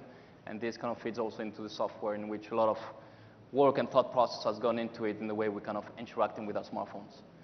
But yeah, so we started with the, I mean, hardware is hard by definition. So, you know, we couldn't go straight into smartphones. You know, you need to build the team, you need to build the supply chain, and so on. So for us, we saw the opportunity at the time. The true wireless earbuds market was kind of growing in an exponential way. Yeah. Quite mature from a category standpoint, you know, so the technology was there, the supply chain was there. Yet a very interesting product to innovate from a design standpoint, because, you know, you kind of carry those things in your ears all day. So quite an important part of the purchase decision, the design. So we felt it was just the right product to kind of start with, to introduce our kind of design identity, yet confident that we could deliver on a great product. And following that, build stronger team capabilities, bigger teams, engineering, software, hardware, to then kind of, one, first raise more money once we've successfully launched A1, and two, start developing our first smartphone. But in a very busy market, you need to create key differentiators, and they need to be really strong. We're talking about 1.2 billion smartphones being sold in the world, and more than 10% of them are sold in India. So India definitely would be a big market for you. But how do you create a differentiator when the go-to products for most people are Apple and Samsung? I mean, you said, like, the pie is huge, 1.2 billion units. So you definitely have a niche there that, you know, was a bit like us. You know, when we started nothing, we looked at ourselves as end users. We weren't exciting. We were looking for something fresh, something that would kind of stand out. And we were confident that there would be more people like us. So while, you know, the pie is huge, definitely dominated by the big brands of this world, we definitely saw an opportunity. And we kind of, as we started getting with like A1, then Phone 1, we started seeing more and more people kind of, you know, onboarding the journey of nothing, buying more our products more and more, to the point where last quarter we crossed 2 million nothing products sold to date. And India, definitely a big part of it. I think, yeah, the energy here is real. The savviness around technology is incredible. You know, the Indian consumer, there's definitely none as such outside of India. Like, the knowledge around the tech is unbelievable, and that's where it's sort of easy for a brand launching the consumer tech space to kind of grab some level of traction. You're saying easier, but it sounds tougher. When a large part of your consumer base knows its technology, is tech savvy, as you say it, and this is across the board. There is no age, no bar. There is, I mean, rural, urban, sure. It's all across. I mean, people know their mobile phones. In that kind of market, I would think it's tougher. I mean, it puts the bar high in terms of the actual user experience, product, but, you know, as a product company, if that's not your angle in terms of bringing great products to the users, I think you shouldn't even start the company. So for us, since day one, you know, it was about making products that we would be proud to share with our friends and families. So a lot of work went into it, and I guess in this market where people know the tech, actually they realize the value of the product and have been loving our products. So far so good, I'd say. So when you say they love your product, what about it do they love? You need to explain that to us in the context of building communities. For a brand to build a community is a very important exercise in today's context, much more in the tech universe. How have you done that? Because I understand you've done some sort of crowdfunding as well. Talk to us about that, because that in a sense seems to be creating a community of sorts. I mean, our whole journey is almost, yeah, has been since day one, kind of a community journey as well. Like, when we started, again, it was just an idea. We wanted to try to make something different, to kind of break through in the market, but we didn't even know why or what we're going to do. Early on, we got some of those kind of tech leaders, Tony Fadell, Steve Hoffman, Kevin Glynn, and so on, kind of feeling the same way, same, they didn't know exactly how things were going to go. And as we're kind of progressing, we saw a lot of more people really engaged around nothing and everything we're doing. So we decided, actually early on, as we kind of did our first investment, when we raised our Series A with Google Ventures, to allocate actually part of it to the community. So we did a crowdfunding where private investors could come in so that people would kind of, the idea was that early supporters would have skin in the game. So, they won't be just kind of cheering from the sideline, but eventually having a financial uplift, hopefully once we're a multi-billion brand. You have Indian celebrities who've got skin in the game. How important was that? Because I believe there are investors. One of them is nodding very wisely at me. There is Karan Johar. There are others, like Sabyasachi as well. Yeah. So tell us about the importance of doing that as a marketing exercise as well, to build a brand, and of course, you're trying to raise funds. Side of support that they've been giving us, I think it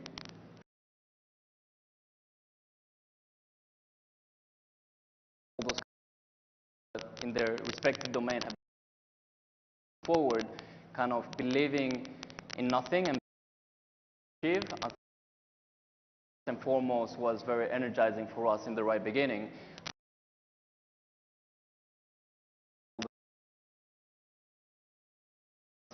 Industries that kind of come in, share ideas, give ideas to us, and I think that's also the strength of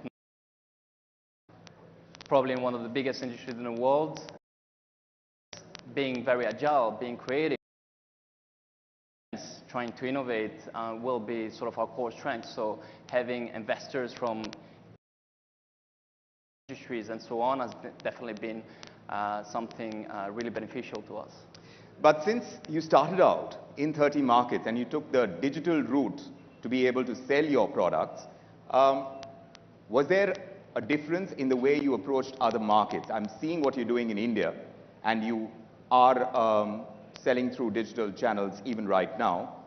I don't know if that's likely to change, but what was the approach to Europe and US, and how is it different from what you've done in India?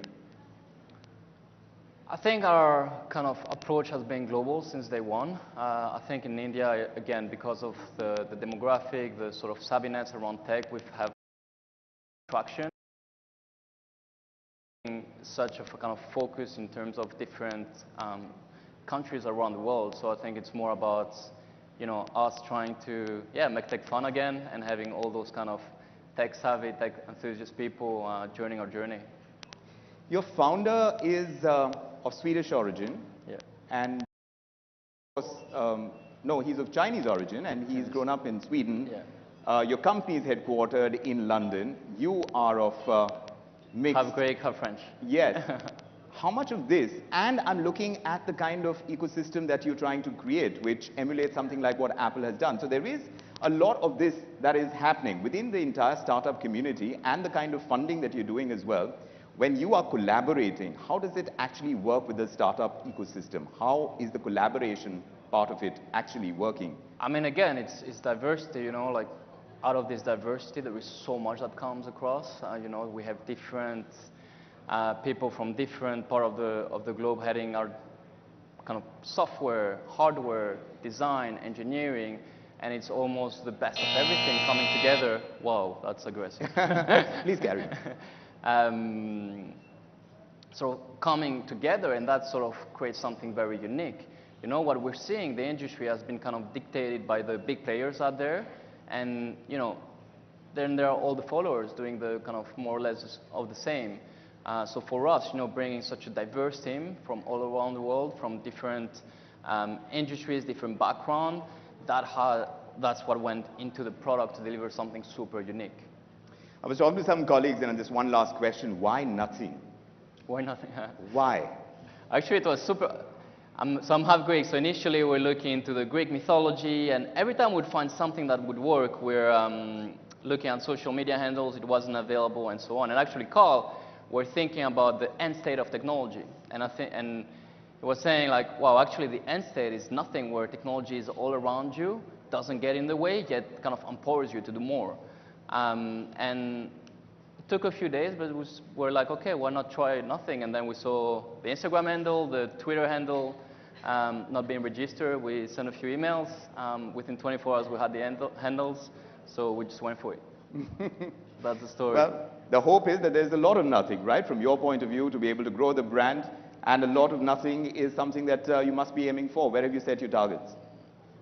I think when you look at the size of the industry, again, the sky is the limit, and then you can do a lot more. We've seen that there is But definitely... even with smaller marketing budgets, you see the size of Apple and Samsung and their Great marketing products. budgets. It's always start with the products. I think for us, that's what we've been doing since day one, and the rest kind of, it's important, but products, great products, and then a big kind of community around your products, and then the word of mouth takes off. Well, more power to you, and good luck for all your future ventures. Thank you you so much for joining us on the Global Business Summit. Pleasure for having me. Pleasure having you with us. Thank you. Well, Vikram, you really saved the best question till the end. Why nothing? So we just wish Mr. Evangelides a lot of nothing in future. Thank you, much appreciated. Thank you so much for that. Thank you. You know, Meghna, when he was showing the phone, one thing, because it's the white phone. Okay, let me just put this disclaimer out. I'm a big tech fan, and I am a big fan with all the mobile phones. So I've studied this phone, and one of the cool things about this phone is it's got something called a glyph lights on the front side, rather the back side of the phone, and it can be used. You can program it so the lights flash differently for every person that calls. You can track your Uber without looking at the front of your phone. The light shows you as your Uber's coming close. So it's obviously better on the black because it stands out. But yeah, enough about me. I'm a tech fan, like I said. Well, there are lots of them in the room, isn't it? And if you are a tech fan, even more so, if you're using your phones, even if it is, especially if it is a nothing phone, make sure that you are putting all these videos, photographs out on social media. We've been telling you about our hashtags. It's up there on the screens as well in several of the posters that you'll see. Scripting tomorrow, that's a hashtag that we are all using. Of course, other than that, you can also use GBS 2024. That's one of the hashtags you can use if you want to tweet out or put out more videos. We'd love to connect with you on social media. There's also hashtag GBS, Global Business Summit, easy to remember. And of course, you have hashtag ETNowGBS. All these hashtags are right there already being used by our social media teams, and we'd request you to join us on social media as well. And talking about social media, we have the Social Champ Contest still going before our last session. Rather, after the last session, you can go to the Jahangir Hall, scan the QR code, and share your thoughts on social media. So, Meghna, let's head into our final session of the day. Our final session of the Times Group presents ET Now Global Business Summit. It's titled The Brave New World, Venturing in Times of Uncertainty. Now, it's a thought-provoking session that delves into the dynamic landscape of entrepreneurship in an unpredictable world. This session aims to explore the challenges and opportunities encountered by entrepreneurs as they navigate through uncertain times, offering valuable insights and strategies for success. Absolutely, Sumit, and this is quite understandably the reason why it is a showstopper, if we can call it that. We'd in fact like to invite up to moderate this session the dynamic Sanjeev Bikhchandani, the founder of Info Edge India. Please do join us up here on the stage. Maybe someone that we call as the OG of the startup world here in India. And as Mr. Bikhchandani comes up, let's invite up on stage his panelists. Absolutely. Aditya Palija, the co-founder and CEO of Zepto, is there. And a person who perhaps doesn't need an introduction, Namita Thapar, the Executive Director of M-Cure Pharmaceuticals. We also have Mukesh Bansal, the co-founder of Cure.fit and Myntra as well. Go ahead. We have Kunal Bahl, co-founder Snapdeal and Titan Capital. We have Aman Gupta, co-founder and CMO of Boat, and Sudhakar Adappa, founder and CEO of BIA Brands. So it's over to you, sharks, if we can call you all that in your own... Some sharks are in the tank, but it'll be one of the most exciting sessions here. And with that, we'd hand it over to Mr. Bikhchandani. Over to you. Round of applause, ladies and gentlemen. Thank you, everyone, and welcome to all the panelists. We've got 7 people on stage, and we have 40 minutes. So we're going to keep it tight, quick, short, pacey, and so I won't introduce everybody, because that will take 5 minutes. Okay? But since most people are known, it'll be okay. As and when I call them to speak, I'll give a quick 2-line introduction. Yeah? So the topic is venturing in a turbulent environment, or some such thing, but it is that, right? Why don't I start with you, Kunal? Kunal has, founder of Snapdeal, taking a subsidiary of Snapdeal public pretty soon. But he's got another avatar, apart from being an entrepreneur and a founder. He, through Titan Capital, has invested in about 280 startups. So on this stage, he is the person with the most number of startup investments. 280 is pretty prolific by any standards, although it's taken 13 years to do it. So Kunal, why do you invest, and why did you start investing? It's a pleasure being here, and thank you. I must say that Mr. Bikhchandani is actually the reason many of us, or at least I can speak for myself, that I'm here, because when I was starting up my journey in 2007, there were literally no role models for entrepreneurship and tech entrepreneurship in India outside of India. A little piece of trivia. I didn't know this, but Kunal told me when he came back to India from the US, he applied to Naukri for a job. Yes. And he was interviewed, and we didn't make him the offer. Is that correct? That's right, that's right. And so he decided to become an entrepreneur.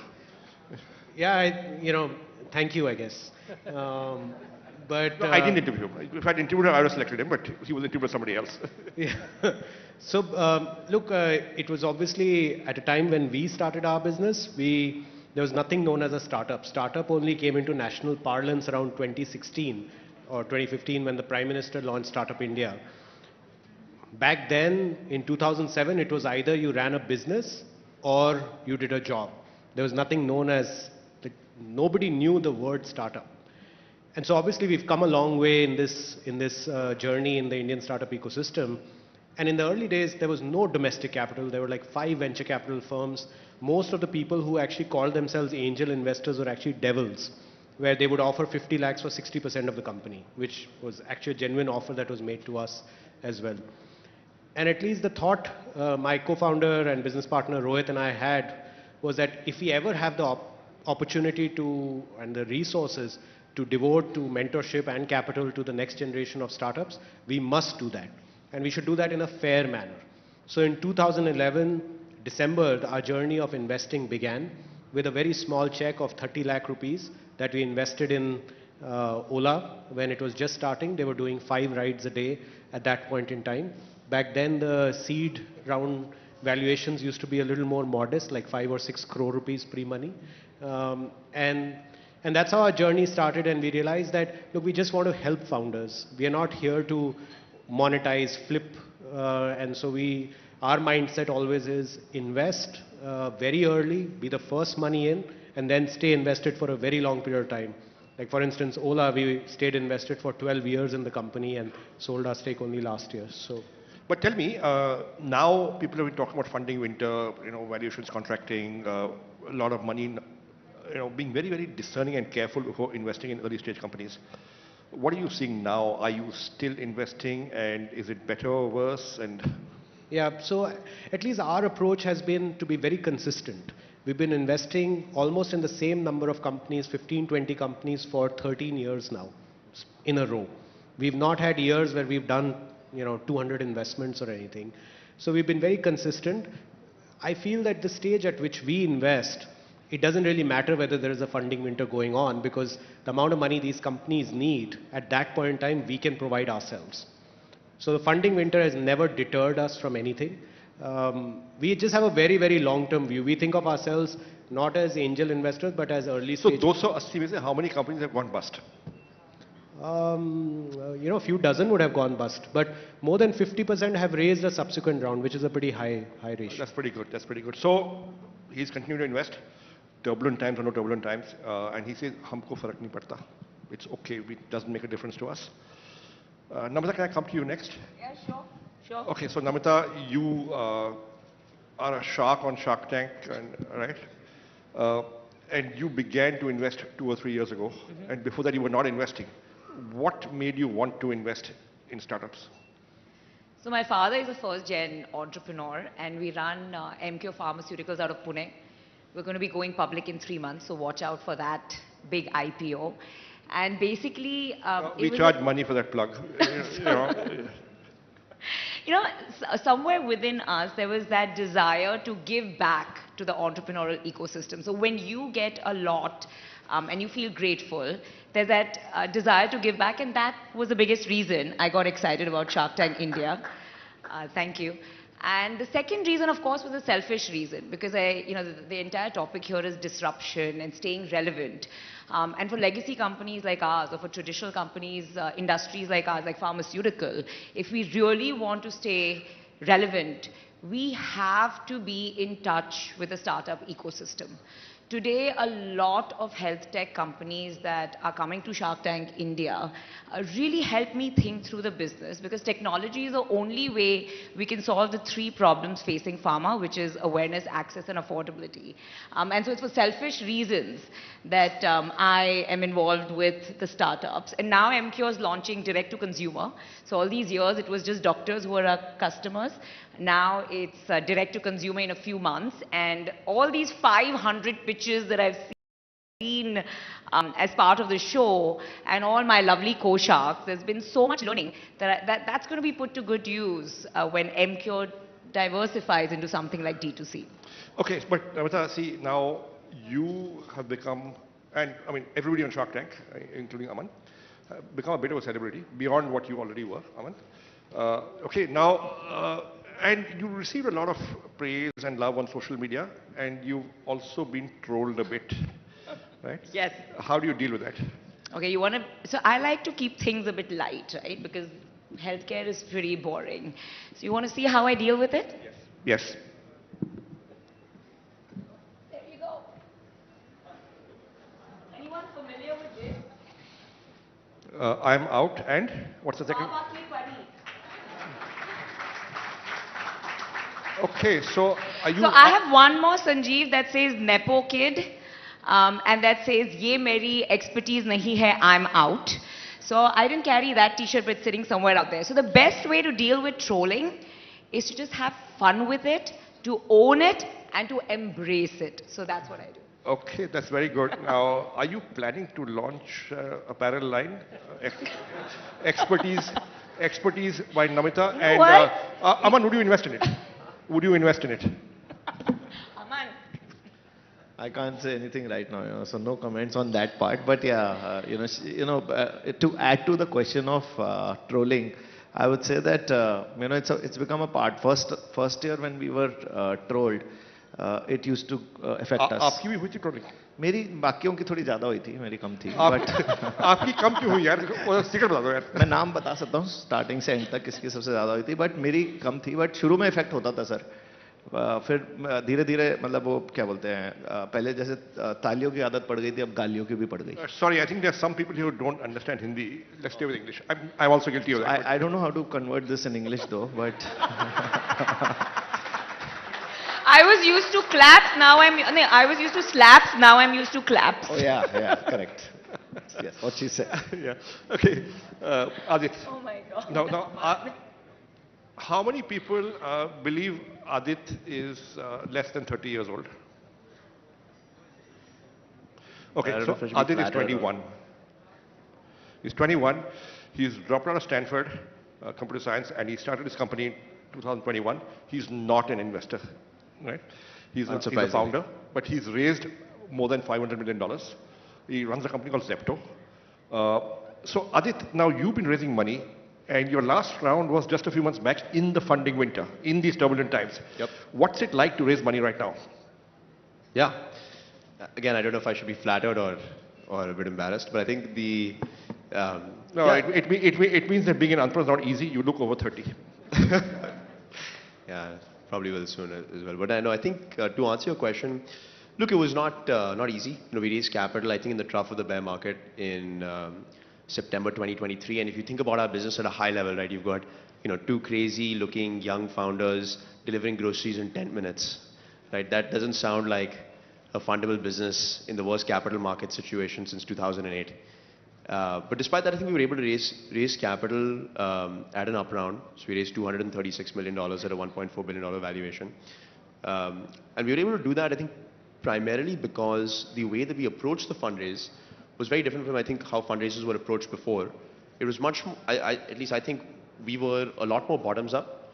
We didn't have, high-level narratives. I think our entire data room was 460 pages, each metric in a deep, granular detail, just going into it one by one. And I think the reason why is because the only investors that were investing in this market were investors that did fundamentals-driven bottoms-up analyses and had enough conviction in their own diligence. Did you get a lot of rejection? Did anybody reject you?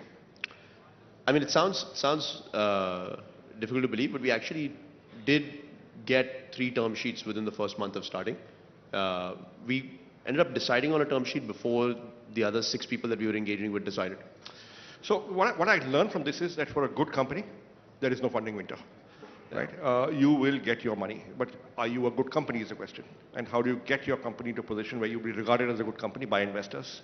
That's the question to answer. I'll also just add one last thing. I think the thing is investors that invest in this market tend to be much higher quality, fundamentals-driven investors that are willing to take contrarian bets. Investors ये तो गलत बात है. You're not investing in this market. You're a low-quality investor. ये ठीक नहीं है. This is not okay. I'm kidding. Okay.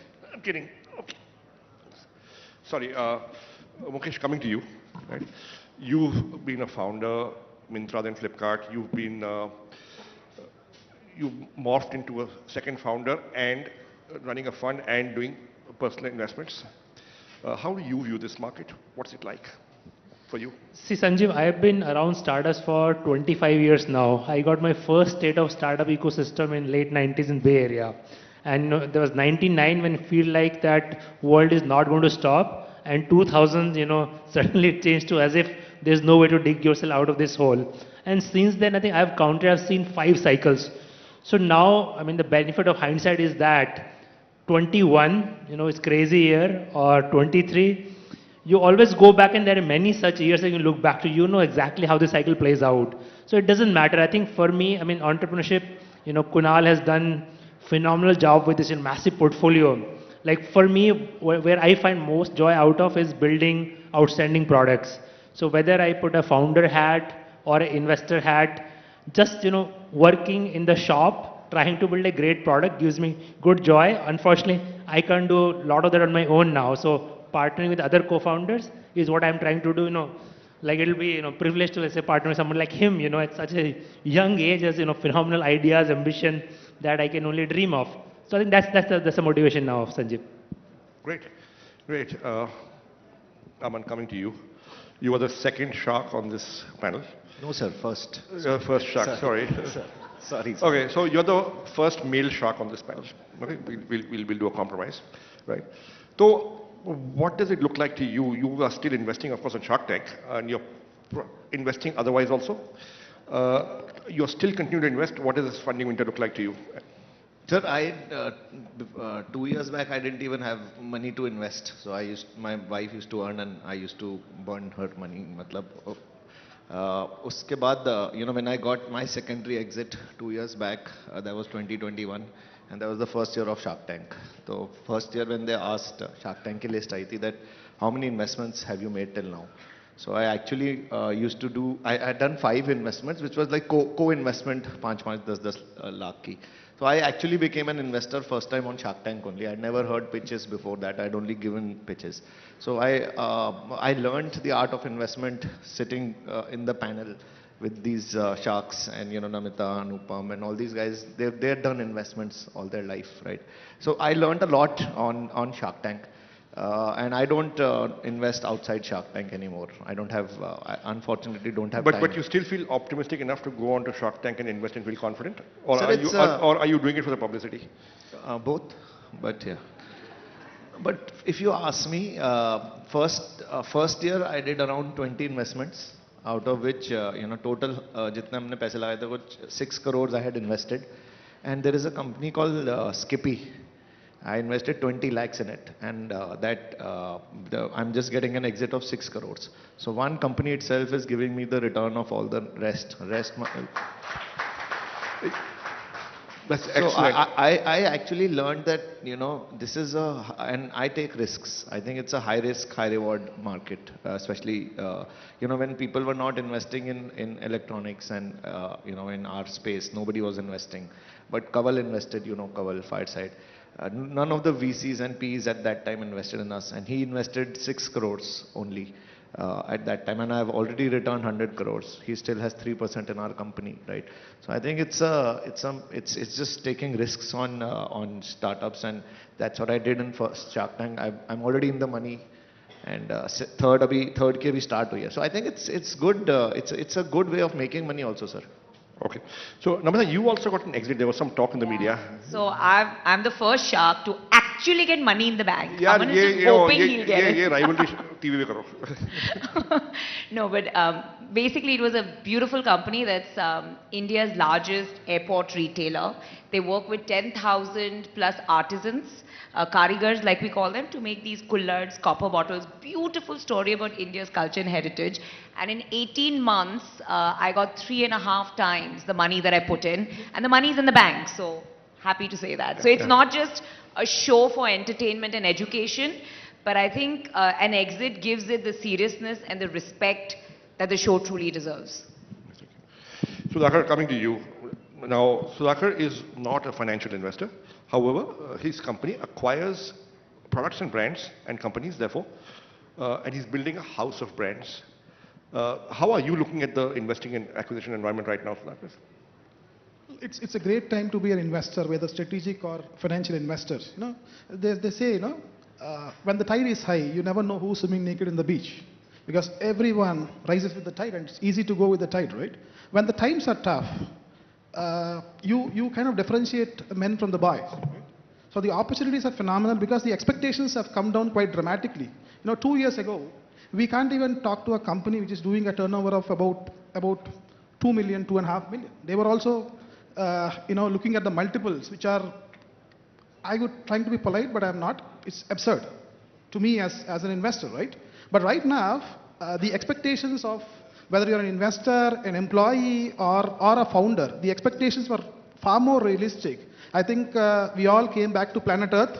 I think 2 years ago, we were, I mean, at least the founders and the employees are on planet Mars. Right now, we've come back to Earth.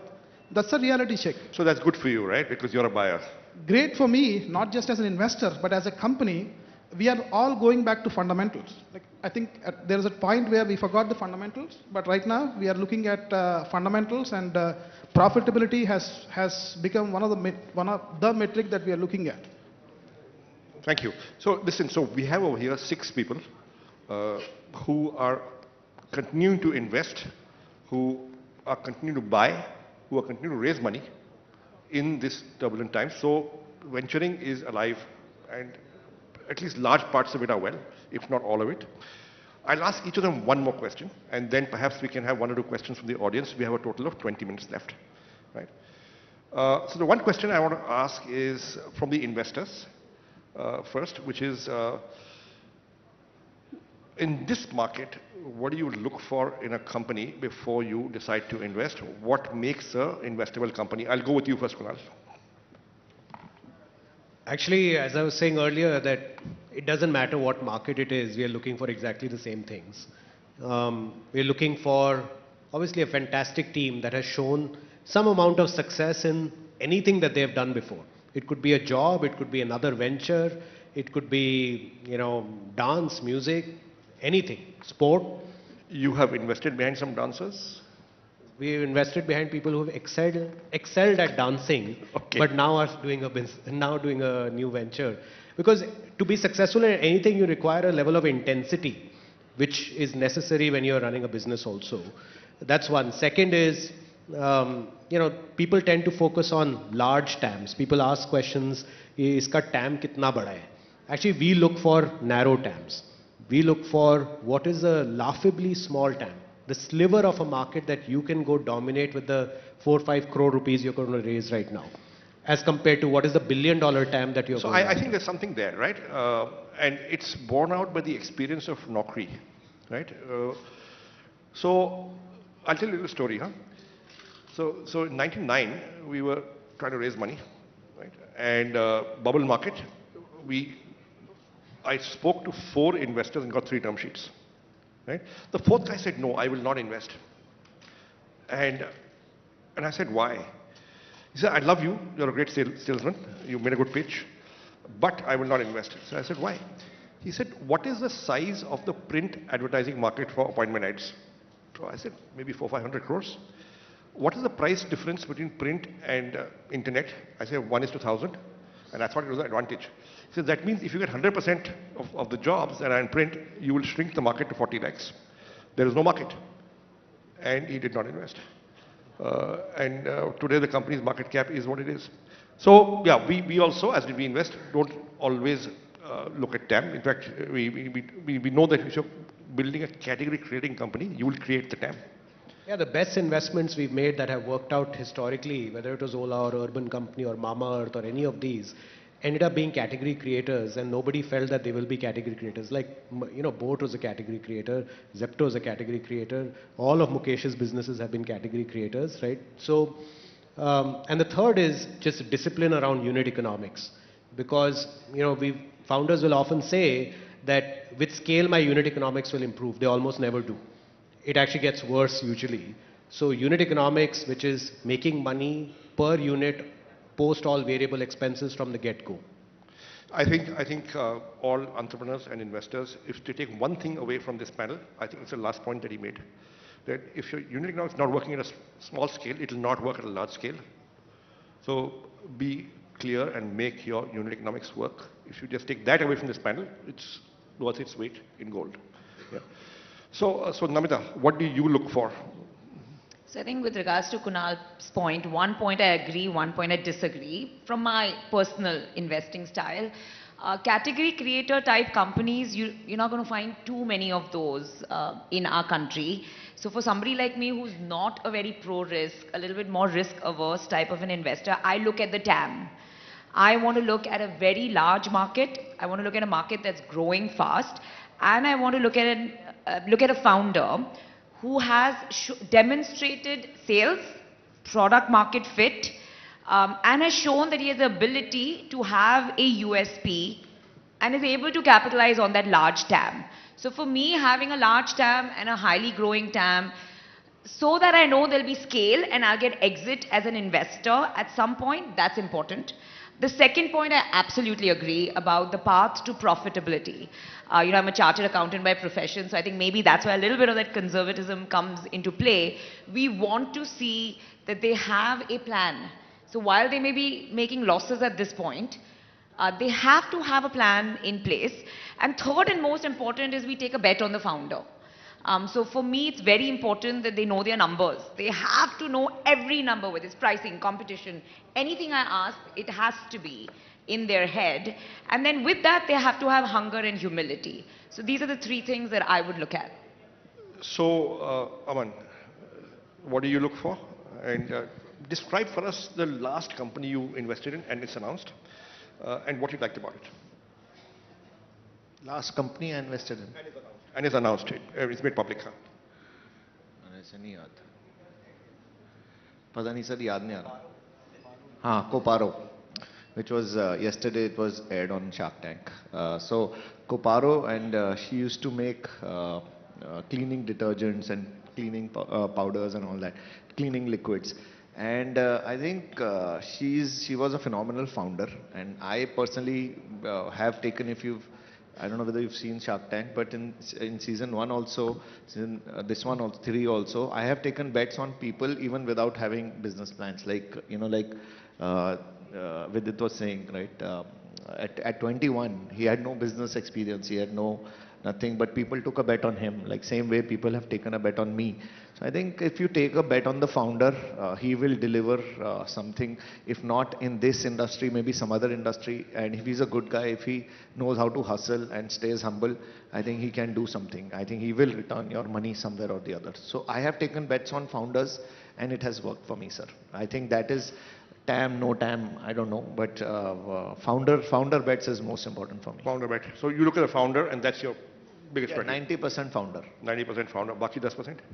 बाकी तो sir बाकी चीजें भी देख लेते हैं ना थोड़ी तो मतलब कंपनी क्या company whether he has a company, whether he doesn't have a company. whether he has which industry is he working on, and whether he knows how to make money. He's not feckoing. He's not just. Matlab, he knows the DNA, as Namita also said. I am also there is a banya. Now you will ask me to convert in English. I don't know, but yeah. There is a mentality I have, right? And then my co-founder is a Gujarati. Okay, between Banyas, Marwadis, Gujaratis and Sindhis, who would you invest behind? I would prefer Gujaratis. Yeah. Okay, I don't want to go further into that. No, but we might get into trouble. No, why? I can tell you that they have something in their blood. They know how to do business much better. And my co-founder, he's not a chartered accountant. Samir is not a chartered accountant, but he does finances better than me, or even the CAs we've employed in our company. I think they know dhanda banana aata hai. They know, they eat or drink something which has that, their blood has dhanda in them. So Namita is Gujarati, right? I love the way that they eat or drink something. Okay. And by the way, all the Guju food I carry on the sets, my papadas and all, he hates it. He doesn't touch it, just for the record. Okay. He only thrives on butter chicken. Okay. You grew up in Delhi, obviously. Yeah, I did. Mukesh, which is your best company? And what did you think when you went into it? I'll just maybe very quick story. So 6 years ago, these two ex-ISRO engineers, they reached out to me and they said they want to build this rocket company. It was so audacious, so I met them. I said, "Kiya, rocket kaise banoge?" You are just two guys in your late 20s.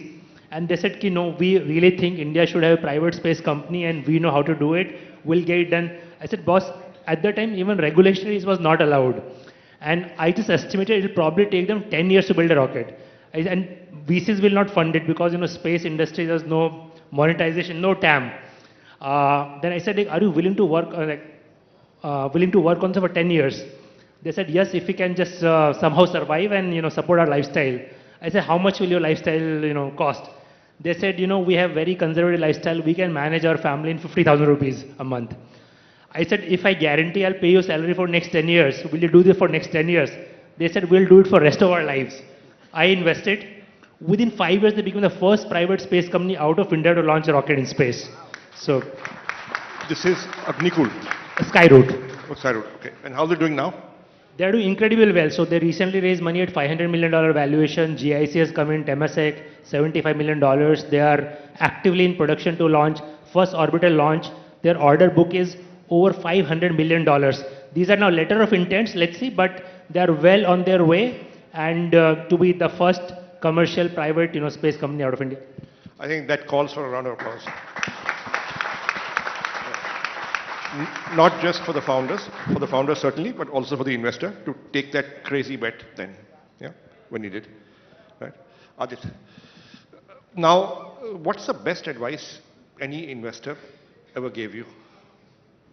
I was telling you before we got in, I think in week 2 of our business, day 14, when we launched in Bandra and we launched in Marol and Andheri East. And the business just went crazy. We went from like 100 orders a day to a couple thousand orders a day in 14 days. And Suvir, who's the managing director of Nexus and the first institutional investor we brought on board, he was like, "This is too fast. This is crazy. I've seen this before. I've seen this movie. Right? Here's a company that's found like some crazy product market fit, some insight." And he just dashed into our office one day. And there was just like 6 guys, 7 guys. We were just like scrambling, trying to figure it out. He got all of us in a room and he said, "Make a P&L. I didn't know what a P&L was. It was day 14. I said, "What is that?" And then he pulls out all his, like, he gave me deliveries, early P&Ls. He's like, "I want you to make this right now." And I was just thinking, I was like, what is this? But then he showed up at our office every day for a month with the same request, just to not do anything else. I don't know what, he just decided not to go to the office for quite some time. But he just pushed us on that. He pushed us on discipline. He pushed us on rigor. Even today, the level of depth that he operates in is phenomenal. So I think that was one thing that really set the culture and the DNA of the company. And I think the second best advice that I ever got was from our Series B lead investor that said, and he's invested in like multiple successful consumer internet companies in the US, and he said that the only thing that matters for any consumer business is execution. every other vector, whether it's capital, whether it's even like strategic, advantages, all of that is nothing compared to execution. So those are the two biggest pieces of advice that we got. Great, great, great. Tell me, what about you? How should founders conduct themselves in these times that they are able to get the funding they want or need, or at least get acquired by you? I think founders need to stick to fundamentals. These funding cycles, they're a matter of global liquidity, and these funding cycles, and I'm sure you've seen 4 or 5 booms and the bust, right? So these cycles will come and go. It's a matter of global liquidity, and you should always stick to your fundamentals. So the moment you stick to your fundamentals and try and run a business, I think you'll be fine. That's what I think. Got it. So we've got the advice, we've got answers to our questions. We have 4 minutes left. We can take maybe 2 or 3 questions from the audience. We'll ask the lady here first. Ma'am, just raise your voice and I'll repeat your question. So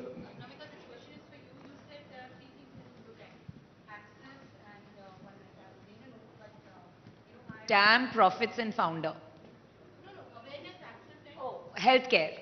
The 3 A's are awareness, access, and affordability. The 3 biggest challenges in healthcare.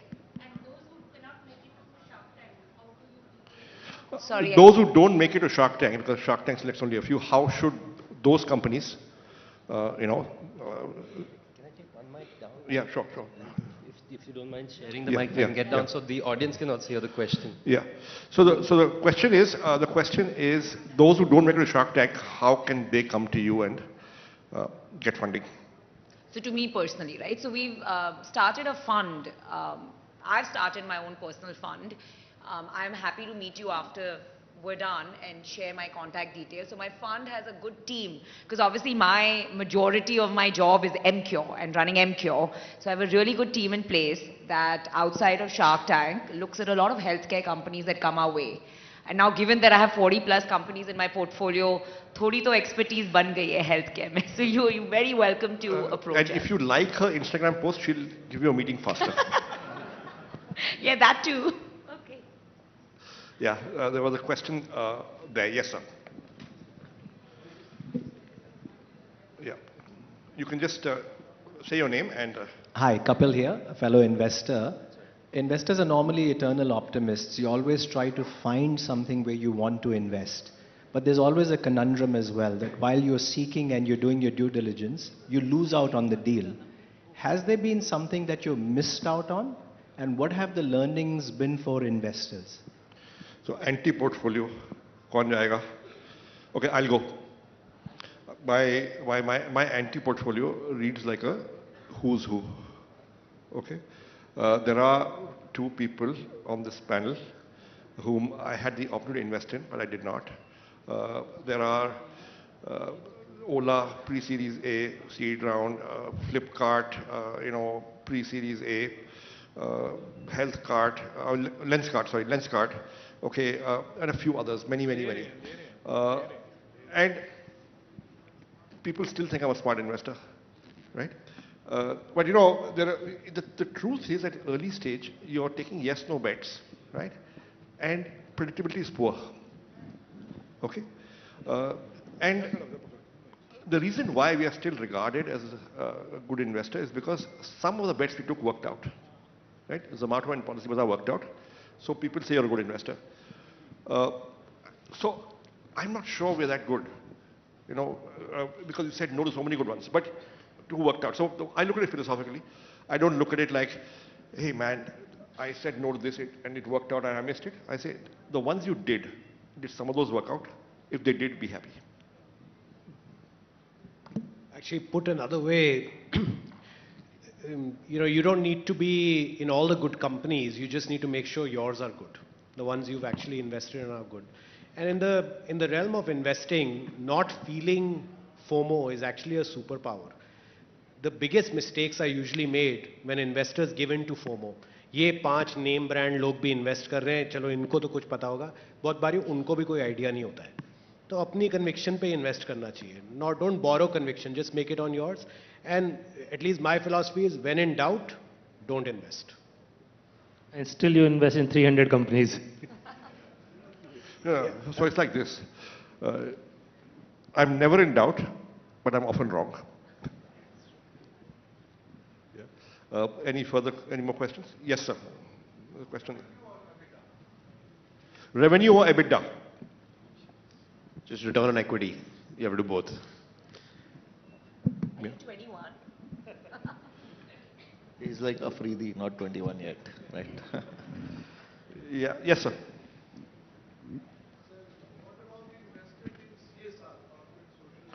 What about investment in CSR? Whether any schools are being built, something is done for the downtrodden. Of course, profit is the essence which drives everyone, but some portion, some money is earmarked. So I want to hear about that. Yeah, so I'll tell you the way we looked at it. We were pretty clear. We were pretty clear that the company's money is the shareholders' money. We do not have the right to give it to any third party just because the two founders like somebody, right?